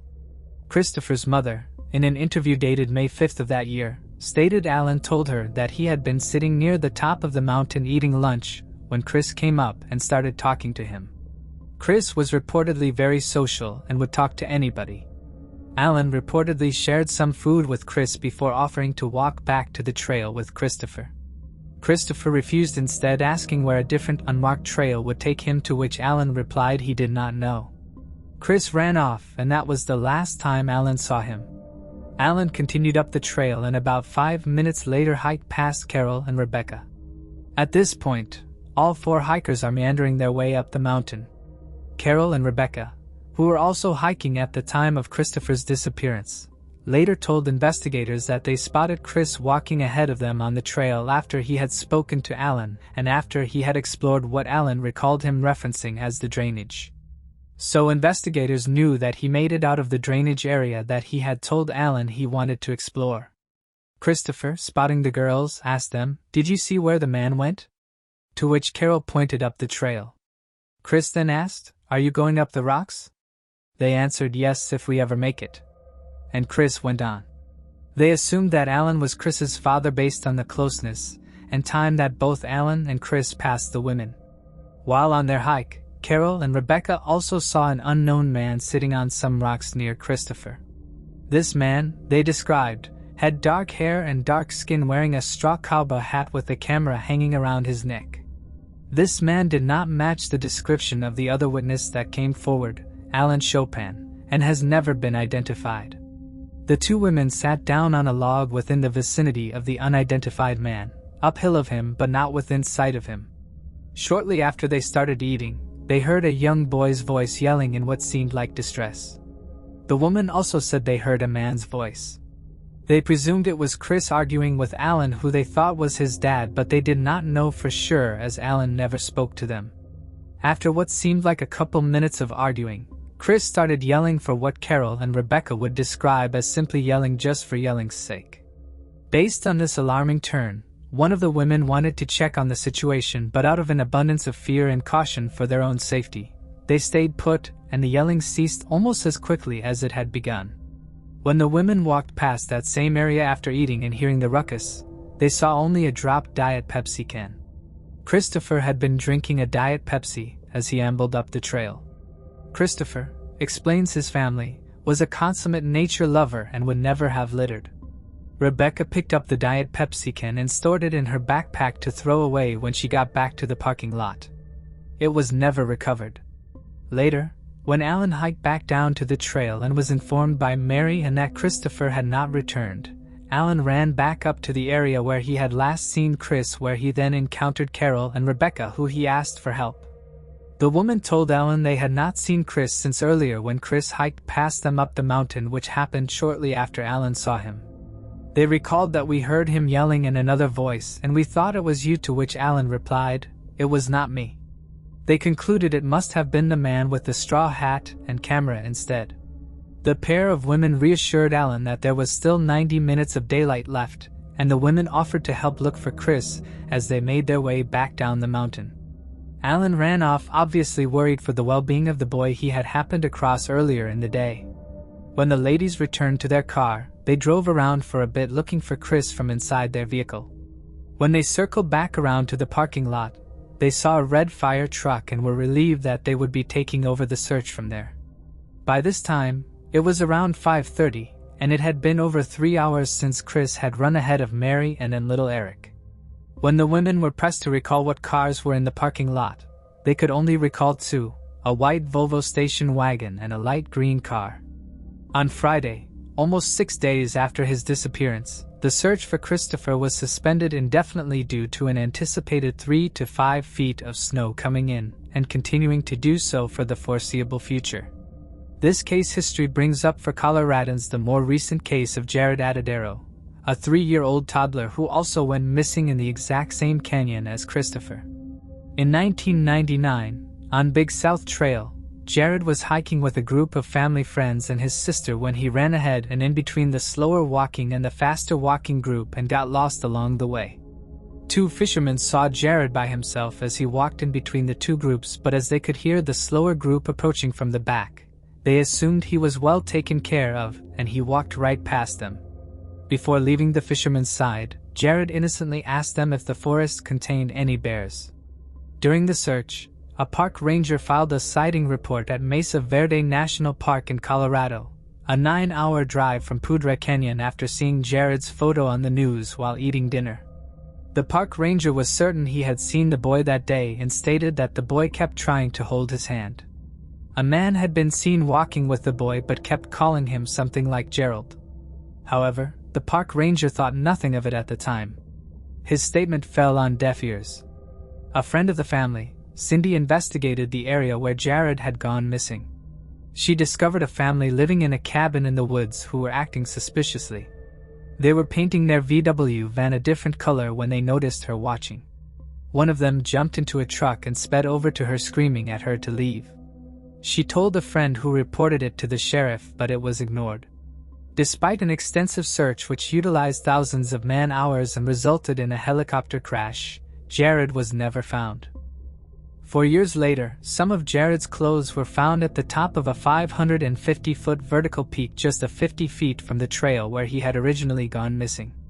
Strangely, this peak had been torn apart piece by search dogs in the ensuing rescue attempt, and therefore investigators thought it strange that an area so thoroughly searched by both K-9 units and the sheriff's department would now contain such obvious and clear artifacts as the child's outfit and shoes, with the exception of the shirt. First to be evidence that Jared had been attacked and maybe dragged up a hill by a mountain lion, one of the original theories, even though there hadn't been any mountain lion sightings in the area. Bone fragments of part of a cranial bone and a small molar which was consistent with the 3-year-old was also found, although no concrete identification was made and no other skeletal fragments from any part of the body was found. But upon further examination, the clothing brought more questions than answers, as when Jared's clothes were examined, it was found his pants were inside out. Also strange was a lack of bite or drag marks on the clothing and an obvious lack of blood, a required component in mountain lion attacks. Also confusingly sinister was the state of the toddler's shoes. They looked brand new, not like they'd been sitting outside in the unforgiving snow and sun of the Colorado mountains. Were these clothes placed here as a red herring, an attempt to throw investigators off the real trail? These strange clues point to a possible abduction and not a wilderness death. Jared's father, Alan, believes that this is the most logical hypothesis and vows to never stop looking for his son, who he believes is still alive. The year Chris went missing, there were multiple alleged sightings of him. In July of 1978, a boy who was deaf and unable to talk communicated that he had seen Chris selling newspapers on the street. By reading lips, the boy was able to infer that Chris was selling newspapers to win a trip to Disneyland. Pueblo police were sent to interview the boy, but with so little info and, from their perspective, a tenuous source, no official report was filed. But 2 weeks later, Don and Cindy Dooley, a vacationing couple from Des Moines, Iowa, were visiting Cheyenne, a town in Wyoming about 45 minutes from Fort Collins, Colorado. While there, they claimed they were approached by an intelligent tan boy with long hair who told him he was selling newspapers and if he sold the most, he would win a trip to Disneyland. This was the same story as the deaf boy in Pueblo, Colorado. This boy was also wearing a green shirt. Recall that Chris was seen in a green shirt when he went missing and seemed dirty and sun-exposed. About 15 minutes later, the same couple spotted the same boy sitting with another boy his age. When the couple went to dinner, the wife spotted a missing persons flyer with Christopher's info. "Oh my God, that is the little boy we just seen selling papers," she yelled, clutching her husband's arm. Police were called as well as the father of Chris, whose information was on the flyer. Mr. Vigil drove to Cheyenne but found nothing. A few months later in Wyoming in the month of September, a trucker, Lynn Modi, reported being approached by a boy matching the description of Chris, 4'8" and 60 pounds. Originally, Chris was reported missing as 4'8" and 74 pounds, but his tremulous ordeal could have caused him to lose weight. The boy asked the man for $1 and some food, but the man, suspicious, refused. The boy thanked him while looking rather nervous and walked back to what the trucker remembered as a turquoise or light green car. Rico, Carol, and Rebecca saw that same color car in the parking lot of Grey Rock Mountain. The following morning, the truck driver arrived in Cheyenne and noticed a missing persons poster featuring Christopher's photo. Immediately, he contacted state police. Fort Collins officers made the 45-minute drive to Cheyenne to interview him. The trucker was certain that the boy who had approached him was the same child from the flyer. So convinced was he that he refused any discussion of the $1,000 reward, insisting that he only wanted to help reunite the boy with his family. That same month, a man named Claude Ryans reported spotting Christopher in Salt Lake City, Utah, a neighboring state to Colorado. He described the boy as appearing unkempt and worn as he walked down Temple Avenue. In 2012, Marion provided the National Center for Missing and Exploited Children with a lock of Christopher's baby hair from his first haircut for DNA analysis.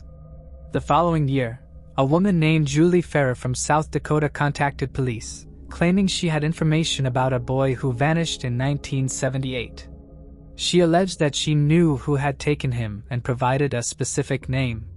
However, due to a lack of available evidence linking the individual to the case, and concerns over internet vigilantes, his identity remains undisclosed in this documentary. Much of her statement has been redacted in the publicly released police files. She was unavailable for comment. The families of these missing children continue to hold on to hope, yearning for answers before their time runs out. Jared's father remains hopeful that his son is still alive somewhere, waiting to be found. Meanwhile, others, including Christopher's mother and relatives, find themselves wishing for the opposite. They believe that if the boys had survived, their lives may have been marked by unimaginable suffering, and they hope that prolonged trauma was not part of their children's fate. If you have any information regarding Christopher Vigil, please contact the National Center for Missing and Exploited Children at 40678. Moving on to the next case. Elena Laswell. After 2 decades of searching for answers, a crucial breakthrough has finally surfaced in the case of Elena Teresa Adele Laswell. The 15-year-old, whose life was tragically stolen, has remained at the heart of a relentless investigation for the past 20 years. Her brutal death on July 10, 2004, left an unfillable void in the lives of her family and community. Now, on the 20th anniversary of her passing, a long-awaited arrest has reignited hope in a case that had seemingly gone cold. Born on January 17, 1989, in Phoenix, Arizona, Elena was cherished by her family, her parents, Steve and Molly, her 4 brothers, and her sister, who held her in the highest regard. Growing up, she was deeply involved in team sports, had a passion for creating art, and shared a special connection with animals. She attended several local schools, including St. Gregory's Catholic School, Serene Elementary School, and Phoenix Preparatory Academy, from which she graduated in May 2004. Elena eagerly looked forward to starting North High School that coming February, filled with dreams and aspirations for her future, dreams that would be cruelly shattered by an unimaginable act of violence. On the evening of July 10, 2004, at approximately 8 p.m., police responded to a distressing 911 call from a residence on North 21st Drive in Phoenix, Arizona. Upon arrival, officers were directed to a room where they discovered 15-year-old Elena Laswell, gravely injured and clinging to life. Despite immediate emergency intervention, Elena was tragically pronounced deceased at the scene. The case was swiftly turned over to homicide detectives, who pursued every possible lead. However, despite their tireless efforts and extensive investigations, no suspects were identified, and the case eventually went cold. For years, Elena's family and the Phoenix Police Department endured the unbearable frustration of an unsolved crime, with little hope of resolution. Then, years later, a crucial breakthrough emerged. In 2012, advancements in DNA technology allowed detectives to re-examine evidence from the crime scene. Utilizing cutting-edge forensic techniques, investigators were able to extract a DNA profile that led them to a match: Sergio Francisco Reyes.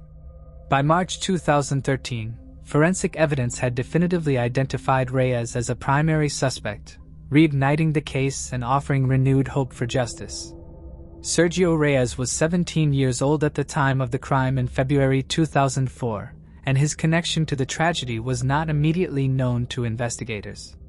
Reyes was indicted by Maricopa County Grand Jury in 2014. But because he was residing in Mexico at the time, extradition procedures were required to bring him back to the United States.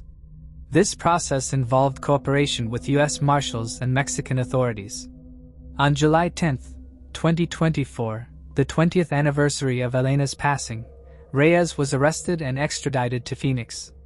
He faces multiple charges, including first-degree assault, kidnapping, and burglary. His bond was set at $1,500,000. The Phoenix Police Department has not disclosed whether Reyes had any prior connection to Elena. Elena's family, including her parents and siblings, have expressed a mixture of relief and continued sorrow. Her aunt Katie Treville said, "Knowing that someone is being held responsible feels awesome. It has been a long haul, and thank God for Phoenix PD. They have been absolutely amazing. I just really felt that they were on the right trail and that they would get it. I just did not know when." Elena's mother had passed away in the years since her daughter's slaying. But Katie said the mother's wish was not revenge. She wonders what Elena's life could have been. Wondering, you know what? Would she be married? What would she be doing now? Elena's mother described Reyes as a monster, emphasizing how difficult it is to recognize true evil in the real world, far different from the depictions of monsters in childhood stories. Her father, Steve Laswell, admitted that after 2 decades, he had lost hope of any further progress in the case. "To be truthful, I really wasn't expecting anything more to come of it," he said. "Having him arrested means preventing him from doing anything like this again. That was the primary hope." Despite the years that have passed, the loss of Elena remains ever present in their lives. "We all continue to miss Elena, and we think about what she might have been today," Steve added. He expressed deep gratitude to the Phoenix Police Department and all those who remain dedicated to seeking justice for his daughter. Now, as the legal process moves forward, the family's grief is tempered by a sense of closure, knowing that the person responsible for their daughter's tragic fate will finally be held accountable. Moving on to the next case. Jennifer Renee Odom. 12-year-old Jennifer Renee Odom was a 7th grader at Thomas E. Whiteman Middle School in Wesley Chapel, Florida, in 1993. She played the clarinet in the school band and was also a talented barefoot water skier, often reaching the top of the human pyramid in tournaments. Jennifer was born on August 25, 1980, as the eldest daughter of Renee Converse and her stepfather Clark Converse. She had a younger sister, 9-year-old Jessica Ann Odom, and was the granddaughter of Jim and Margie Denny. The family lived in St. Joseph, a small community near Dade City, Florida. Jennifer and Jessica shared a deep bond, playing with their rabbit named Beanie, riding four-wheelers, building forts, and swimming in the creek behind their house on the family's 15-acre property. Jennifer was known for her love of the outdoors, spending plenty of time outside, which gave her a tan and kept her fit. She had a special bond with her Springer Spaniel, Gypsy. On the crisp morning of Friday, February 19, 1993, Jennifer wore her white jeans, a white turtleneck, and a red cashmere sweater, a gift from her grandmother. Her shoulder-length chestnut hair framed her face as she prepared for school. After lacing up her black boots, Jennifer and her mother drove the 200 yards up their winding lime rock driveway to wait for the school bus by their mailbox. Jennifer climbed onto the bus and took her usual spot on the back seat, so she and her mother could see each other until Renee, following behind, turned left to head to work. After school at around 3 p.m., Jennifer stepped off her school bus, waved goodbye to her friends, and started walking the short 200 yards to her home. At about 4 p.m., Jennifer's sister arrived at their home from school to find it locked and unable to enter. She then called their mother to tell her that her big sister was not home yet. Renee Converse then realized Jennifer must not have made it home. Jennifer's mother called her best friend, Michelle, who confirmed that she had seen Jennifer exit the bus and start walking home. Realizing something was terribly wrong, Jennifer's mother immediately contacted the police. Within hours, deputies initiated a large-scale search. A group of approximately 400 volunteers joined the effort, covering around 60 square miles of countryside. Family, friends, neighbors, and other volunteers scoured the area. Law enforcement brought in police dogs to comb through the rolling groves, pastures, and wooded areas surrounding the small Pasco County town of Dade City. All local law enforcement agencies were on the lookout for a blue truck that had been seen near the scene.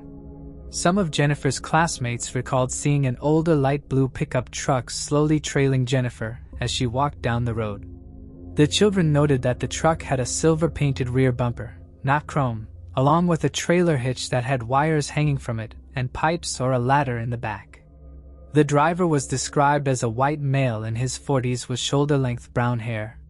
The blue truck was the focus of the search parties as investigators believed that the driver may have been involved in the disappearance of Jennifer.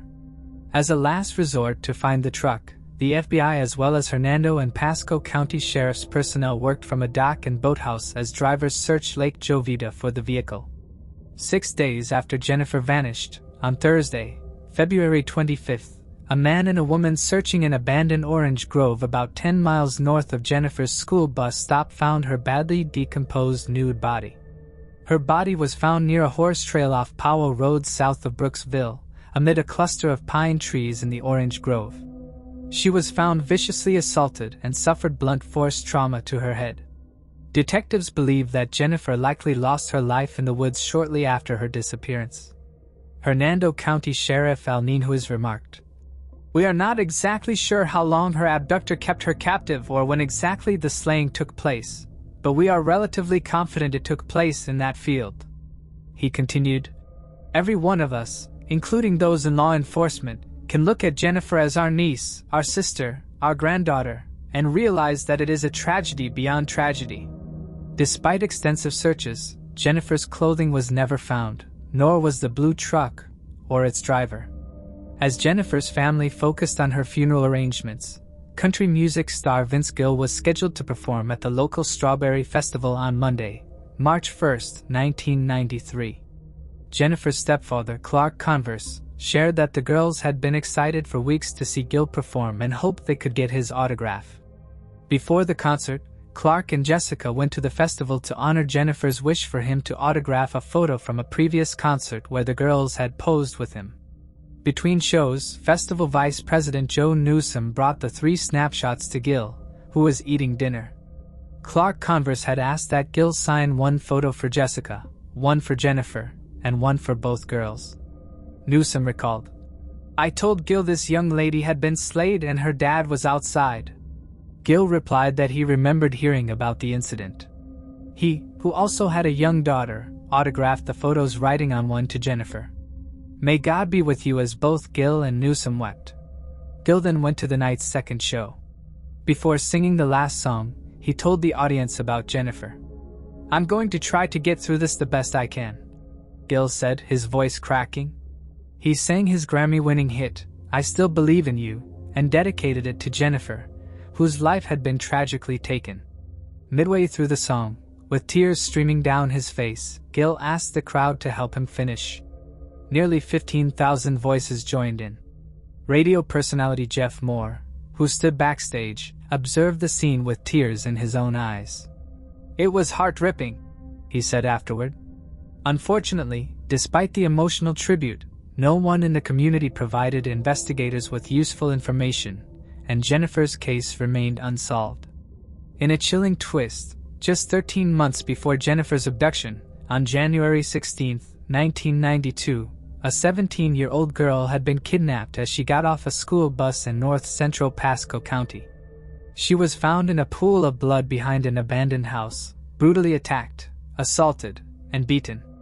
Sheriff Neenhuis reported that she suffered significant head and skull injuries. Miraculously, she survived, but her life was forever altered, leaving her paralyzed on her left side. Neenhuis emphasized that she was a former honor roll student and track and field participant, leading an ordinary life and not engaged in any high-risk behavior. Law enforcement had collected DNA from the crime scene, and detectives noted similarities between the attacks on Jennifer and the unnamed girl. They suspected the cases may be connected. Both victims were adolescent girls who were abducted after getting off of the school bus in Pasco County, taken to a remote field, assaulted, and abandoned with the belief they will succumb to their injuries. The other victim was found just a few miles from where Jennifer's body was found. After a series of blind alleys, the police called upon psychic Nancy Meyer, 16 months after the incident, to assist in finding the person responsible for what happened. Nancy Meyer is a psychic from Pennsylvania who has been working with police around the country for decades. According to Nancy, she had consulted in more than 300 criminal investigations and had offered critical clues more than 80% of the time.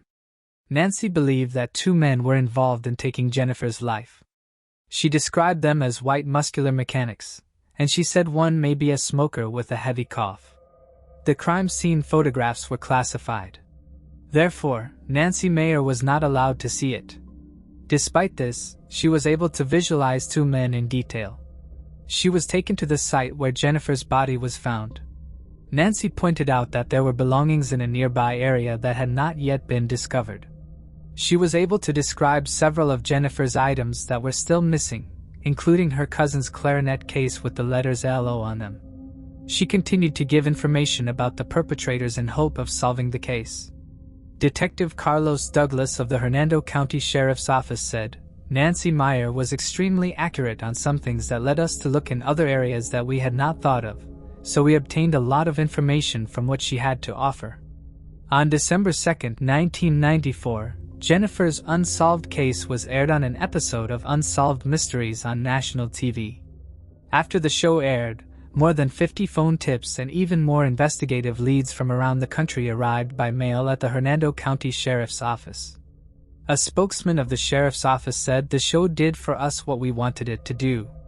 It got us some more exposure. Despite the new exposure, former Hernando County Sheriff's Major Gary Zorn Smith, who oversaw the investigation in its early years, said the investigators were stumped.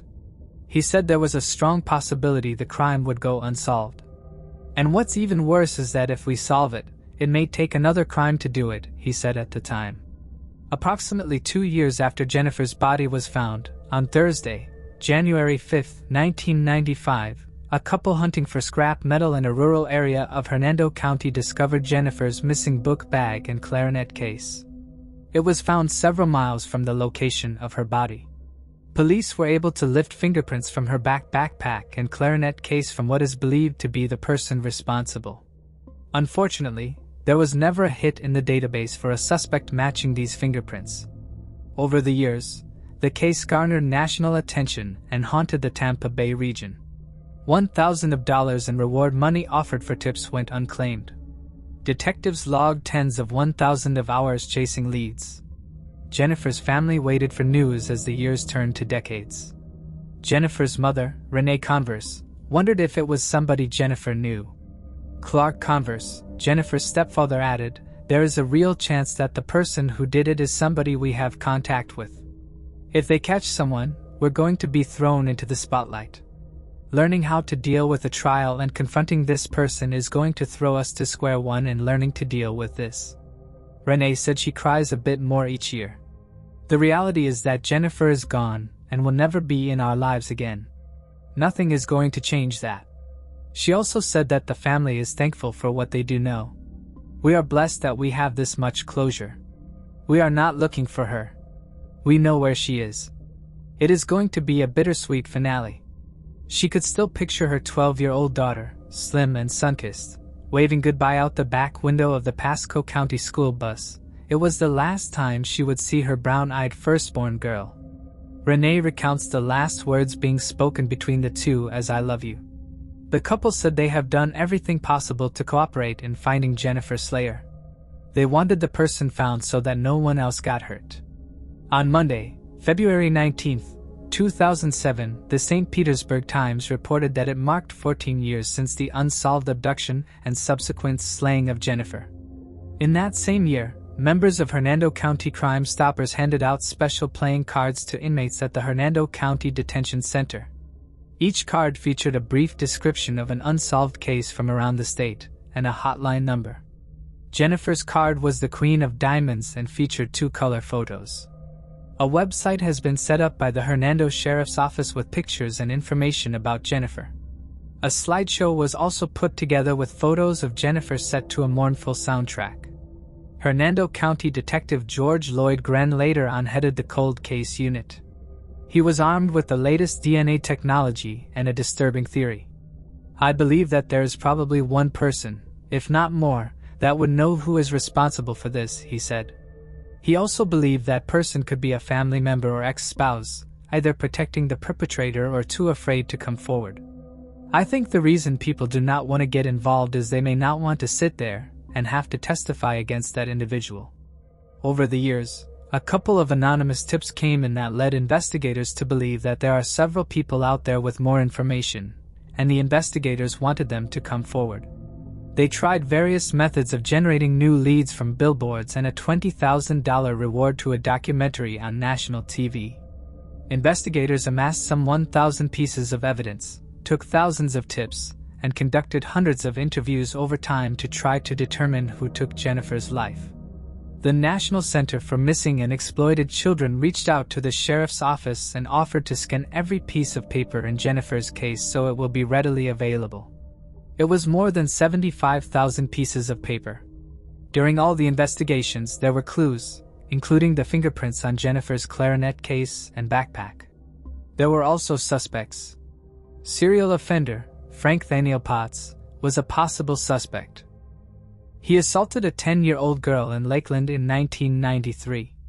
At the time of the slaying, he was working on a construction site in Pasco County and owned a blue pickup truck, which he allegedly later dismantled. Authorities were unable to link him to Jennifer's case, however. Another possible suspect was Walter Ducharme, who lived in the area at the time of the slaying.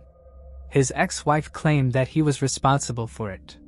However, her testimony was inconsistent. When the case against him was presented to a grand jury, he was not indicted. He was no longer believed to be involved in the case. In February 2015, Detective George Lundgren was contacted by Pasco County Sheriff Chris Nacco. According to him, new technology had led to a solid lead in the 1992 case in which the teenage girl was found alive. It was the case investigators believed was linked to Jennifer's. The odds of finding another match, Nacco said, was 1 in 7.7, a number with 30 zeros. Lloyd Gren commented, "I think DNA is going to be a big part of Jennifer's case as it is with any of the old cases because items were collected. It is just now that the technology has advanced." The biological evidence found in the investigation of the 1992 case was tested before February 2015, and detectives got a full DNA profile. Investigators used a DNA procedure known as familial searching, which allows law enforcement to find a suspect by comparing male DNA left at the scene with that of family members. The shortfall of a standard DNA search is that a suspect's genetic fingerprint must be on file in the offender database for law enforcement to make a match. Araf Ninhu has said until 2015, there were no leads on that particular piece of DNA. The Florida Department of Law Enforcement compared the DNA to local DNA to see if there were any close matches, which would be a family member. The sheriff said they found the DNA matched that of Jeffrey Crum, who was in jail at the time. Investigators then obtained DNA samples from Crum's brother, father, and grandfather. A direct comparison between the DNA found on the victim and that of Crum's father found a match. Investigators concluded that Jeffrey Crumb took the girl from the 1992 case by the arm and led her behind the abandoned house, where he hit her head with a blunt object so hard it crushed part of her skull and caused her to lose part of her brain, leaving her paralyzed on the one side. This then finally led to the arrest of Jeffrey Crumb, 53 years old at the time, in connection to the 1992 case. It was Crumb's arrest in this case, authorities said, that made him a person of interest, reinvigorating an investigation in Jennifer's case. Sheriff Al Ninhuas said when Crumb was implicated in the 1992 case, he quickly, almost instantaneously, became our #1 suspect in Jennifer's case because of the similarities. He also noted that over the years there were suspects, but Crumb was not on that list, so he came out of left field in 2015. In 2018, on the 25th anniversary of her daughter's demise, Jennifer's mother told The Times that she and other family members tried to have faith that her case would eventually be solved. I think the investigators would have done anything in the world to have solved this case. In 2019, Crumb was sentenced to life in prison for the crime he committed in 1992, leaving his victim partly paralyzed. The victim's aunt spoke in court during the sentencing hearing, recounting the lifelong damage he had inflicted. Her aunt said her life stopped that day. She also mentioned Jennifer. A year later, a young lady, Jennifer Odom, was slayed, she said, and that brought back so much different things that today, the perpetrator still has not been caught. The arrest and sentence of Crumb gave Detective Lloyd Grant a new resolve, and Jennifer's family new hope that the person responsible will be caught. Detectives then began an intensive investigation and interviewed everyone they could find for the next several years that may have been associated with Crumb around the time Jennifer was kidnapped. This information was turned over to the state attorney, and the facts and circumstances were turned over to a grand jury. On July 27, 2023, a month shy of what would have been Jennifer's 43rd birthday, officials announced that they had finally made an arrest in the case and that prosecutors would seek capital punishment against the accused. State Attorney Bill Glass made the announcement during a press conference. This was just after the Hernando County Sheriff's Office announced that it has charged the 61-year-old Jeffrey Norman Crumb with the kidnapping, assault, and slaying of Jennifer 30 years before. Glass also said, "I have confidence that we have the right person, and we have the right aggravators in this particular case to treat it as a capital punishment case. This is every parent's nightmare. This is the thing that keeps parents up at night worried about their children."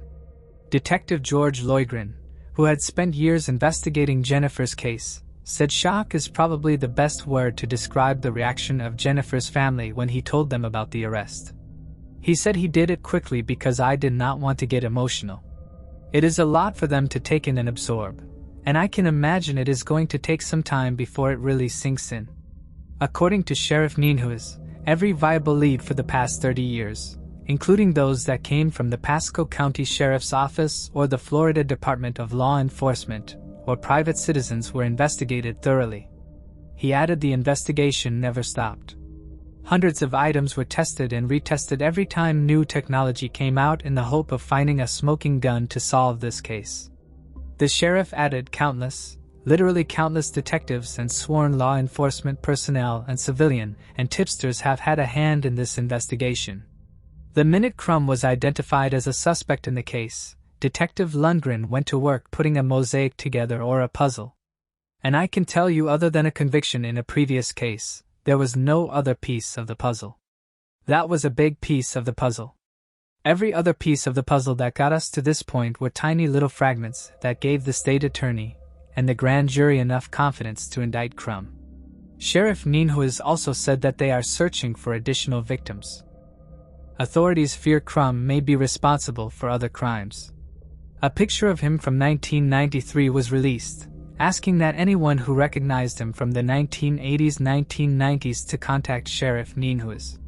We urge anyone who had interactions with this individual, has information on other crimes he may have committed, and or may have themselves been a victim of Jeffrey Crumb, to reach out to the Hernando County Sheriff's Office and speak to our cold case unit. Despite keeping a lot of information close to the vest, authorities did say that in 1992, Crumb worked in construction as a drywall installer and lived on Somerset Lane in Spring Hill, the Pasco County area where Jennifer was abducted from. His residence was about 21 miles from the place where Jennifer was last seen and 12 miles from where her body was found. Officials also say at that time he drove a blue truck. During Thursday, July 27, 2023's press conference, Sheriff Ninhuis kept reiterating Crum was not on the investigators' radar until the past few years. Records showed Crum has a significant history of convictions for violent crime. The sheriff said Crum had been arrested in the early 1980s for armed robbery in Hillsborough County. In 1985, he was charged with kidnapping, assault, and false imprisonment in Hillsborough County. He was arrested by Tampa police in 1987 for carrying a concealed weapon. In 1988, he was caught again carrying a concealed weapon and was charged with aggravated assault. In 1998, he was arrested for domestic violence in Hernando County 3 times. In 2001, he was arrested for violation of probation in Hillsborough County. He was arrested a few years later for aggravated assault with a deadly weapon in Hernando County. In 2015, he was arrested in Pasco County for aggravated assault on a child under the age of 12. Sheriff Ninhuis stated, "He is a bad individual who enjoyed violence." Crum is already serving 2 life sentences for the assault and kidnapping case out of Pasco County that was prosecuted around 2015. He is currently in the Hernando County Jail. Judge Kurt E. Hitzman ordered him to be held without bond and appointed a public defender to represent him. Communities in Pasco and Hernando counties were left shaken after Jennifer Odom's abduction and slaying. When news of the arrest was announced, many residents shared their thoughts and feelings. Jean Cameron, the general manager at Papa Joe's Italian restaurant in Brooksville, recalled how the community was deeply affected by Jennifer's disappearance. "We all remember hearing about her disappearance, Jennifer's, and about the blue truck. Everyone was on alert, looking for answers. I think the bottom line was finding out who did it and getting him off the streets, so that another family doesn't have to suffer," she said. "I really feel like the whole community was tormented until they found out the answer." Joseph Gyraton, the owner of Papa Joe's, expressed his anger as a parent, recalling how furious he was when he learned someone could do such a thing to a child and leave her abandoned. "Back then, 30 years ago, as a parent, I was very angry that someone could do something like that to a child and then leave her there in the middle of nowhere," he said. Jessica Ellis, who went to Waitman Middle School with Jennifer and played in the same clarinet section, remembered Jennifer as always being kind. "We saw each other a lot. We weren't really close friends, but we knew a lot of the same people. We rode the school bus every day, and I just remember her always being nice to me and everyone else who knew her on the bus," she added. "Now, a lot of us are parents ourselves, and the fact that anyone could do something like this to a child makes me hold my 5-year-old a lot tighter now." Grief and fear lingered in the community in the years following Jennifer's tragic death, but the arrest of Crum provided a sense of closure for many. Moving on to the next case. Relisha Rudd. Relisha Rudd was an 8-year-old girl from Washington, D.C. For over a year, her family had been living in a homeless shelter located in the former D.C. General Hospital. It was the largest shelter in the district, accommodating hundreds of families and up to 600 children. In March 2014, a counselor at Relisha's elementary school noticed that she had been absent from classes for an entire month. Some of her absences had been excused by a Dr. Khalil Tatum. Concerned, the school counselor contacted a social worker to look into Relisha's prolonged absence. This inquiry led to the discovery that Dr. Tatum was actually Khalil Tatum, a janitor at the shelter Relisha stayed at. In late February, Relisha's mother, Shamika Young, asked Tatum to care for her. She later said she wanted Relisha to be able to escape the conditions at the shelter, which was filthy, chaotic, crime-ridden, infested with vermin, and had no playground. Relisha was last seen at a hotel which captured her and Tatum checking into a Holiday Inn in Washington, D.C. Authorities started a search for Tatum and Relisha after a social worker filed a missing persons report. It was discovered that Tatum had murdered his wife, Andrea Tatum, inside motel. A witness claimed that he helped Tatum make an internet search relating to the murder. Investigators believe Tatum shot his wife to death that night or early the next morning. They had been in the process of a divorce. Her body was found in a motel room in Oxon Hill, Maryland. Tatum and Relisha were both missing, prompting authorities to launch an urgent search, fearing for the child's safety. Tatum was already wanted for car theft, and after his wife's body was discovered, he was also charged with murder. His criminal history included multiple arrests for breaking and entering, but his only prior felony conviction had been for larceny decades earlier. Investigators found that on March 1st, Tatum had purchased a box of 42-gallon trash bags along with lye, a substance known to accelerate decomposition. Authorities later stated that he had murdered Relisha. On March 31st, Tatum's body was discovered in Kenilworth Park and Aquatic Gardens. He had died by suicide using the same gun that was used to kill his wife. Despite extensive searches, there has been no trace of Relisha to this day. Moving on to the next case. Barbara Brodkin. Barbara Brodkin, a 42-year-old woman, was discovered dead in her Balliol Street apartment in Midtown Toronto on the morning of Friday, March 19, 1993. Her 6-year-old son found her near her bedroom closet, and it was soon apparent that she had been fatally stabbed in the chest and showed signs of being strangled. The case, which remained unsolved for over 30 years, left detectives grappling with many questions about the motive and the identity of the perpetrator. Toronto, a vibrant city known for its iconic CN Tower and diverse population of nearly 2.8 million people, is one of the most multicultural cities in the world. The city's cultural diversity makes it an exciting and dynamic place to live, offering a wide range of historic and recreational experiences. Despite its size and cultural richness, Toronto, like any large city, faces challenges, including a crime rate that, though lower than other major cities, still presents a concern. Barbara Brodkin was born on April 24, 1950, in Toronto, a city that would remain her home throughout her life. While much of her early years remain a mystery, Toronto played a pivotal role in her upbringing. Barbara first met Christopher Barry during a time that seemed to have an undeniable pull, leading them swiftly into a committed relationship. The connection between them seemed to be strong from the outset, but what transpired in the years that followed remains a part of the mystery surrounding her tragic death. When Barbara Brodkin and Christopher Barry welcomed their son, Zachary, in 1987, their lives were filled with joy.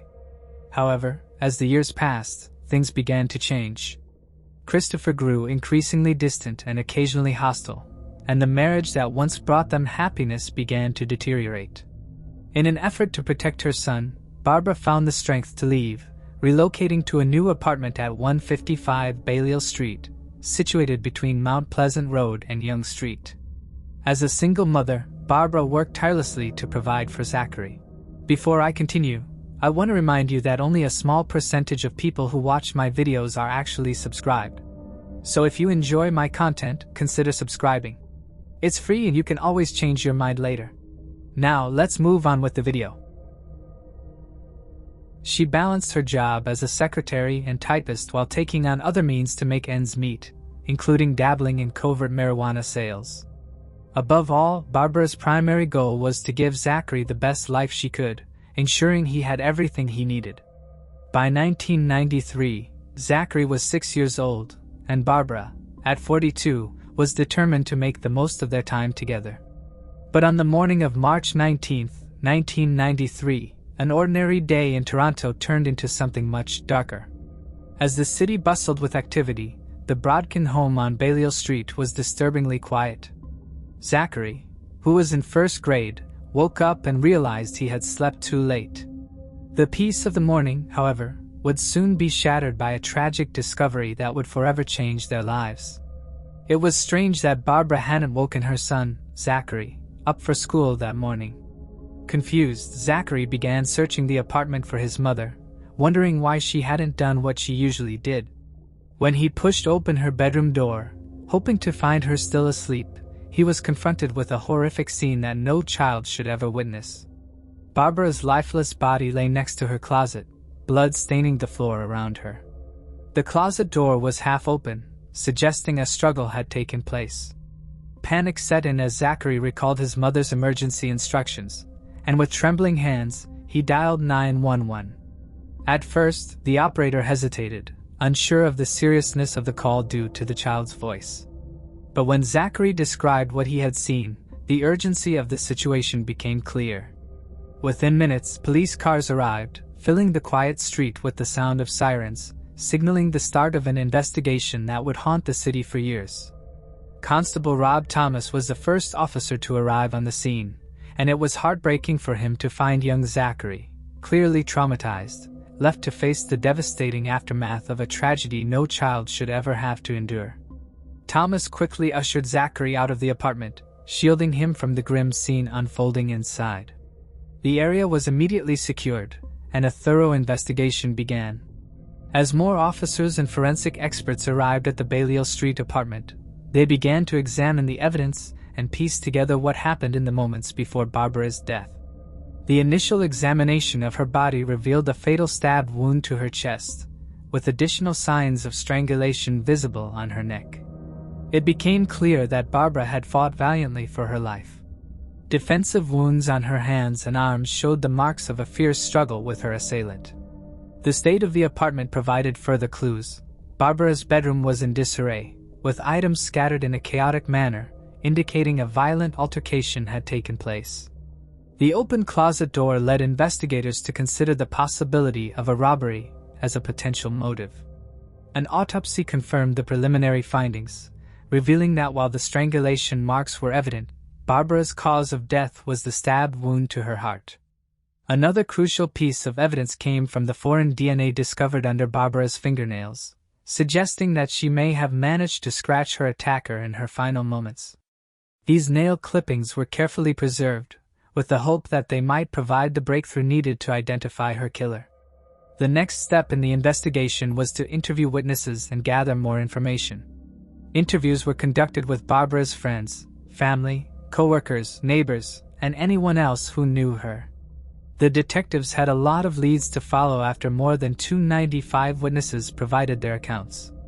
The sale of marijuana by Barbara as a side job caught everyone's attention. This fact was significant because it raised the possibility that she might have interacted with some sketchy characters during this trade. Barbara kept her marijuana in a cosmetics case in her closet. According to further inquiries, only $12 was discovered in her wallet, and there was no other cash in the apartment. And the cosmetics case was obviously missing from the crime scene. The detectives were certain that robbery played a significant role in the murder's motivation. This hypothesis was supported by the missing cosmetics case and the lack of additional cash.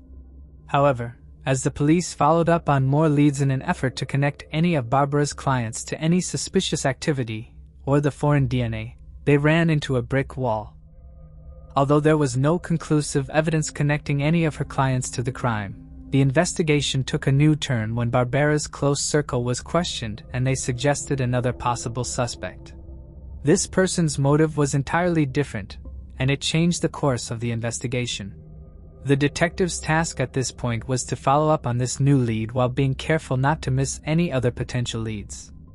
A name kept coming up in the interviews with people close to Barbara Brodkin as the investigation into her death progressed. The name was Christopher Barry, Barbara's former husband and Zachary's father. Christopher became a person of interest in the eyes of the police due to the couple's turbulent past, which was highlighted by a contentious custody dispute over their son. The police looked into Christopher's past and found some concerning information. Christopher had a violent tendency during their marriage and frequently physically and verbally abused Barbara. His tendency to act violently was not only present in his relationship with Barbara. He had been charged with assault in a separate incident, and had even threatened Barbara with death on several occasions, particularly during their contentious custody battles. Because of his closeness to Barbara, familiarity with her daily routines, and obvious motive, Christopher quickly rose to the position of top suspect in the investigation. The Toronto police interrogated Christopher over a number of sessions in an effort to learn more. Christopher resisted their attempts to get him to confess as they interrogated him using a variety of techniques. He insisted that he had been with his girlfriend when the murder occurred. His girlfriend confirmed his alibi when the police contacted her, which complicated the investigation even more. The police suggested a polygraph test as a way to find out the truth. Without hesitation, Christopher agreed and ultimately aced the exam.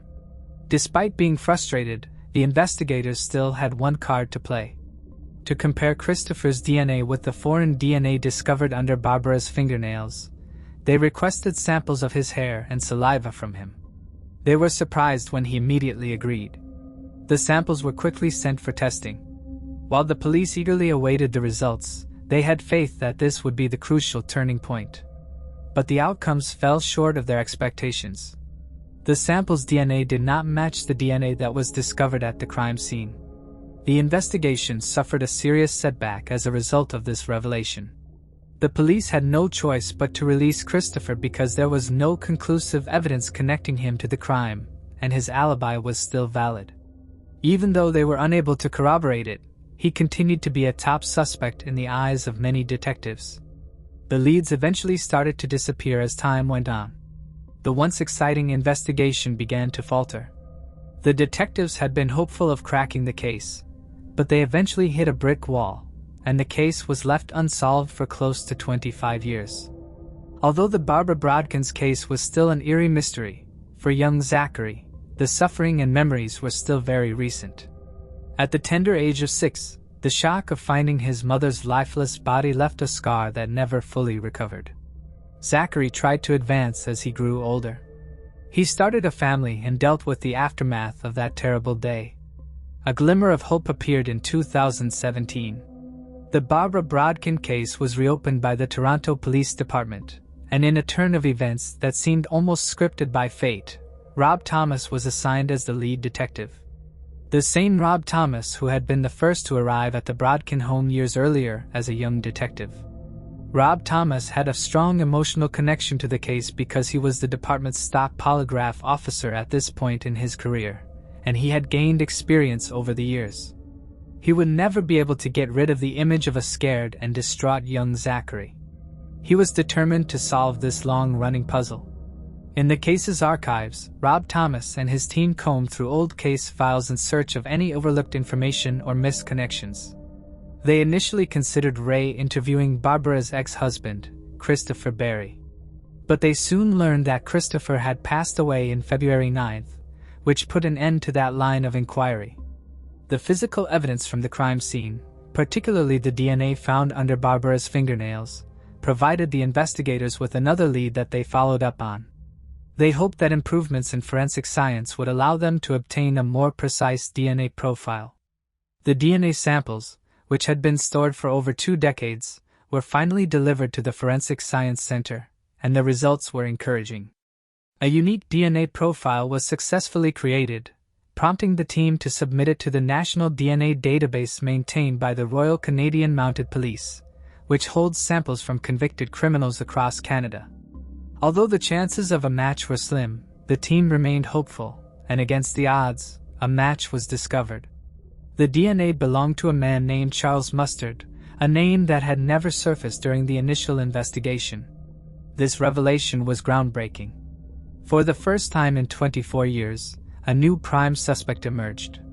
Detectives immediately began to probe into Charles Mustard's past, uncovering a number of troubling details that painted a chilling picture. The investigation into Barbara Brodkin's tragic death had taken numerous twists, but this new lead breathed new life into the search for justice. Charles William Mustard, born in 1954, had lived a life shaped by both privilege and pressure. He was the youngest of 7 children born to Dr. William Mustard, a renowned Toronto surgeon, and his wife, Ellis Doctor. His father, a pioneer in heart surgery, had earned the prestigious Order of Canada and a spot in the Canadian Medical Hall of Fame. Despite his father's accomplishments, the Mustard household was characterized by strict discipline and high expectations, resembling a military-style environment. Dr. Williams had high standards, and he wasn't above using unusual punishments to instill discipline, like plunging a sluggish child into a chilly lake. Charles, however, had access to the best education money could buy despite his strict upbringing. Throughout his early years, he attended prestigious private and boarding schools. Later, He pursued a career in education and graduated from Lakehead University in Thunder Bay with degrees in physical education and education. His wife, whose name was kept a secret, was someone he met while he was attending university. She was an aspirant teacher just like him. Early in the who is now a father of two, began working as an elementary school teacher in the southern Ontario town of Fonthill. His life, however, took a dark turn when he was taken into custody at a nearby mall on multiple counts of barbaric assault. His job was lost due to this incident. He ran into Barbara around this time and bought some marijuana from her. Detectives later proposed that Charles's decision to rob and then kill Barbara may have been motivated by financial stress as a result of losing his job. For Charles, they were turbulent. He was sentenced to prison for his assault in 1993. Disappointed and worried about their kids, his wife left him 2 years later. In the following 15 years, Charles's criminal history grew. Between 1993 and February 7th, he received 12 convictions for his crimes against women. Saw the theft that was his most recent offense. Charles's DNA was entered into Canada's national database in February 2nd as a result of his numerous arrests. By 2017, when the Toronto Police Department reopened Barbara's case, this entry would prove crucial. When they compared the DNA they had discovered under her fingernails to the national database, they discovered Charles Mustard immediately. Charles's life had further descended into chaos by 2018. He was discovered to be reliant on Ontario disability support payments and living in subsidized housing in downtown Toronto. The Barbara Brodkin cold case underwent a sea change after the DNA match was made. The Toronto police were confident enough to make an arrest on October 18, 2018. In light of the newly discovered evidence in Charles Mustard's troubling past, under the guise of having him sign some paperwork, they called Mustard to the Toronto Police Department's headquarters. They strategically placed sizable Barbara pictures in the lobby while closely observing Mustard's response to it. He appeared to be paying close attention to the pictures. Charles Mustard was formally detained the following day, on Friday, October 19, 2018, and charged with Barbara Brodkin's murder. A few months later, the matter quickly went to trial, which was presided over by Justice Brian O'Meara of the Ontario Superior Court. However, the trial took longer than 5 years and was anything but quick. Mustard insisted on his innocence throughout the entire trial. He portrayed Barbara and him as friendly acquaintances who shared a love for marijuana. He asserted that the last time he saw her was when he bought some marijuana on the side. He pretended not to know who Barbara was when asked about his close examination of her pictures at the police station. Given that Mustard had previously referred to Barbara as a friend, Justice O'Meara immediately characterized this as an obvious lie. The DNA evidence was the center of the prosecution's case. Mustard made an effort to explain it away by speculating that the DNA fusion may have originated from their joint of marijuana that they shared. This was disputed by forensic professionals who claimed that such a casual interaction wouldn't leave any noticeable DNA traces under a person's fingernails. Mustard's defense tried desperately to place the blame on Christopher Barry, Barbara's ex-husband, by bringing up his history of abuse, but the prosecution was ready. They cited Christopher Barry's alibi and the fact that the DNA samples taken at the crime scene did not match Barry's. On February 23, 2023, announced the verdict following a protracted trial. Barbara Brodkin was killed by Charles Mustard, who is now 69, and he was found guilty of second-degree murder. His release on bail was immediately revoked, and he was arrested. The hearing on Mustard's sentence, which took place on Wednesday, April 5, 2023, marked at the end of this protracted case's final chapter. He was given a 15-year term of life in prison without the possibility of parole. The sentence was given in the Ontario Superior Court by Justice Brian O'Meara. Justice O'Meara asked Charles Mustard if he had any comments before delivering his punishment. Mustard got up from his chair to deny that he had killed Brodkin. He mentioned that he thought of Brodkin as a friend. In fact, they had a conversation the night before she died. In front of the judge, Mustard proclaimed, "Though I might meet my end in prison, I'm not scared of death. I stand here innocent." Justice eventually caught up with Charles Mustard after 3 decades. Despite believing he had escaped the law for over 20 years, Mustard's past caught up with him thanks to new forensic advances. Rob Thomas, the police officer who was first on the scene in 1993, played a pivotal role in the renewed investigation. During the formal announcement of Mustard's conviction, Detective Sergeant Stacy Gallant praised Thomas for his continued dedication. Zachary, who was only 6 years old when he discovered his mother's body, is now 36 and has a family of his own. However, the trauma from that day continues to haunt him. In a poignant statement read aloud in court, Zachary, now known as Zachary Hefner, shared his emotions, stating, "The moment I entered that door is when my entire life changed." It took his young mind several minutes to fully grasp the horror.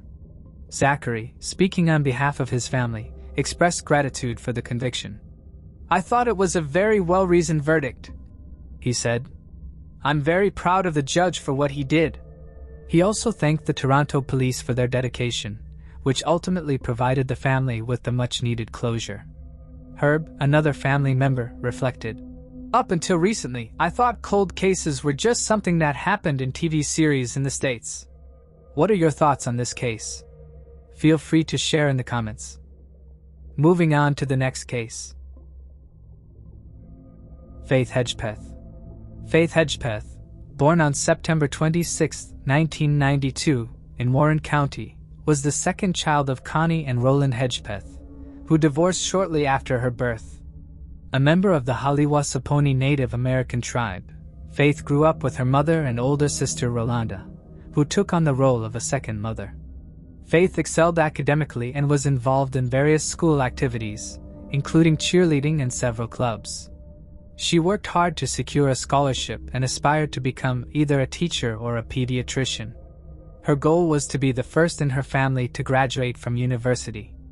In 2012, Faith was in her 3rd year as an undergraduate at the University of North Carolina in Chapel Hill. She was staying temporarily at an off-campus 1-bedroom apartment at the Hawthorne, located between Chapel Hill and Durham, with a roommate named Karina, whom she had known since freshman year. Faith intended to move out on her own once her financial aid came through. During her time living in the apartment, Karina's boyfriend, Eric Jones, also stayed with them for a while. Eric had a history of violence, frequently assaulting Karina. After their relationship ended, he moved out, but his presence continued to haunt the two women. In early 2012, just months before Faith's death, Eric tried to break into the apartment twice. He reportedly resented Faith due to her influence on Karina and, during a phone call with her, threatened to kill her if he couldn't reconcile with Karina. On the night of September 6, 2012, Faith and Karina spent some time at the library before heading out to a nightclub called The Thrill around 12:30 a.m. The club was known for allowing people under 21 to dance. They arrived at 12:40 a.m. and danced for about an hour and a half. Karina then claimed she had an upset stomach and was feeling unwell, prompting them to leave just after 2 a.m. Around 3 a.m., a woman living below their apartment, who was awake and watching TV, reported hearing 3 loud thumps, like furniture being overturned or a heavy bag being dropped. At this time, Faith's Facebook account was accessed. Then, at 3:40 a.m., a text message was sent from Faith's phone to one of Karina's ex-boyfriends, Brandon Edwards. The message read, "Hey B, can you come over here, please? Rosaria, which is Karina's last name, needs you more. You know. Please let her know you care." Just 3 minutes later, another message followed, simply stating, "Van," which is believed to be a correction to a misspelling from the previous text. At 4:16 a.m., Brandon replied, asking who had sent the messages. Meanwhile, Karina's phone records show that she tried to call Brandon at around this time but did not get an answer. She then called a football player she knew, Jordan McCreary, who picked her up from the apartment around 4:25 a.m. According to Karina, she left Faith asleep in the bedroom and left the apartment door unlocked. The reason for this decision remains unclear, especially considering her abusive ex-boyfriend had previously tried to break into the apartment. Karina and Jordan drove to an acquaintance's home, arriving just after 4:30 a.m. 6 hours later, at 10:30 a.m., Karina decided to head back. She called Faith, but there was no response, so she called a friend who came to pick her up just before 11 a.m. Back at the apartment, Karina and her friend entered, calling out for Faith. When there was no response, they proceeded to the bedroom, where they found Faith bloodied, wrapped up in a quilt, and unclothed from the waist down. She was face up and hanging half off the bed. There has been much speculation surrounding the 911 call made by Karina at this point. Some online sleuths and even a few journalists believe that the voice on the other end of the line was not Karina's, but her friend's, who gave Karina's name instead of her own for reasons that remain unclear. Other questions have arisen as to why the two young women stayed in the apartment after discovering such a horrific scene, knowing an attacker had likely just left. It has also been noted that Karina seemed reluctant to check if Faith was still alive. A neighbor interviewed by Crime Watch Daily was shocked when she learned about the murder and recalled seeing Karina and her friend leaving the apartment. The friend was crying, but Karina, who was on the phone, appeared unusually calm. Faith had been bludgeoned to death with a bottle of Bacardi rum, which, despite the attack, remained intact. Semen was discovered at the scene, but it's unclear whether Faith was sexually assaulted, as the majority of reports, including those from the police, remain vague on the matter. Faith's older sister, Rolanda, spoke to Crime Watch Daily and questioned why authorities would not definitively state whether Faith was raped, saying, "I'm not quite sure why they won't exactly say she was raped." She also pointed out that if the semen came from someone Faith had consensual sex with, they should have come forward. Some online sleuths have speculated that the semen may be a red herring, as the investigation has appeared stalled until police can match the DNA. However, the semen was found to match other DNA samples located throughout the apartment. Initially, the primary suspect in Faith's case was Karina's ex-boyfriend, Eric Jones, due to his violent history and previous threats against Karina. Given his past, it seemed plausible he could have been involved in Faith's death. On the evening before the murder, Eric texted an acquaintance at 6 p.m., saying, "For all I am about to do, forgive me." And he also posted a similar message on Twitter. 3 days later, he made a Facebook post that read, "Dear Lord, forgive me for all my sins and the sins I may commit today. Protect me from the girls who don't deserve me and the ones who wish me dead today." These actions have struck many as ominous and suggestive of his possible involvement. However, Eric's DNA did not match the semen or other samples found in the apartment. Reportedly, Brandon Edwards along with several other men from the nightclub who'd been seen with the young women were also given DNA tests, but none of them matched the samples from the crime scene. Within days of the horrifying crime, the university's Board of Trustees, the local Crime Stoppers chapter, the apartment complex, and the Halawa-Saponi tribe had put together $29,000 in reward money for anyone who could lead police to an arrest. Police hoped this would encourage people to speak out, especially given their own limited resources, but sadly it did not. 2 months later, the Northern Carolina governor added a further $10,000 to the reward, but this still did not entice answers. The investigation into Faith's brutal and unjust passing by Chapel Hill police was kept tightly under wraps. For several years, evidence and records were kept sealed to news reporters and even the family. This led to a lot of controversy in the case, with many journalists, and even the local student paper, believing that the police were attempting to cover up huge mistakes in the initial investigation. This was given further credence when in April of 2014, a reporter called Chelsea Delaney took it upon herself to speak to neighbors and locals and discover what they knew. 2 neighbors reportedly told her that while the police sealed off the 4-unit block with crime scene tape, they only searched Faith's apartments and nobody else's. They also neglected to explore the woods behind the apartments. The authorities only then returned once to investigate one other flat. They apparently did not canvass the area or carry out interviews with neighbors, and Faith's car was left unsecured while police searched her apartment. Delaney also spoke to the owner of a towing company who had the contract for the Thrills parking lots. He had CCTV in place, but police didn't ask for it for months after the slaying. And by that time, the footage had already been recorded over. Throughout the first several years of the investigation, There was much back and forth between the student paper at Faith's university, other local papers, and the authorities about releasing the information they had. Time and time again, locals petitioned to have the information released. But every time, a judge would read the investigation documents for a further 1, 2, or 3 months. In January of 2013, police announced that the DNA they'd found at the crime scene belonged to a male. Following this, the FBI developed a profile. They believed the unidentified man likely lived near her in the past, expressed an interest in her, and would have changed his behavior since the crime, likely being overly and unusually interested in the case. In September 2013, the records were still sealed. The Chapel Hill PD requested the assistance of the North Carolina State Bureau of Investigation, which helped out in the early days of the investigation. In March of 2014, the Daily Tar Heel, which was the University of North Carolina's student paper, came together with other local news companies to oppose the district's attorney's motion to extend the seal on the records for another 60 days. The DA argued that the investigation would be hindered if the records were released, and so they remained sealed. Finally, in July of 2014, the records were released. A few months later, Faith's autopsy report was released confirming that she had passed away from blunt force trauma.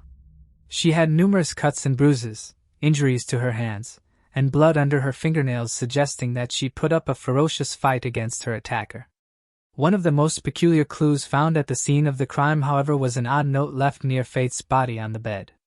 It read, quote, "I'm not stupid, jealous." It appeared to be written in ballpoint pen on a white paper bag like those used for takeaways.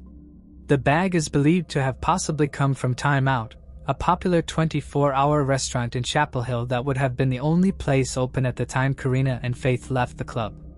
The pen used to write this note had on it the same DNA as those other samples found around the apartments. Although investigators haven't done analysis of the handwriting, Crime Watch Daily hired Peggy Waller to take a look at the evidence. Since the paper was clean of blood, it was either written before the homicide took place or was written somewhere outside the bedroom. The note was possibly written using someone's non-dominant hand as a means to disguise their own script, and the person writing it was particularly agitated. Journalists and armchair detectives alike have speculated about other theories. Was the writing meant to be read in a different order? For example, "I'm not jealous, stupid bitch" makes more sense, or maybe there were multiple writers. Others have wondered also about whether the takeaway bag was maybe used to write notes back and forth between two people, perhaps while one of them was on the phone. It's also been suggested that perhaps the note was a red herring. Why would the killer leave a note like that? It seems to pit evidence against themselves, which seems rather redundant. Besides, by the time the note was left, Faith was already deceased. So what point was there in leaving it behind? Then another startling piece of evidence came to light. Faith was reportedly well known by her friends to pocket dial people, and this occurred on the night of her murder. The friend didn't answer the call, so a voicemail was left. It's extremely difficult to make out anything on the voicemail, but Faith can be heard alongside at least one man and one other woman.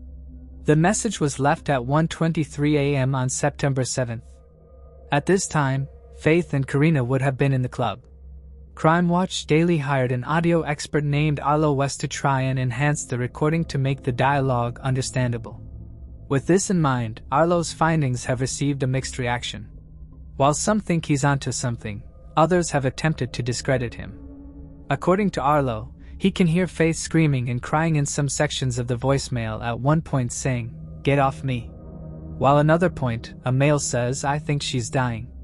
And a female voice says, "Do it anyhow." He also believes he hears the name Rosie and Eric, with Rosie being a nickname for Karina Rosario. Another male voice is believed to say, "Just throw it in the river," and mention duct tape. Arlo believes that on the recording there are multiple male parties and two females, with one of those being Faith. Her own father believes it's her voice screaming on the voicemail. While some people believe that this was a fight occurring in the club, Arlo West disagrees, stating his belief that this was a recording of Faith being attacked at home. He sent Chapel Hill PD the recording along with his transcript, but the authorities are unsure what to make of it, considering they placed Faith's death around 4 in the morning. Arlo, however, pointed out that there was a glitch on iPhones that sometimes made voicemails appear 3 hours behind.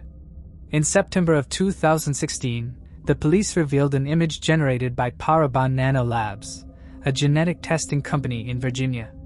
The image was of what the suspect might look like based on his DNA profile. The suspect is described as being strongly Native American and European mixed ancestry or possibly Latino. Most genetic markers pointed towards Mexican and Colombian ancestry, with other South American or African countries making up the balance. With over 80% confidence, it's believed the suspect would have an olive skin tone with either a few freckles or none and black hair. Authorities believe that Faith's slaying was not a crime of opportunity but that it was carried out by someone in her social group. Of the 2,000 people authorities interviewed, 750 had DNA samples taken. From mapping the relations between each other and between Faith, police narrowed their suspect pool down from 1,000 to 10 people. One journalist from the News and Observer who has been extremely vocal about the Tom Gasparoli said in 2017 that he believed the killer was probably just outside Faith's social group, as otherwise investigators would know who it was by now. Perhaps the killer was acting out in anger at some sort of grievance the 19-year-old caused someone else close to her. The most common theory in Faith's case is that Karina was the one to kill her. Jordan may have provided her with an alibi, but many point out her shady behavior of leaving the door unlocked and the way she acted on the phone as being indicators of knowing more than she is letting on. It also appears to some that Faith was killed in some sort of fit of rage and the killer used whatever was to hand, in this case, a bottle of alcohol. Online sleuths suggested that the pair argued that night, and Karina accidentally or purposefully killed Faith, and that maybe Karina was jealous of her friend. Others proposed the theory that Karina's ex-boyfriend, Brandon Edwards, had some sorts of fling or feelings for Faith, and that Faith reciprocated them, which led to a fight between the two roommates. It's speculated that Karina may have accessed Faith's Facebook account to check for messages from Brandon. It is widely believed that both Karina Rosario and Eric Jones deleted their social media accounts shortly after Faith's death, though many reports do not mention this detail. Since the murder, Karina has left North Carolina. While she reportedly cooperated with the police, she has declined to speak with journalists or interviewers. Eric has similarly refused to engage with reporters. As of now, there are no publicly known persons of interest or suspects in the case. However, law enforcement remains confident that it is not a matter of if the killer will be caught, but rather when they will be apprehended. Moving on to the next case. John Waitley. In 1976, 73-year-old John Waitley lived with his 68-year-old wife, Faye Waitley, at their ranch in Hills Prairie, about 6 miles south of Bastrop, Texas. The couple, who had been married for 4 years, was private and had few close friends or known enemies. They were wealthy but kept their financial status discreet. On January 30, 1976, they were expected to attend Faye's granddaughter's wedding in Houston, but they never showed up. Concerned, their family requested the Bastrop County Sheriff's Office conduct a wellness check on their 1,500-acre ranch. On January 31st, around 10:30 p.m., police visited the ranch, but found it abandoned. The couple's 3 vehicles, 2 Mercedes-Benzes and a Jeep, were parked in the garage, and their dogs were running loose. Upon entering the residence, officers found a bullet hole through the bedroom's open window and another mark on the concrete interior of the window, indicating a different trajectory. The bullet hole was later determined to be from a .22 caliber bullet, fired from inside the house, likely from a gun held at waist level. The window shade in the Waitleys' bedroom had been pulled down, which struck their minister as odd, as the couple rarely did so. How the minister knew this detail remains unclear. John had owned 2 .22 caliber revolvers, but only one was found fully loaded inside the house, with the other still missing. The couple's personal belongings, including their eyeglasses, wallet, and cash, were left behind in the home. In an unusual turn, the mahogany bedroom door had been removed from its hinges and was still missing. The police observed scratch marks on the front door, which they believed were made when the bedroom door was removed and carried out through it. They speculated that the door might have been used to move John and Faye, or their bodies, out of the house. A door's splinter and bullet fragments were found on the bedroom floor, which had also been freshly cleaned.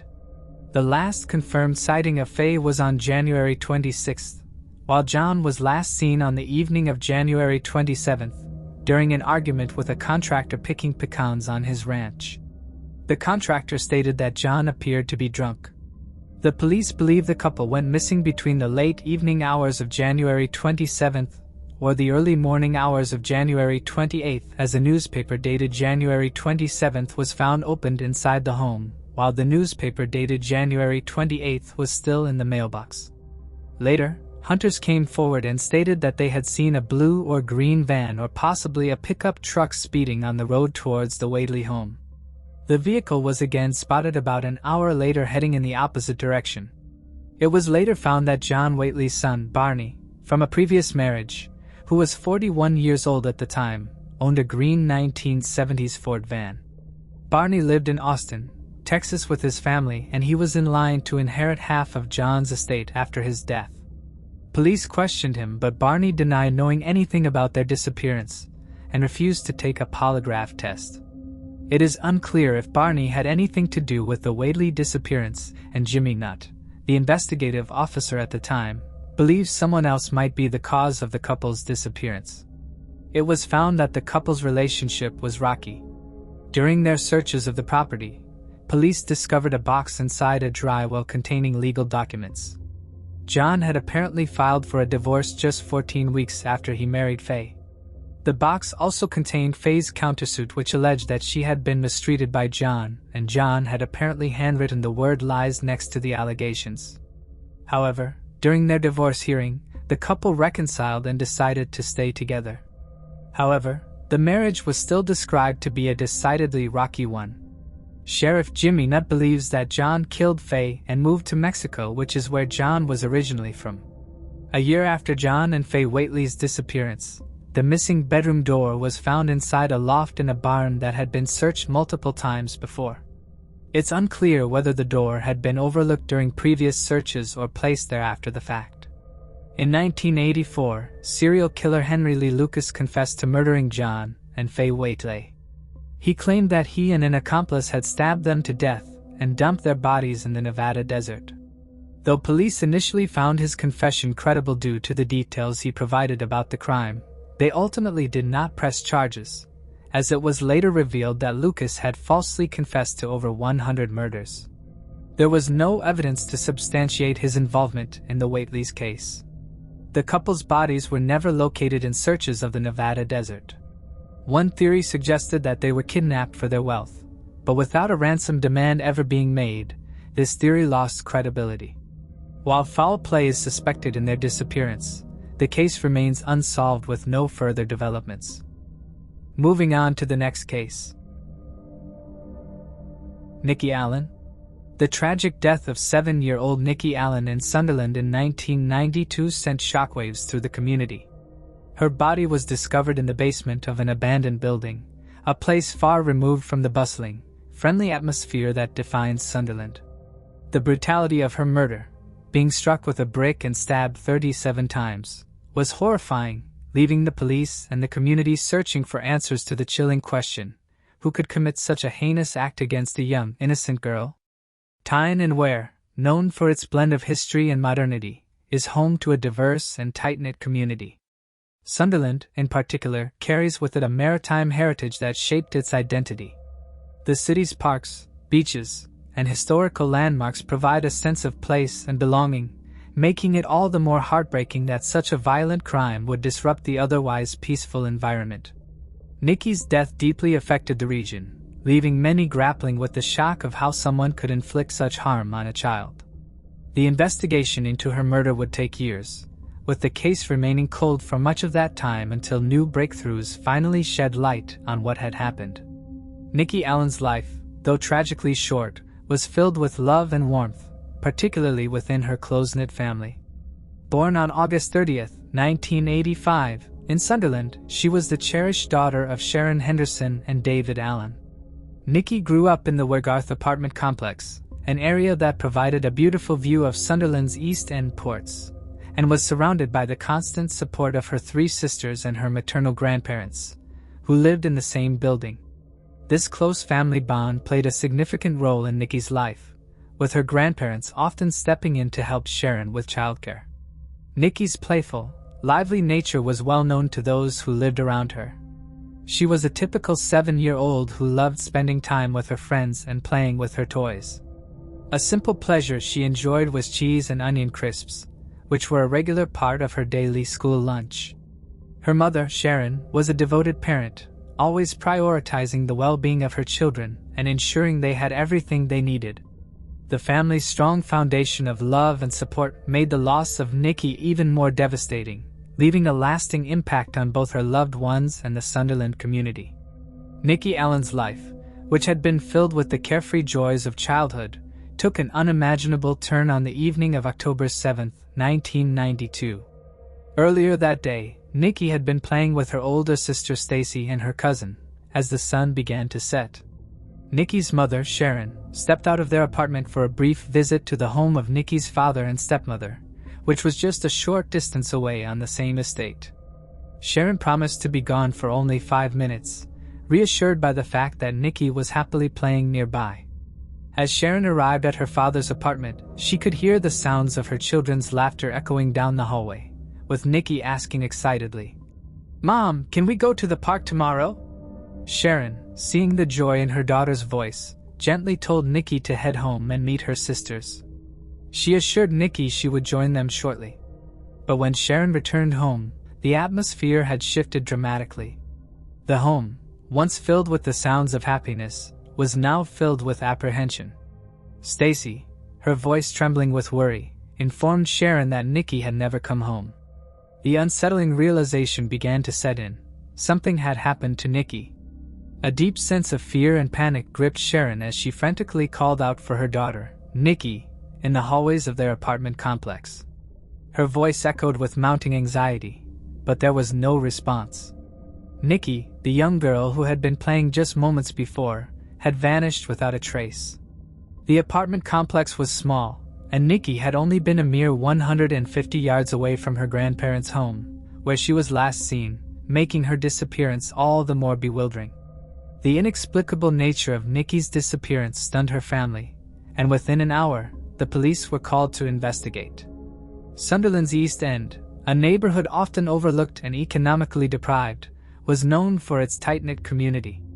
Residents were familiar with one another's routines, and the news of Nikki's disappearance spread quickly, rallying neighbors to join in the search for the missing child. What was initially a routine night had quickly spiraled into a desperate race against time. A search team made up of more than 100 police officers and community volunteers was quickly put together. Finding Nikki was their only task. There was a thorough search.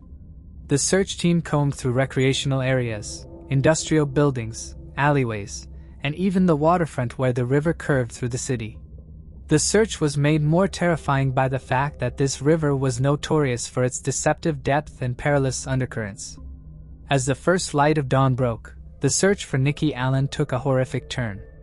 The Quayside Exchange building, long abandoned and falling into disrepair, became the center of the investigation. Nikki's aunt, part of the search team, was the first to notice a pair of shoes lying outside the building, an eerie sign that something was amiss. As they ventured inside, a heavy sense of dread filled the air. What awaited them inside would forever scar their memories. Nikki's lifeless body was found inside, showing signs of a brutal and savage attack. She had been struck with a brick and suffered over 37 stab wounds. The brutal nature of the crime stunned the community, casting a dark shadow over the once safe neighborhood. This was a place where children played freely, and neighbors trusted one another. Now, the tragic discovery had torn through the heart of the community, leaving it gripped with sorrow and fear. The search for Nikki's killer began, but the haunting question remained: who could commit such an unthinkable crime against an innocent young girl? Following the tragic discovery of Nikki Allen, the police launched a thorough investigation. Interviewing the locals was their first course of action. This was done in an effort to piece together Nikki's final hours before she disappeared.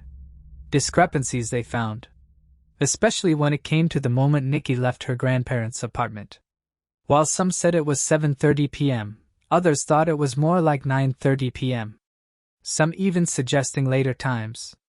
However, the majority of testimonies all agreed that Nikki left about 10 minutes before her mother. Numerous witnesses claimed to have seen Nikki near the Boarhead pub, which was located directly across from her home, around 10 p.m.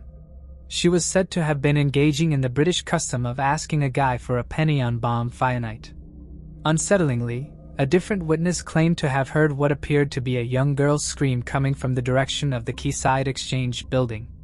In a reconstruction shown on BBC Crime Watch, a happy Nikki can be seen skipping past the bar. The video appeared to show her walking alone toward the dock, but she eventually came across a man. Nikki was seen skipping gleefully behind this man who was wearing a crisp white shirt as they crossed the street. The police were able to find CCTV video that appeared to support these eyewitness accounts. Despite the not-so-great video quality, it provided a chilling glimpse of Nikki's final moments before her untimely passing. One name kept coming up as the locals were being interviewed. The Quayside Exchange building, where Nikki's life was tragically cut short, was frequently graced by this person, who was known locally as the Weirdo. 1 week later, following up on this tip, the police took an important step by apprehending 24-year-old George Heron in connection with the murder of Nikki Allen. The neighborhood waited impatiently, hoping that soon, justice would be served for the young girl whose life was taken far too soon. The following years in 1993, the investigation spotlight focused on George Heron, a young man who lived close to the Allen home. George Heron's involvement appeared to be supported by a number of pieces of evidence. In his living space, a knife matching the wounds on Nikki was found. Blood was found on his clothes and shoes as well. Heron's sister gave a puzzling account to the police, which increased the suspicion. She recalled Heron spending an unusually long time in the bathroom the night of the murder, likely washing himself and his clothes. He had never acted in this manner before. Heron vehemently denied any involvement despite the mounting evidence against him. He insisted that he hadn't left the house the night Nikki was killed. For witnesses who saw a man who looked like Heron in two neighborhood pubs, the Boar's Head and the Clarendon, refuted this claim. It's interesting that he was seen buying Nikki's favorite snack, cheese and onion crisps. The police speculated that Heron may have led Nikki inside the abandoned building using her favorite snacks. Heron's defenses appeared to give way after 3 days of difficult interrogation, which caused him to admit to the crime. It's important to note that he had vehemently denied the accusations 120 times before he finally admitted to the crime. Even though it was circumstantial, the evidence seemed solid, and the police were optimistic about getting a conviction. His trial took place in the Leeds Crown Court, where he was accused of killing Nikki Allen, but things changed in an unexpected way. Heron's recorded confession was rejected by the judge, who cited overbearing police methods as the cause.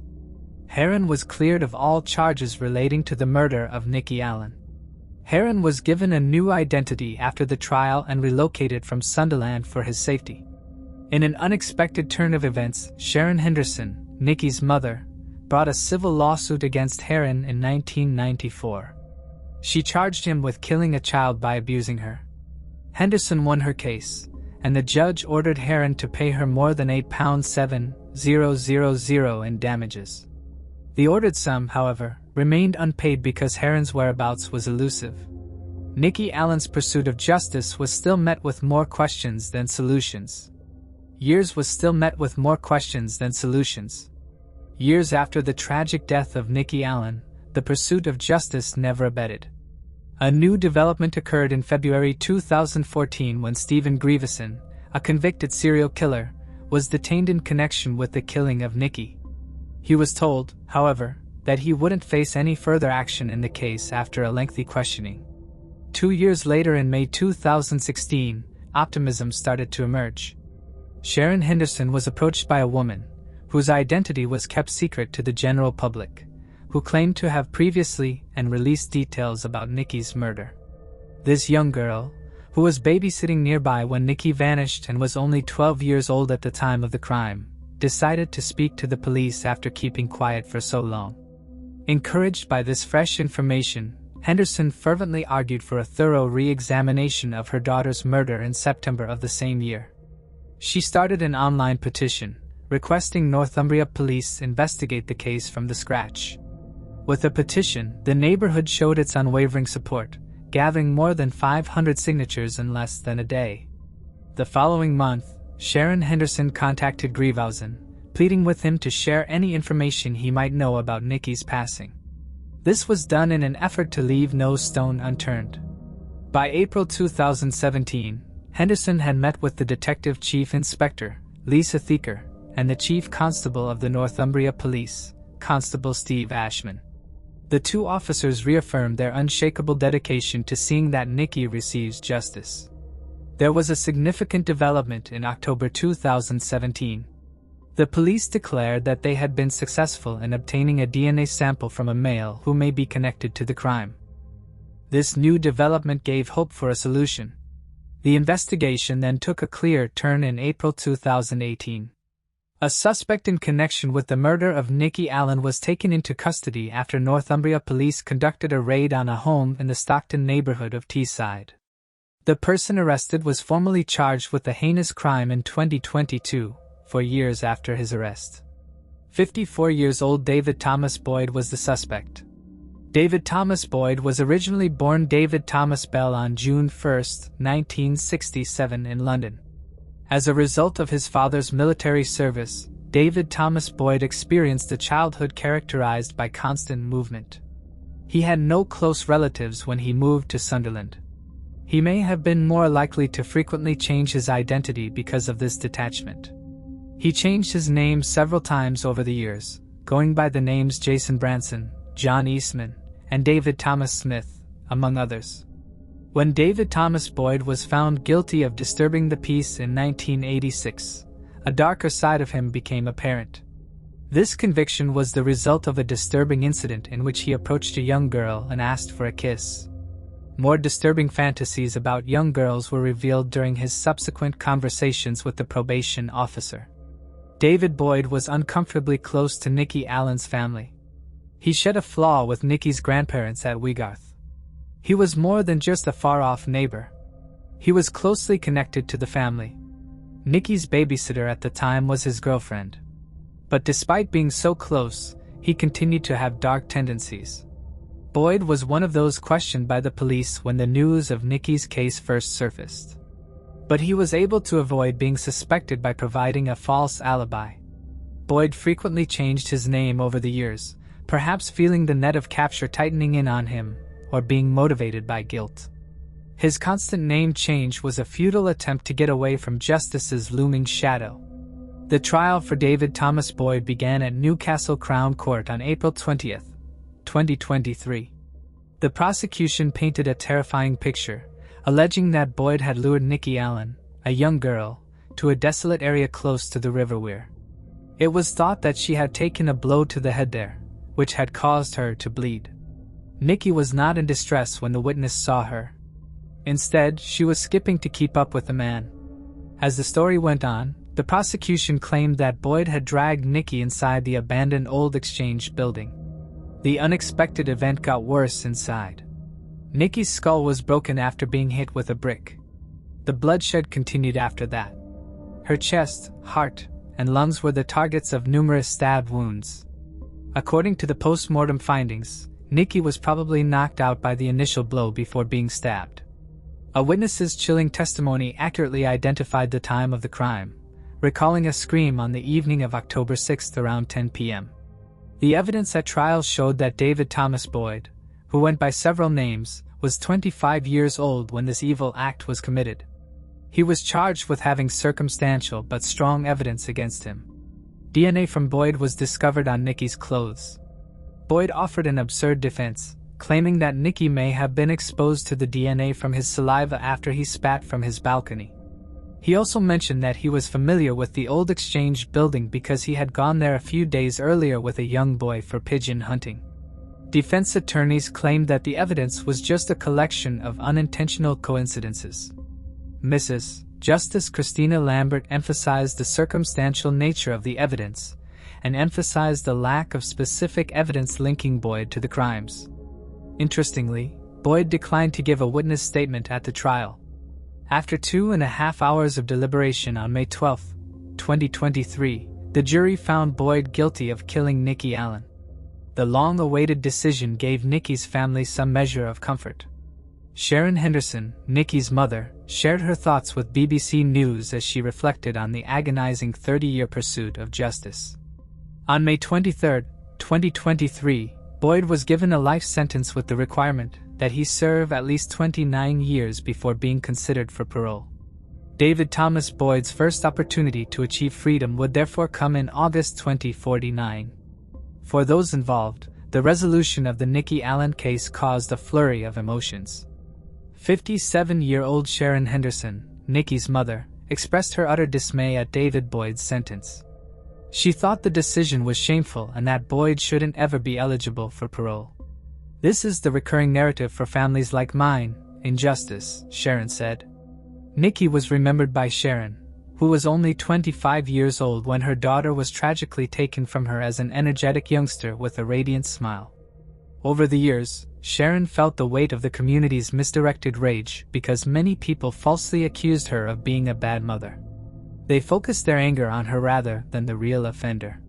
Boyd's actions destroyed Sharon's family, but she persevered in her pursuit of justice for her daughter, displaying incredible fortitude. There were many difficulties along the way, including her own arrest due to her accusations against people she thought were protecting the guilty. At the time of the tragedy, Nikki's father, David Allen, was 28 years old. He said that after that fateful night, his life took a dark turn. He was incredibly hurt and furious with Boyd.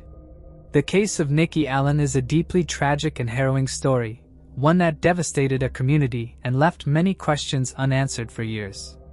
The emotional toll on her family, especially her mother, who must have gone through unbearable pain, is unimaginable. The fact that the investigation took such a long time to be resolved adds to the sorrow, highlighting both the complexities of such cases and the mistakes made along the way. The eventual resolution of the case, with the involvement of DNA evidence and a fresh investigative approach, provides a sense of justice, but it also comes with the painful realization of how much time was lost in finding the truth. The public apology to George Herron, initially wrongfully charged, raises concerns about the flaws in the initial investigation, where mistakes were made. It's hard to imagine how these years of uncertainty and suffering must have impacted him. The case ultimately serves as a reminder of how crucial it is for law enforcement to approach investigations with rigor and precision, as well as the importance of continuous review and use of modern forensic methods to ensure justice is served. It's difficult to truly express the gravity of the loss in this case, and while justice may have been achieved, the pain for Nikki's family and community will undoubtedly never fully. Moving on to the next case. Abigail Williams and Liberty German. On February 13, 2017, best friends Abigail Williams, 13, and Liberty German, 14, planned a hike at the scenic Monon High Bridge Trail, located east of their small town of Delphi, Indiana. The day before, Abigail had stayed at Liberty's home for a sleepover. Liberty lived primarily with her grandparents, Mike and Becky Patty. Since school had been canceled that Monday, the two friends asked Liberty's grandmother if they could go hiking, and permission was granted as long as they arranged for transportation to and from the trail. Liberty's older sister, Kelsey German, dropped the girls off at 1:30 p.m. on her way to work, and they planned for Liberty's father, Derek German, to pick them up after completing a few errands, which would take about 2 hours. At 2:07 p.m., Liberty decided to record their hike. The girls took some pictures and posted one to Snapchat, showing Abigail smiling as she crossed the abandoned Monon High Bridge. At 3:11 p.m., Derek texted Liberty, asking them to start heading back to the meeting point for pickup. However, when Derek arrived at 3:14 p.m., he was shocked to find that the girls were nowhere to be seen. Derek continued to text and call Liberty multiple times but received no response. Growing increasingly worried, he decided to walk along the trail in search of the girls. After about 15 minutes with no success, he called Liberty's grandmother, Becky, to inform her that the girls were missing. The family spent about an hour searching the trail but found no signs of the girls. As darkness began to set in, they officially reported them missing to the police around 5 p.m. By 6 p.m., a large-scale search effort began. Authorities, along with over 100 local residents, scoured the trail that evening. Before I continue, I want to remind you that only a small percentage of people who watch my videos are actually subscribed. So if you enjoy my content, consider subscribing. It's free and you can always change your mind later. Now, let's move on with the video. The next day, February 14th, around noon, a volunteer searcher discovered the bodies of Abigail and Liberty near Deer Creek, roughly half a mile from the bridge where they were last seen in pictures. Authorities have not disclosed the cause of death or whether the girls were sexually assaulted. However, they released 2 compelling images of a prime suspect, believed to be the person responsible for their deaths. One of the images was captured by Liberty herself, while she was recording Abigail during their hike. The suspect appeared to be a middle-aged Caucasian male wearing a windbreaker or some type of coat, denim blue jeans, a brown hat, brown shoes or boots, and a brown undergarment which may be clothing or a fanny pack. 3 days later, on February 22, 2017, another clue was made public when police unveiled a 3-second audio clip of a male saying, quote, "Down the hill." This was recorded from Liberty's phone. "Get down the hill. Get down the hill." Authorities stated that the audio recording started off as, quote, normal girl stuff talking and laughing, but when they saw the man on the bridge, the audio captured the girls becoming nervous and worried. It is believed that the girls initially saw the man while entering the trail and forgot about him by the time that they walked the bridge. When the man appeared again on the bridge, the girls may have sensed an impending danger.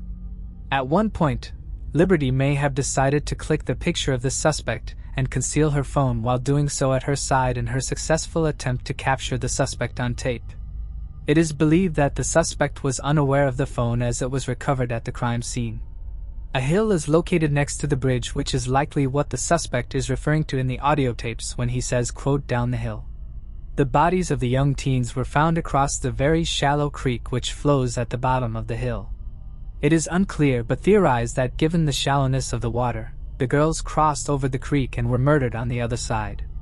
Other theories postulate that the girls had already been murdered and were dragged or carried across the shallow water. In July of 2017, a witness came forward and reported that they had seen the suspect in the area around the same time the girls had been murdered.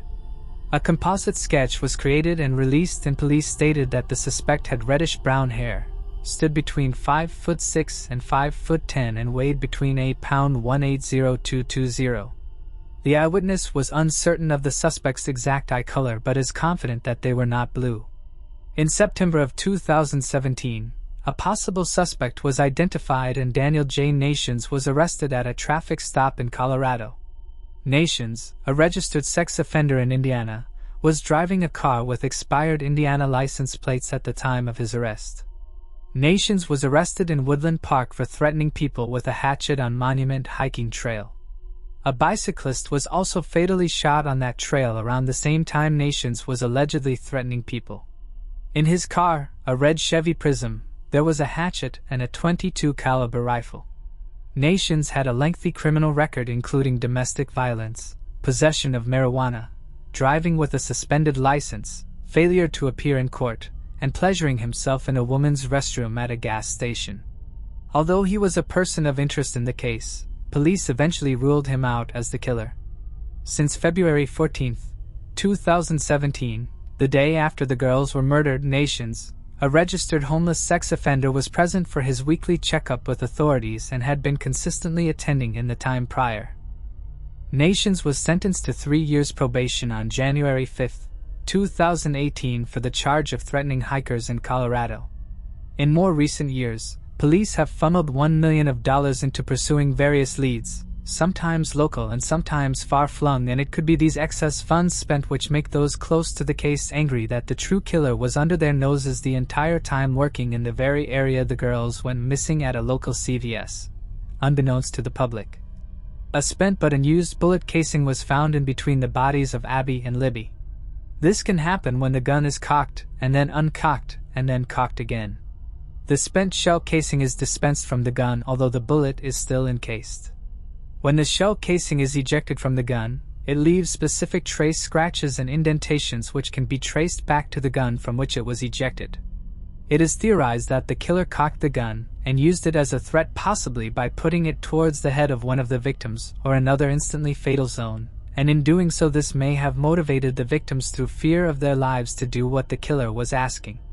At some point in the attack, the killer must have disengaged the gun but later would go on to rack it again, most likely to continue those same scare tactics. It is in this subsequent engagement of the gun that the unshot bullet would have been released.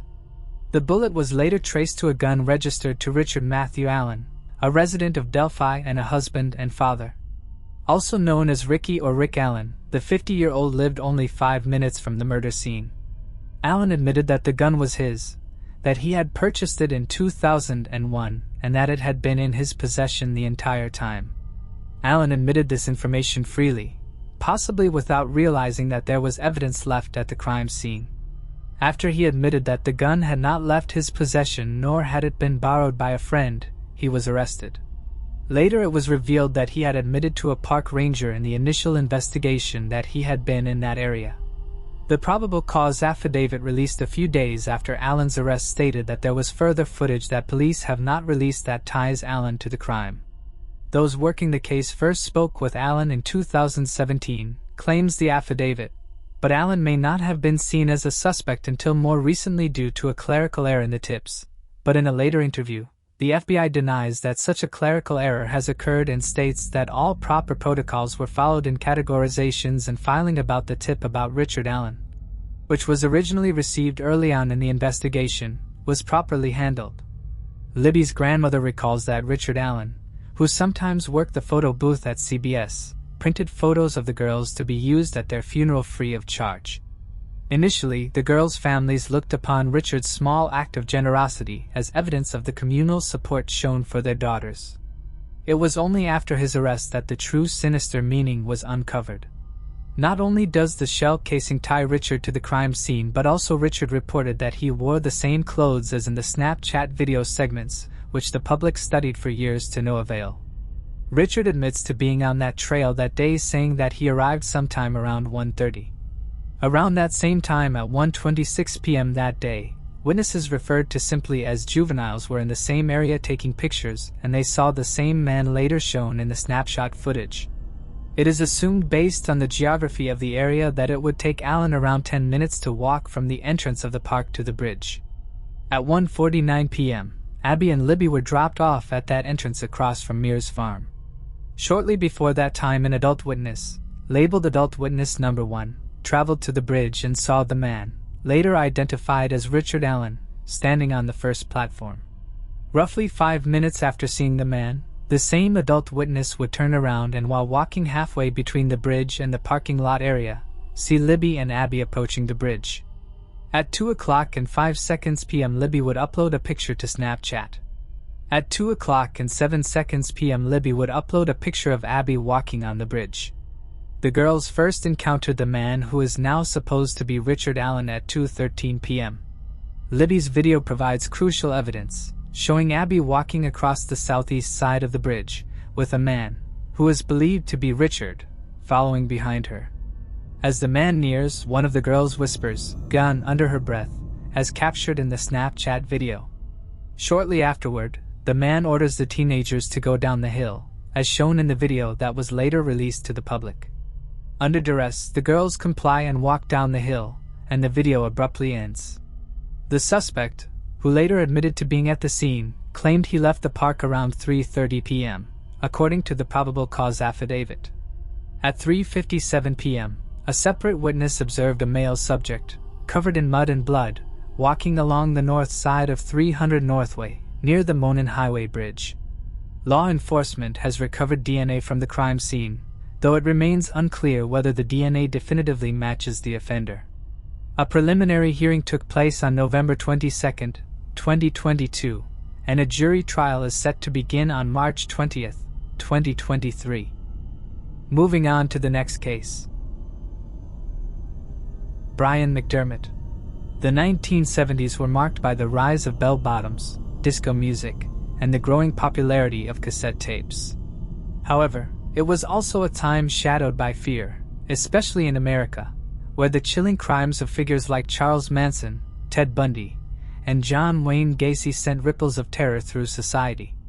Amid this unsettling era, many cases of missing children and murders went unnoticed, some still unsolved to this day. One such case was that of Brian Douglas McDermott, a 10-year-old boy from Belfast who disappeared in 1973. Described as a quiet child, Brian was the youngest of 5 children born to Edward and Joan McDermott. On the afternoon of September 2, 1973, he left his home on Wells Street in the Lower Woodstock Road area to play with friends at the park. He was expected back for Sunday lunch at 2:30 p.m., but he never returned. His parents, immediately concerned, contacted the authorities, who quickly organized a search. The search party scoured the surrounding areas, including derelict buildings and the Tullymore Forest Park, but no sign of Brian could be found. A week later, on September 8th, authorities turned their attention to the River Lagan. The water was lowered to allow a more thorough investigation, and what they discovered was every parent's worst nightmare. A sack containing parts of Brian McDermott's dismembered body was found. Although one arm and 2 legs were missing, investigators were unable to recover them despite their best efforts. The missing limbs remain a mystery to this day. The body was also burned, leading authorities to suspect that after the slaying, the perpetrator had attempted to disguise Brian's true identity by burning his flesh. Local parents feared for the safety of their children, terrified that a killer walked among them, while the McDermott family fell to pieces and began to grieve for their lost child and brother. Brian was laid to rest on September 13, 1973. While thousands of interviews were carried out, tips were thoroughly investigated, and a huge manhunt for the culprit was carried out. The police felt like they were running out of leads. They reportedly looked for sectarian links, pedophile rings, and witchcraft theories, but none of them turned up any promising leads. They also briefly considered links to the Kincora boys' home in Belfast. This was due to the idea in 1982 that Brian's case concerns, quote, possible homosexual aspects. The home was the scene of numerous serious sexual abuse allegations which led to a massive scandal and attempted cover-up in 1980. There were even rumors about state collusion and whisperings that a pedophile ring was operating from inside the home which had links to intelligence services. However, there has never been any established connection between Brian's case and the boys' home. The authorities also looked into 16-year-old William McDermott, Brian's older brother. They had suspected that perhaps he had taken childish revenge on his younger sibling after Brian had hit him in the back with a stick. The police had had their eye on him for a while, but it wasn't until 1976 that they were able to pull him in for questioning when his mother reported him for beating her.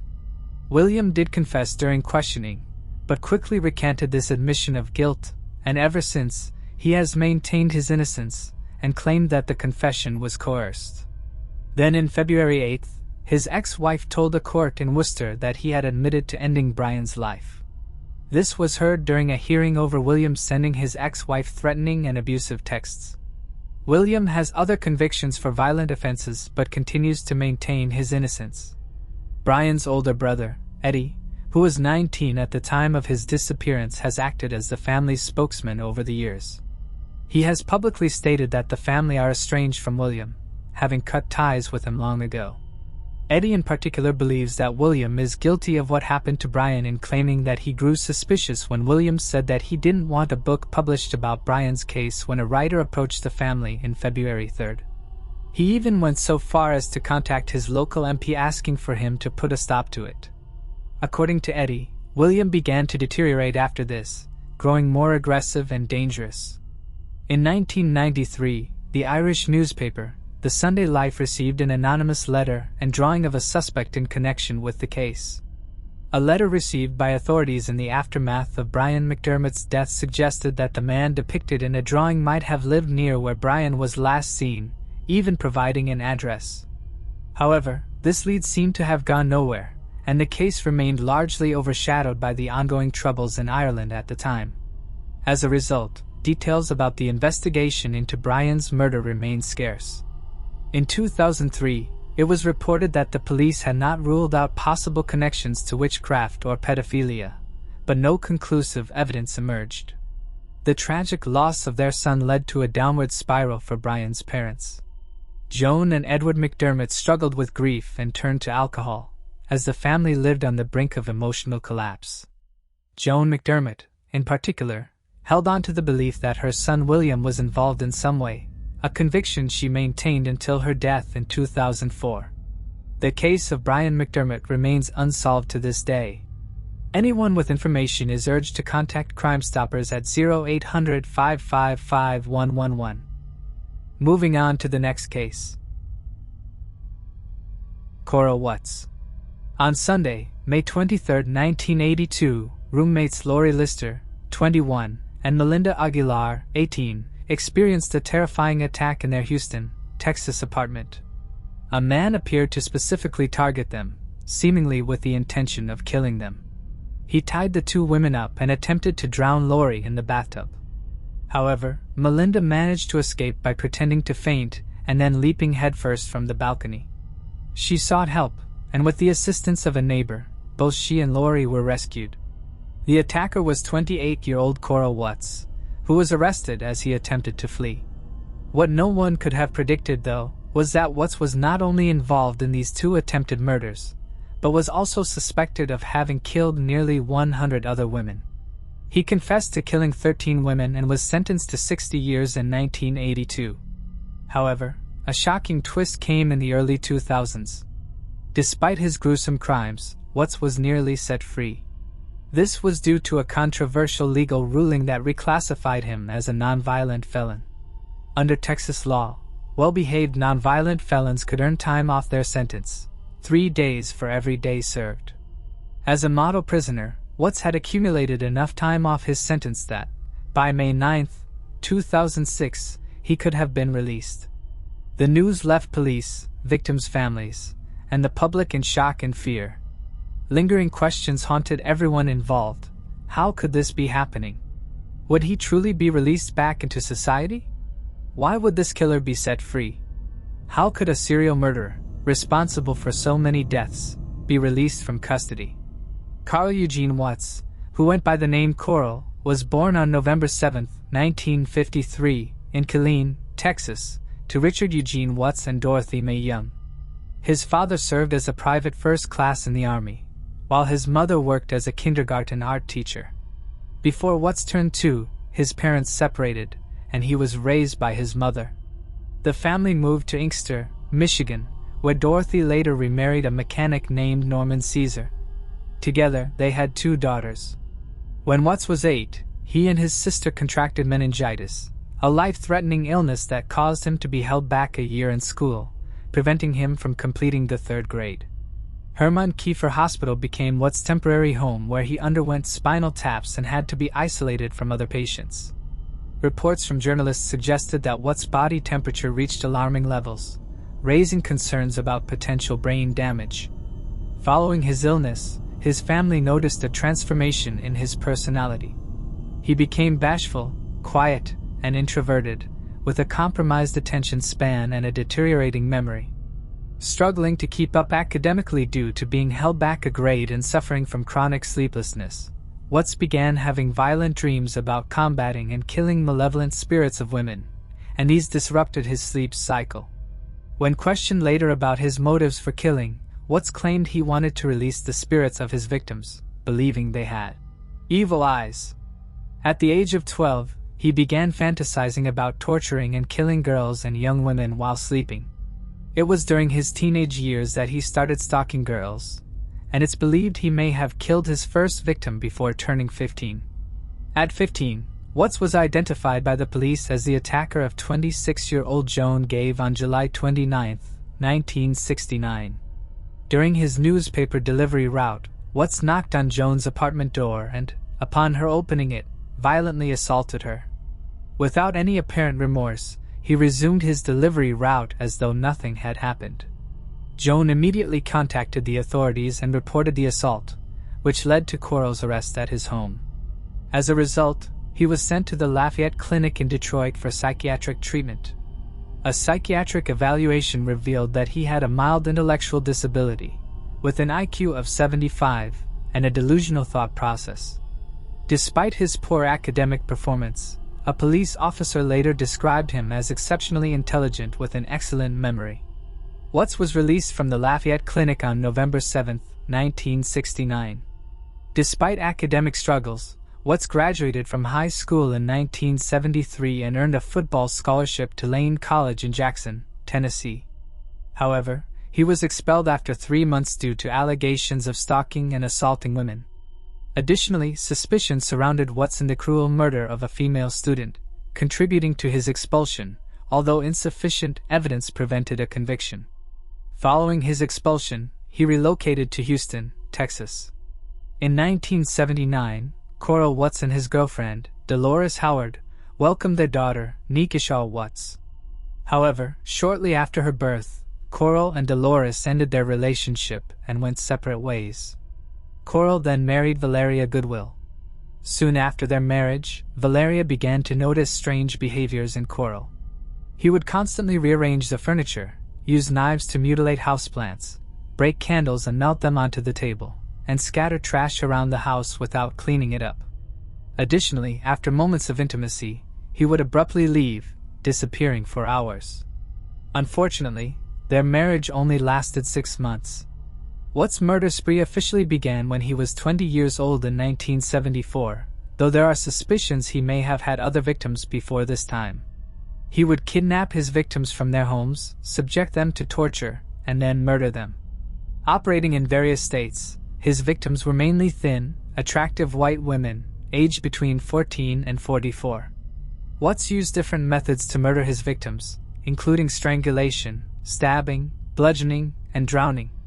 At 10:45 a.m. on October 25, 1974, Coral knocked on 23-year-old Leonore Nasaki's apartment door, claiming to be looking for Charles, the name of one of his siblings. He engaged Leonore in conversation. When she opened the door with the chain still secured, Coral asked if he could leave a note. As she went to fetch paper, he suddenly attacked Nasaki and choked her into unconsciousness. Although Leonore later alerted police, they were unable to locate her assailant. 5 days later, on October 30, 1974, Watts tortured and ruthlessly killed 20-year-old Gloria Steele, believed to be his second victim. A student at Western Michigan University, Gloria was also a mother. She was found with a crushed windpipe and 33 stab wounds to her chest, inflicted by a wooden carving instrument. He didn't face a direct murder charge due to a lack of solid evidence. The only witness, Diane K. Williams, an apartment resident manager, observed a black man searching for Charles around the apartment complex. Upon seeing Williams, Corral seized her, forced her door open, and dragged her inside. During their struggle, Williams' phone rang, prompting her to knock it off the hook and scream for help. As her attacker fled, Williams saw him getting into a tan Pontiac Grand Prix. In a police lineup, both Williams and Nozaki identified Coral, who had been apprehended for stealing plywood from the Western Michigan University campus. For the Nozaki and Williams cases, he was taken into custody and charged with assault and battery on November 16, 1974. After being diagnosed with antisocial personality disorder and attempting to take his own life with a length of cord at the Kalamazoo Mental Hospital, Watts was relocated to the Center for Forensic Psychiatry in Michigan. When questioned about the death of Gloria Steele in 1975, he admitted being nearby the day before Gloria died. However, he denied being responsible for her death, despite confessing to attacking approximately 15 other young women. A search at Watts' residence by Detroit police, conducted under a search warrant, revealed a wooden carving tool, but no evidence linking him to Gloria's death. During his trial for the assault and battery of Nasaki and Williams, Watts entered a no-contest plea and was subsequently sentenced to a year in the county jail. Psychologists evaluating him characterized Watts as extremely hazardous, lacking remorse for his crimes, reckless, careless, and emotionally distant, with a high likelihood of relapsing. After that, a series of attacks occurred in the Detroit region over the span of a year, where he claimed the lives of 5 women. One peculiar discovery was that the majority of his crimes happened on Sunday mornings. This odd pattern earned the perpetrator the ominous nickname Sunday Morning Slasher from Ann Arbor newspaper, heightening the mystery surrounding the timing of these horrifying attacks, all occurring at around 4 a.m. In 1980, Shirley Small, a 17-year-old from Ann Arbor, Michigan, was fatally stabbed twice outside her home on April 20th. A similar attack targeted Glenda Richmond, 26, on July 13, 1980. Both cases lacked sufficient evidence for conviction, but exhibited Watts' characteristics. The first homicide directly attributed to Correll occurred on September 14, 1980, when 20-year-old graduate student Rebecca Hoff was found dead, having endured around 50 stab wounds. A 20-year-old named Dalpy survived an attack on October 6, 1980, but suffered severe consequences, including partial paralysis and muscle weakness. On November 1, 1980, a 30-year-old woman, Agnes, narrowly escaped an attack by a hooded man resembling Watts after raising the alarm while returning from a Halloween party. Although she identified Watts from photos, the dimly lit surroundings left uncertainty. In July 1980, local homicide investigators turned their attention to Watts, prompting the formation of a task force to delve into the Sunday slashings. Watts came under sporadic surveillance, and in November, a court order allowed officers to install a tracking device on his car. On November 15, 1980, around 5 in the morning, 2 patrol officers near Main Street, Ann Arbor, observed a suspicious man in a car following a woman walking home. Realizing she was being tailed, the woman sought refuge in a doorway in an attempt to elude or pursue her. Coral, frustrated by losing track of the woman, was apprehended by the police when they pulled over his car for outdated license plates and driving with a suspended license. During the inspection of his vehicle, authorities found a package containing wood-filling equipment and a few screwdrivers. Their most significant discovery was a dictionary belonging to Rebecca Hoff, bearing the carved phrase, "Rebecca is a lover." However, it proved insufficient evidence to link him directly to her murder. In the spring of 1981, Correll relocated to Columbus, Texas, and secured employment with an oil firm.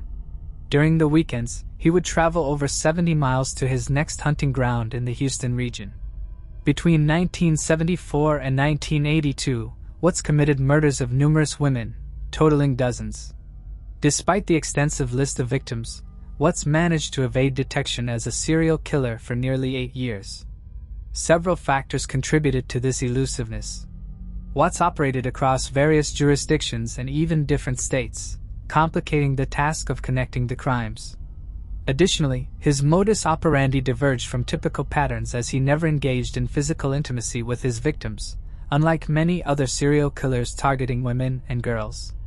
Consequently, even with the emergence of DNA testing, linking the crimes proved challenging. Furthermore, Watts was not considered a suspect by those who knew him, and law enforcement did not identify him as a potential perpetrator until his arrest in 1982. On May 23, 1982, Melinda Aguilar, 18, and Lori Lister, 21, experienced a break-in at their Houston apartment by Watts. When Lori came back from work, Watts choked her down the steps outside the apartment. Subsequently, he entered the apartment and began strangling Melinda. Pretending to be unconscious, Melinda managed to escape being strangled completely. Watts wire-tied her hands behind her back with the intent to drown Lori. He carried Lori's body upstairs to the bathroom, filling the bathtub with water. However, Melinda seized the opportunity and leaped out of the window to seek help. Lori was saved and Watts was apprehended after he initially tried evading capture. While he was in custody, investigators started linking him to recent killings of women. Despite the connections, Texas prosecutors believed there was insufficient evidence to secure a murder conviction against Watts. In May 1982, following the attacks on Melinda Aguilar and Lori Lister, Harris County Assistant District Attorney Ira Jones negotiated a plea bargain. Watts would admit fully to his crimes, receiving immunity from murder prosecution in exchange for a charge of burglary with intent to murder. he agreed to a 60-year sentence for this offense. Watts accepted the deal, leading detectives to the graves of 3 victims. Finally, Watts confessed to attacking 19 women, resulting in the murder of 13. He admitted to killing some victims, but also refrained from confessing to the deaths for a few. However, Michigan authorities declined to participate in the deal, leaving his cases in that state open. However, the hope for justice took a devastating turn when, shortly into his prison term, the Texas Court of Appeals ruled that Watts had not been informed that the bathtub and water he used in the attempt to drown Lori Lister were considered deadly weapons. This decision reclassified him as a nonviolent felon and eventually opened the door to early release. This was because Texas law at the time granted nonviolent felons 3 days deducted from their sentences for every 1 day served with good behavior. Watts, a model prisoner, accumulated time deductions that could have seen him released as early as May 9, 2006. The subsequent abolishment of the early release law prompted by public outcry brought little solace, as it couldn't be retroactively applied as dictated by the Texas Constitution. In 2004, a plea for justice echoed across the nation as Michigan Attorney General Mike Cox sought information to convict Watts of murder and prevent his potential release. Joseph Foy from Westland, Michigan bravely stepped forward, recounting the chilling sight of a man resembling Watts murdering 36-year-old Helen Dutcher on December 1, 1979. Helen had succumbed to 12 stab wounds. Foy identified Watts by his eyes, hauntingly describing them as evil and devoid of emotion. Despite Watts' immunity from prosecution for the 13 confessed killings in Texas, Michigan held no such agreement. As the 2004 trial neared, law enforcement officials urged the trial judge to allow the Texas confessions to be admitted as evidence, a request that was granted. Watts was convicted for the murders of Helen Dutcher and Gloria Steele, receiving 2 life sentences without parole in a Michigan prison on November 17, 2004. He was placed in a maximum security facility in Ionia, Michigan.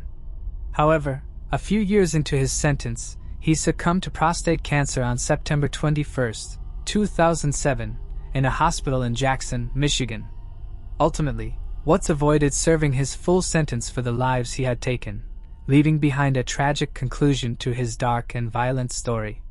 Coral Eugene Watts, a vicious serial killer, spread fear across the country with his numerous murders. Despite his confessions, legal loopholes led to a reduced sentence and nearly allowed his release. His later conviction for the 1979 murder of Helen Dutcher revealed the true extent of his depravity. Watts remains a chilling reminder of concealed evil, with the Ann Arbor murders remaining unsolved, casting a long, eerie shadow over his legacy. Moving on to the next case. Ellie Gould. On May 3, 2019, 17-year-old Ellie Gould decided to spend the day studying alone, skipping her usual class. Unbeknownst to anyone, the quiet behind her closed door concealed a horrifying truth. When her father came home, he expected to hear his daughter's cheerful greeting but instead found an eerie silence. The kitchen had turned into a nightmare. There, Ellie lay motionless, not the lively girl she once was, but a still figure in a pool of crimson, with a knife beside her and stab wounds on her throat. Her once determined eyes stared blankly, leaving an air of confusion and dread. Why would Ellie, a young woman with so much promise, end her life? However, there was more to the story than it first appeared. A silver Ford Fiesta had been spotted near the family home, and rumors began circulating about an unseen figure who may have been present in the house before Ellie's tragic end. Was this person involved in her death? The key question remained, was this an act of self-harm, or was it something more sinister? Caen, Wiltshire, is a small, peaceful town in southwestern England, surrounded by picturesque hills.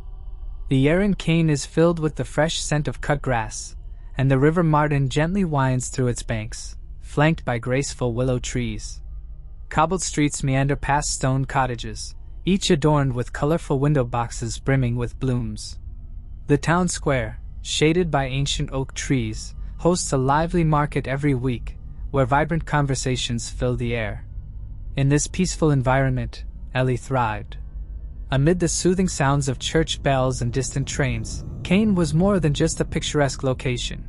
It was a place that shaped Ellie's dreams and aspirations with its quiet charm. Ellie was born on February 6, 2002, to Carol and Matthew Gould, both in their late 40s.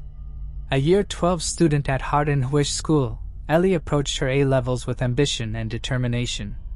But her life wasn't just about exams and studying. She found peace in the open fields, where she loved riding her cherished horse. A natural equestrian, Ellie dreamed of joining the mounted police one day. To those who knew her, Ellie was a true friend, someone who would listen to your deepest thoughts and make you laugh until your sides ached. One of her closest companions was her 17-year-old cousin, Jess Vine. The two were inseparable. Ellie also harbored aspirations of studying psychology, eager to understand the minds of others. Ellie saw those A-levels as more than just exams. They were her path to understanding the complexities of the human mind, from its strengths to its darker sides and the intriguing gray areas in between. She wanted to help others, to explore what made people tick, and to contribute in some way to making the world a little brighter. But life took an unexpected and devastating turn for Ellie. No one could have imagined the horrific way she would be taken from them. On May 3, 2019, Ellie decided to stay home to study for her A-levels instead of going to school. However, this day would unfold in a way no one could have predicted. When her father, Matthew Gould, returned from work, everything changed. The usual noise and laughter in the house were replaced by an unsettling silence that would never leave. Panic set in as Matthew found Ellie. In shock, he immediately called for an ambulance and, overwhelmed with disbelief, contacted Carol, Ellie's mother, not knowing how to process the nightmare that had just unfolded before him.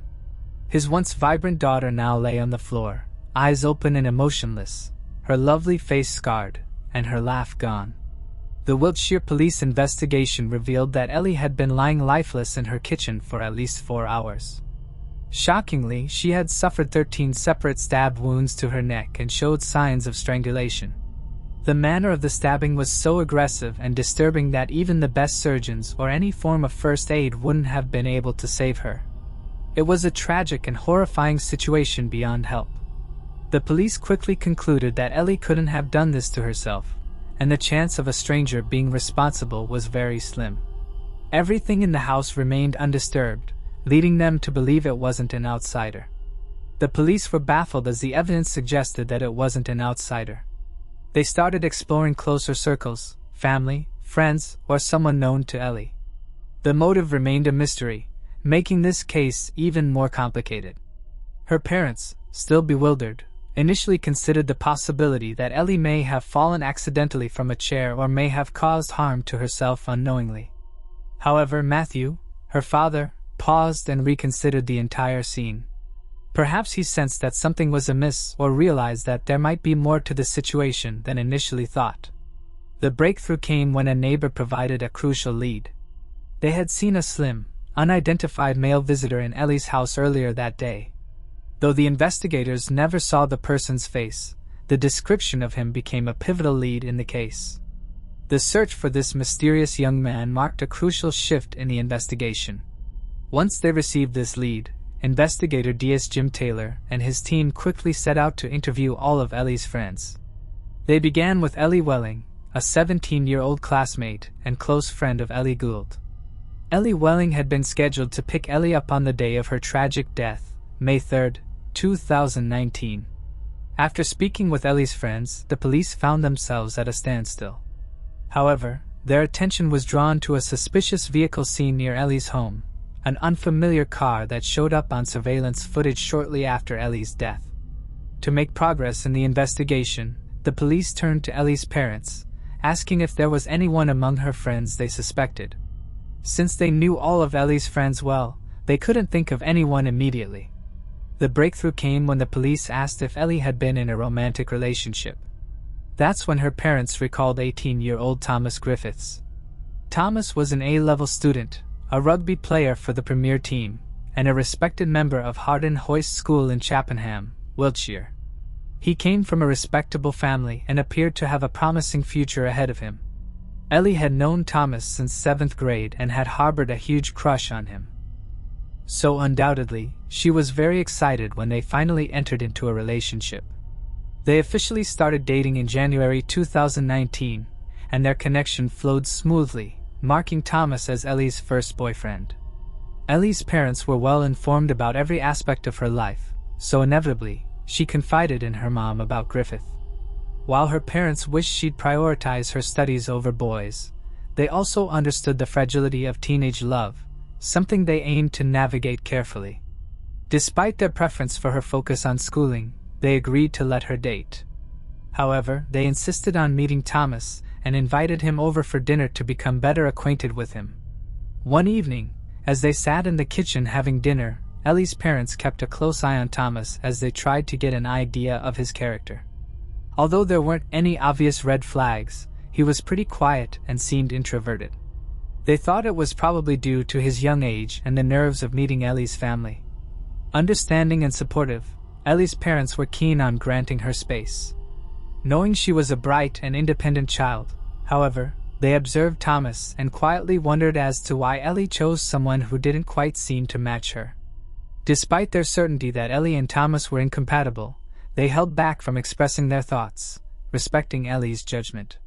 Hoping for Ellie's happiness, they decided to give Thomas a chance. Thomas had even joined the celebration of Ellie's 17th birthday right in their own kitchen on the 6th of February, 2019. It was a moment where her parents warmly welcomed him into their home and extended gestures of affection and acceptance toward him. The honeymoon phase of Ellie and Thomas's relationship didn't last long. 3 months in, cracks began to show. Ellie, who was initially swept off her feet, felt her independence suffocated under Thomas's constant need for her. He craved her presence 24/7, and the spark of excitement morphed into a smothering clinginess. Any attempt of hers to meet friends or prioritize her levels was met with grumpy disapproval. The future Thomas envisioned, sprinkled with talk of marriage, clashed wildly with Ellie's desire for space and growth.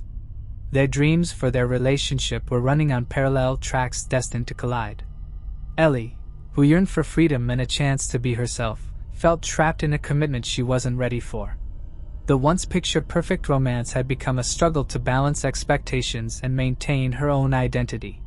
She felt she wasn't ready for a serious relationship and wanted to focus on school, especially her upcoming exams, and informed her mom about her intention to end things with Thomas. Unsurprised by the news, her mom inquired if there was a specific reason or if Ellie needed to talk. Ellie reassured her mom that nothing had happened, and she simply wanted to stay single for a while. She urged her mom not to worry and that she had everything under control. Later, Ellie went to a room and broke up with Thomas through text. Thomas persistently denied the breakup and professed his love along with their compatibility, but Ellie stood strong on her decision. Sharing the news of their breakup with friends on May 2, 2019, she knew Thomas might feel upset, but hoped they could still remain friends. The following day, when police discovered Ellie in their kitchen, doubts arose about whether Thomas, an A-level student, could even possess the capability for such a thing. On the night of May 2, 2019, asked her parents if she could stay home the next morning because she didn't have classes until the afternoon. She planned to study for her exams before heading to school in the afternoon for her history class. The next morning, on May 3, 2019, she arranged for a friend, Ellie Welling, to pick her up at 12 p.m. to go to school together. On that day, Griffith's mother dropped him off at Hardenhoist School in Chippenham, where both he and Ellie were enrolled as sixth formers. Thomas entered the school cafeteria and inquired with Ellie's friends about her whereabouts. He had been searching for her since morning, eager to discuss the breakup they had the previous evening. When he got to know that Ellie wasn't in school, quickly decided to leave. Thomas clearly lied to inform a teacher that he wasn't feeling well and made his way to the nearby bus station as he headed back home. On reaching home, he swiftly changed his attire. He wore a black hoodie and different sneakers. However, as he prepared to leave, his mother unexpectedly returned home. He panicked and quickly hid in a cupboard until she left. When his mom left, and he was by himself, Thomas took the spare car keys and drove to Ellie's house, which was about a 10-minute drive. When he got there, he knocked on her front door wanting to talk to her. It's said that they argued in the kitchen when Thomas understood Ellie was serious about breaking up. In the middle of the argument, he started choking Ellie when she tried hard to protect herself. Even though she fought back, Thomas didn't stop, and Ellie passed out. He took a knife from the kitchen and stabbed Ellie in her neck not once, but 13 times, even though she couldn't fight back. When he saw she was no longer moving, he washed the knife to remove his fingerprints. Then he made it look like Ellie hurt herself, and arranged things in a way that seemed like she did it. After that, he cleaned up where it happened and then used Ellie's phone to text a friend while pretending to be her. He did this to make sure no one found Ellie's body until much later in the day. As Ellie fought to protect herself, she accidentally scratched Thomas on his face and neck.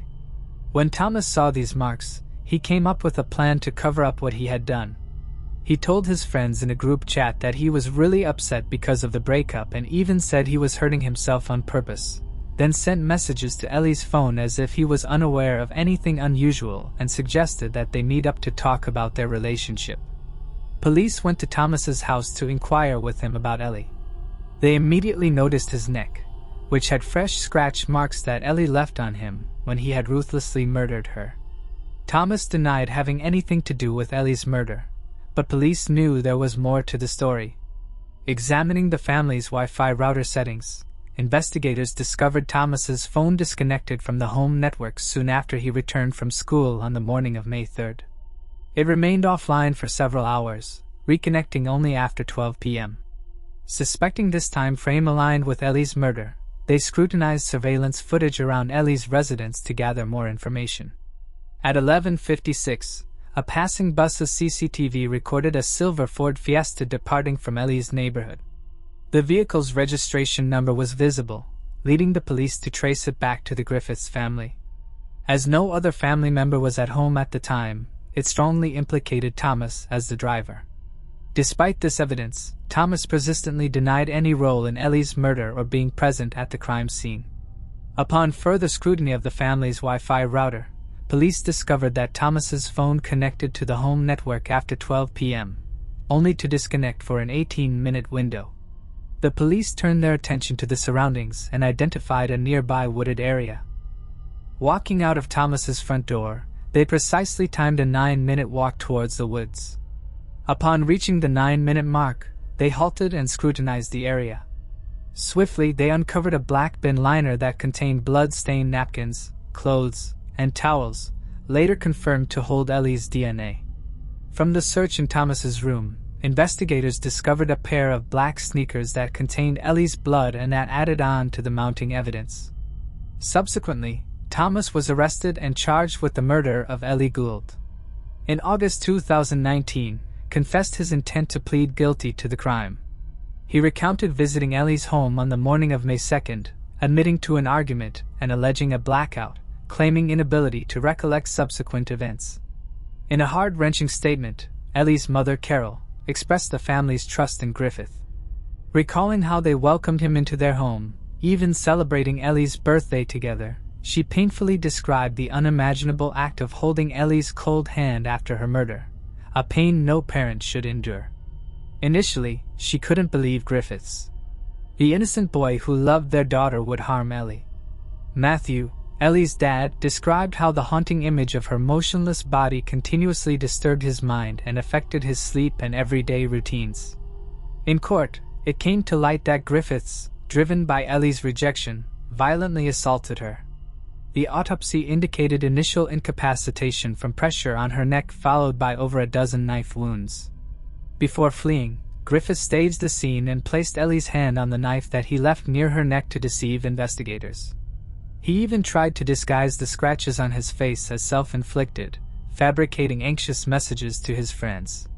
In November 2019, the Bristol Crown Court sentenced Thomas Griffiths to life imprisonment with the possibility of parole after 12 years.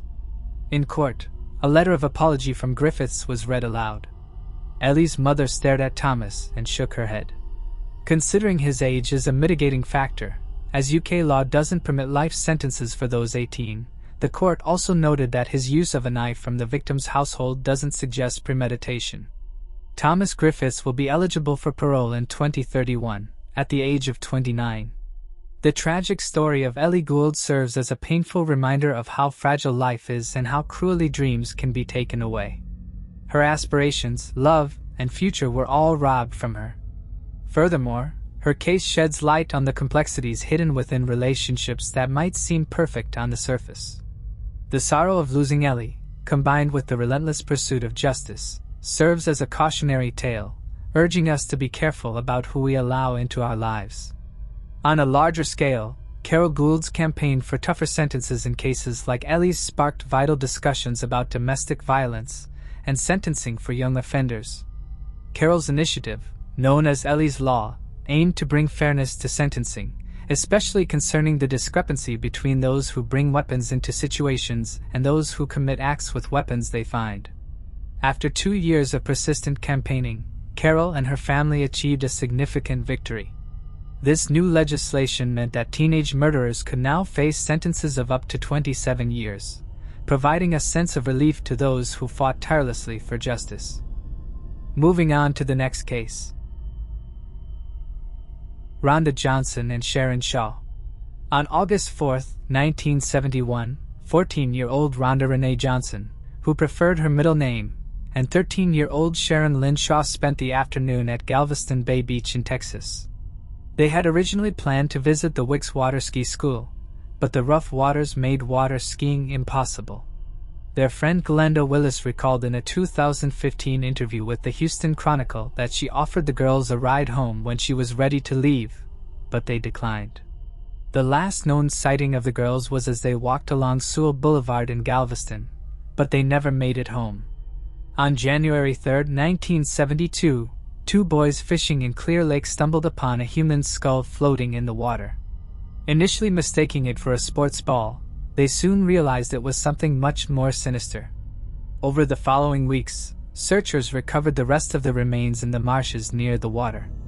In February 1972, the skull's teeth were compared to the dental records of Sharon Shaw, who had been missing for 6 months. Sharon's crucifix necklace was found wrapped around the skull, confirming her identity. The second set of remains was later identified as those of Renee Johnson, though both girls' bodies were too decomposed to determine a cause of death. In May 1972, authorities received a tip from Glenn Price, a local city councilman, who suggested they investigate a sex offender named Michael Lloyd Self. Self, who worked at a gas station, had previously been involved in multiple Peeping Tom incidents. Following this lead, police visited Michael at his workplace. They asked him to come down to the station for questioning, and the next day, Michael arrived voluntarily ready to answer the inquiries that the law enforcement may have for him. When asked if he knew the girls, Michael admitted that he did recognize them, but said he didn't know them. After this, however, things changed. According to Michael's story, Chief Michael Morris held him in confinement for hours, telling him he couldn't leave unless he confessed. He claimed that he was held up against a wall, hit with a nightstick, and taunted by Chief Morris with his pistol. Morris threatened to kill Michael if he didn't confess to the murders. Worn down and terrified, Michael agreed to confess. He was reportedly forced to handwrite his confession and then made to rewrite it several times. Later on, an investigator named Dave Coburn would corroborate Michael's story that he was coerced into writing the confession. Coburn even wanted to be a witness at Michael's trial, but he was never called. Coburn had seen Police Chief Morris treat another suspect in this exact same manner a year prior to the tragic case of Renee Johnson and Sharon Shaw. The final signed confession produced by Michael contains several discrepancies. He claimed that he dumped the bodies of the girls in El Lago over 20 miles from the marshlands where the remains were found. He also said that he had strangled both, but neither showed signs of strangulation during the coroner's inquest. 3 days later, he provided still more conflicting stories, telling 2 deputy sheriffs that he'd picked the girls up from a Sizzler steakhouse, driven around an El Largo neighborhood with them, and then gotten food with them at a local Jack in the Box restaurants. After this, he claimed he struck both girls over the head with a glass Coca-Cola bottle before stripping them off their clothing and throwing it onto the highway, despite the fact that both girls were found with their clothing. There were also witnesses who claimed to have seen the girls in Galveston around 9 p.m. on the night they disappeared, while Michael claimed that at that time, the girls were in his car with him. 2 weeks later, Michael Self was checked out of jail by sheriff's deputies and driven to the locations he mentioned in his written confession. The deputies took photos of him in each location, and these photos were later presented in court during his trial as a third confession, while Michael's lawyer rebutted this, claiming that what they'd done was illegal. Michael's trial began on May 15, 1973 and finished on September 18, 1974. He was convicted for the first-degree murder of Sharon Shaw, but was not convicted for the slaying of Renee Johnson. He was sentenced to life in prison. Over the years, Michael continuously tried to appeal the court's decision until he had no appeals left. He was refused each and every time, even after it came to light that Chief Morris and Deputy Tommy Deal had been involved in a string of robberies that had begun in 1972. The pair were arrested, with Morris being sentenced to 55 years and Deal being sentenced to 30. Although for many, it seemed reasonable to investigate whether a thorough job had been done in regards to Sharon and Renee's cases, Michael's appeals and attempts at parole were continuously denied. Michael Self died in prison from cancer in 2000. An article from the Houston Chronicle in 2011 noted that Michael's lawyer had stated his belief that his client was wrongly accused and coerced into a false confession. 2 investigating officers, 1 Galveston police officer and a former prosecutor for Harris County, also shared this belief. Since the untimely demise of both Renee Johnson and Sharon Shaw, there have been multiple other possible suspects beyond Michael Self. In April of 18/90, an unidentified man in Taylor Lake, Texas, walked into his local police departments and claimed to have committed the crime. During his confession, he allegedly admitted that he had tied both of them down with an electrical cord. This was something the police knew about, but had never made public so they could distinguish the real killer from the false confessions. The man reportedly suffered from psychosis, and for some reason, despite the details he had given, he was later dismissed as a suspect by police. Then in 1998, a man named Edward Harold Bell wrote multiple letters to prosecutors in Galveston and Harris County confessing to the slayings of several young girls, some as young as 12 between 1971 and 1977 in the Galveston, Clear Lake, Dickinson, Houston, and Alvin areas. At the time, Bell was serving a 70-year sentence for the brutal killing of ex-Marine Larry Dickens in Pasadena in 1978. Bell had shot Dickens after the man attempted to stop him from publicly masturbating in front of a group of teenage girls. After going on the run for 14 years, Bell was eventually tracked down in Panama in 1993, where he was living with a teenage girl. In August 2015, Bell confessed to murdering 11 young women, calling them the 11 that went to heaven. He shockingly claimed that a secret organization had brainwashed and forced him to carry out the murders. Bell died on April 20, 2019, at the age of 82. His potential involvement in the deaths of Sharon Shaw and Renee Johnson is still under investigation. Given the numerous unexplored avenues and the possibility of coerced confessions, it is unlikely that the full truth of what happened to these 2 best friends on August 4, 1971, will ever be known. The case remains shrouded in mystery. If you have any theories or thoughts, feel free to share them in the comments below. Moving on to the next case. Before we begin, I thought it would be fun if everyone lets me know in the comments where they're watching this video from. And while you're down there, don't forget to subscribe. Now, let's start today's episode. Asenath Duquette. Asenath Duquette, an 8-year-old girl, lived with her parents in Upper Arlington, Ohio. She was a 3rd grader at Barrington Elementary School and was affectionately called Cindy by her friends and family. Described as friendly but shy, she was eagerly anticipating summer vacation, which was only a week away. On June 3, 1980, Asenath and her classmates were kept 10 minutes after school as punishment for talking during a lesson. Around 3:10 p.m., Asenath left the school alone to walk home, a route she had taken many times before. Her home was about a mile away. She would walk from Barrington Road to Waltham Road, then turn onto Malvern Road. She was last seen by two classmates at 3:20 p.m. on Waltham Road, but she never made it home. When Asenath failed to return home, her parents first contacted her teacher, who confirmed that Asenath had left school about an hour earlier. Sensing something was wrong, her parents immediately called the police around 4:30 p.m. A widespread search for the missing girl began. At approximately 7:30 p.m. that same evening, a police officer discovered her body in a drainage ditch near the intersection of Riverside Drive and Waltham Road, just a block away from her home. She had been strangled and suffered blunt force trauma to the head from a 20-pound rock found at the crime scene. An autopsy later confirmed that she had also been sexually assaulted. Less than a month before Asenath's death, on May 7, 1980, another girl from Truma Elementary School had been attacked while walking home. Around 3:30 p.m., she and a classmate were followed by a man on a red bicycle. The girls eventually split up, and while cutting through a yard to reach Riverside Drive, the victim was grabbed from behind. When she tried to scream, the man choked her and left her unconscious. The attacker then fled the scene for unknown reasons. Her clothing had been disturbed when she regained consciousness, and that she had been moved several feet away from the scene of the attack to a more secluded area.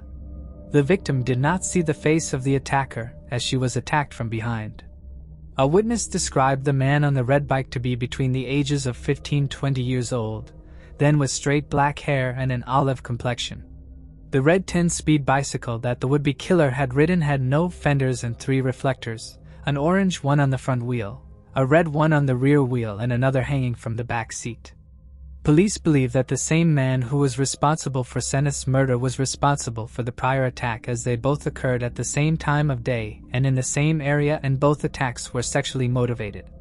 During their questioning, a witness reported to have seen a clean-cut man in a white t-shirt carrying a large object in both hands on the day that Asenath was murdered. The witness also reported to have seen a red bicycle parked nearby. Another witness helped police make a composite sketch of the killer. Despite this, no leads could be found.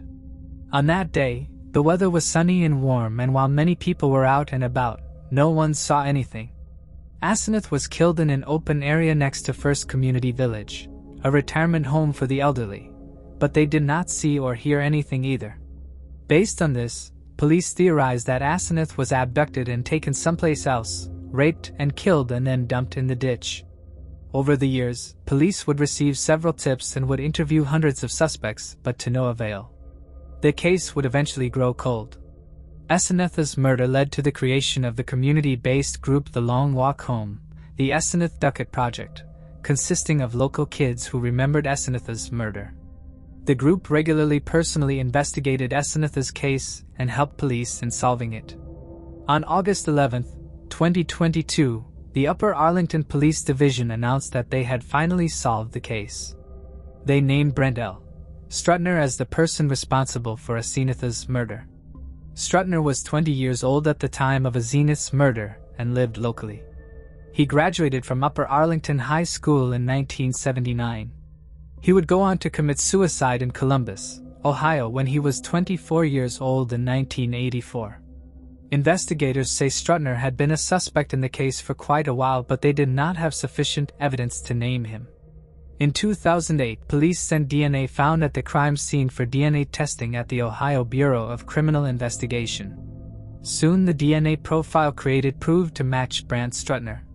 However, even though police had linked Strutner to the crime more than a decade prior, they did not want to release information until they were absolutely sure.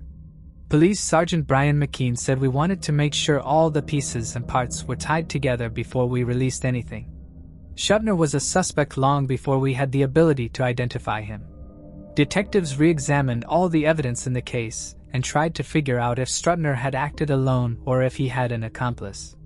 One of Strutner's associates, Robert, also known as Chris Winchester, had been attacking young women in the Columbus and Ohio State University areas at the time of the murder, including an attempted abduction of a young girl on Henderson Road just months after the murder. Winchester was later found guilty and served prison time for the Henderson Road crime. Although he was investigated in connection with Asenath's murder, the police could not find enough evidence to link him to the crime. Despite re-examining every piece of evidence from the crime scene, no additional physical artifacts suggested the involvement of another person. The case was officially closed after 42 years. However, members of the advocacy group, The Long Walk Home, believe the case remains open. They released a statement on the status of the case and its developments. The statement read, "We applaud the countless hours and hard work that led to the confirmation of Brett Strutner's involvement in the crime. However, after reviewing all of the evidence, it is reasonable to conclude that Brett Strutner did not act alone. Our mission will continue based on this belief, as long as the Duckett family and our community continue to support our efforts to bring all involved to justice." Before I continue, I want to remind you that only a small percentage of people who watch my videos are actually subscribed. So if you enjoy my content, consider subscribing. It's free and you can always change your mind later. Now let's move on with the video. Moving on to the next case. Charles Horvath-Allan. One of the most chilling discoveries that detectives can make while investigating a case is a letter from the killer or someone involved in the crime, especially when the sender remains anonymous. Charles Horvath-Allan was born in Canada on August 21, 1968, but grew up primarily in the UK. While little is known about his early years, he seemed to have a carefree and content childhood. As an adult, he appeared to lead a life free from significant stress or hardship. In the spring of 1989, Charles traveled to Ontario to visit his father and godfather before embarking on a backpacking journey across Canada. His plan was to explore and visit his birthplace before meeting his mother in Hong Kong to celebrate both his 21st birthday and her 40th. On May 3rd, Charles arrived in Kelowna, British Columbia. During his travels, the 20-year-old had stayed in various places, including local hostels, friends' couches, and a few camping sites, with one of the more memorable stops being tiny town tents and trailer campsites. Charles had also registered with various student employment agencies throughout May. His last confirmed sighting was on May 26th, when he was seen cashing a check at a bank in Orchard Park shopping center. Although he was supposed to meet his mother and stepfather in Hong Kong in August, his plane ticket had not been booked yet. The last time his parents heard from him was via fax on May 11, 1989, and after that, there was no contact. As a result, his mother was unable to purchase his ticket to Hong Kong. When Charles went missing, he left behind all his belongings, including his tent. Despite Denise Allen, his mother, reaching out to the Kelowna RCMP for help in locating her son, Charles wasn't officially reported as a missing person until August 10th. In the interim, Denise made several calls to the RCMP, but they refused to label Charles as missing since he was over 18, stating, "If he didn't want to call his mom, he didn't have to." When Denise traveled to Canada to put up missing posters and search for him on her own, she was contacted by a young woman named Joanne Zebroff. Joanne claimed to have met Charles in May and allowed him to stay in her Kelowna home. She described him as charming and mentioned that he often spoke fondly of his family, showing off photos he had taken with them.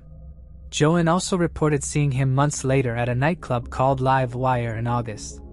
However, this sighting is unverified. In July of 1990, the RCMP searched the tiny town campsites. They retrieved some of his clothing and his shaving bag from a resident there. Prior to this, Denise had visited the site herself and had been given a few of her son's items, including a rosary, red paper Bible, and a leather boot strap. The manager who gave Denise the items claimed they had been in a storage shed for about a year, but that his tents, other belongings, photos, and passports had all been thrown away in the spring of 1990. Again, it's unclear why these steps were taken. The case seems to have been very poorly handled, as the RCMP failed to note Charles as a missing person for 2 months, and then took a year to search his last known whereabouts before finally failing to secure all his items, some of which may have indicated where he had gone or what he had planned to do on the day he went missing. The actions of the campground seem hasty too, but they were perhaps unaware that Charles had been reported missing. Although, it's unknown why they held on to 3 random items as opposed to the 20-year-old's ID and photographs. In March of 1992, Denise took a trip to Canada where she received 2 anonymous letters, both of which were delivered by a taxi while she stayed at the Pandacy Inn Motel. The writer of the letters claimed that Charles had been partying with a group of people, but he ended up in a fight and was subsequently killed. They added that his body had been dumped in Lake Okanagan. Local volunteer divers went into the lake and searched for 3 days before eventually being aided by the Vancouver-based International Sea Search, who brought submersible cameras. The team searched beneath the old floating bridge for a further 3 days, with the RCMP joining on day 5 out of the 6-day search. On Friday, April 3, 1992 at 10:14 a.m., International Sea Search divers located a male body and called the RCMP, who arrived on the scene shortly afterwards. Their divers retrieved the body, but it wasn't long before it was identified as belonging to an elderly man who'd taken his own life 7 years before. The second letter which arrived for Denise claimed that the authorities were looking on the wrong side of the bridge, but nothing further was ever found in the water. Then in 1995, a decomposed body was found in the logging country around Kelowna.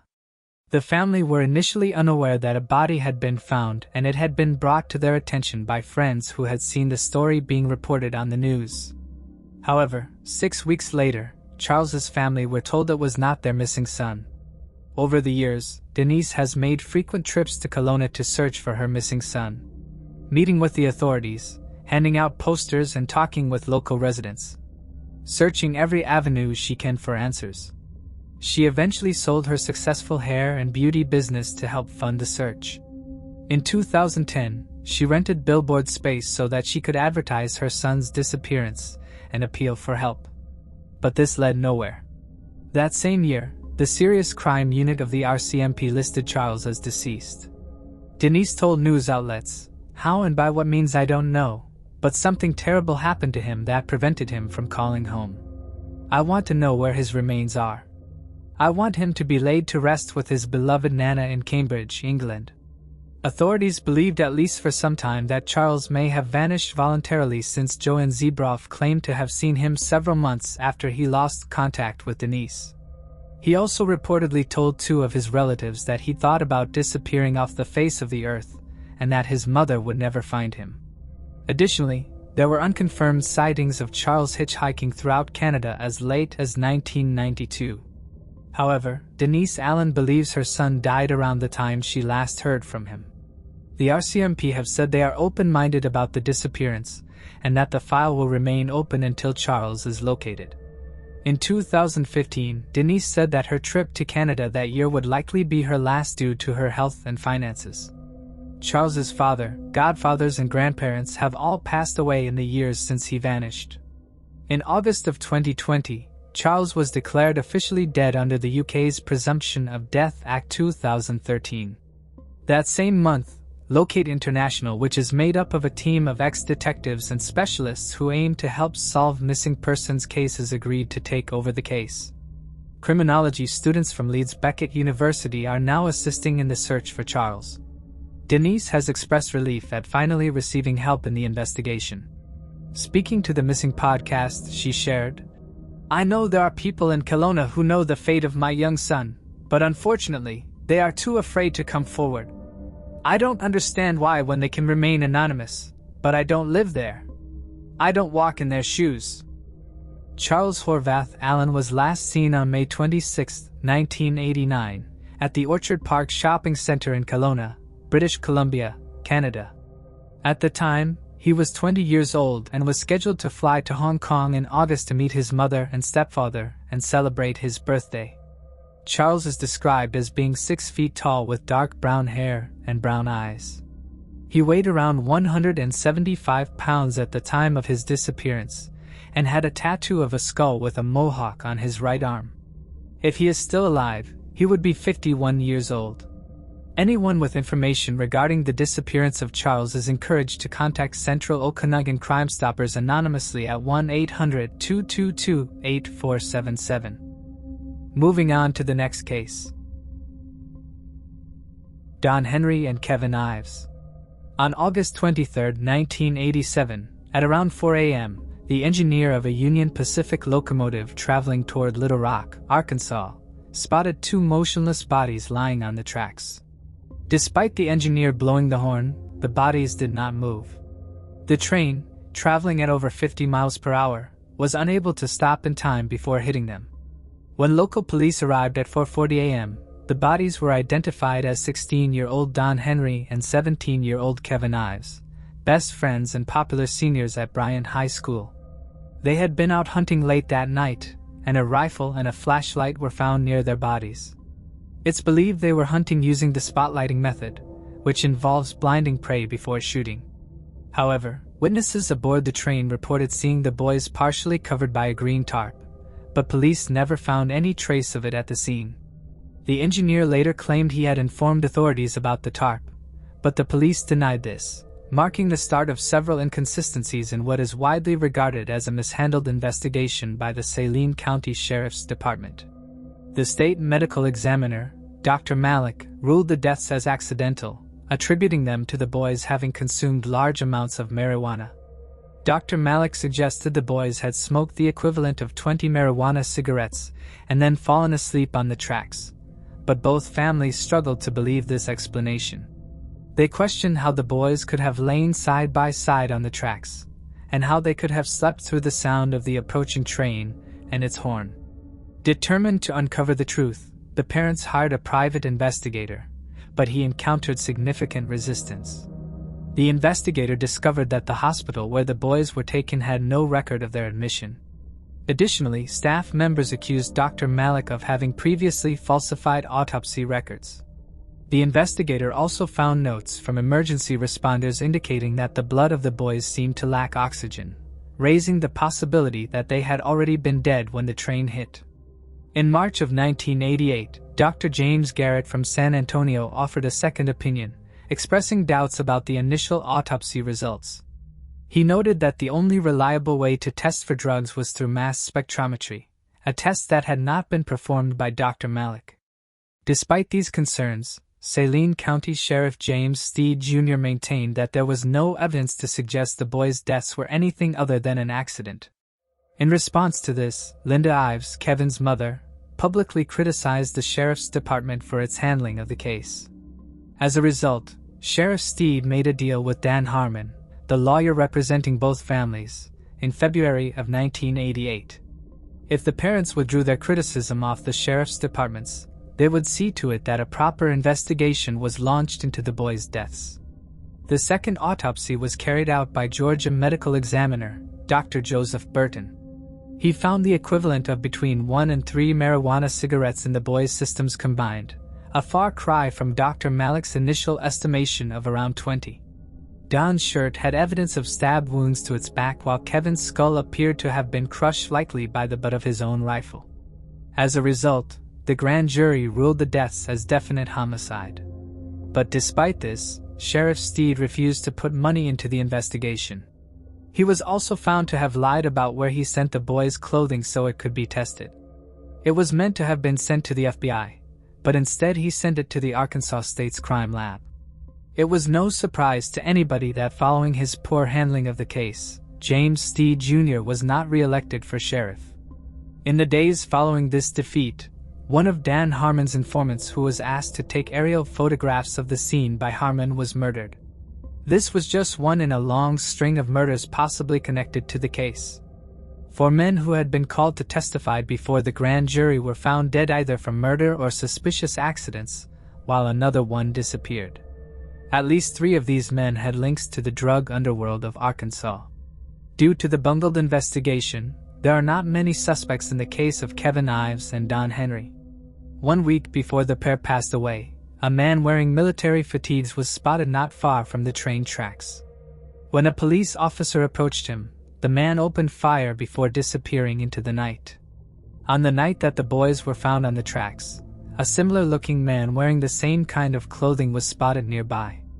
This man has never been identified, and it is unknown if he has any connection to the case. There was one local witness who did come forward with information possibly pertaining to the case. On the night of the boys' slayings, the witness saw 2 police officers beating 2 boys senseless in a store parking lot before tossing them into a truck and driving away. It's unknown if these boys were Don and Kevin or whether they had any connection to the case at all. Linda Ives, Kevin's mother, who has been extremely outspoken throughout the investigation, has stated her belief that the deaths are linked to drug trafficking. This theory involves the boys stumbling upon a drug drop from an airplane, suggesting that the boys were killed for stumbling upon something that they shouldn't have. A prosecutor named Richard Garrett, who had the bodies exhumed for a second autopsy, suspected this theory to be true. He claimed there was a lot of drug trafficking through the city of Bryant, which is connected to several other states.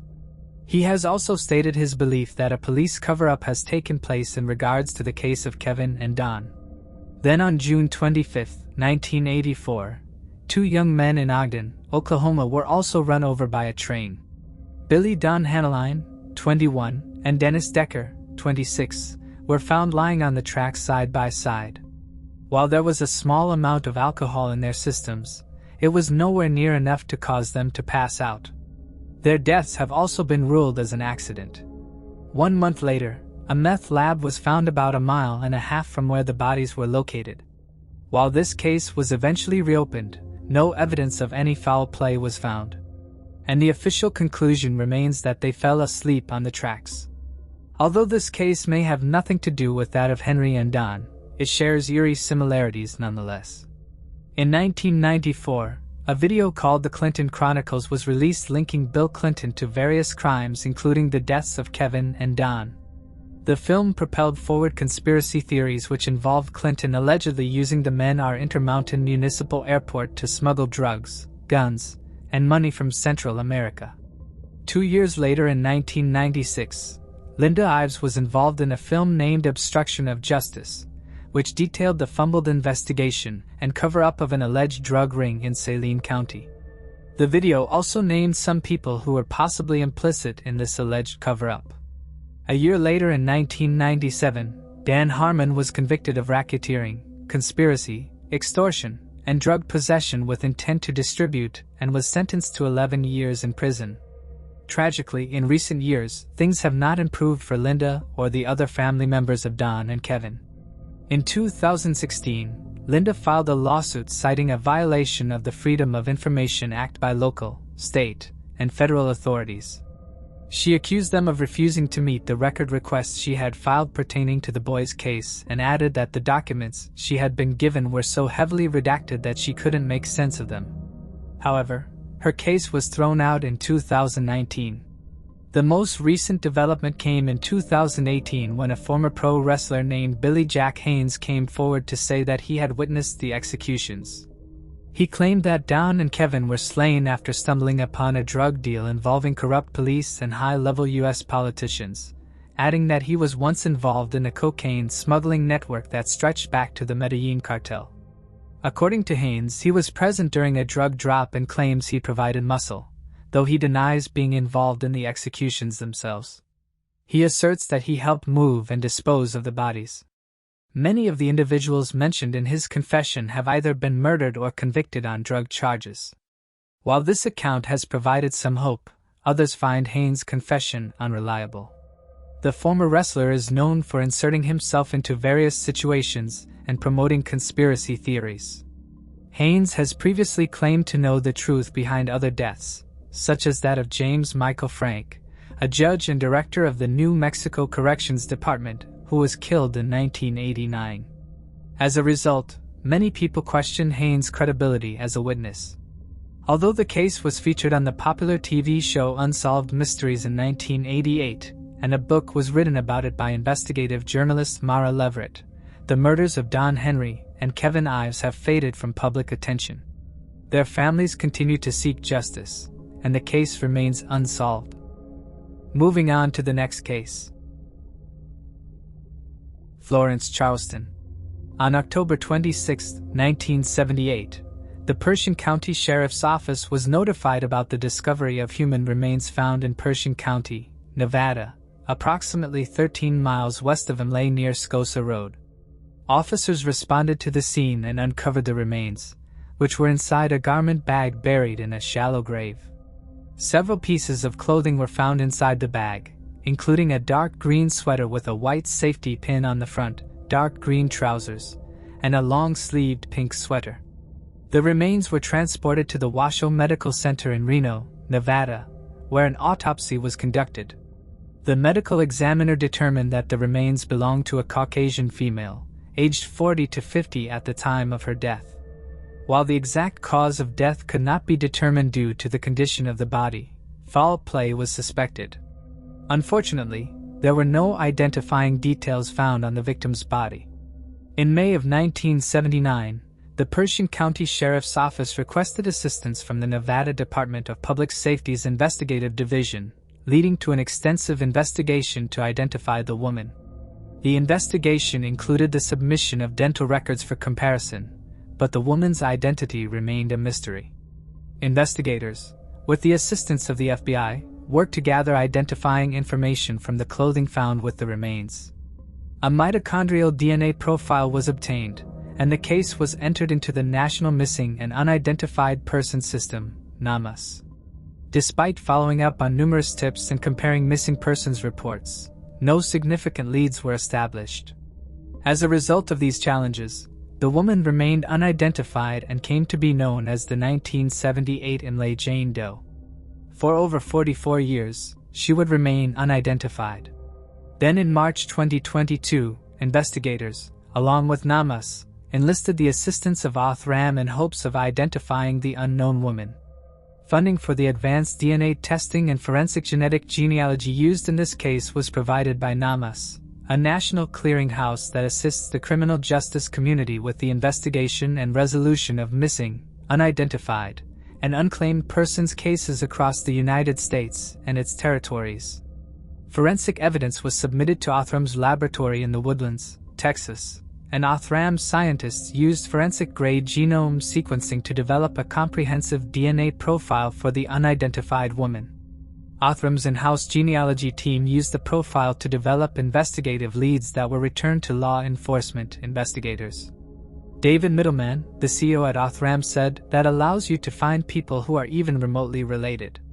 It may not be the person that you have over for the holidays, but it will be a genetic relative, maybe a third or fourth cousin. Investigators were then able to determine that the unidentified woman is 67-year-old Florence Charleston of Cleveland, Ohio. Detective Sean Coster said the genealogy profile that was processed through these remains was successfully matched to a couple in Ohio. Nevada State Police ended up finding and testing the DNA of Florence's granddaughter, Donna Taylor, and in March of 2023 found a 100% familial match between Donna and the remains found near Imlay, Nevada. When the detective first contacted me, I thought it was a joke, Donna said. A subsequent investigation revealed that Florence moved to Portland, Oregon sometime in the early 1970s, and family members lost contact with her around 1978. Relatives of Florence say she was a fun-loving person who was easy to be around. Diane Liggett, Florence's niece, said, "Every kid should have an aunt like her. We all used to tell stories in our family for years, how much fun she was growing up with her. We all missed her when she went up to Portland and basically disappeared shortly thereafter." Florence was born in 1911 and was happily married until her husband passed away. Her granddaughter, Donna Taylor, said after she lost her husband, she seemed to become a little needy with men. Donna Taylor was still a child when Florence moved from their hometown of Cleveland, Ohio to an apartment building on Southeast Milwaukee Avenue in Portland with her boyfriend. Donna said the guy that she relocated to Portland with, he had contacted us saying that they had gone to Hawaii to look for a condo to purchase. When they returned to the Portland airport, she ran away from him. I honestly think she ended up homeless and lost her life on the streets. That's how I managed to cope with it. Donna recalled that the last time she spoke to her grandmother was over the phone in 1977, when she was a junior in high school. This was a year before Florence's body was discovered. Once everything is resolved, I plan to bring her back to Cleveland for a proper burial. I need her here. She has been stuck in limbo all this time. I will lay her to rest next to her son, my father, in the cemetery. The investigation into Florence's disappearance is still ongoing. Anyone with any information regarding the case is urged to contact the Nevada Department of Public Safety Investigation Division at 775-684-7456. Moving on to the next case. Morgan Nick. Arkansas, a state known for its stunning landscapes, including mountains, rivers, and hot springs, is a place that often seems like a paradise. But like any location that appears perfect, it also harbors a dark side. One such tragic story is that of Morgan Nick, a bright, warm, and loving little girl from Ozark, Arkansas. Born on September 12, 1988, Morgan was the eldest of 3 children. Described by her parents as a shy girl with a love for cats, she adopted her first kitten, Emily, from a local shelter in 1995. The two were inseparable, with Emily often sleeping beside Morgan at night. Morgan was also an active member of the Girl Scouts, enjoying indoor activities. Though she wasn't entirely sure what career path she would pursue, she often dreamed of becoming either a circus performer or a doctor, sometimes even both. However, Morgan's dreams would never come to fruition. On the evening of June 9, 1995, she and her mother, Colleen, attended a Little League baseball game in Alma, Arkansas, after being invited by a family friend. Around 10:30 p.m., as the game was winding down, Morgan grew restless. When 2 of her friends asked if she wanted to catch fireflies with them, she eagerly sought her mother's permission. Initially, Colleen said no, but she eventually relented, frequently checking on the children as they played nearby. 15 minutes later at 10:45 p.m., the game ended. Colleen spotted the 2 children who'd been playing with Morgan but not the little girl herself. The children said she was emptying the sand from her shoes over at Colleen's car, a Nissan Stanza. This was the last time that Morgan was seen alive, as when her mother approached the car, she found her daughter missing. Terrified, Colleen spoke to the local coaches who questioned the other children further. They remembered seeing a man they described as creepy watching them earlier on, explaining that he was with a red pickup truck. They said that he'd spoken to Morgan earlier. The car was seen leaving at around the time the 6-year-old was last seen. When the police arrived on the scene, a huge manhunt for the missing girl was launched. Around 300 people were in attendance at the Little League game, which helped to provide police with multiple witnesses, some who saw the man and some who saw Morgan at her mother's car. The children told authorities that the unidentified man had spoken to them all and asked them questions, but the nature of this conversation has never been released to the public. The FBI quickly got involved with the case, providing resources and manpower to the Alma Police Department. A sketch and description of the unknown man was released. In 1995, he was described as being between 23-38 years old, 6 foot tall and 8 pound 180. He was wearing blue denim shorts, no shirts or shoes, and had black or salt and pepper hair. He is also noted to have had a quote hillbilly accent, combed back hair that could possibly have been curly with a mustache, 3 or 4 days of beard growth, and a hairy chest. His car was described as being a dull red older pickup truck with a white camper shell and rear damage on the passenger side. It is believed to have had Arkansas plates. His composite sketch resulted in over 4,000 tips. Morgan's disappearance is thought to have been linked with 2 other attempted abductions around the same time. On the morning of June 9th, a 4-year-old was pulled into a truck outside of a laundromat, but her mother managed to get her back. Then on June 10th, a 9-year-old was forced into a men's restroom at a convenience store in Fort Smith, 10 miles away. Luckily, the girl was able to escape. In both cases, the reported abductor and his vehicle were described as being similar to those in Morgan's case. Fortunately, police have not been short of leads, and there have been countless sightings of Morgan across the U.S. However, law enforcement has had no luck in locating the young girl or identifying her abductor. Even 2 decades later, Morgan's case continues to receive tips on a regular basis, something which the Armor Police have noted is rare in older cases. On January 5, 2002, police received a tip that was so specific, they felt they had to investigate. It indicated that Morgan was buried in an area of private land in Boonville. They also used a dog in the search, but when it ended at 9:30 p.m., police decided not to return, having recovered nothing from the site.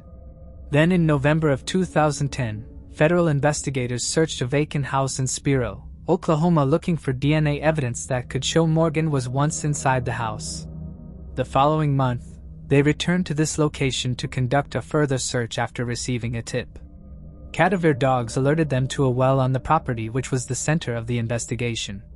But no evidence of Morgan's presence was ever found, and the search was eventually called off. Then in August of 2012, two previously convicted felons, Tonia Smith and James Monhart, were arrested for computer fraud after attempting to utilize the 6-year-old's identity. While they are not believed to be connected to the case, the most recent update in Morgan Nick's disappearance came in 2017 when authorities searched a property belonging to a man who had been a person of interest from the beginning. The man is now in jail on unrelated charges but has refused to discuss Morgan's case. If Morgan is still alive today, she would be 32 years old. A docuseries about her disappearance is currently in the works, and her parents continue to hold out hope that one day they will have answers and be reunited with her. Anyone with information regarding Morgan's disappearance is encouraged to contact the Alma Police Department at 479-632-3333. Moving on to the next case. Peter Bergman. Peter Bergman, an alias for a man whose true identity remains unknown, is a tragic enigma. His seemingly difficult life came to an abrupt and unexplainable end in the hours leading up to June 16, 2009, leaving investigators and the public alike grasping for answers in a sea of evidence that only deepens the mystery. This examination aims to provide a more concrete understanding of the unknown individual known as Peter Bergman, delving into the puzzling details of his life leading up to his discovery on Roses Point Beach. Unlike most cold cases, where detectives search for a victim with a clear identity or history, Bergman's case is unique due to the absence of such a background, making it an especially perplexing and peculiar investigation. Rather than trying to solve a case involving a victim whose life was taken by an unknown assailant, or someone who vanished without a trace, the investigation focuses on piecing together the life of a person whose mystery began before it even started. Consequently, the usual profile of a victim is nearly non-existent, leaving only unreliable eyewitness reports and speculative characterizations. It is widely accepted that while Peter Bergman ended up in Ireland, he was likely not originally from the country. Most theories point to him being a visitor from either Germany or Austria. His surname, although resembling the traditional German, Bergman, was spelled with an additional N at the beginning, a subtle but significant variation. Unfortunately, this is the only clue regarding his identity, as Bergman never provided any formal identification to clarify his true origins or legal name. A few individuals who encountered Peter Bergman suggested that he spoke with either an Austrian or German accent, with one taxi driver confidently recalling that Peter had admitted to being of Austrian descent. While this could be part of a deliberate ruse, given the immense uncertainty surrounding the case, it provides a vague hint about his background prior to his fateful walk along Roses Point. Moreover, eyewitnesses who saw Peter in his final days emphasized that he maintained a professional appearance even until his last sighting on the night of June 15th. Several beachgoers recalled seeing him wading in shallow water, his trousers rolled up to his knees, yet still wearing formal attire. CCTV footage corroborated these accounts, consistently showing him dressed in a black jacket, chinos slacks, and black shoes. His shoulder bag also suggested someone of a higher social standing, and the apparent availability of cash indicated that he may have come from a background of some wealth. While it's possible that this appearance was a deliberate attempt to mislead, it seems likely that Peter Bergman was a well-kept, respected individual wherever he came from. However, the autopsy findings confirmed a far darker reality. Peter was gravely ill. The medical examiner discovered that he had terminal prostate cancer, which had spread to his lungs and bones. Although Peter may not have been fully aware of the severity of his condition, his deteriorating health was undeniable. Peter Bergman's cause of death was ultimately determined to be a heart attack, not drowning. His organs were already failing, with the medical examiner estimating that he was likely only weeks away from death due to his terminal prostate cancer. While heart issues certainly contributed to his decline, it is possible that Peter was aware of his imminent fate. The realization that one's end is drawing near can bring about overwhelming emotions, a sense of isolation, or even a desire to retreat from the world. Peter's sickness, and perhaps the emotional turmoil it caused, may have contributed to his decision to disappear, or at least to leave behind any identifiable trace of his life. For those who knew Peter, his disappearance may have been a sad but understandable result of his deteriorating health, but for the rest of the world, his anonymous fate is a tragic mystery. No matter his origins or the toll that cancer had taken on his body and mind, Peter Bergman remains a person with a story deserving of recognition. His life, marked by anonymity and confusion, should not end with his final, untold chapter. Those who may be seeking closure about him deserve answers, starting from his first known appearance on Friday, June 12, 2009, in Derry Island, between 2:30 and 4 o'clock in the afternoon. It was there that he was first seen at the Ulster bus depot, a tall, thin man with glasses and short gray hair. Peter Bergman, dressed in a black leather jacket, carried two notable items, a soft hold bag by the straps and a carry-on stealth bag slung over his shoulder. At 6:28 p.m., about 2 hours after being spotted in Derry Island, he was captured exiting a bus at the Sligo bus station in Sligo Island. Shortly thereafter, he caught a cab to find lodging, asking the driver for a budget-friendly option. The first attempt was at the Crushkin Land guest house on Connolly Street, but there were no vacancies. They then traveled to Quay Street, where Peter left the vehicle at the Sligo City Hotel. At 6:52 p.m., CCTV footage showed Peter entering the lobby of the Sligo City Hotel, where he checked in, paying in cash for a single occupancy room with breakfast for £65. Despite the fact that he provided no identification, he used the alias, Peter Bergman, for the first time during this interaction. The hotel staff had no issues and assigned him room 705. Throughout the following 24 hours and the weekend, Peter was seen numerous times in the hotel's CCTV footage, exiting the hotel with purple plastic bags containing unknown items. He was never recorded disposing of the contents of these bags, and was seen returning to the hotel empty-handed on 13 separate occasions. This strange behavior continued throughout the weekend, with one such instance occurring on Saturday morning at 10:49 a.m. Peter walks into the General Post Office in Sligo and purchases 8 stamps. When considering the price of stamps in 2009, a 55p stamp would have provided local delivery in Ireland. Peter's 82p stamps are expensive enough to allow delivery anywhere in the world, with the idea the stamps were used on regular envelopes. The fate of the stamps is unknown from this point forward. The following day on Sunday, June 14th, between 11 and 11:30 a.m., Peter leaves Sligo City Hotel and hails another taxi cab. He is met by driver, Gerald Higgins, who claims Peter is chatty, carries a map, and withholds a gold tooth in the back of his mouth. Peter asks Jared about a quiet beach in the area for swimming, and Jared recommends Rose's Point Beach. The two men drive around. Jared shows off the beach and drops Peter back off at the bus station. Another day passes by and Monday, June 15th arrives, what would later be proven to be the final day of Peter Bergman's mysterious journey across Ireland. At 1:06 in the afternoon, Peter checks out the Sligo City Hotel and returns the 705-room key. He walks out in a pale blue long-sleeve shirt, black trousers and a black jacket. He carries the same 2 black bags he carried in on June 12 plus one more purple plastic bag. A half hour later, around 1:30 p.m., CCTV captures Peter arriving at the bus station, sans the black hole all back. At 1:38 p.m., Peter orders a sandwich and cappuccino from the bus station cafe. He eats his meal without speaking to anyone else, but is seen writing something on a piece of paper. He reads whatever it is he wrote, tears up the slip and throws it away in a nearby trash can.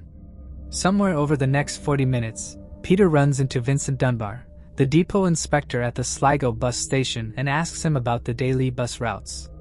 Vincent gives him the information for the Rose's Point schedule, but finds Peter to be dressed quite odd for a trip to the waterside, saying he looked like he was on his way to meet someone for business. Then at 2:40 p.m., Peter boards one of the 3 buses in service to Rose's Point Beach.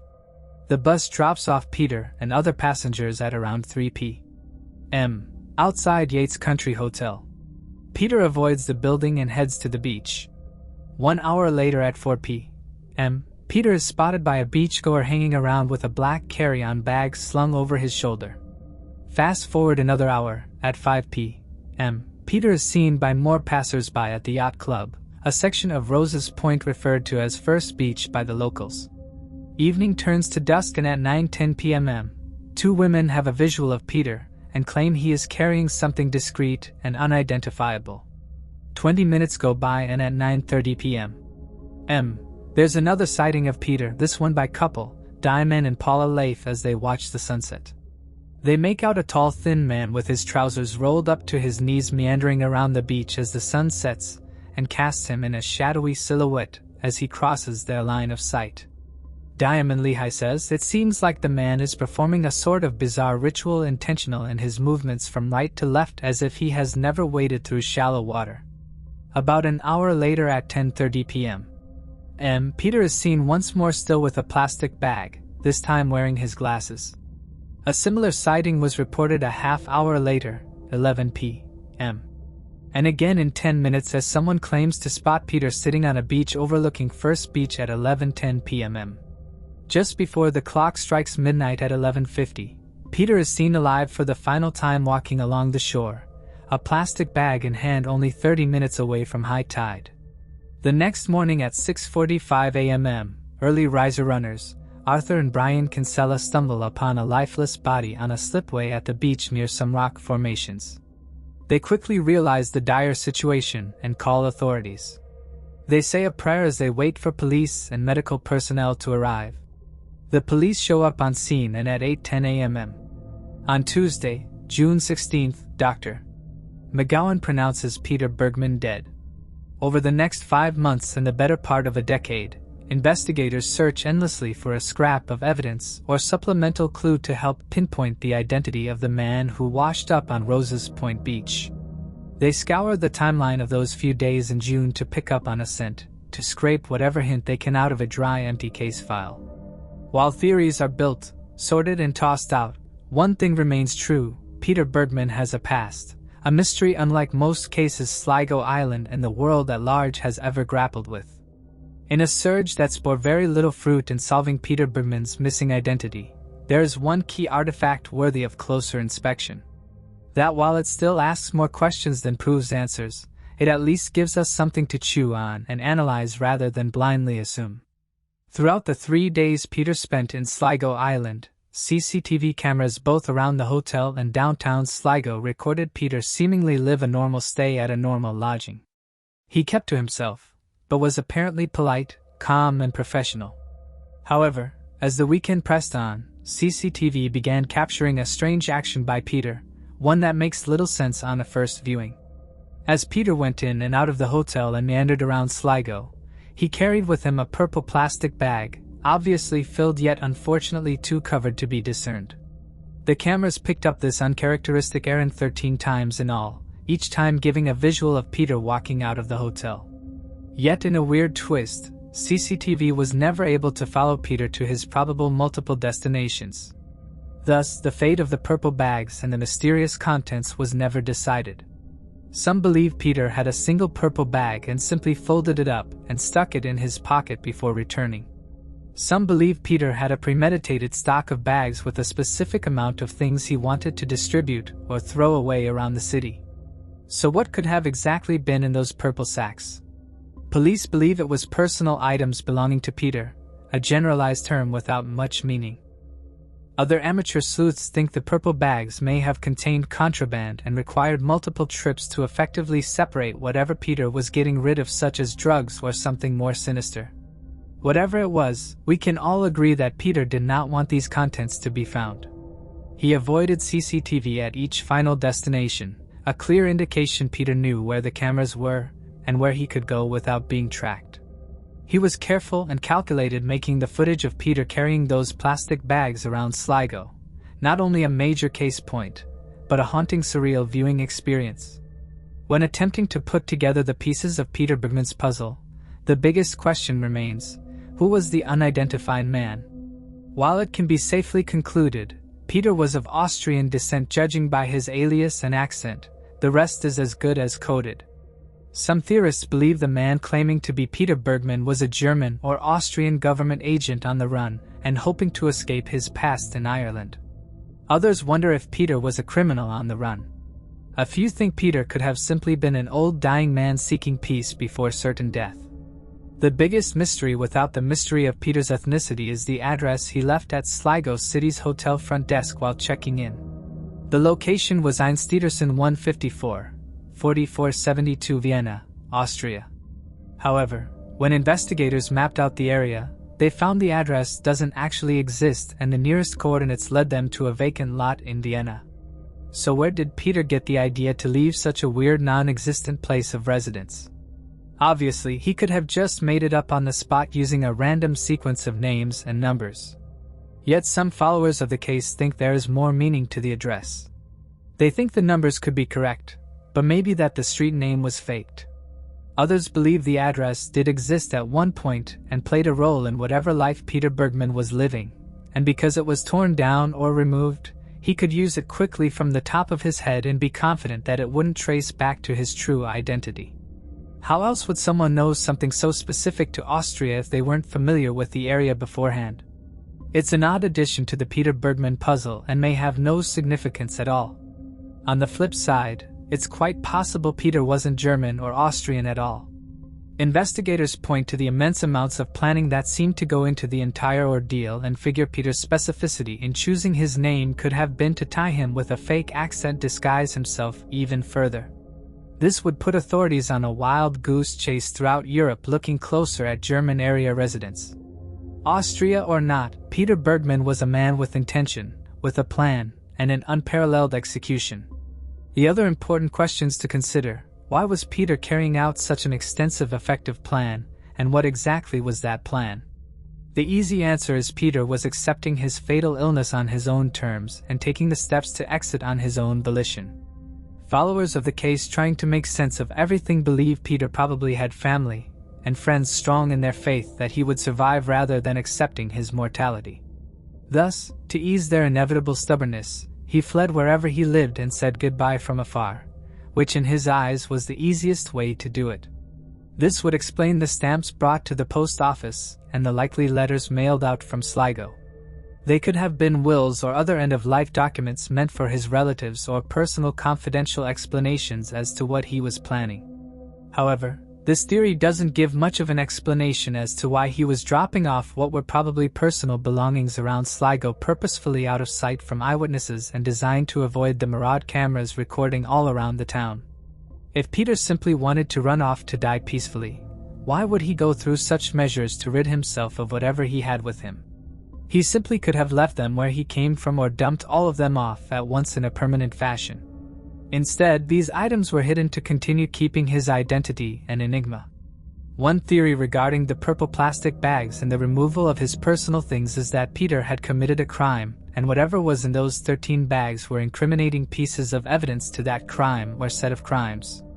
Whether it be weapons, drugs, or even money from a criminal cash-out, those bags could have been contraband.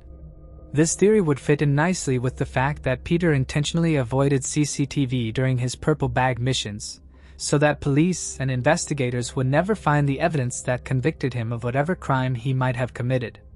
Sligo was probably far out enough from wherever the crime took place to be a safe zone for evidence release, hence why Peter chose such a random location. Other theories question if Peter's potential criminal works ran deeper than petty theft or murder, and if he was part of a bigger organization or governmental system. This would explain his in-depth knowledge of security systems and how to avoid identification. Maybe Peter was running away from certain capture and had only a few days to rid himself of all the physical connections he had to his old life. Maybe Peter was being hunted by his own government and had limited time to say goodbye. Some even suggest Peter wasn't running away at all, but rather was meeting a comrade or co-worker at various points around Sligo or headed to Rose's Point to meet someone possibly with the enemy or a contact with his agency that was meant to end all his relationships with the crooked company.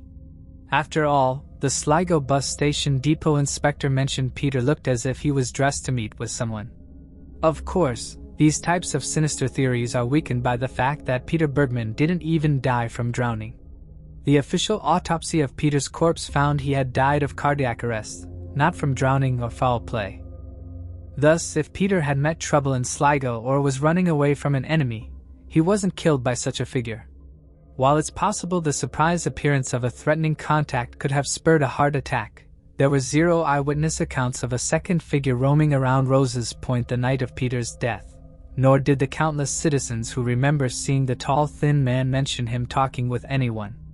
Rather, they mention how carefree he was keeping to himself and seemingly unaware of his surroundings. This certainly does not sound like a man looking over his shoulder running away from imminent danger. So why did Peter die of a heart attack? The theories aren't probably far from the truth on this one. He was obviously a very sick man whether he knew it or not. A body can only withstand so much, and a widespread cancer to bones and internal organs would weaken the immune system enough to allow an already damaged heart to go into arrest at a slight stressor such as high tide at midnight in a foreign location.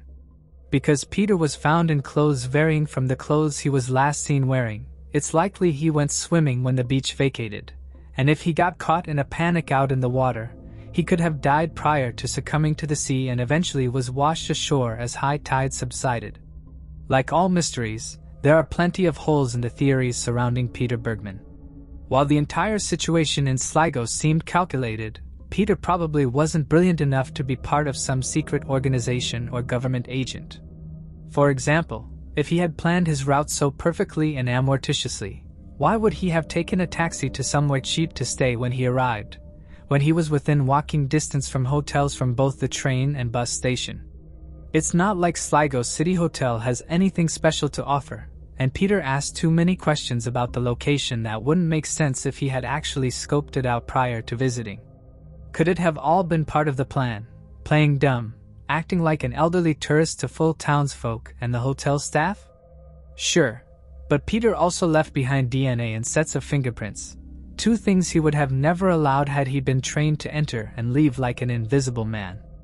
And to further suggest, Peter Bergman was most likely a nobody compared to a criminal.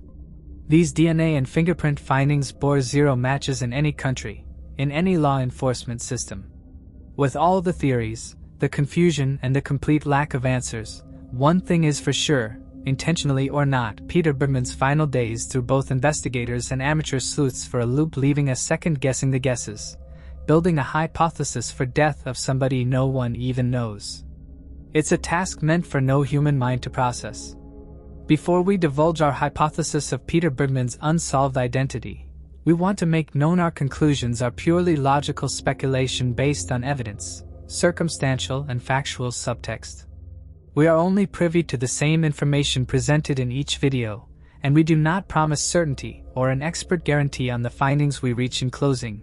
We simply observe, research, and report. After considering the mixture of premeditated resources and innocent ignorance, we believe Peter Bergman was a man simply wanting peace to go out on his own terms away from family in his own way to prevent heartbreak or controversy. Sadly, that's exactly what he ended up doing after leaving behind an accidental bevy of circumstantial clues that makes his plea for anonymity, a puzzling mystery that has escalated from local newsstands to international media. We believe Peter brought with him everything that could trace him back to his old life in a physical sense, and that is what he was distributing in the purple plastic bags transferred from the black bag he carried when he arrived at the hotel. We can't say for certain if the fact that CCTV never actually caught him disposing of such items was on purpose, but it's just as likely it was a coincidence that it was calculated.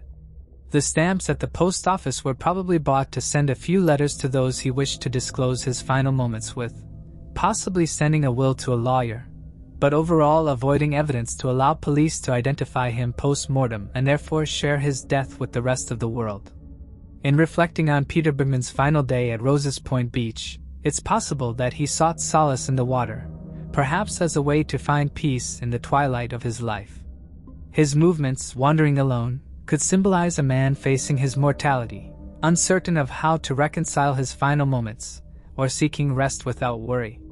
There was a certain serenity in his presence, as if he were lost in his own thoughts, detached from the world around him. Throughout his time in Sligo, Peter seemed to embody a peaceful sense of being adrift, his actions appearing neutral, relaxed, and even almost serendipitous. Could Peter have entered the water on the night of June 16th with the intention of never returning? It remains unclear. It's possible that he entered the water and succumbed to cardiac arrest as the waves overwhelmed him, or perhaps he slipped and panicked when the tide came in, leading to a heart attack. While it's tempting to consider suicide as a cause, his death seems more a result of his deteriorating body rather than an intentional end. It's possible that Peter, aware of his condition, simply wanted to experience freedom in his final moments, wading into the water in search of a fleeting moment of joy, a final act of peace before his body failed him. Ultimately, Peter's death and the mystery surrounding his identity should be treated with sensitivity and care. Behind the unknown man, there is likely a family, people who are mourning a lost father, husband, or friend, waiting for answers and closure. For them, Peter Bergman's story represents the aching hope that one day, they may bring their loved one home. His death may have left them with no resolution, but for all we know, they are living in the shadow of his absence, yearning for the closure that still eludes them. It is for this very reason that we strive to share Peter Bergman's story with the world, hoping that someone, somewhere, might hold a piece of the puzzle that could finally shed light on his identity. A decade has passed since Peter's lifeless body washed ashore at Rose's Point, and in the early morning light, Arthur and Brian Kinsella said the Lord's Prayer over him. For those who have followed this peculiar and tragic case, these 10 years have been filled with confusion and unanswered questions. Yet, it's never too late to put a name to the face, a real name that carries significance across generations. As human beings, we place so much importance on our identities and the sense of self. When we encounter someone without either, it forces us into a paradox of unknowing, leaving us with a deep sense of loss and incomprehension. We hope that someone with vital information will step forward, helping to piece together the mystery of Peter Bergman, the John Doe of Rose's Point Beach, so that he may finally be identified and his story can be shared with the world. Thanks for watching. I hope you enjoyed exploring these intriguing cold cases with me. If you found the video fascinating, don't forget to give it a thumbs up and subscribe to Cold Case Mystique for more deep dives into unsolved mysteries. Your support helps me bring you more compelling content. Leave a comment below with your thoughts or any cases you'd like me to cover next. See you in the next video, and remember, the search for truth never stops.